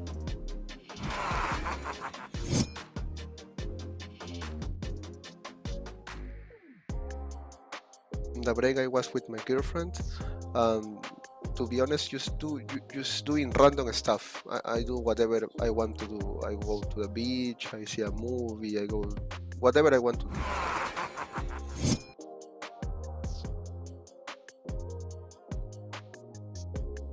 Come from gym, he told me to play. I was more options, but this was the more easy option because we play from the North American qualifiers. But at the end, I decided to play with Moose, with M80. So I done the invitation from Lelis.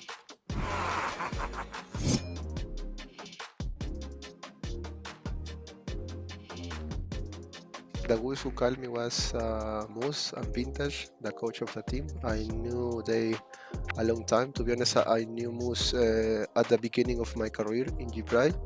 And that's it. They called me, they offered me something, I like it, and was good offer for me, and I go. I have other plans on mind about M80, but at the end, I think this was good option and good team. That's it.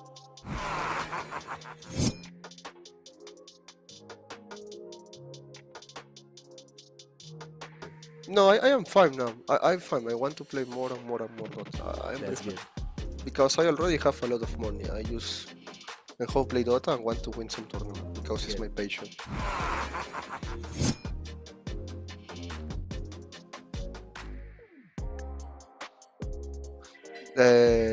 Do the best we can do in this FISSURE. and try to win tournament, bro. I really want to win a major or TI from South America. I like, for example, Heroic do in this tournament tier 2 in the PGL. I want to be the first guy win a tournament tier 1, you know. Thanks for all the fans who support me and support this new team. Sadly, we don't qualify to every event in SA. We lose to Heroic in the final 2-3, but we try our best. We have internal issues, but we really try to do your best.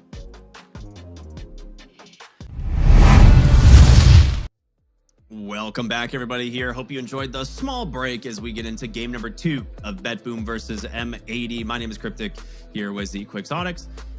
I feel like game 1 was exactly what we wanted. A close game, back and forth, action-packed, coming to an explosive end. So we'll see if game 2 lives up to the hype as well. Yeah, I think it was a lot of fun. Could have gone either way. I was trying to reflect on it. Like, why did it end up going towards M80? I don't have a fully clear answer, but I feel like a lot of the Roche fights ended up quite messy. They're like all over the place, very chaotic. And it feels like M80 came out a little bit ahead of many of those Roche fights.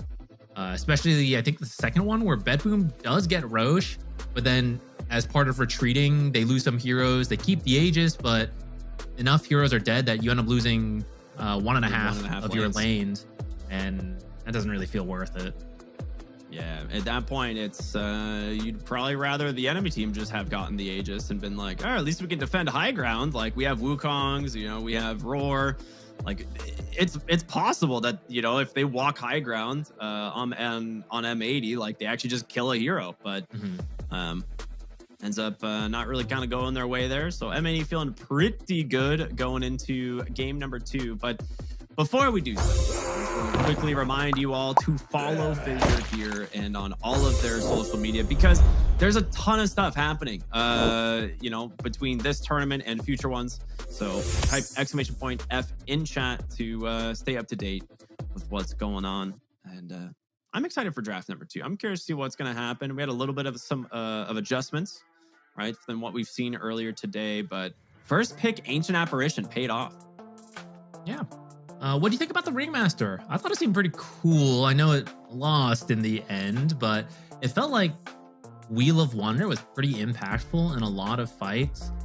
Maybe the save never actually saved too many heroes, but I don't know if that's the hero's fault. The souvenirs had some impact early.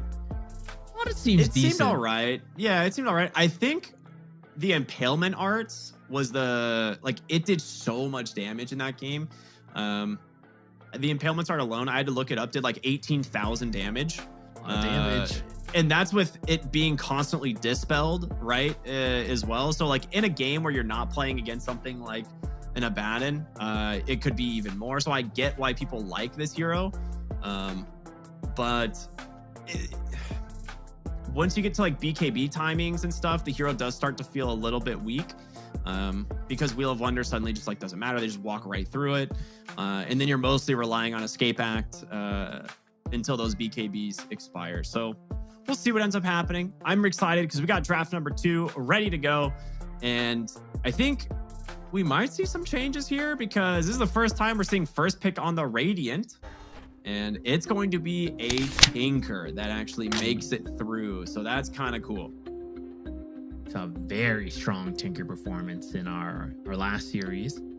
Where this will go, I guess we'll find out. I think it's been looking best as position 4. Like, technically can also play at hard support, but where the hero's at, I feel like you want to be a little greedier. You start the same, you know, Holy Locket, maybe a Glimmer Cape. But then the Aghanims is so good. You just want to greed out for it. It seems a little easier on position 4 than position 5. Yeah, and we're going to see the Silencer picked as a response. It's pretty good against Tinker. Allows you to maybe find this hero hiding in the backside somewhere since he relies on his, you know, abilities to kind of TP in and out of fights. I'm curious what type of hero they want on M80 that can actually like reliably find him, because Tiny's still in, a great hero. You also have things like the Enigma now that are an option since you have the Silencer yourself. And Tinker can't do anything about Enigma, right? So it's one of those, one of the downsides to Tinker is you don't really save people from some heavy lockdown. 10 seconds remaining. Someone like Ember has had many strong performances. You can use that to find the Tinker. Maybe someone like Storm. I don't think you want to pick Storm until some of the other mids are banned out, though. I feel like Ember is just in a better spot if he's available. I like the Ember, though. 10 seconds remaining. I would be fine with the Tiny pick here, though, from M80 if they want, just because it is something that they can flex again mid for Dark Mago, or take to the safe lane if they really want. And then Tiny Silencers, it's a pretty dang strong lane. So we'll see what they want to do. But the Terrorblade Gyro bands are also quite nice. That, to me, makes me think they might be leaning towards the Beastmaster again, or something along those lines. Get rid of the Keeper of the Light. And they go for the Tiny. Okay. Yeah, this makes perfect sense to me. I think this is a really good opener.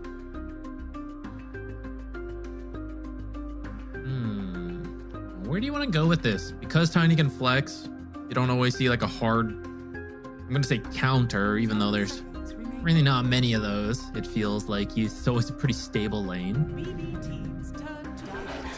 It's going to be the Beastmaster. Yeah, I mean, banning out Terrorblade, Gyro, and you can't go for the Enigma yourself. It seems like Beastmaster is the straightforward pick here. And they actually go for the Bat Rider, which is a classic BetBoom hero. So we'll see what they want to do. 10 seconds remaining. Some laughs on the BetBoom side, so 5 seconds remaining. doesn't seem like they're too stressed about being down one game.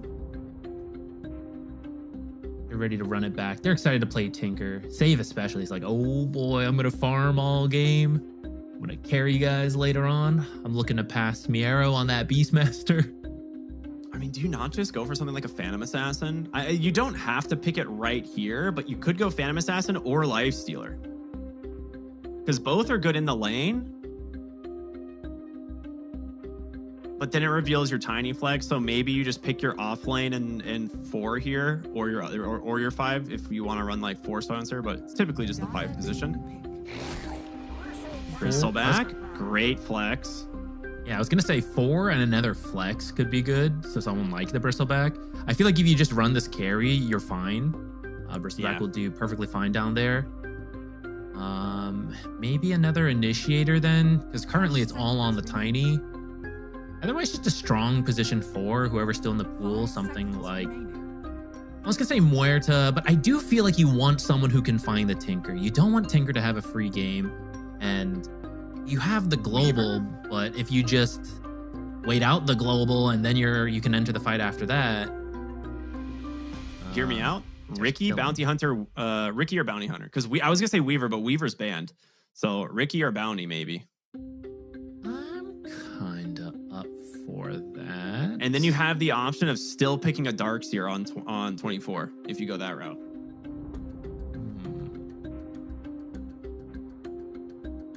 BB team's turn to Or just Shadow Demon. All right, you get yourself a save. So last game they had the Abaddon to make sure to get people out of things like Roar. This time, a support will do it on the Shadow Demon. Yeah, actually, it's a cool idea. I was thinking like go find the Tinker, but Shadow Demon is one of the few heroes that you can say ignore him, just ult your target, and then the shield can't come through. You just keep dispelling it. You got the save versus the roar and the lasso. Cool idea. I do wonder if it means Tinker's gonna have some free reign in terms of damage. Like, well, guys, I can't save you anymore. I have to go the Ags build. My hands are tied by the Shadow Demon, you know, and when that happens, he does not care about Shadow Demon. I am curious what they want to do for the Phantom Assassin here now, because this is a pretty good pick into the Bristleback and the Tiny, right, having an 8 break. That being said, I think it is a little bit overvalued. A lot of times we've seen the break picked into something like a Bristleback and he just has like Sanj and Yasha and a BKB and the break doesn't last very long and he just runs away. But with the lockdown of things like Roar and Lasso, that might be enough to allow the PA to kind of burst some of these bigger targets. It also doesn't hurt. Like you said, sometimes they have a bunch of status resistance and the break doesn't last very long, but some break is better than none. And when you compare, I need to buy Silver Edge to break and then it doesn't last very long versus I'll get the shard, it's cheap. It also does a ton of damage. So even if it doesn't, like, even if the break doesn't last long, I just did a huge chunk of their health. It doesn't feel that bad to build on PA, even if it doesn't end up lasting too long. There's the Ember ban. I like both those bans. You need to protect your backline. Both Silencer and Shadow Demon cannot really afford to get jumped on. So getting rid of a mid laner that can do that. Now, Puck is still in the game, which is an option. But the question is, do you want to play Puck into a Silencer? And then also a potential Tiny mid. I also think you want an active mid because Beastmaster and Batrider are relatively greedy as far as off lanes go. And we've already seen how greedy Tinker wants to be. So if you have a greedy mid, it's like there's no more farm on the map, guys. It kind of needs someone in that mid lane to go active.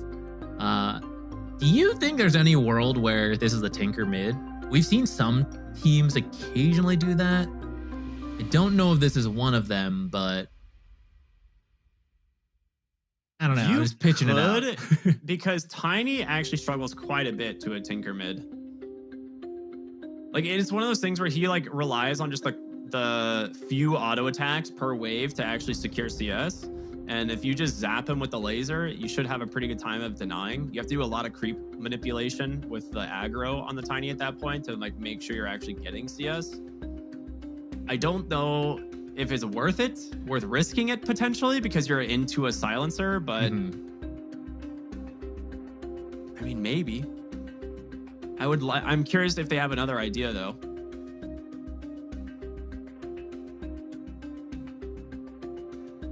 But then like you're like last picking your 5 position, right? And it's like what 5 position is like really gonna help you in this game that, you know, would be better than just picking a different mid hero.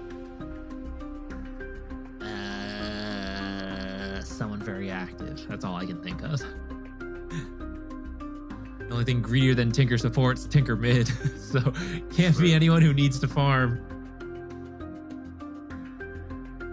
Well, they have some time here to figure this last ban. I do feel like with PA, you are still pretty open to a lot of counters from M80 if they want to pick a different carry.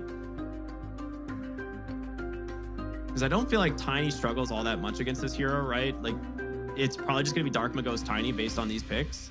And that means you can just still go for the Avatos combo, and it's a lot to deal with. They do ban the Dark Seer. Okay. I like this. It's a good ban. I thought, you know, they might have gone back for it on 24, but less likely. I didn't like it as much with something like a Shadow Demon as opposed to it being like, I don't know, like a Ricky or a Bounty Hunter, but 10 seconds remaining. See what they do with this pick on 23. 5 seconds. They're really working through this, simulating all the different games, and they end up at Pango. It's just a safe pick, you know? It's good at finding the back line. The downside is the Silencer, so he's going to need either a Yules or a really early Manta. 10 seconds remaining. 5 seconds. I think I'd say you should shut it down more, but I really... Who does? Hear me out. Bloodseeker. It's actually a really good Bloodseeker game. He's amazing against all 3 of these cores. I'm kind of up for it. What? Okay. Out carry? They're going to out-tempo him. Yeah, it's an out-carry for sure. They're going to run with the Bristleback and Tiny and just trying to take this game before Pura can come online. Very K1-esque. It's an interesting idea. Who's this with? Silencer? Silencer Alk versus Beastmaster Batrider. I think I like this idea more if you go for Snot Rocket on the Bristleback, but right now he's hovering Seeing Red, and I think that might be too greedy because your Alk is going to want to start fighting, and if your Bristleback's just like farming an Aghanim Scepter in the jungle, then maybe it doesn't allow your timings to kind of meet up where you want, but Man, Bloodseeker has to be completely unplayable if they don't pick it here. I don't know. This is like one of the best Bloodseeker games, and they just can't pick it. I think I would have liked it a little bit more. Let's see what K1 can do with it. Alk has fallen out of favor, especially because those safe lane camps changed. And in the past, whether you're having a good time or a bad time on the Alchemist, it was very easy to farm that small and medium camp behind the tier 1 tower, and it's very safe to do so as well. Now it's much harder. Those camps are pretty far apart, far enough that the acid spray, especially the new reduced radius acid spray, cannot affect both camps at the same time. So your stability, the consistency at which Alchemist could regularly hit the Radiance timings really got hurt by that. He has to have a strong lane. Does have a silencer, pretty strong laner, but Beastmaster Batrider is also quite strong. I don't know. It's really going to come down to the execution of it. Yeah, I'm a little bit worried because this is a draft from M80 where if you come out of your lanes behind, you just lose. Like, I actually don't know how you come back into this game if you come out of the lanes behind. I think I agree. So I am curious to see how that's going to play out. The one thing that I'm realizing is that since you have Shadow Demon, you can get a lot of jungle stacking off. So maybe that's why they go the Seeing Red Facet here, is they know that they can actually hit a decent Aghanim Scepter timing on the Bristle as opposed to going for something like the Snot Rocket and playing more of a utility / like enable your other heroes. So we'll see how much stacking El Misho can get done on the Shadow Demon here and if that's going to make a big difference in this game. But yeah, it's a little bit of a question mark on the Alchemist for me. I'm with you. It's definitely a K1 classic. He loves these types of heroes, but we'll see whether or not it actually will work against BetBoom's lineup as we get ready for game number 2 here of BetBoom versus M80. And both teams head out onto the map.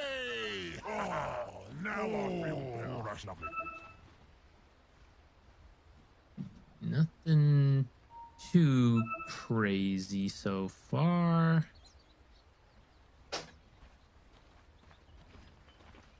All the facets look normal. Like you said, I think I would also prefer the Snot Rocket, but I think it depends on the player. Like, not many offlaners like Snot Rocket. It's catching on a little bit more lately, but 30 seconds to battle. I can understand why. I guess maybe not every offlaner does, even if we like it. You can still get a lot done as Bristleback and still be a tempo hero, but you're a little bit more required to win the lane. I'd say like Snot Rocket, Bristleback can lose and still contribute to the timing.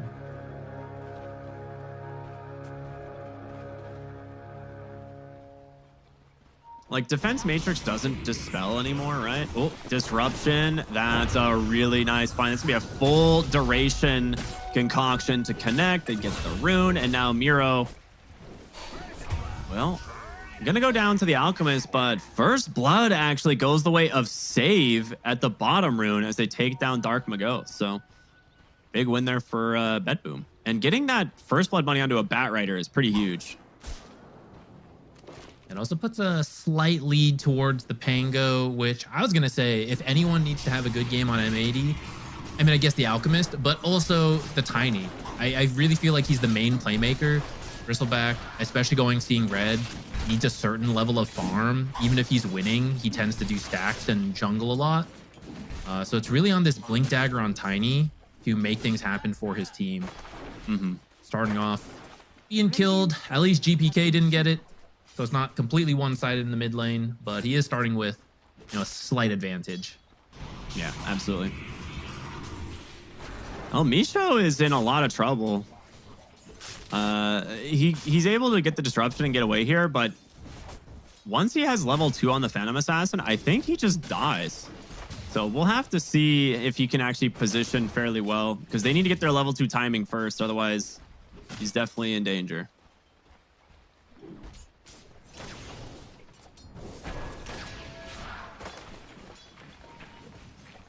Healing bots coming in. He has no mana on El Misho right now.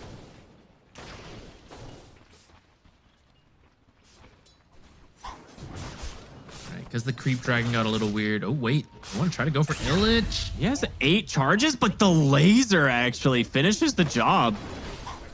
And yeah, El Micho, you're not actually in a good spot here either. Pure can just continuously throw these daggers, cause a lot of problems. Does finally get level 2, so he will have the Shadow Poison up now, but that is a really nice kill in this bottom lane. They made him miss so much XP. Yeah. Oh man, he got caught off guard by that laser. Thought he could bait it out a little longer, I guess. But big mistake, costing him a lot. Mid lane going quite well for GPK as well. That is 4 stacks of poison. El Micho is going to get a 5th.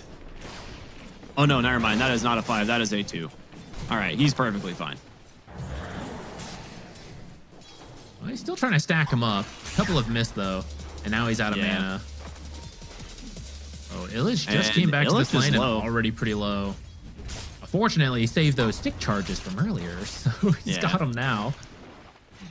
They need to play for the Lotus here. I don't think you can afford to give this to the Phantom Assassin. You got to turn on Katomi before that March of the Machines come out. And they're going to look for him. Disruption comes through. There's the March, though, so this is over. As much as you want to contest had a lot of stick charges. I'm not sure if you can. Yeah. Have that advantage from the kills earlier, and it's getting pretty low. Yeah, Katomi is just bodying these heroes on the bottom side.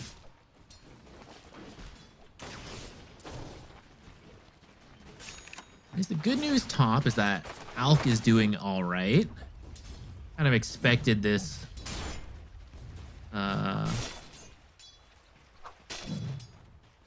Bottom lane to maybe be a little tougher because of the Tinker. I feel like Shadow Demon is not that strong of a position 4, whereas Tinker is a pretty solid 5. But at some point, you just stack, right? That's kind of what El Micho's up to now. Yeah. He's in the triangle. So even if this bottom lane doesn't go well, you've got the stacks. But Alk, if he doesn't do well, that is a big trouble for you. You got nowhere to go after that. Illich might just be dead again. There's going to be a laser. They got him. Top lane, they're going to get Hector as well. Oh, man, these side lanes are really falling apart. Moose just going to get chased down as well. Double kill for Saves Batrider. He already started the game off to a great start. Now 3 kills to his name.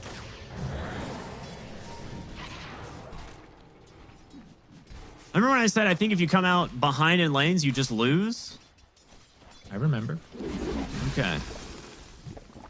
Are they going to be able to recover these? I'm definitely curious. Because right now CS is looking exceptional for BetBoom. But that Kill Me Arrow's finished up his arcane boots. Got a salve to heal up as well. I think this game is looking like an Aghanim's game compared to the last one.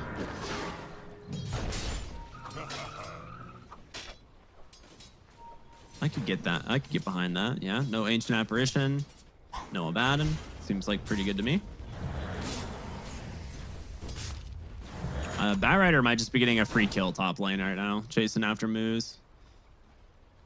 Nah, doesn't want to keep the curse going. I guess that is the one thing that is kind of fortunate for the Silencer in this matchup. It's like if he gets the curse onto the Batrider, he probably can't just walk him down.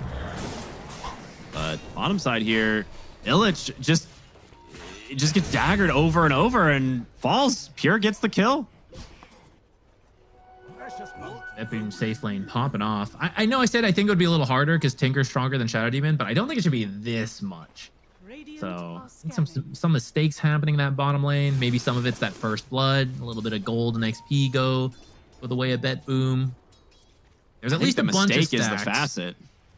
But he's got to try to do them at level 3, which doesn't really feel great. It's going to be kind of slow and take a while.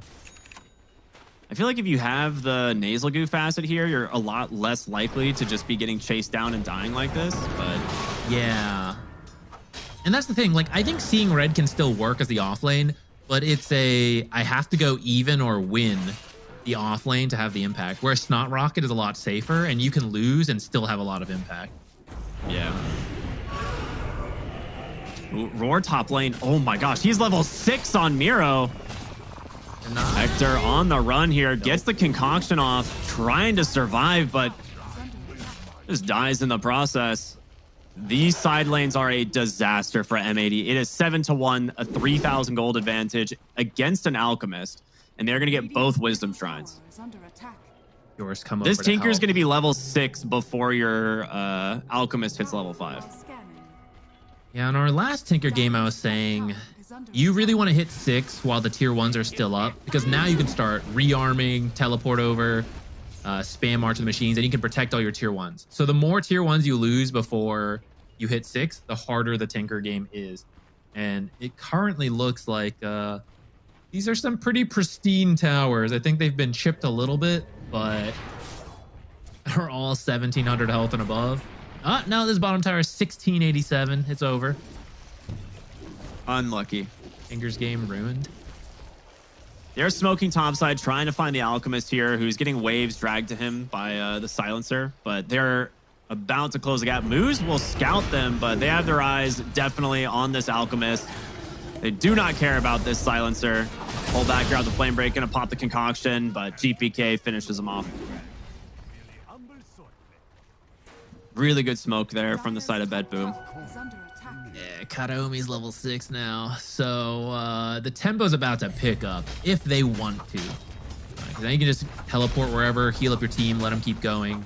I don't think they have to go too crazy right now. I think you just mostly want to restrict the map from the Alch. You don't have to take a bunch of objectives right now. Just lightly apply pressure, maybe try to invade the jungle, especially the ancient stack that you pretty much know Bristleback's gonna have. If you could go steal that, that'd be a huge play. But besides that, like, just keep maintaining this current farming pattern, because you are 4K up at 8.5 minutes versus an Alchemist. That is not good. They rotate bottom Actually, here to try and it's great if find you're a Phantom BetBoom Assassin. Yeah. They came bottom to try and punish the PA here. Like, they're smoked up behind the tower, and they might find her back on the ancient camp here. And there's going to be your avalanche toss. They got her. Okay. This was an absolute necessary kill. Tiny needs that these types of kills in order to get closer to that Blink Dagger. But he's going to lose his mid tower for this. They're going to pop the fortification. They need to come back to save this. This is the easiest place for Tinker to rejoin, though. The mid towers are so close together, so Tinker can just keep coming back, spamming March, heal up his team, head home. They're not even going to get bottom tower because Tinker's bottom, defending it instead. Hey, Pure, what the heck? You're stealing farm from your carry Tinker. What's up with that? Yeah, that's true. That's true. I don't know. This Bristleback's existence is very sad. Now already passed by the Tinker. It's not going to be long before the Bat Rider catches him. He's not getting this stack anytime soon. It's going to take him way too long. Oh, it's so painful. He might just die. Radiant are scanning. Bruh. Oh, God. All right, they're just Hector just says, "All right, I'm gonna take it. This is my stack, I guess." Yeah, this. At least it didn't get stolen. That's the most important Yeah. thing. Shadow Demon spent a lot of time stacking those. It does get him to his level 6. Silencer is where? Taking XP top, so he'll have global soon. You gotta find something with these support ultimates.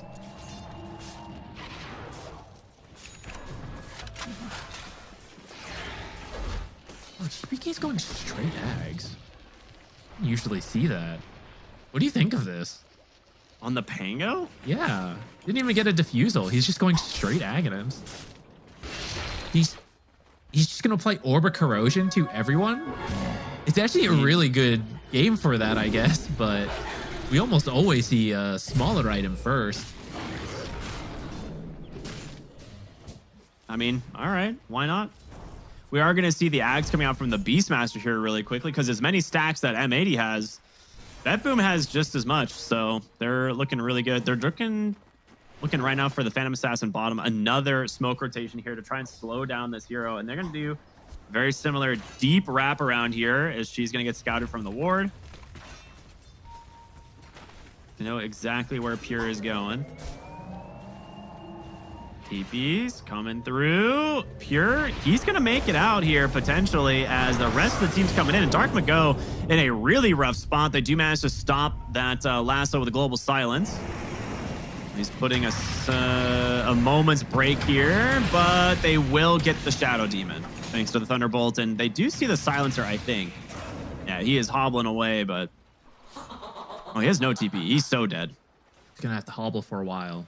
But it will buy a lot of time. Like, having to chase a Silencer this far back doesn't feel very good, so they might just let him go. Yeah. Seems like it.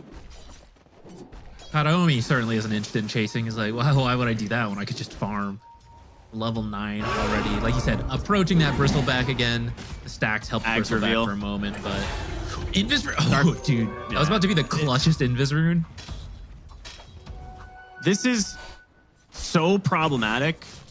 For the side of M80, I actually have no idea how they managed to recover on the Tiny or the Bristleback here.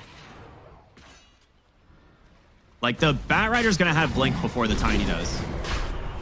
They're going to get the Ags. They're going to go right into Roshan. This is a classic Beastmaster move. You have the Tinker here to heal everyone up, make sure that no one's going to really struggle. Without the Tinker, this might be a little hard.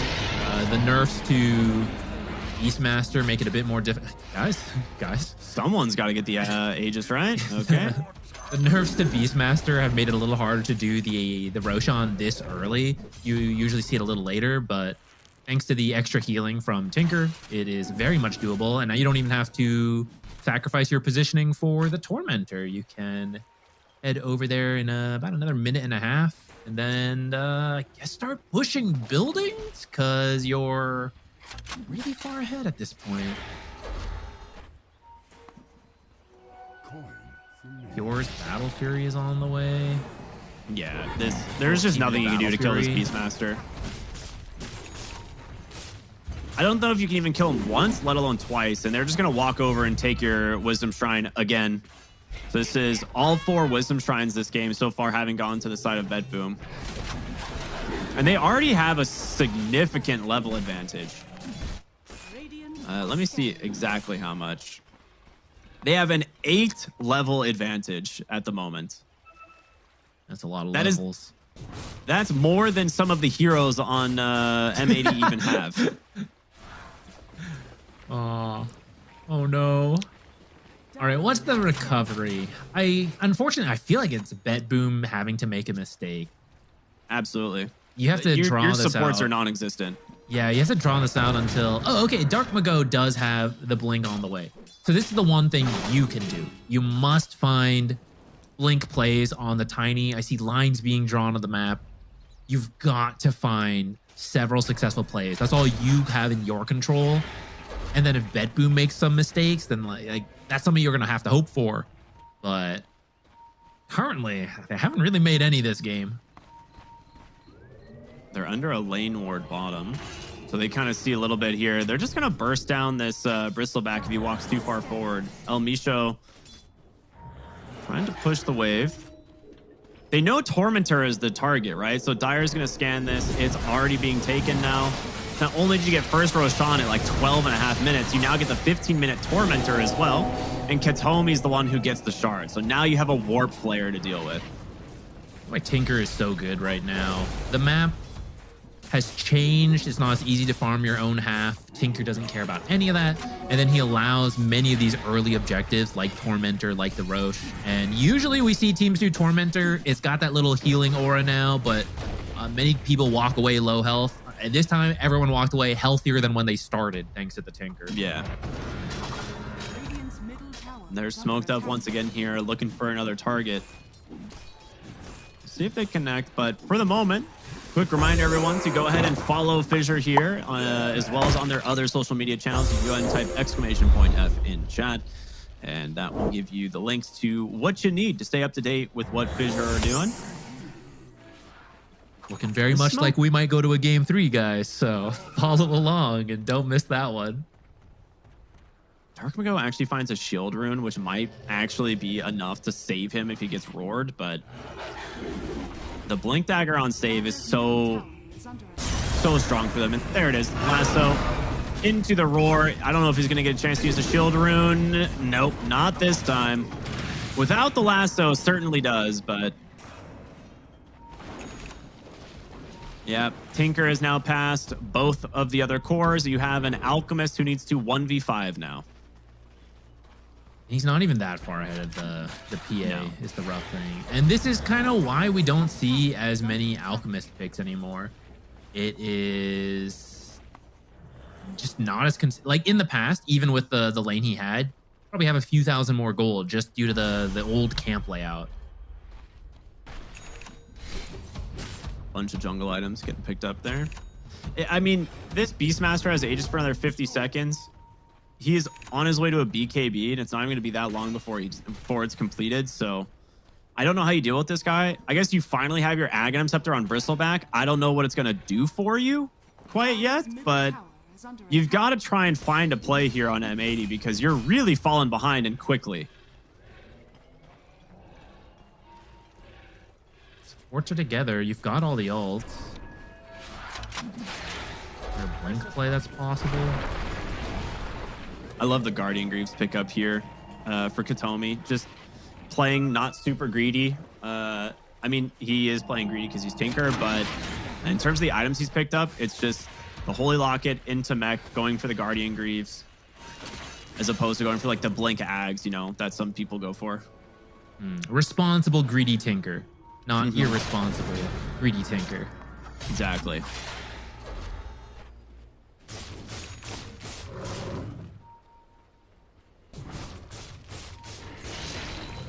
I mean, this Phantom Assassin is neck and neck with the Alchemist at this point, and she absolutely outscales him.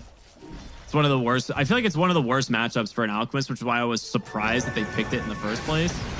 But bottom lane, we're going to see the Rolling Thunder come through. The Roar, it's just going to be a quick delete there onto the Shadow Demon as the Rolling Thunder continues to find Illich here. They even lasso him up. The Global comes out, but it's just too late, and now Illich... not looking good for him. Avalanche toss, not enough damage to kill Miro as the Tinker's going to heal them up. In comes Moose, but the barriers are there. Dark Mago, he's going to go slowly down here. It's just 3 for 0 with so little damage coming out from M80 here. Some damage is coming out, but it's going straight into defense matrices, and anything that makes it past that is being healed up by Mech or March of the Machines. And I just don't know. You got a second blink on the Alk, but they haven't seemed to try to organize to find plays yet. I guess they're waiting for a different timing, but I don't know what that is. Yeah.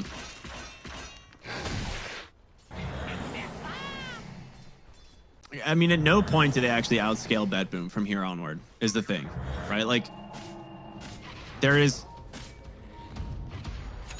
so much scaling potential from BetBoom's lineup with basically the almost a 5-core lineup, right? Like, in a way, like you have Batrider, one of the best scaling supports in all of Dota. You have Tinker, who's going to be a core.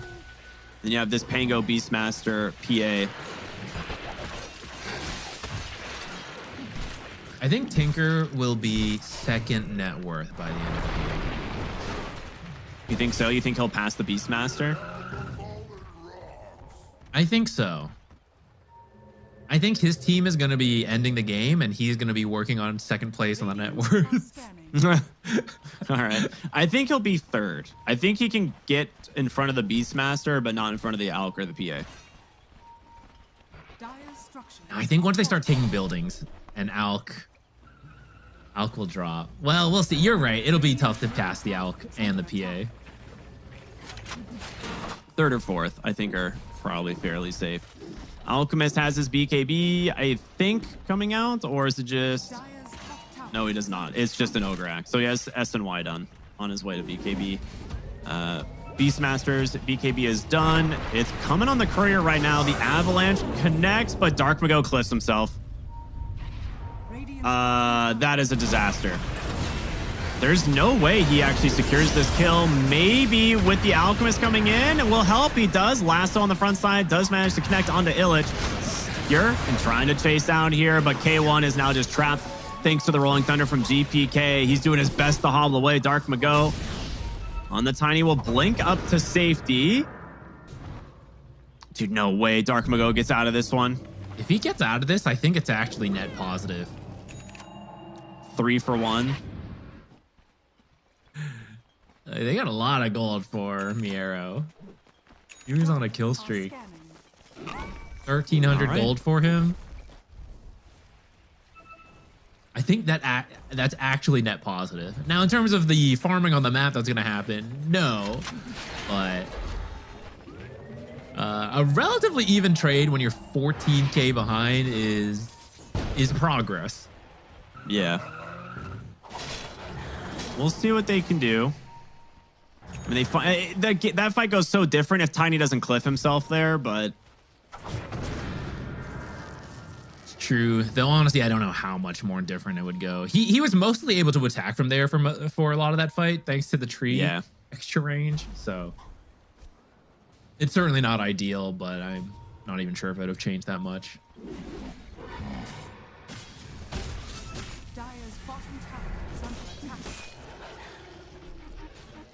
all right, the real question, will K1 finish his BKB or buy the nullifier first? I feel like you need a BKB. Because he has to do things in the fight.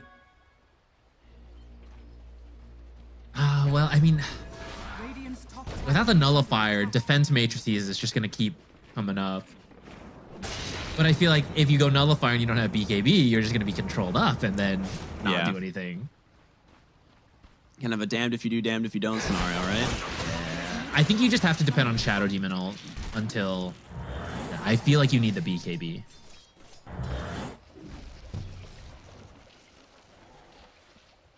You must trust El Misho.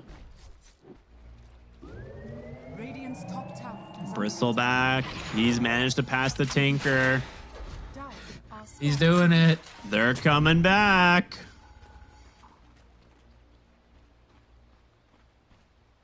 All right, Roshan is up. Here. They're trying to find a kill before they do Rosh. They don't really need to, but it's tactically sound.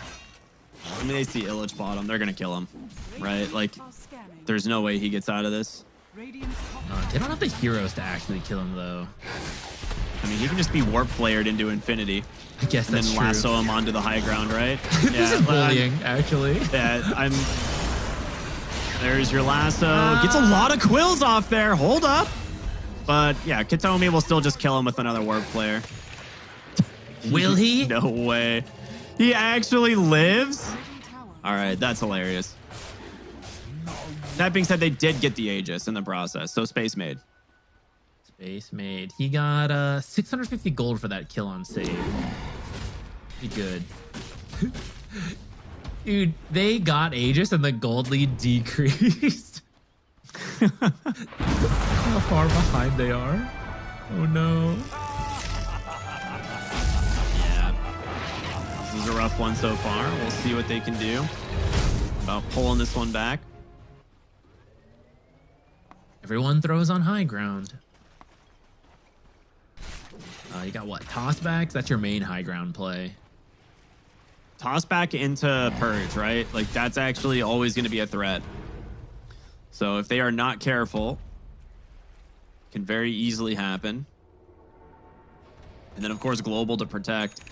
I guess that is a saving grace for M80, right? Looking at their high ground, it is pretty strong.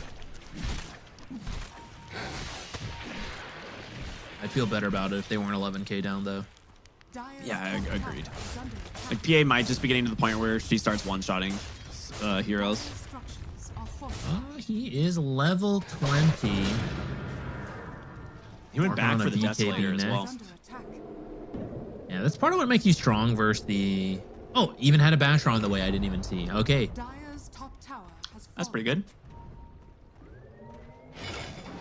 Dark Mago again gonna get scouted on this ward. Blink at the exact same time, but Save will find him instead. Roar comes out. That will secure the kill. No Deso charges, though. Rip.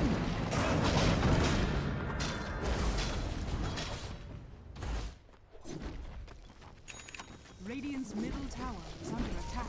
So BKB into the nullifier will be the option here for Hector. I mean, he's close. The nullifier will definitely help against the Tinker and all of the barriers that he's putting out, but Dire's bottom You've- tower is under attack. you kind of just have to wait for high ground. Dire's structures are fortified. Who's even the guy you're gonna toss back? Whoever you can, really, on the tower. Like, PA is actually pretty good. She can blink strike out, of course, but then you're forcing another hero to, like, come up and help her. But if you get the Beastmaster, I think that's, like, best case. The downside is the second he goes for the toss back, he's getting lassoed. So you have to protect it with global, and you have to get the kill, or else it's completely wasted.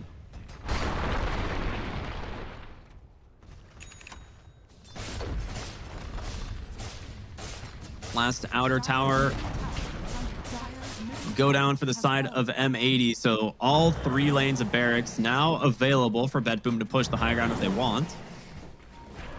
Now Misho is working towards his Aghanim Scepter, and he has got a long way to go for that one. Dire's middle tower is under attack.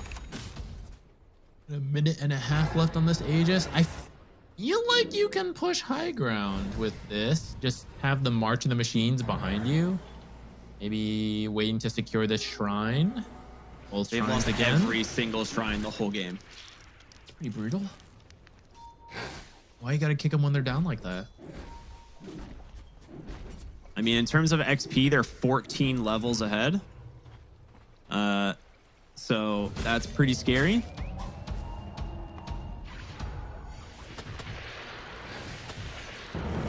They're looking for their lasso target. Rolling Thunder at the ready as well. Ward Sentry dropped on the high ground. It will likely get scouted. They see it. They just know it's not safe. to get. Who dewards it, you know? Yeah, they know Save is waiting. He wants to blink lasso. Do they have a Lotus Orb on M80 at all? I don't know who could have it, but... Bristol back if you wanted to go for that, but that's the thing with seeing red. Like, you have to do this Aghanims into usually some other aggressive item, either BKB, Sanjasha, something like that. You're just losing your barracks completely uncontested here. You can't let this happen, surely. I mean, they're here. What do you do, though? 13 seconds, 10 seconds on the Aegis. They're trying to get him low. 8 seconds left. The heals come through. The Blink Lasso's found the Alk. There's going to be the global signs to try and protect him. They come in. The Demonic Purge holds Miro in place, but PA gets the full heal.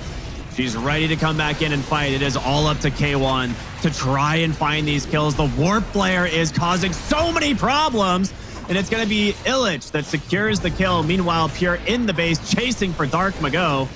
In some trouble here. Blink Strike up in one, gets down to the low ground. He's going to be okay. Gotta chase. Oh, the Force Staff didn't get him to high ground. They have to get something here. I don't know if they will, though. So you lose a lane of barracks, and you get a Beastmaster, and it costs you a buyback. I bet that's economically even. It's a gain.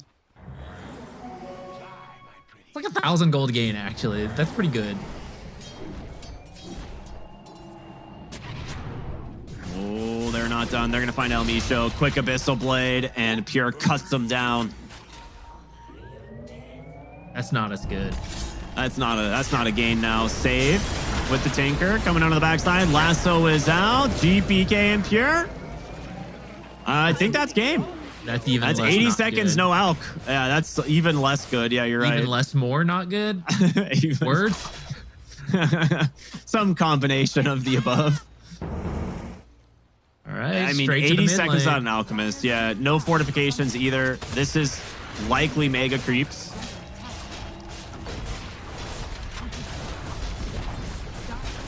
Tinker here to heal up his teammates. Don't worry. No one's got to go back. Shields for everybody. Dire's middle barracks has fallen. I like the look of everyone having shields. Yeah, that's cool. Love I how it think just Bat rolls. Bat Rider's shield is a little too high. It's not protecting the Bat, though. Only the Rider, and that's not fair. Oh, there's the global avalanche toss. Big wraparound here from Illich, trying to get on top of Katomi, delete this Tinker from the fight. They will get him, and a lot of damage onto the Batrider as well. Moose, we're getting bashed up, killed, finished off by Pure. Now the Bristleback's going to be next. Disruption comes out from El Micho to buy him some time, 13 seconds before the Alchemist gets into this game, but I think it's too little too late, my guys. 4 dead. They're going to buy back now on the Bristol. He's going to TP back in to try and defend this lane of Barracks, but Pure seemingly does not care. That is Mega Creeps. Katomi is back on the Tinker as well. Blink strikes away, and here come the Warp players, preventing anyone from getting their hands on these heroes. They won BKB out, Nullifier as well, trying to finish off this Pangolier, and they get him, but there's the lasso, and he respawns to die. Pure is too strong, Tinker is too strong, and Illich, I don't think he's making out of this one. That is going to be the GG. And I mean, just not the draft that was going to get you anywhere in this game here from M80. Just a beatdown, honestly, from BetBoom here in game 2. It doesn't look great, but I will say if the lanes had gone better, it's a much different game. That may sound obvious, but when you're picking that Alk at the end and you're like, why would you pick Alk? You're going to get outscaled. The plan is to win early, because they felt at the end, it's like, there's no hero we can pick that'll outscale. I don't know if that's true or not, right? We'd have to look back at it. It's like, they've got Tinker, they've got all this stuff. We don't feel like we can outscale them with this final pick we have. So let's just go real early. We try to win, but the lanes didn't go well enough. The Alk doesn't have a good enough start. They almost got first blood, but it actually went the other way first. You know, maybe that could have changed it. We could have had a very different game. But unfortunately, they started off on the back foot, and they don't have a lineup that recovers from that. The Silencer Shadow Demon duo just felt so useless. Like, they didn't get anything this game at all. Like, both their lanes lost heavily, and you lose every single Wisdom Shrine this game. So when you're like level 4 on the Silencer, Tinker was level 6. Batrider was a little bit slow in terms of XP early on, but he ended up getting a Blink Dagger around the same time as your mid-Tiny. There's just not a lot of options here, and Alchemist doesn't give you wiggle room, right? This is a hero that has a very specific set of conditions in order to win. So like 24 picking the Alk here into a lineup, it does not outscale, meaning that you have to win your lanes and you have to like push the tempo. It just doesn't work. Like, you get a 12-minute Roshan on BetBoom into the Tormentor, you're like 15k ahead at 20 minutes into the game. Like, I don't know how you're supposed to play this. Yeah, I think it goes back to when that Shadow Demon came out. I was hoping to see someone more aggressive to help find the Tinker. They went for the option of, we'll have a good start. We don't need to find the Tinker. We'll just deal with it. But yeah, you got to be ahead for that to work. And they were never ahead this game. No, they need to rethink this draft and, kind of come up with another idea here, as we're going to be going to a break, and we'll be back with game number 3 of BetBoom versus M80. Stay tuned, everybody. We'll see you in just a bit.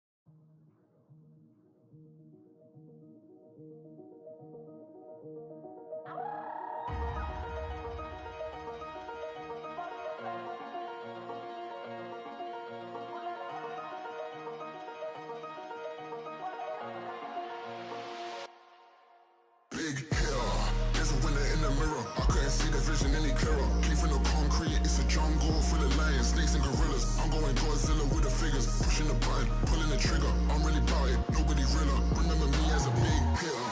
There's a winner in the mirror. I couldn't see the vision any clearer. Came from the concrete, it's a jungle full of lions, snakes and gorillas. I'm going Godzilla with the figures, pushing the button, pulling the trigger. I'm really about it, nobody realer. Remember me as a big hitter.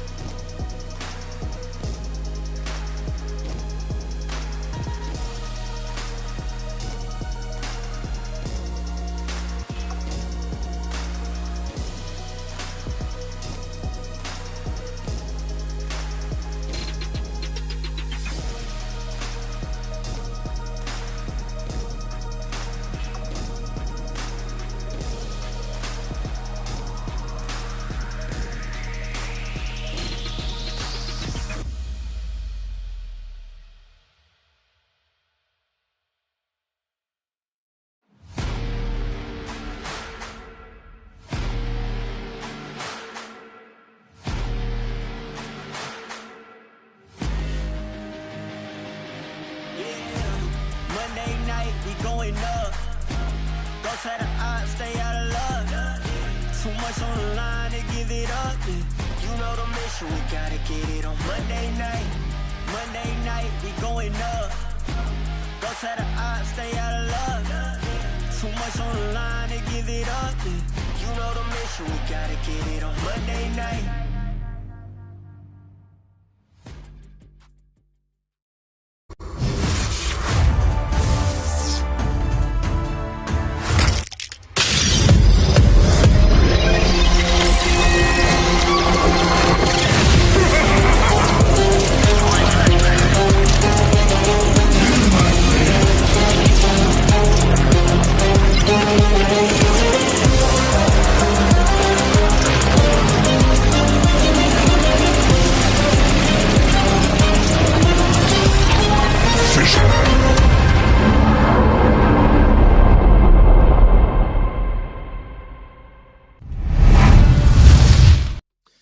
Welcome back, everybody, here to the FISSURE Universe Episode 4. We've got game number 3 of BetBoom versus M80 about to begin. And game 1, it was super exciting, really back and forth, a very close game, ended up going M80's way. Game 2, not even close. BetBoom absolutely crushed M80 into the ground, just stomped them in every aspect of the game.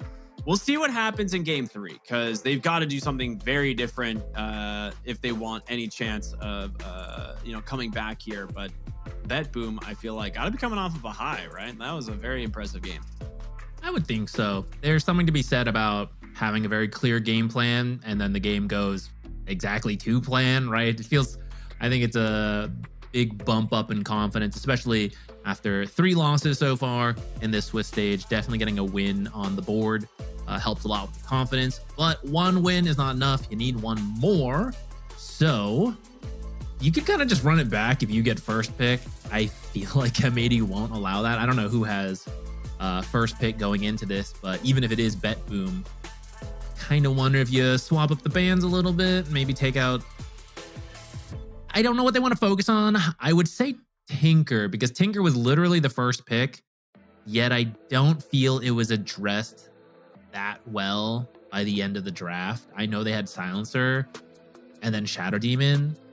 Those are good heroes to Tinker in a one-on-one like comparison, but how they fit the draft, like you said, that support duo doesn't feel very good. It forced your cores in a certain way, and yet they went for this like very greedy bristleback Alk Tiny. So I don't know. It didn't feel like the most comfortable draft from M80 in response to a Tinker. I 100% agree. And we're going to see M80 come up with first pick this time around. So BetBoom will take Radiant. So we'll see how this adjusts the draft. Maybe they'll get their hands on the Ancient Apparition again, or maybe they'll get their hands on the Tinker. We'll have to see. I think both teams had really good first picks. It's wild to me that the supports that are getting first pick are the ones that have almost the most impact in the game right now. From these last 2 games, like both these heroes had an amazing impact in their series. Yeah, I think there's several supports that are really good right now. We had the Tinker from the last game. AA has shown to be very strong. I mean, it's not like Silencer is bad. Like, we've seen him do very well. I think it's the combo of Silencer and Shadow Demon who has dropped off a little bit. I think he can be fine, but those 2 together, at least in that particular game, did not seem very impressive. Yeah. But let's see. Going into game 3, Ember. Actually, I don't think Ember was banned before in the first phase, was he? Oh yeah, he was. Yeah, he was first. He was first banned overall. Because I actually thought the same thing. I'm like, oh, why? Like, this would be a good Ember game, and I realized it was banned. It was like in game 1 he was banned. In game 2, BetBoom didn't care as much to ban him. Yeah. So I feel like Ember is one of the best mid lanes right now, so I'm not surprised it's getting banned quite a bit. We're gonna see the Tinker and the Dazzle removed. They ban out the Beastmaster, tired of letting that get into the hands of Miro. So this leaves a lot of other heroes still available. Probably gonna see the Abaddon, I'd imagine, for BetBoom and the bans here. Like, they know just a K1 classic. He played it really well in game 1. Ended up banning it in game 2, but that was when they were on second pick. So we'll see how this changes. Night Stalker and Weaver should be in consideration as well. No, you're right. Okay. AA and Abaddon in there. So we got Natures, Night Stalker, Weaver. Those are some of the most popular ones. Magnus, another common first phase ban. Someone's getting through here. What do you want to see? I mean, I'd be okay with like honestly, Weaver sounds pretty good for M80 because I know they can actually flex it really well. But yeah, I'm not 100% sure. I think это была база. Nature's Prophet also is very problematic if you give that hero over to BetBoom. I think they're really good at playing it. That's true. Maybe ban Nature's take.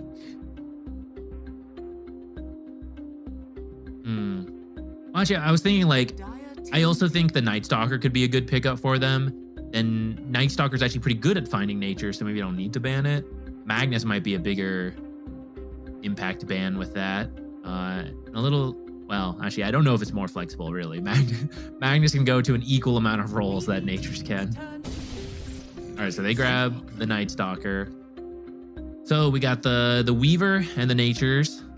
I think they don't feel quite as good as the Night Stalker in that 1v1, but they're also just good heroes in general, so I'm still fine with them being picked up.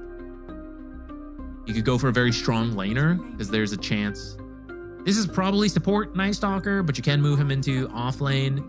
Either way, you're going to need a strong position 5 who can fight it out.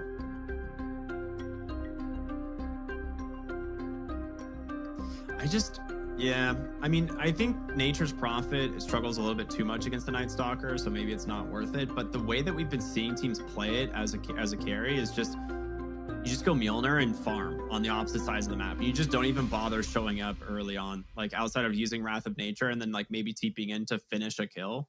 The hero doesn't really fight, so Night Stalker doesn't really have a lot that he can do early on because as a support, his ult comes out pretty late.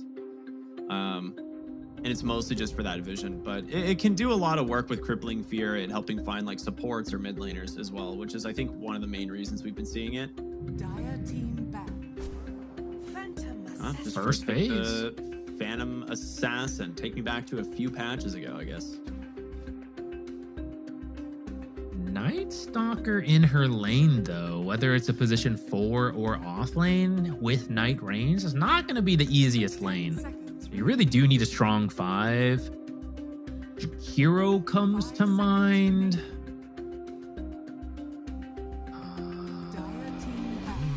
Maybe that's... I was gonna say Warlock, but they just banned it. Yeah, it's one of those things that like Warlock is really annoying for the lane, but it's actually once Night Stalker sees him later on in the game, it becomes a lot more difficult to play the Warlock hero. But I think just in order to secure the lane and prevent Phantom Assassin from having a good time, like the Warlock ban is necessary. I agree with that. That could have been good.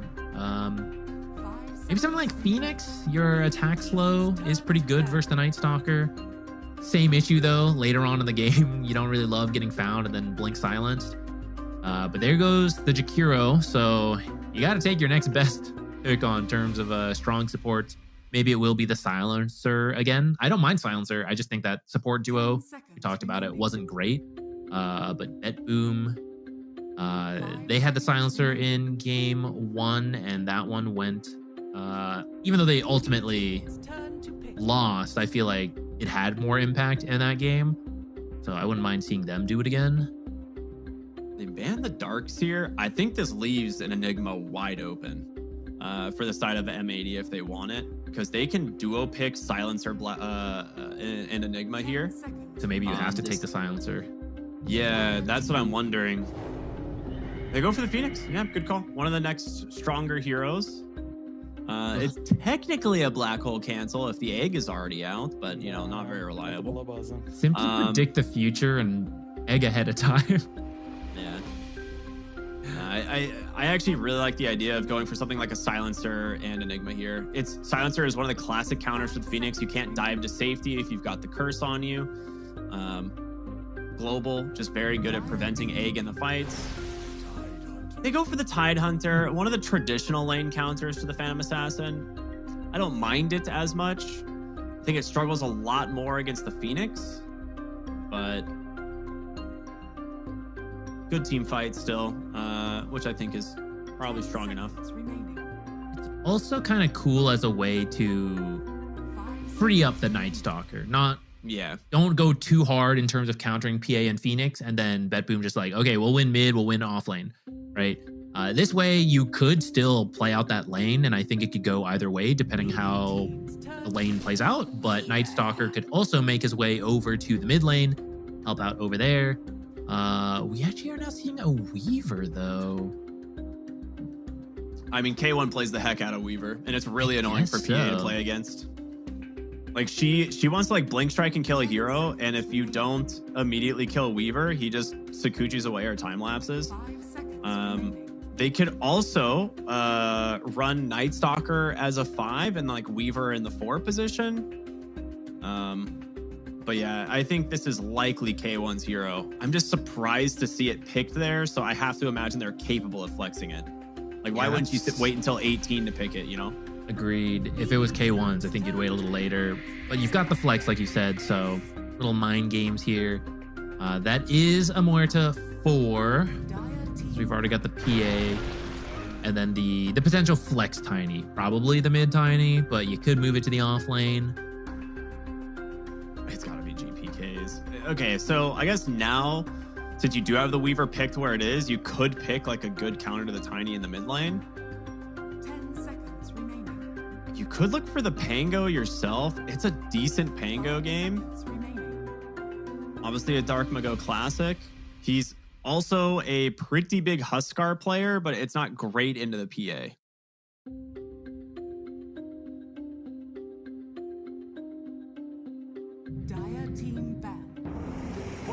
Yeah, they go for the Pango. Okay, so I mean, now the Weaver pick in that position makes more sense, getting the counter pick for mid. So do you want to move anything around now, though? Because you could move that Tiny off lane, pick a harder counter to the Pango mid. 5 seconds remaining. It just doesn't. I feel like Tiny is just not that great of an off lane, but especially if what I imagine this is a Weaver 5, and he's just gonna go the fast. What is it called? Hive Mind. The Hive Mind. Yeah, I think he just goes Hive Mind, and it's a 5-position Weaver. Because Tiny is not good at dealing with bugs at all. It's Okay, true. there's a Mars ban. That's actually pretty good. Good protection for the egg. Trap the Weaver inside. Tide as well. Tide never deals with Mars ever because he just doesn't build BKB. 10 seconds remaining. Also, Night Stalker can't like fly over the arena either. It's actually a really good. It would have been a really good Mars game. BB teams turn to battle. Okay, Terrorblade. In terms of the other like big counters to the Phantom Assassin and for the carry role,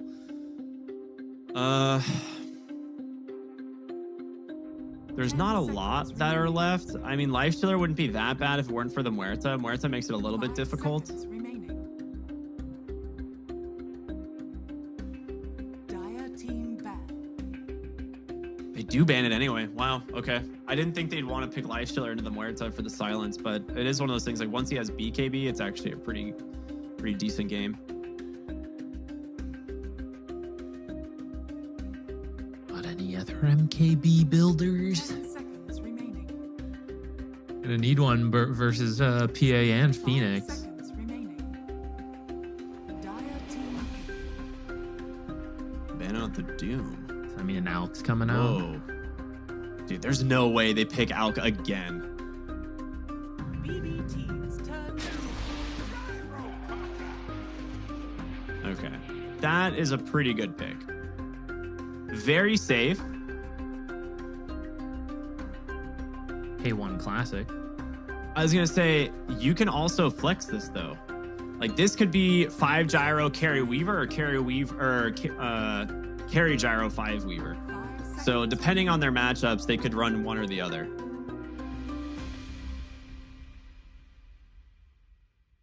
So I like that. That's actually a pretty smart pick. As for BetBoom here, they likely need an offlaner. I think they're okay with the Tiny matchup mid. It's not great into Pango, but it's probably the better option. In terms of offlaners that are left, though, the pool is very shallow. Beastmaster, Magnus, Mars, Doom, Darkseer, all banned. Who's even left? Underlord, maybe? Yeah, I'm trying to go through, but I was gonna say Bristleback seems like one of the more common offlaners. I wish there was an initiator offlaner, but I was trying to look through and it just didn't look really had too many options there. I wonder if Miero will go Snot Rocket though. Yeah, he will. There's no way that you don't go Snot Rocket with a PA. I feel like seeing red is one of those things where like you're playing Bristleback as the kind of carry from the off lane. Kind of like when you pick like TA in the mid lane, you're kind of playing her as the carry from the mid lane, and you're safe laner and your off laner kind of your space makers and playmakers. Like off lane Bristleback is fine if going seeing red into the Aghanim Scepter is if you have like other active cores that take advantage of that. I think Snot Rocket though works really well. I agree. I like it more. I wish we'd seen it last game, but should work out this time. Anything else that seems a little bit odd, or everything looks okay? It is El Misho on the Weaver, which I kind of expected. He is the Weaver player for this team. He has so many games on it. I think Night Stalker is kind of strong enough to play as a 5. I haven't seen it too often, so that's a little bit of my question mark going into this game. I think overall, I like BetBoom's draft a little bit more. They're coming in with the momentum. And I've definitely got my eyes on the mid lane, because if Pango struggles in the same way that in the last game, the Tiny struggled, he was really the main playmaker. This time, I guess he'll have Tide Ravage, but that's very long cooldown. Night Stalker can kind of make plays, and he can make his way to the mid lane to help a lot. Easily, what I'd usually say if it was positioned for Night Stalker with a Tidehunter off lane, you can just leave alone. But this time, if you do that, it's your carry Gyro who's going to suffer. And it's a Bristleback and a Muerta. Like, that's pretty scary to leave him alone. He could easily be dove. I'm not sure if you've got that freedom to help mid to make sure you're getting off to a good start with the playmaker. Yeah. I mean, I agree, but we'll see what happens as we get ready to jump into game number 3 here between BetBoom and M80. I think I'm with you. I think my eyes are going to be on that mid lane matchup, but Miro on this Bristleback, depending on his itemization, could do some heavy lifting here at finding some openings. But yeah, it's definitely some interesting drafts here from both teams. I like them. Rocket with a Muerta sounds pretty good too, because you knock them back into the calling, and then you're slowing them with Nasal Goo, and Muerta has a good right click as well. Some nice synergy there.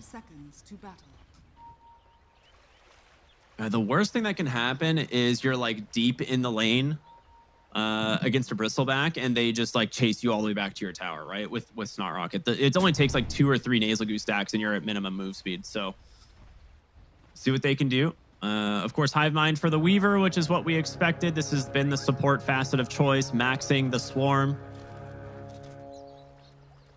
Well, Phoenix actually switched to a hotspot instead of Dying Light at the end. Ooh, bottom lane, Pure.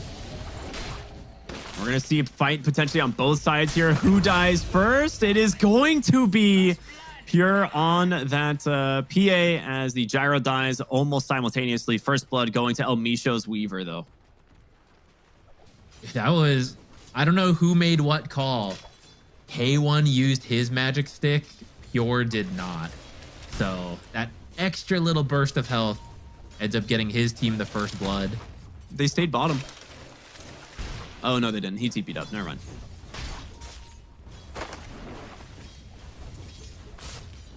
All right. Night Stalker's level 1 is pretty scary thanks to the way Night Rain works. Like, he just can play pretty aggressive. And you'll need to make space for your Gyro. Well, Gyro should farm decently anyways. It's more of how much is this Bristleback getting out of the lane. Yeah. Now, Hive Mind you just gain XP, right? This is not a fast that takes XP away. I feel like I wish that would be awesome. But yeah, you just gain XP.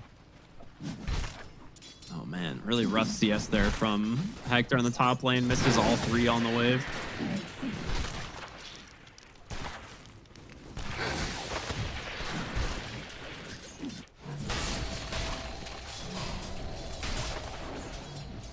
Bottom lane, a lot of fighting happening here between these heroes.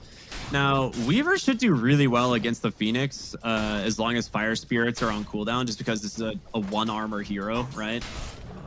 It needs to be very careful to play around the bug timing. Now that the safe lane, BetBoom, Karomi, and Pure are level 2, it should be hard to be killed outside of a positioning mistake because you have dive and because you just jump away to the Phoenix or the creeps, and don't really have any stuns on M80 in that lane, but you can bully and zone him out. Top lane, save, gonna drop first. It will get a kill onto K1 at least. I think you're okay with this, and Miro does not seem to mind all that much. I mean, you get the kill first, technically, on the gyro, or like for M80, right? I believe they got the kill first, but yes. Yeah, so at least you get the XP on the gyro counter, but still losing that hero kind of hurtful. You know, I hadn't thought about this. The extra night vision for Night Stalker kind of guaranteeing you always hit your flags. That's kind of cool. Yeah, that is kind of neat. He really wants to play for this Lotus, but Bristleback is just too good at zone control. Yeah, especially with the Snot Rocket. If it was seeing red, you might be able to get in there, get out, but Snot Rocket, once you're in, you better be able to get the kill or you're dying. Miro really low on resources, but Afterburner not doing a whole lot here, and they just get 4 stacks of Nasal Goo up onto this Gyrocopter, trying to finish the job. The Crippling Fear is not enough, and Save gonna get the deny off onto the creep. Moves survives for the moment, but bottom lane, another fight breaking out there, nearly claiming Tidehunter's life. Miro might have been able to chase for the kill. I think he had 3 stacks on Night Stalker, but the creep actually body blocked him in the little tree there. Yeah. So Moose gets out.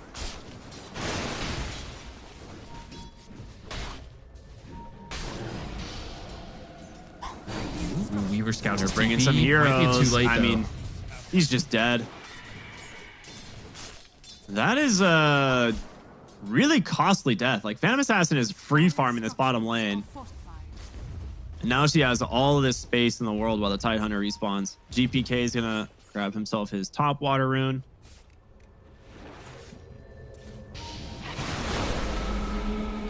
Alright, Sakuchi onto the backside. Bugs are out, gonna catch 2. A lot of minus armor, but it's not enough to finish the job. They clean up those bugs. And they even have a salve ready to go for him.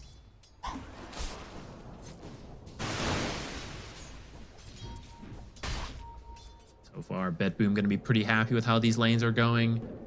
Oh, yeah. I think we're going to have to wait for Dark Mago to hit 6 and see what can happen with that. Yeah, We're reaching the point where the side ahead. lanes can't change too much on their own now. He's ahead on the Pango, which is similar to what happened in the last game, but I think not nearly as ahead as what happened to the Tiny last time. Bottom lane, Pure and Katomi once again getting really aggressive. He cannot get close enough for the anchor smash, and Phoenix will live.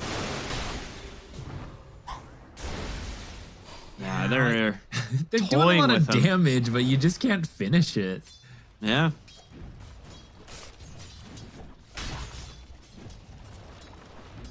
Tide is becoming this like a movable object in the lane, which is like something that always ends up happening for this hero, but your Weaver's definitely struggling. Despite getting that first blood, he has not managed to really do a whole lot with it. Have level 6 on the Pango, 6-minute runes. Be very impactful for changing how this game's going. Yeah, he has to hope it spawns bottom, but it is top. Haste rune was perfect too for what he'd like. Can he get here in time? No. No. He would have had to pop the Rolling Thunder to secure the rune, which I think he'd rather save it for a kill, so we'll see what Tiny can get done with that rune, though. Tiny doesn't have the easiest time ganking until he gets his blink, but Ooh. Haste is one of the few runes that can easily change that for him. Completely whiffed on those bugs from the Weaver. Top side, they're going to get aggressive here onto, once again, this Gyrocopter, and there's just no getting away from this at all. The tiny tree toss from downtown will do plenty of damage thanks to the minus armor, and Moose, he's got no boots on a Night Stalker during the daytime, so this is going to be an easy kill for GPK. Or M80's maybe feeling a little salty about the power rune RNG. If that had been bottom rune, it'd be totally different. They at least got more Wisdom Shrines right now than they did in the entirety of last game. Huge.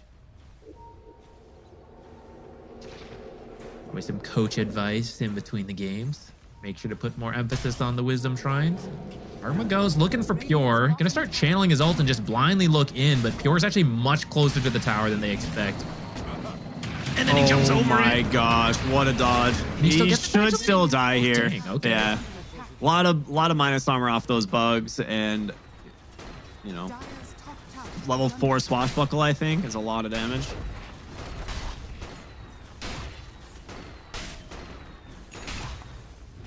So they will trade towers here, it looks like. And I think overall that's a win for M80 because they are definitely struggling at the moment. The Pango getting that kill is fantastic. He really needs to be the playmaker, like he pointed out. Like, he needs a good start to this game. Yeah, successful first roll, and he does get the rune this time. It's an illusion rune, not the best, but at least he's gonna be able to refill his mana. Maybe you can use the Dispel for something cool like the Silence or something. Hit by another ghost right after, but yeah, right. Maybe you can swashbuckle out of it in that window. Or the sickest option, an illusion bait. True. Which just happened. 5 avalanche toss. Let's go. Easy. All right.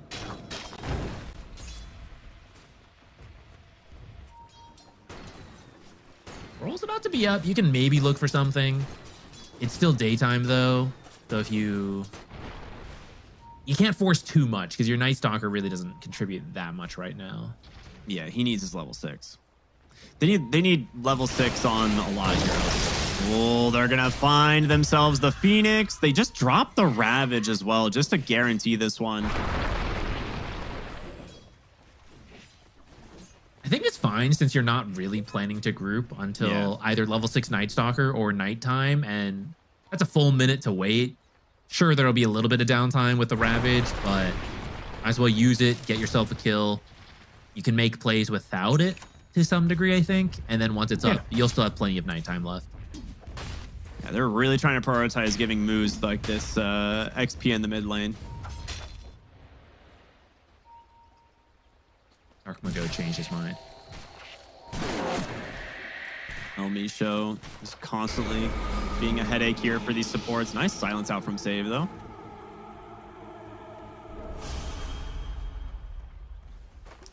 As jungle items can get picked up here. Brawny mana drafts for multiple heroes. Brawny. Yeah. Rolling Thunder's up. Dark Mago is going to use it. They're going to look for GPK. It's nighttime. Night Stalker is here. Tons of damage and a great connection onto the backside as well to try and stop this, but they don't have enough damage to finish it off. And El Misho, he's going to burn here. That tree toss connects. They just get themselves a free kill.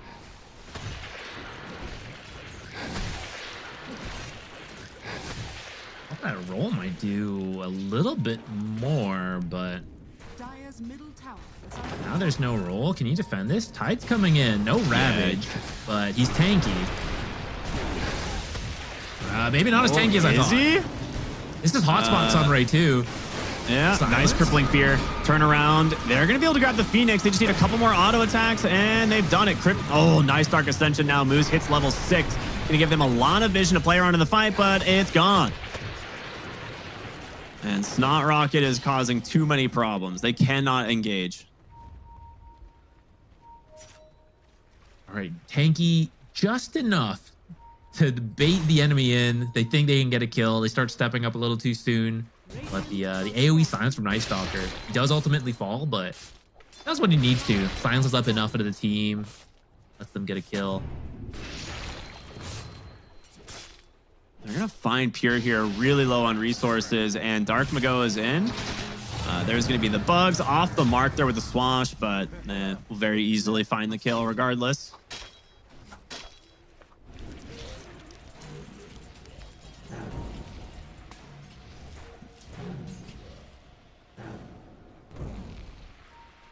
Very even game this time. 6-9. Great score.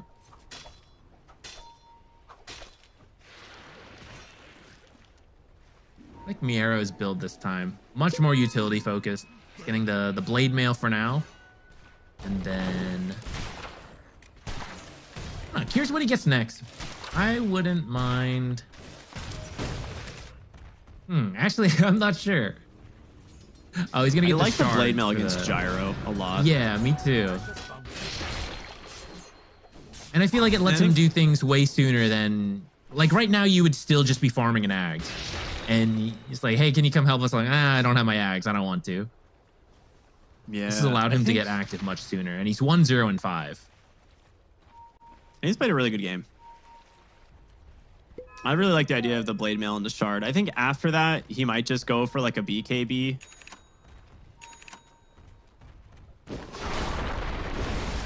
He's got plenty of choices. Nice deep ward here being placed by Moose. Gonna try and scout out some of these enemy heroes. Radiant's middle tower is under attack. Both teams kind of playing in the trees. GPK wants nothing to do with this mid tower. He is not risking it.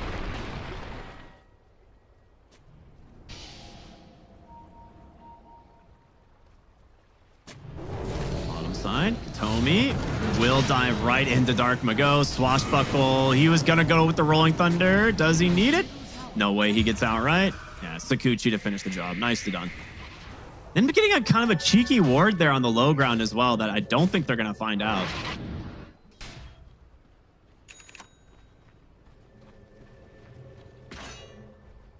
Battle Fury finished for Pure, but he had to skip Wand and Power Treads compared to last game. So about 1,000 gold down compared to the last one. That is an amplified damage Tiny who makes very quick work of that Tide Hunter, and that hurts a lot. I mean, this is your hero that needs to be on the front line, ready to ravage, to turn these fights around, and Dark Mago now might just be dead as well. Tries to swashbuckle to safety. The tree toss has got him. Oh, man, those are two huge pickoffs. I feel like this can't happen during nighttime, especially with this Night Stalker. Yeah, the last couple rolls were not working out. I feel like they even have a decent spread of vision, but still maybe got caught off guard by that. Dire's middle tower is under attack. I agree. I don't think that's supposed to happen. Trying to get the Wisdom Shrine. Yeah, Moose has to bail out of this one. Should be able to escape. I don't think they're going to be fast enough, but they do grab the mid tower. Radiant's top tower is under attack. Is he going to time lapse back out to the map? No. Okay. Radiant's middle tower is under attack. Radiant's structures are fortified. Well, they really want to get this mid tower. They do have a ward again, providing some very good vision, but Tiny is becoming too much damage for them to deal with.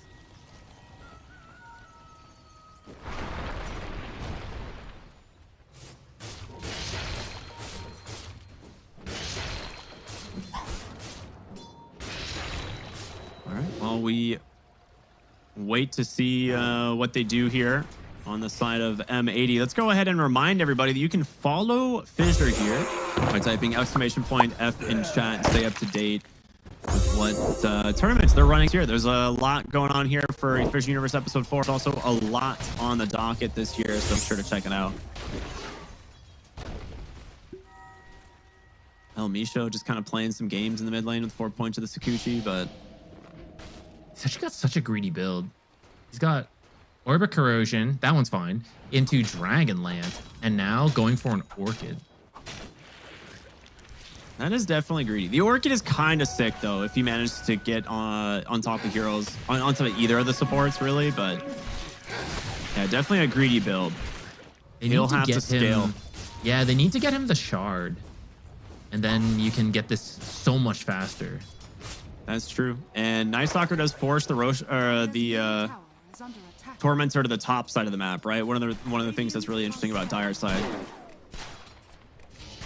Night Stalker. So they are scanning this. They know that they might be going for it. They have a lot of minus armor from the Gush as well as the Bugs, but don't think BetBoom's going to make it in time. The Shard goes to Moose. Not the one you were hoping for, but still not that bad. Rolling Thunder is out. Well, the fight starts by losing your carry. It's time to leave.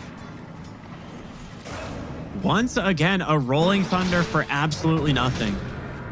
Yeah, I feel like that's the last 3 rolls that are not really netting them anything. I mean, I guess we can say they got Tormentor, but I don't know if the roll's the reason they got that. Sick dead shot. Just a little bit off. Very close. Yeah, very, very close there.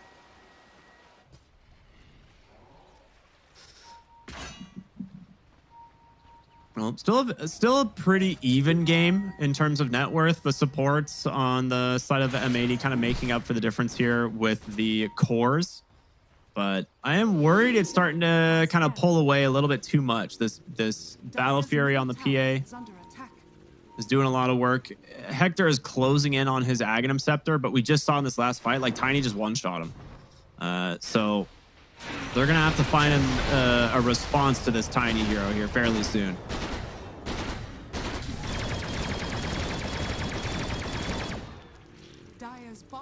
BetBoom might look for more.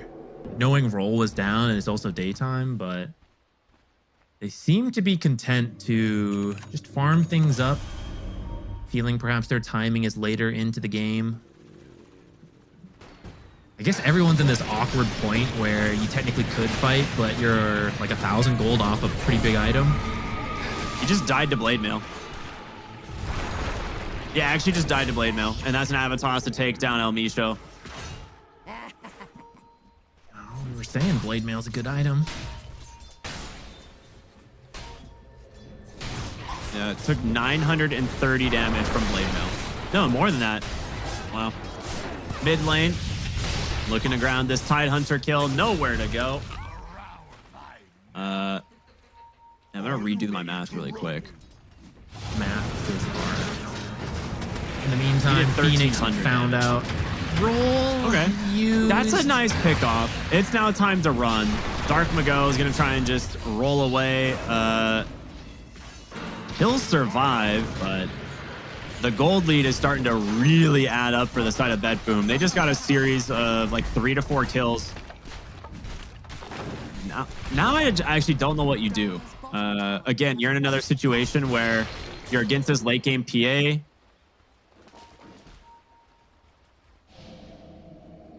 Maybe it is just the Weaver. Maybe he's the secret sauce to this one. He has to scale. You will be able to creep cut pretty easily with him. Oh, wait, I say that. You need the shard. The shard is what really enables it. You can still do it without it, but it's just so much slower. It requires using the bugs if you want to creep cut, isn't it? That is an instant D ward. That's unfortunate.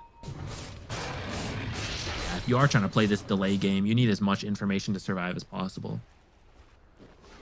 I'm kind of surprised he dropped it straight in the middle, actually. I feel like the middle is the most likely to be dewarded.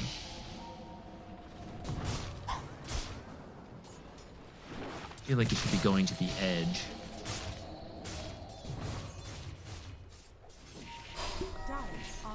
But yeah, on the gyrocopter dying to Blade Mail, so I actually had to re-look through his death summary. The side gunner hit like 4 times onto the bristleback with Blade Mail up, and so he ended up taking like an extra 400 damage from that. Should you be able to activate side gunner or deactivate in this case? I don't know. I don't know what the answer is. Ooh, El Micho's gonna walk right under a ward as an Avatos.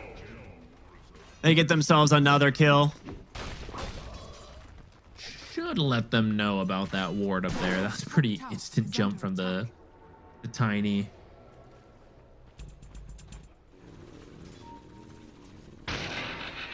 That Roshan looks to be going the way of BetBoom. Very slow and methodical climb and net worth from them. They seem to have a strong idea of what timing they wanted to hit, which seems to be about now. The BKB for Pure, Shard just about done. Now has an Aegis, Sanjan Yasha, Blade Mail on Miero. BKB on Tiny now. Yeah, BKB's on the way, so looks like that's why they weren't feeling too much pressure earlier to force a bunch of fights.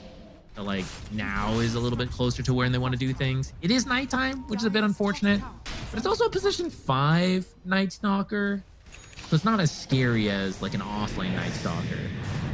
as He's gonna evidenced by the pop fact Dark that he Ascension. ulted and they didn't even back off whatsoever. Just did not care. I think he was just looking for anybody else, but instead they've got their hands on the Weaver in this mid lane. Avalanche doesn't connect, but save really well timed there on the dead shot. And Weaver goes down once again. Well, you know, as much as Weaver can scale, so can the Muerta. And your Almost up Dark to Ascension Gladnir. is now over. I feel like he was it a bluffing. misclick, you think? No, I think it was a bluff. Like, you better back off. We're going to go on you.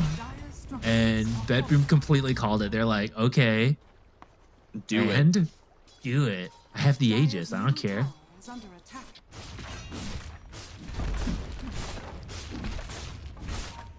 You go high ground here? Yeah, you got 3.5 minutes. Maybe you think you poke it to can, make though. them back, and then you go bottom.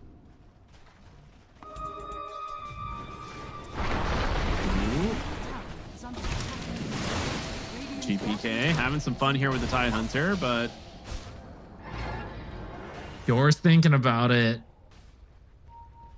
He does have He the wanted to, shard for but- the break, but it's always scary to jump a Tide Hunter, to dive him. well, Gyro much why easier. jump Tide when you can just kill the Gyrocopter? The enemy carry goes down. Now looking for Darth Mago, gets the roll up into the Rolling Thunder. A nice Ravage, but in comes the Egg as well. They're getting a decent amount of damage out with the Tide and the Pangolier, but it's not enough to finish off any of these heroes. Dark Mago tries to swashbuckle away.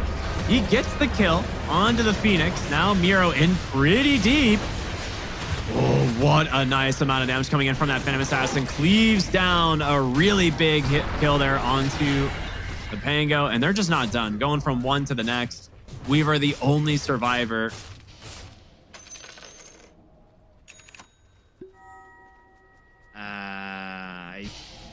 I know it's weird this early in the game, but I kind of feel like Gyro should have bought back there.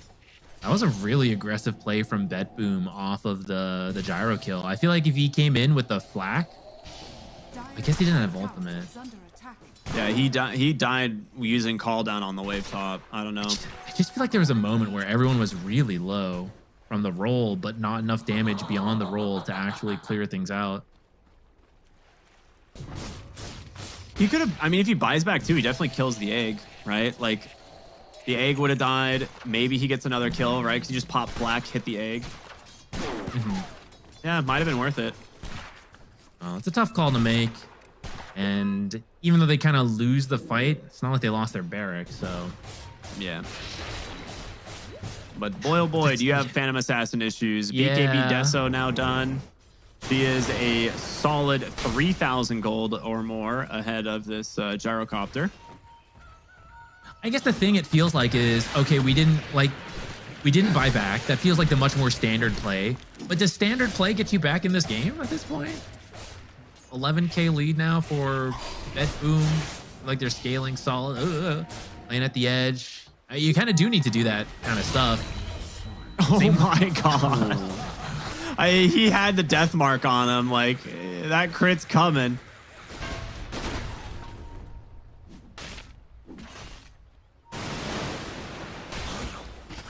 That is a Midas position 5 Night Stalker. Is that what you love to see in your pubs? I like to be the Midas builder, but I don't like to see the Midas builders. Is that wrong of me? No, I think that's the standard thing that Dota players love. I mean, he has the shard as well, so like he will gain net worth from here on out, right? Like he can just eat an entire creep camp, but You got to get to, what, like 35 minutes and then this starts paying off? Does BetBoom give you that much time? That's the last outer tower. Roshan spawns maybe in the next, starts to spawn in the next 3 minutes. if there's anything we've learned about Tiny, the answer is no. You're going to lose like 2 heroes and then he ends the game immediately. Especially if you just blink Avalanche toss this Tide who used Q on the wave. Yep, dead. No way out. Broken by the Phantom Assassin. No Kraken Shell. And the roll from the Pango, once again, not really doing a whole lot here. Pops the roll up, tries to get to the high ground. Going for a TP off the mark, but the toss is there. 2 dead. on the side of M80 as El Micho is on his way to the next wave to try and cut it, but you have a creep wave, and you don't have a fortify. Yeah. So this is definitely 2 lanes of barracks. They might just go to end the game. Yeah, they are. They at least want the buybacks. Force you to buy back. Can't even fight it really that much because you don't have roll. GPK comes to the backside, tries to finish off moves, actually misses the tree toss. But I love that save tips him. That's hilarious. So your base is dying. And quickly. No fortification left. They're going to come in here on the gyro. He has to BKB. We've seen the blade mail do so much damage to him so far in this game. But Miro, he just runs away. He's too dang fast. Orchid is out. Gosh, they get the Muerta here. Maybe. No, pierce the veil at the last second. Oh my goodness. They cannot find a kill. And now the break once again onto the tide. His dying wish is this Ravage. And now a Rolling Thunder in from Dark Mago. Do anybody die on the side of BetBoom is the question. It might be the Bristleback finally. Oh, maybe not. So. The Gale Guard. The damage.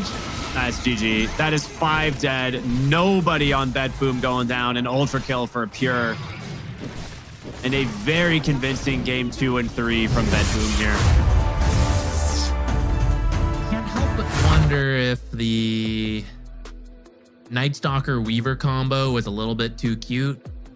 Not that you can't run those heroes in those positions, but I feel like we had a repeat where we're saying, okay, Pango has got to do well. First roll started okay, but then after that, there were a lot of rolls that just didn't connect. And that's not a full flame on him. It's like, as a team, how easy is it for him to find those rolls, to find those initial kills? And I don't know if a 5 Night Stalker and a 4 Weaver makes it that easy for him. Like, they're meant to win the lane, and I don't feel like they really won the lanes. No, they didn't. Miro crushed top on this Bristleback. This is the difference of having Snot Rocket versus Seeing Red, right? Your hero is actually strong in lane, whereas Seeing Red is a useless facet until like level 12, really. Like until you have Aghanim Scepter, like it doesn't do anything. So Snot Rocket makes you way stronger in the lane, gets them multiple kills early on, allows him to rotate to other lanes and put pressure as well. You have like just a strong support in the Phoenix who is good harassment damage. And then the idea to go like Blade Mail and a Lotus Orb was actually just so smart. Like they can't do anything. Like GPK was a pretty even coming out of the lane, like in the 1v1 versus the mid lane, right? Like they were both about even in terms of net worth. Pango got a little bit ahead once, but then after that, it was just GPK killing anyone he sees, right? Like you have a Weaver 5 or a Weaver 4 who is really susceptible to Tiny's burst damage. And Tidehunter going like this Aghanim Scepter build is also really susceptible to Tiny's burst damage. Yeah, I completely agree. I think in game 1, M80 had a clear game plan and they did well. They won that one. But these last 2 games, I don't see it as much. And so, you know, BetBoom, still a clear plan, executed well, got themselves the win here. Yeah, absolutely. Really well done. They're going to go ahead and advance to 1-1. M80 will have one more shot to try and get a win here tomorrow. But for now, we will be going to a little bit of a break, a short break. I think like 20 minutes, and we'll be back with our final series of the evening, everyone. It's going to be Talon versus Wildcard. We'll see you then.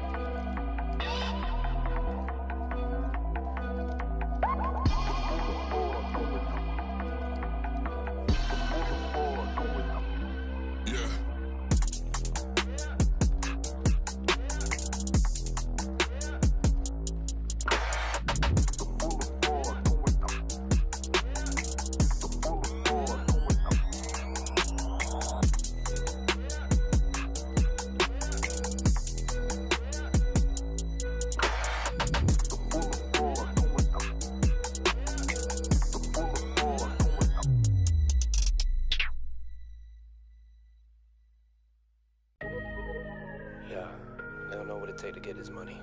Yeah, get it. Determination, yeah. Ambition, yeah. And most of all, you gotta be a soldier. We've been up for 3 days, counting money these ways, yeah. Isn't a hobby, it's a lifestyle. Ain't me telling me the time is right now. Well, it seems that I'm the one they like now. I can control the switch, I just want ownership. You can keep all of them fake friends, I can keep all of the bricks. Diamonds loud like Ringo, make my skin glow. I'm a dog, dingo, line them up, bingo. But you know how it go when you chase thrills. My little boy just died from a fake pill. Couldn't bury the boy, so they had to burn. Had to give mama bread just to pay to earn. Y'all ain't getting no sleep cause you too busy feeding the ego. I ain't getting no sleep cause I'm counting this money with all my amigos. We've been up for 3 days, counting money these ways, yeah. Isn't a hobby, it's a lifestyle. Ain't me telling me the time is right now. Well, it seems that I'm the one they like now. I don't know, same to me. Might be you, maybe me. I don't know, shame to see. My shit real, yours is make believe. Man, it's kind of offensive the way I'm cooking. Her neck hurting, I'm shining, I'm real good looking. I don't need to talk much, you can see the story. Man, he talking too much, he could be the story. I remember the day that they had us in cages. I thought it was outrageous. Now we get paid for jumping off stages. Look at me, mama, I made it like. We've been up for 3 days, counting money these ways, yeah. Isn't a hobby, it's a lifestyle. Ain't me telling me the time is right now. Well, it seems that I'm the one they like now. I can control the switch, I just want ownership. You can keep all of them fake friends. They don't know what to do with themselves right now. We running this thing, you heard?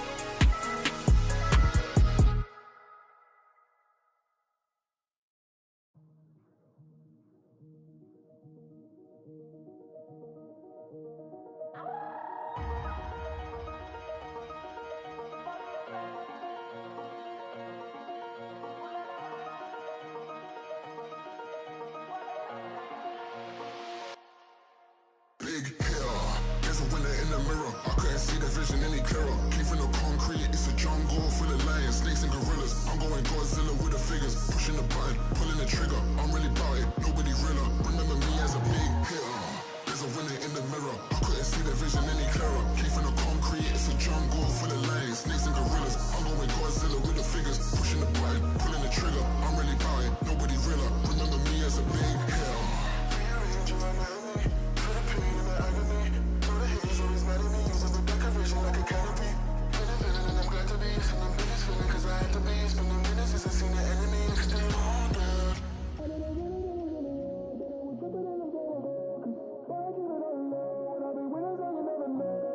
I know they be it after me, they never catch me, they ran out of time. Over and over and over and over, I gotta remind. There's a winner in the middle, I couldn't see the vision that they clear. Came from the concrete, it's a jungle full of lies. There's like gorillas, I go with Godzilla with the fingers, pushing the button, pulling the trigger. I'm really about it, nobody realer. Remember me as a big hill. There's a winner in the middle, I couldn't see the vision any clearer. Came from the concrete, it's a jungle full of lions. Snakes and gorillas, I'm going Godzilla with the fingers, pushing the button, pulling the trigger. I'm really about it, nobody realer. Remember me as a big hill. There's a winner in the middle, I couldn't see the vision any clearer. Came from the concrete, it's a jungle full of lions. Snakes and gorillas, I'm going Godzilla with the fingers, pushing the button, pulling the trigger. I'm really about it, nobody realer. Remember me as a big hill.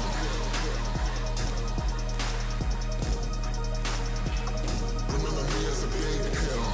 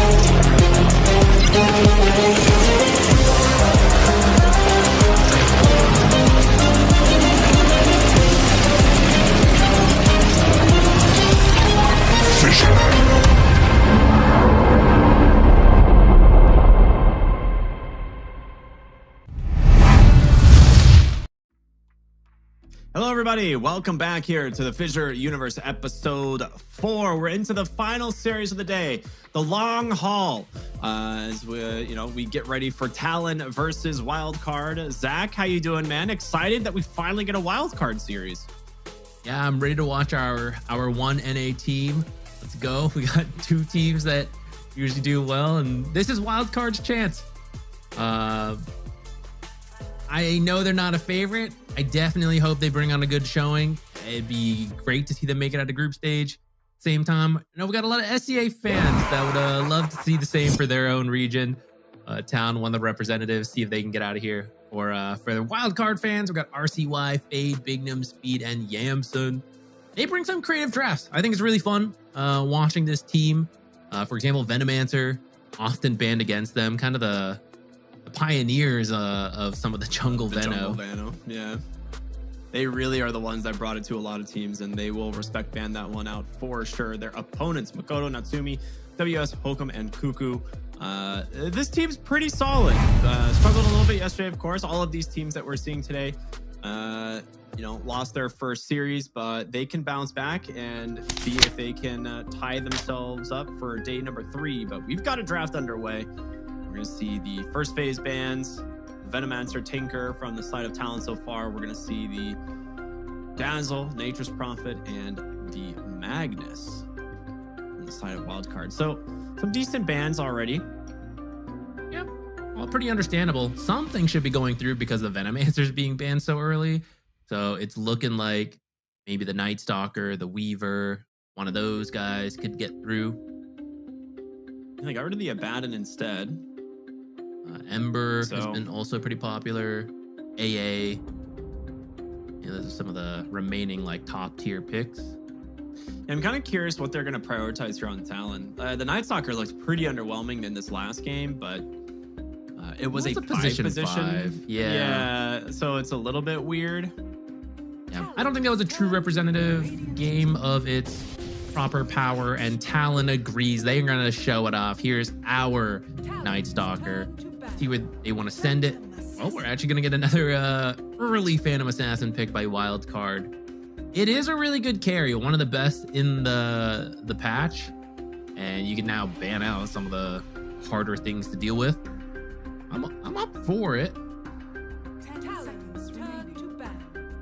I'm surprised we've been seeing so much Phantom Assassin, but it really is just one of those heroes that there's so few things that you can do to outscale a PA with, and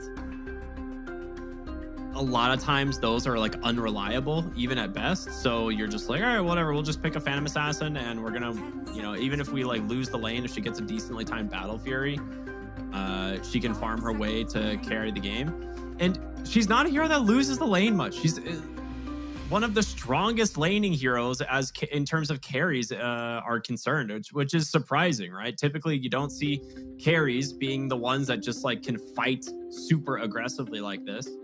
But she can. Her level 2 timing can kill most heroes. I feel like I'm looking at minus the Venomancer. This is the draft of our last. I was about to say the same thing. Yeah. Jakiro and Warlock band. Right? Yeah, so the strong supports who could give PA a guaranteed good start. They went Phoenix on last game. So I think Wildcard could do the same thing if they wanted, because it is a great counter to the Night Stalker. Yeah, AA is available if they want to do that. AA was not available last time. I think maybe banned instead of the Venomancer, if I recall. Yes. Something mixed around last time. And the Tide picked the Muerta. Okay, I like it. Doesn't reveal a whole lot. Gives you some time to think about your position 5. Yeah, there's still a couple strong 5 options, though one less. Ancient Apparition now taken by Talon. So that could be your support duo right there. But I think offlane Night Stalker is perfectly fine as well. If you want to grab a different 4, AA should be okay. You can trade with the Muerta, just hit each other from afar. You got Dragonite, flexible pick, carry or mid. If it is carry though, Muerta can be really annoying, just constantly poke you down, but someone like Dragonite is very, very sturdy, so he won't mind too much. And if you do take an early point in the Dragon Tail, you can combo that with a Cold Feet, so maybe some kill threat from that safe lane combo right there. Yeah, I actually kind of like that. I am wondering what they would want to do to maybe punish the laning presence of the Night, or of the Ancient Apparition. They do go for the Phoenix. I was thinking maybe it's less valuable into the Ancient Apparition, but it is still really good into the Night Stalker and the Dragon Knight now, right? Sunray doing a lot of damage. So even though if you're not getting maybe healing, you just play it as a more offensive hero. 10 seconds remaining. Yeah, and I think the most important part of that Phoenix pick is getting you through the lane as well. So you'll lose some healing value, but he's not going to land every Ice Blast, so you'll still do some. Oh, wow. Centaur. Not one we see too often anymore. I was kind of like, I mentioned it earlier, is like Centaur was one of these heroes that like you could just leave in the lane, but we don't really see it being done like that anymore. Yeah, it's definitely not something super often, but it is kind of good against Ancient Apparition, being able to reliably stampede your team out of the Ice Blast that's coming. But if you're chain stunned down by a Dragon Knight and +1, it's not gonna work too well. It's also kind of a cool idea versus Night Stalker's Silence. That's very oppressive for supports, but if you can stampede them out of it, then, you know, maybe that's the Phoenix being able to get out just enough to pop egg, and suddenly Night Stalker can't deal with that on his own. It's a cool idea, but, well, we'll see. I really haven't seen very many Centaurs in the current patch. I was under the impression he wasn't in an amazing spot. Yeah, I was also kind of under that impression. Gyrocopter carry here, a decent hero into Phoenix, but we actually saw this last game. Typically, it's like you pop the flat cannon, just hit the egg, and you splash on the rest of the heroes. But Centaur with a Blade Mail can return a lot of damage, similar to like the Bristleback with the Blade Mail last game. So you got to be careful of that.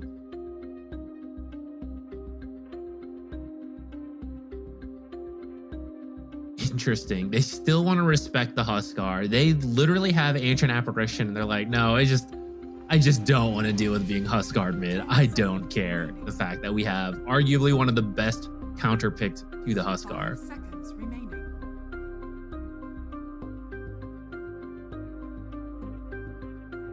It would be a little bold, I'll give you that, but I can respect the ban regardless.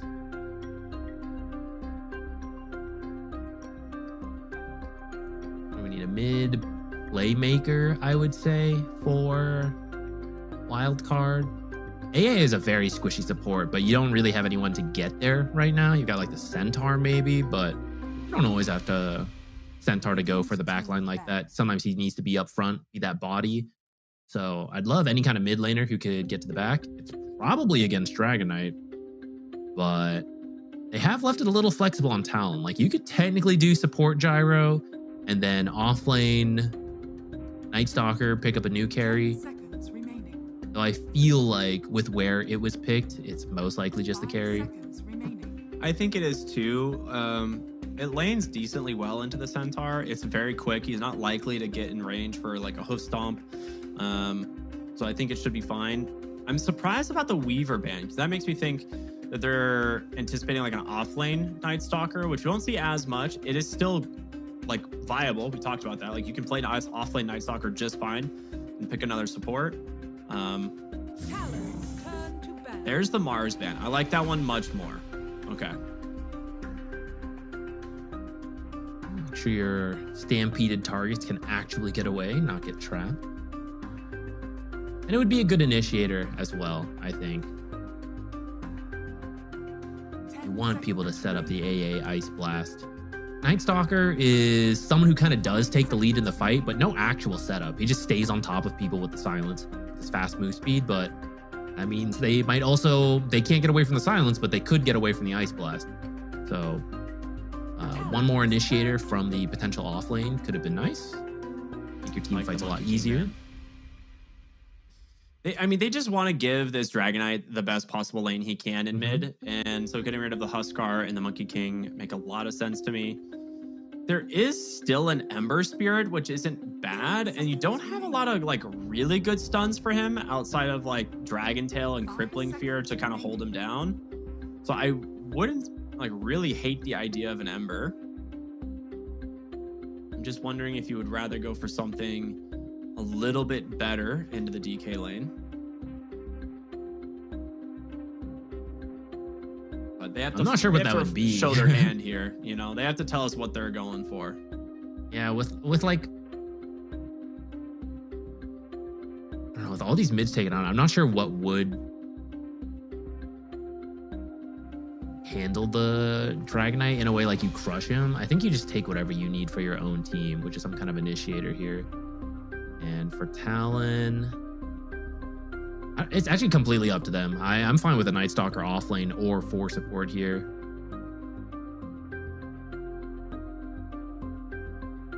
I'm trying to look at some different heroes here potentially for the mid lane. I think whatever helps you pick up more initiation the most is cool. I mean, there's always Earthshaker. It's become less popular for sure.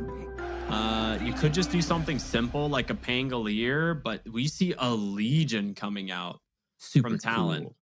That is a really interesting pick. Hub classic, but kind of rare in the pro scene nowadays. Blade Mail Duel, though, very good against PA and very good as a setup for Ice Blast. Also prevents any kind of stampede shenanigans. You can't do anything against the duel. Can you cart someone away in the duel? I've actually never. You can cart a duel. Yeah. It instantly ends the duel though. It's like a depth shroud, if I'm not mistaken, where like the target just is no longer a target, so duel ends. All right, Stampede Ags, first item. Let's go. Yeah, I think that's how it works. But maybe Legion just follows the cart. I have no idea. Or stand still. The duel should continue in the cart.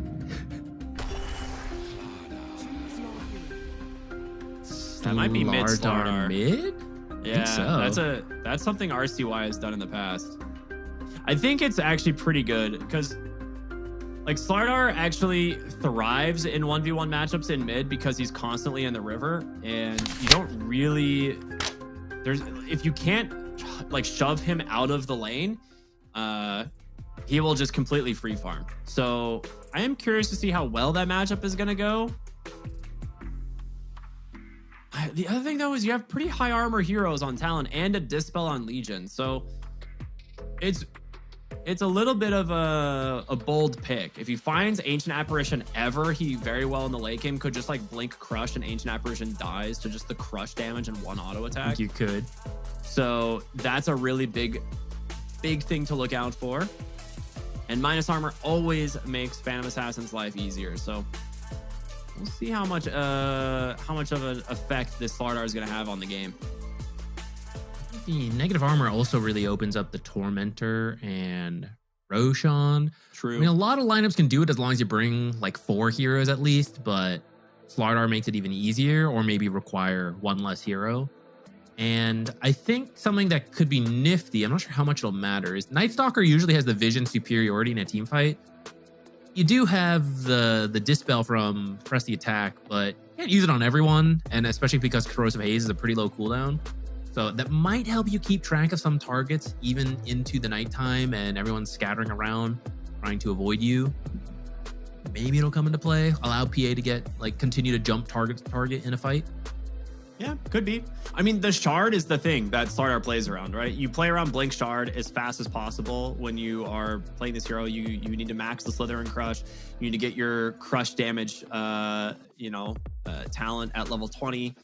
You know, there's so many things that this hero can do, but it's really dependent on some certain items. So we'll see what ends up happening. Both teams head down on the map. A smoke actually happening as they ran out of Pyro, but they're able to just walk away thanks to it being daytime. Right? Like they just see it coming from a mile away. That's kind of anticlimactic. That was a 5-on-5 smoke headed to each other. I thought we were about to get a really exciting start. Maybe it's not done yet. The smoke faded on a couple people, or broke, I should say. Okay, yeah. Like you said, because it's daytime at the start due to night rains, it's pretty tough to sneak up on people once they have a rough idea where you're coming from. Yeah.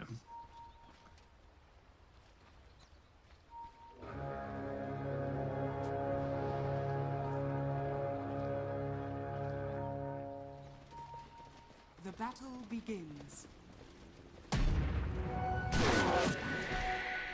Nice little idea there from Natsumi. He has Afterburner, right? So if he actually gets on top of them and is just holding down Rocket Barrage, they might have been able to find a kill there with the Night Stalker coming daytime or converting to nighttime. So good idea to just stomp and fear him away. Small pause, probably like keybinds or something, I'd imagine. I think so. Ended up being 3 for 1. A slight lead going the way of Talon.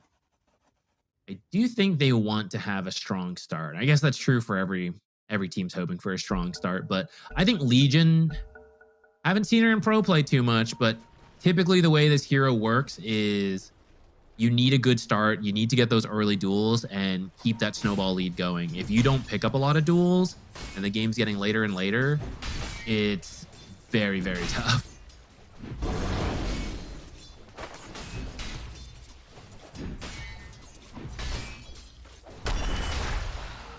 I'm definitely curious to see how well this mid lane is going to go for RCY. At the moment, he's got himself a deny at least, which will prevent the level 2 from the DK.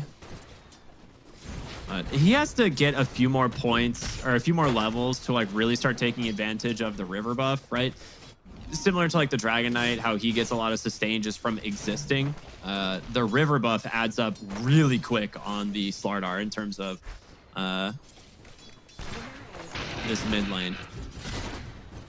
I can't say I've seen the Slardar versus Dragon Knight mid battle very often, so yeah. I don't know if I have a good read on how I expect this lane to go.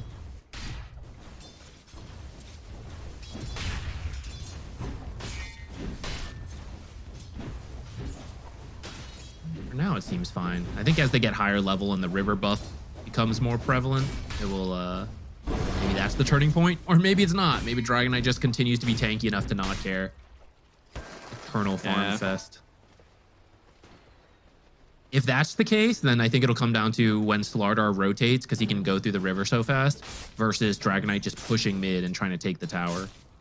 That's true, actually. That's a big deal. Bottom lane, Yemsun having a pretty good time on the Phantom Assassin in terms of CS. It is a little bit scary playing in the lane against the Legion Commander because overwhelming odds is such a heavy burst spell, but I think she's doing pretty good so far.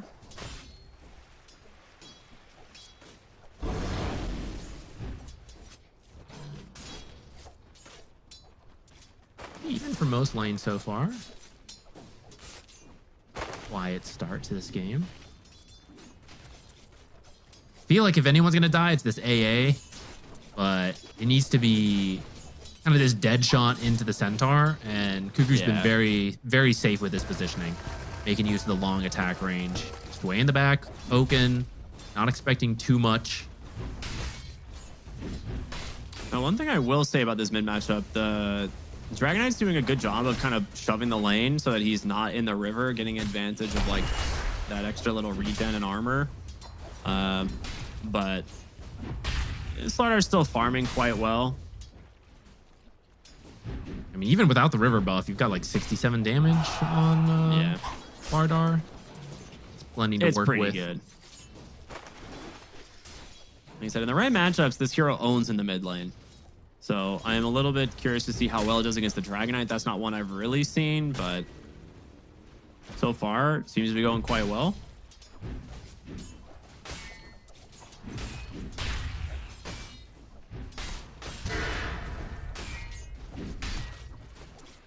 Oof, that hurts.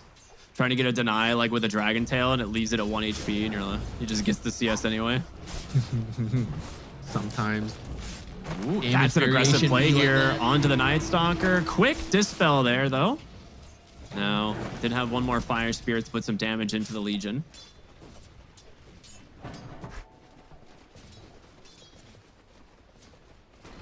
When do you think our first kill will be?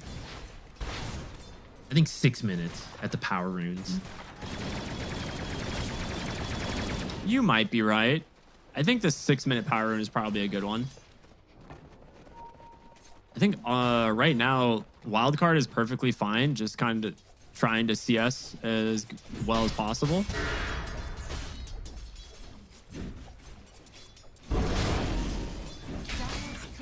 Has been killed. A lot of money on that courier. What was it? Oh, that's a Falcon Blade and a wand. He has some of the components, so it's not like everything was on there, but you know, you're not getting the completed item, so it's a bit of a pain. And also, those are like items that have a lot of tiny components, so his inventory is just jacked until his courier comes back. That's messy. He also really needs the mana. I think that's the big loss from it. Like, he's doing okay in other department, but soon you won't be able to spam out your spells, and that's some of the strength of the gyrocopter.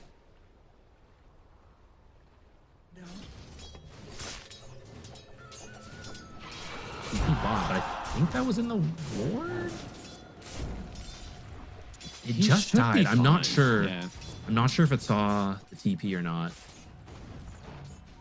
It is daytime now, so yeah, you can pressure the Night Stalker lane more, but would you rather just not pressure the Night Stalker lane and do something else? You know, like the hero is so weak now that it is daytime. And here it is. RCY gets level 6. He gets the second buff on his innate. And now the hero cannot be pushed out of the lane. Radiant structures are That is a very, very dead Night Stalker. He's trying to hold the crush, but 6 minutes. You were correct. It's always the power runes if it's not the laning. Yeah. Invis rune top though. It doesn't seem like Dragon Knight's that interested in it, so he's gonna pick it up. And looks like maybe just a bit of mid pressure. I don't think he can really take this tower off this push. Slardark's right there. Radiant are scanning.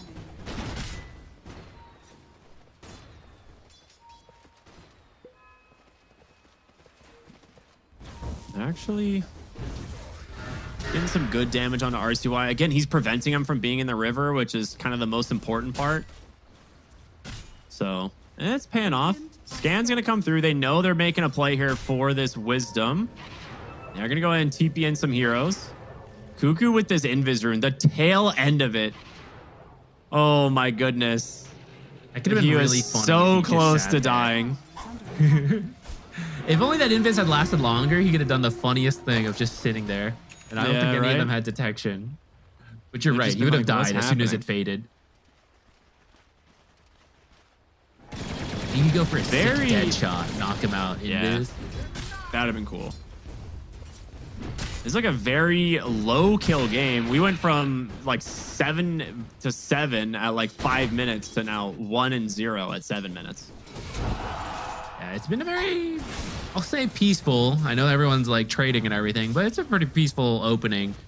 That was relatively even, but as time goes on, we're starting to see the safe laners pull away from the off lanes, which I think that benefits more. I think Centaur seems to be struggling the most, so maybe that's just going to benefit Talon naturally.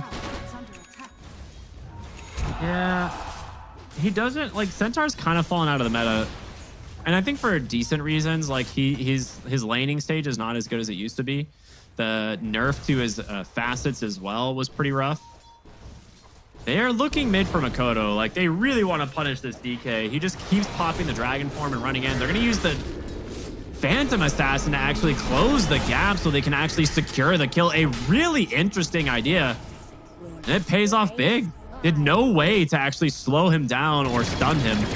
That will work. Speed dives back towards his tower as 3 heroes continue to chase. There's going to be the Stampede as well. He does have a TP. Speed's out. Living up to his namesake, Speed Gaming.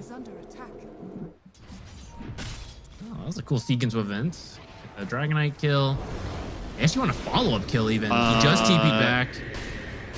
Do they want to dive this? I don't think so. There's a lot of TPs coming in. And we'll look for Big Nump. He's dead.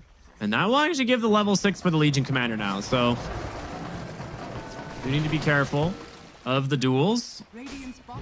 I love the idea to try to get that second kill, but Talon was not going to give them that for free. Smart creep cut from RCY. Aggro's the wave out. 4 heroes in mid could have pushed that tower a lot, but he just drags it out of the lane. And as soon as the enemy stop chasing, just clears it out. Big stacks here, actually, being picked up on the side of Talon.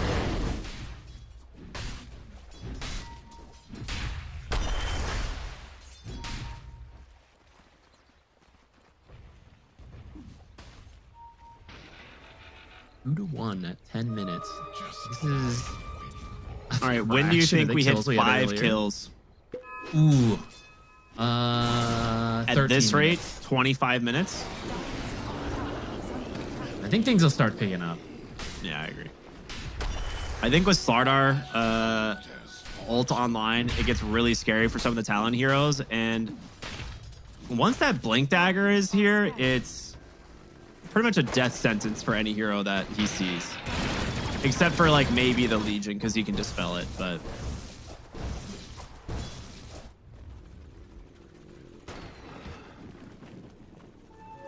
Makoto's going to pick up his Blink first. He's 50 gold off. And it'll be Talon who can maybe look to make plays first, especially with a Night Stalker. It's nighttime for 4 more minutes. And Ice Blast is available. Speed here might break this smoke on the Phoenix. And he will. So he sees exactly what's going on here. Fade does have the Stampede back up. And his Blade Mail is on the way being delivered. They're going to really try to get this Centaur. They get the Silence. He dodges north, actually dodges the Ice Blast, but so much damage. 4 points, Rocket Barrage coming in from that Gyro. And that's where like that Blade Mail that's almost there makes a big difference, because you could potentially find a turn with the Phoenix there. Gyro's mixed damage amplified by the Ice Vortex, and the Blink reveal onto Bignum should be... Okay, there we go. Cleared up by Hokum. Very well done. We have now nearly doubled the amount of kills in this game. Looking for the Phoenix here. Long crippling fear into the Dragon Tail. All right, momentum building here for Talon around that Blink Dagger. Immediate D-ward in that mid lane as well. A lot of small wins for Talon. And they actually convert this into a tower, though, now that Fade's here. He is not the same as the squishy supports. It's not nearly as easy to dive him. And the Blade Mail is finished now. Yeah. Oh, he just got nailed by damage rune, actually. So maybe he's not so tanky and safe under the tower. Yeah, not at all. You really need the Battle Fury on your PA so she can get to farming. She is doing okay in terms of net worth, but she really needs to start pulling ahead and getting towards some core items like that BKB or SNY to try and play with her team.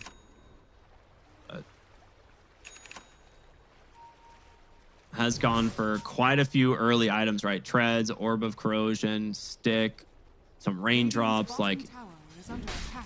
It's a lot of commitment early, so it's going to slow down that Battle Fury by several minutes.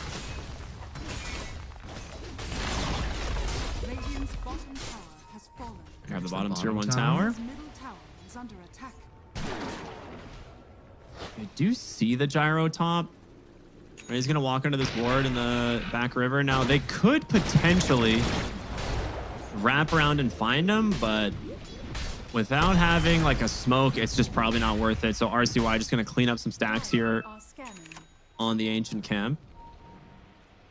At this point, you're just waiting for the Blink. He bought it. It's on the way. You can finally start making plays with this. So Hokum scouted him out.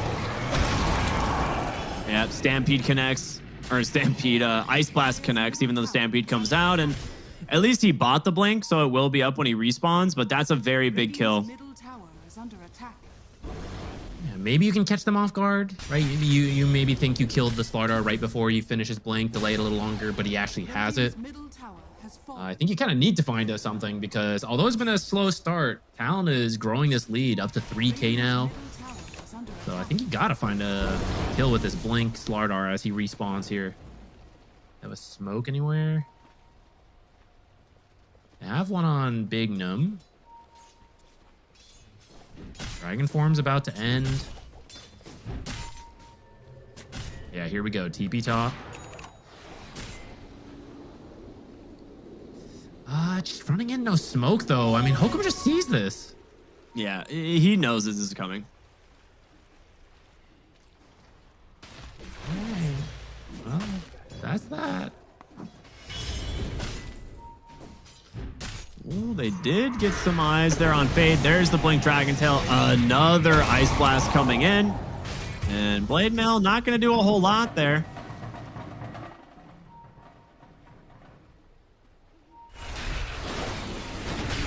Centaur having a very rough game at the moment.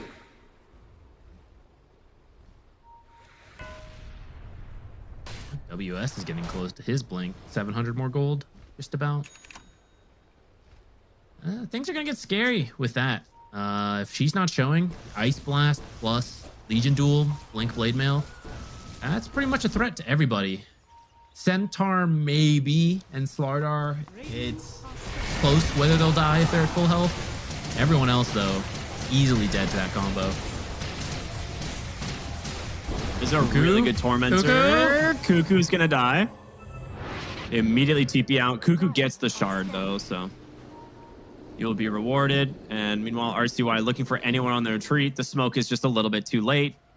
So Talon get the Tormentor and a full retreat. Great call to TP out like that as a team. Yeah. I think once you lose AA, you have to. If AA's alive, you can maybe walk out together and take a fight, but you need the Frost Blast damage. Dire's top tower is under attack.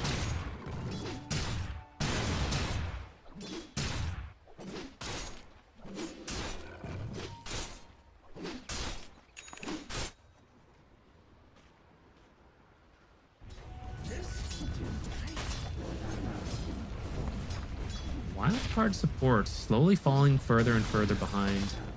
Yeah, they really are. They're not really the fastest farming heroes, and there's just been very little action in terms of fights on the map to get gold that way. We got a smoke. Blink on the Centaur. Who can they find? I mean, they have to find something. You've got the Battle Fear and the PA, so she can farm. But you've got to find an opening with this finally. And they might have seen WS here. They will. He is right on the wave. Do you have the damage to finish him off is the question. There's the blink, the stun, the crush, the fear. He's going to survive. You're kidding me. Bleeding. How does he live? The egg is going to go down as well. 3 dead. Make it 4 potentially, as Yamsun can't get away either. And they've got eyes on RCY. The Night Stalker just flying in the skies here. Oh my goodness. Stonehall plating plus a healing Lotus. I think a wand as well. Just enough health to stay alive and get out of there. Or a little bit eventually killed off by Bignum, but force them to go deep enough that you just baited in 4 kills.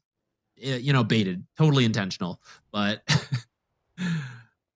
oh no, that was a wild card. Trying to reveal the blink, a smoke play, and everything, and it's an absolute disaster. Did they see you that have to kill him coming? before the overwhelming odds. No, they had no idea. Because Talon also smoked in that direction. Maybe it was just luck that it worked out. Maybe they had a feeling it was happening. I don't know. It doesn't look like they have any wards by where that smoke happened. Nah, I double checked when the smoke went off that there was no vision there. It was a good read by Talon, and well, there's going to be our first duel of the game. Cuckoo yoinks the kill, but WS will finally get a duel victory.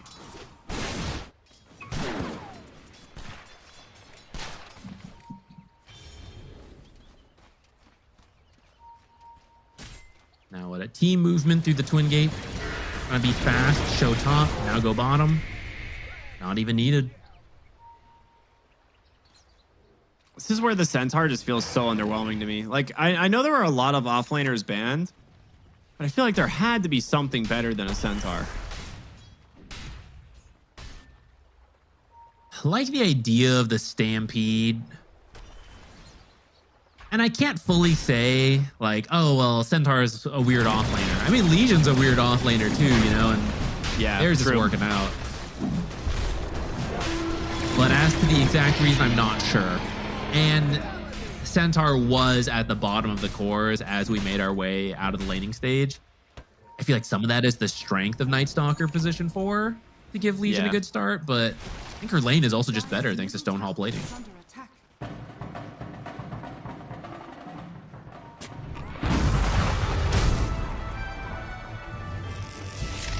Just want to remind you all, you are watching, of course, the FISSURE Universe Episode 4.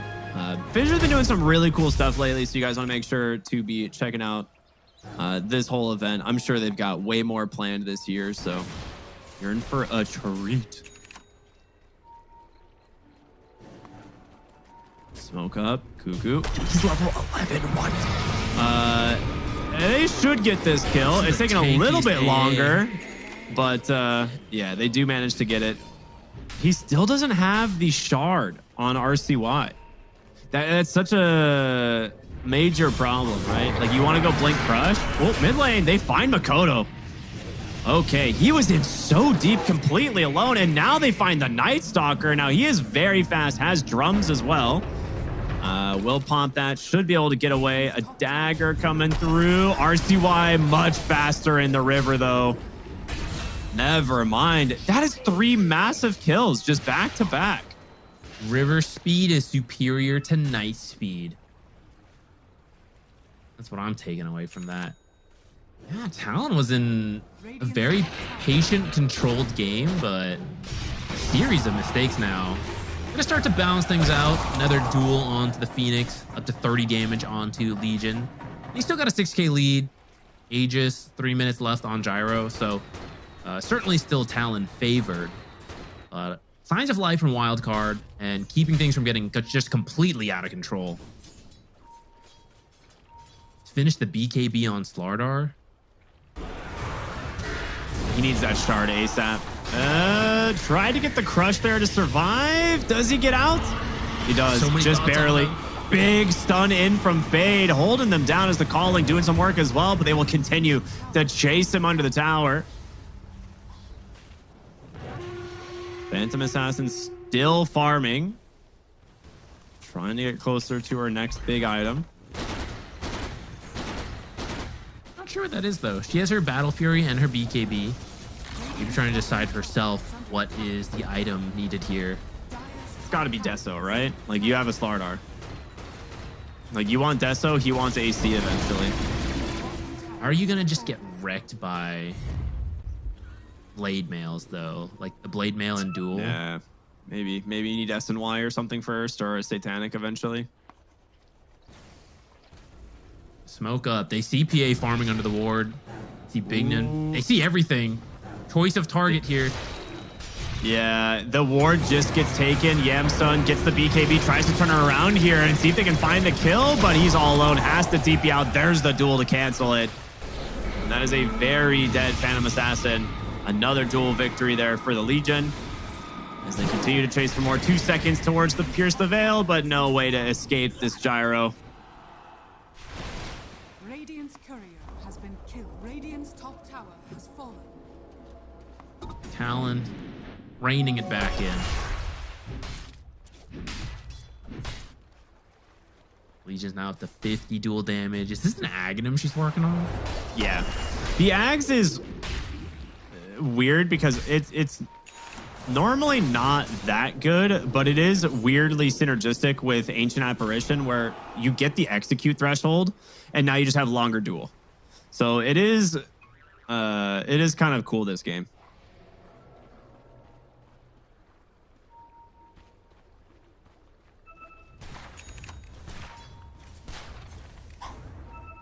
Wildcard starting to feel scared. It used to feel okay, like playing the map, but things are getting more and more out of control.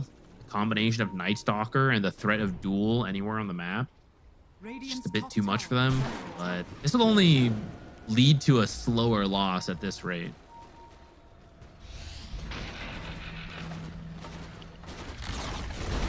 They're really looking to fight. I mean, they've 15 seconds gotta on try. Aegis. Yeah, I was like, you've got to try and catch this Gyro before that, or like as that Aegis is expiring, but it doesn't look like Talon's going to give him the opportunity. They back away completely after taking the last tier 2 tower.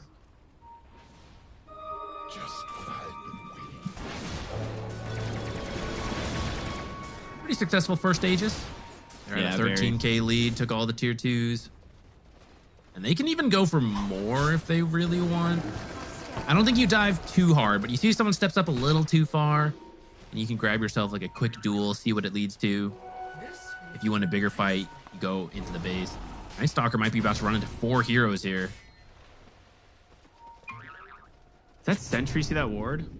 I think it does. It does, yeah. Yeah, they're pinging it. They know. Dire are Scanning. This is so tense. Just one little tree line separating these two teams. You're gonna get the D ward there. In comes the Atos, the fear back. The quick duel. All right, that's going to be a lot of damage coming out from WS. There's Stampede. The buybacks coming in. They get themselves a nice turnaround. The Ice Blast actually off the mark, but Yamsun just getting ripped apart here from this Gyro and this Dragon Knight. The Fear is going to connect, maybe looking to chase, but a little hesitant for now.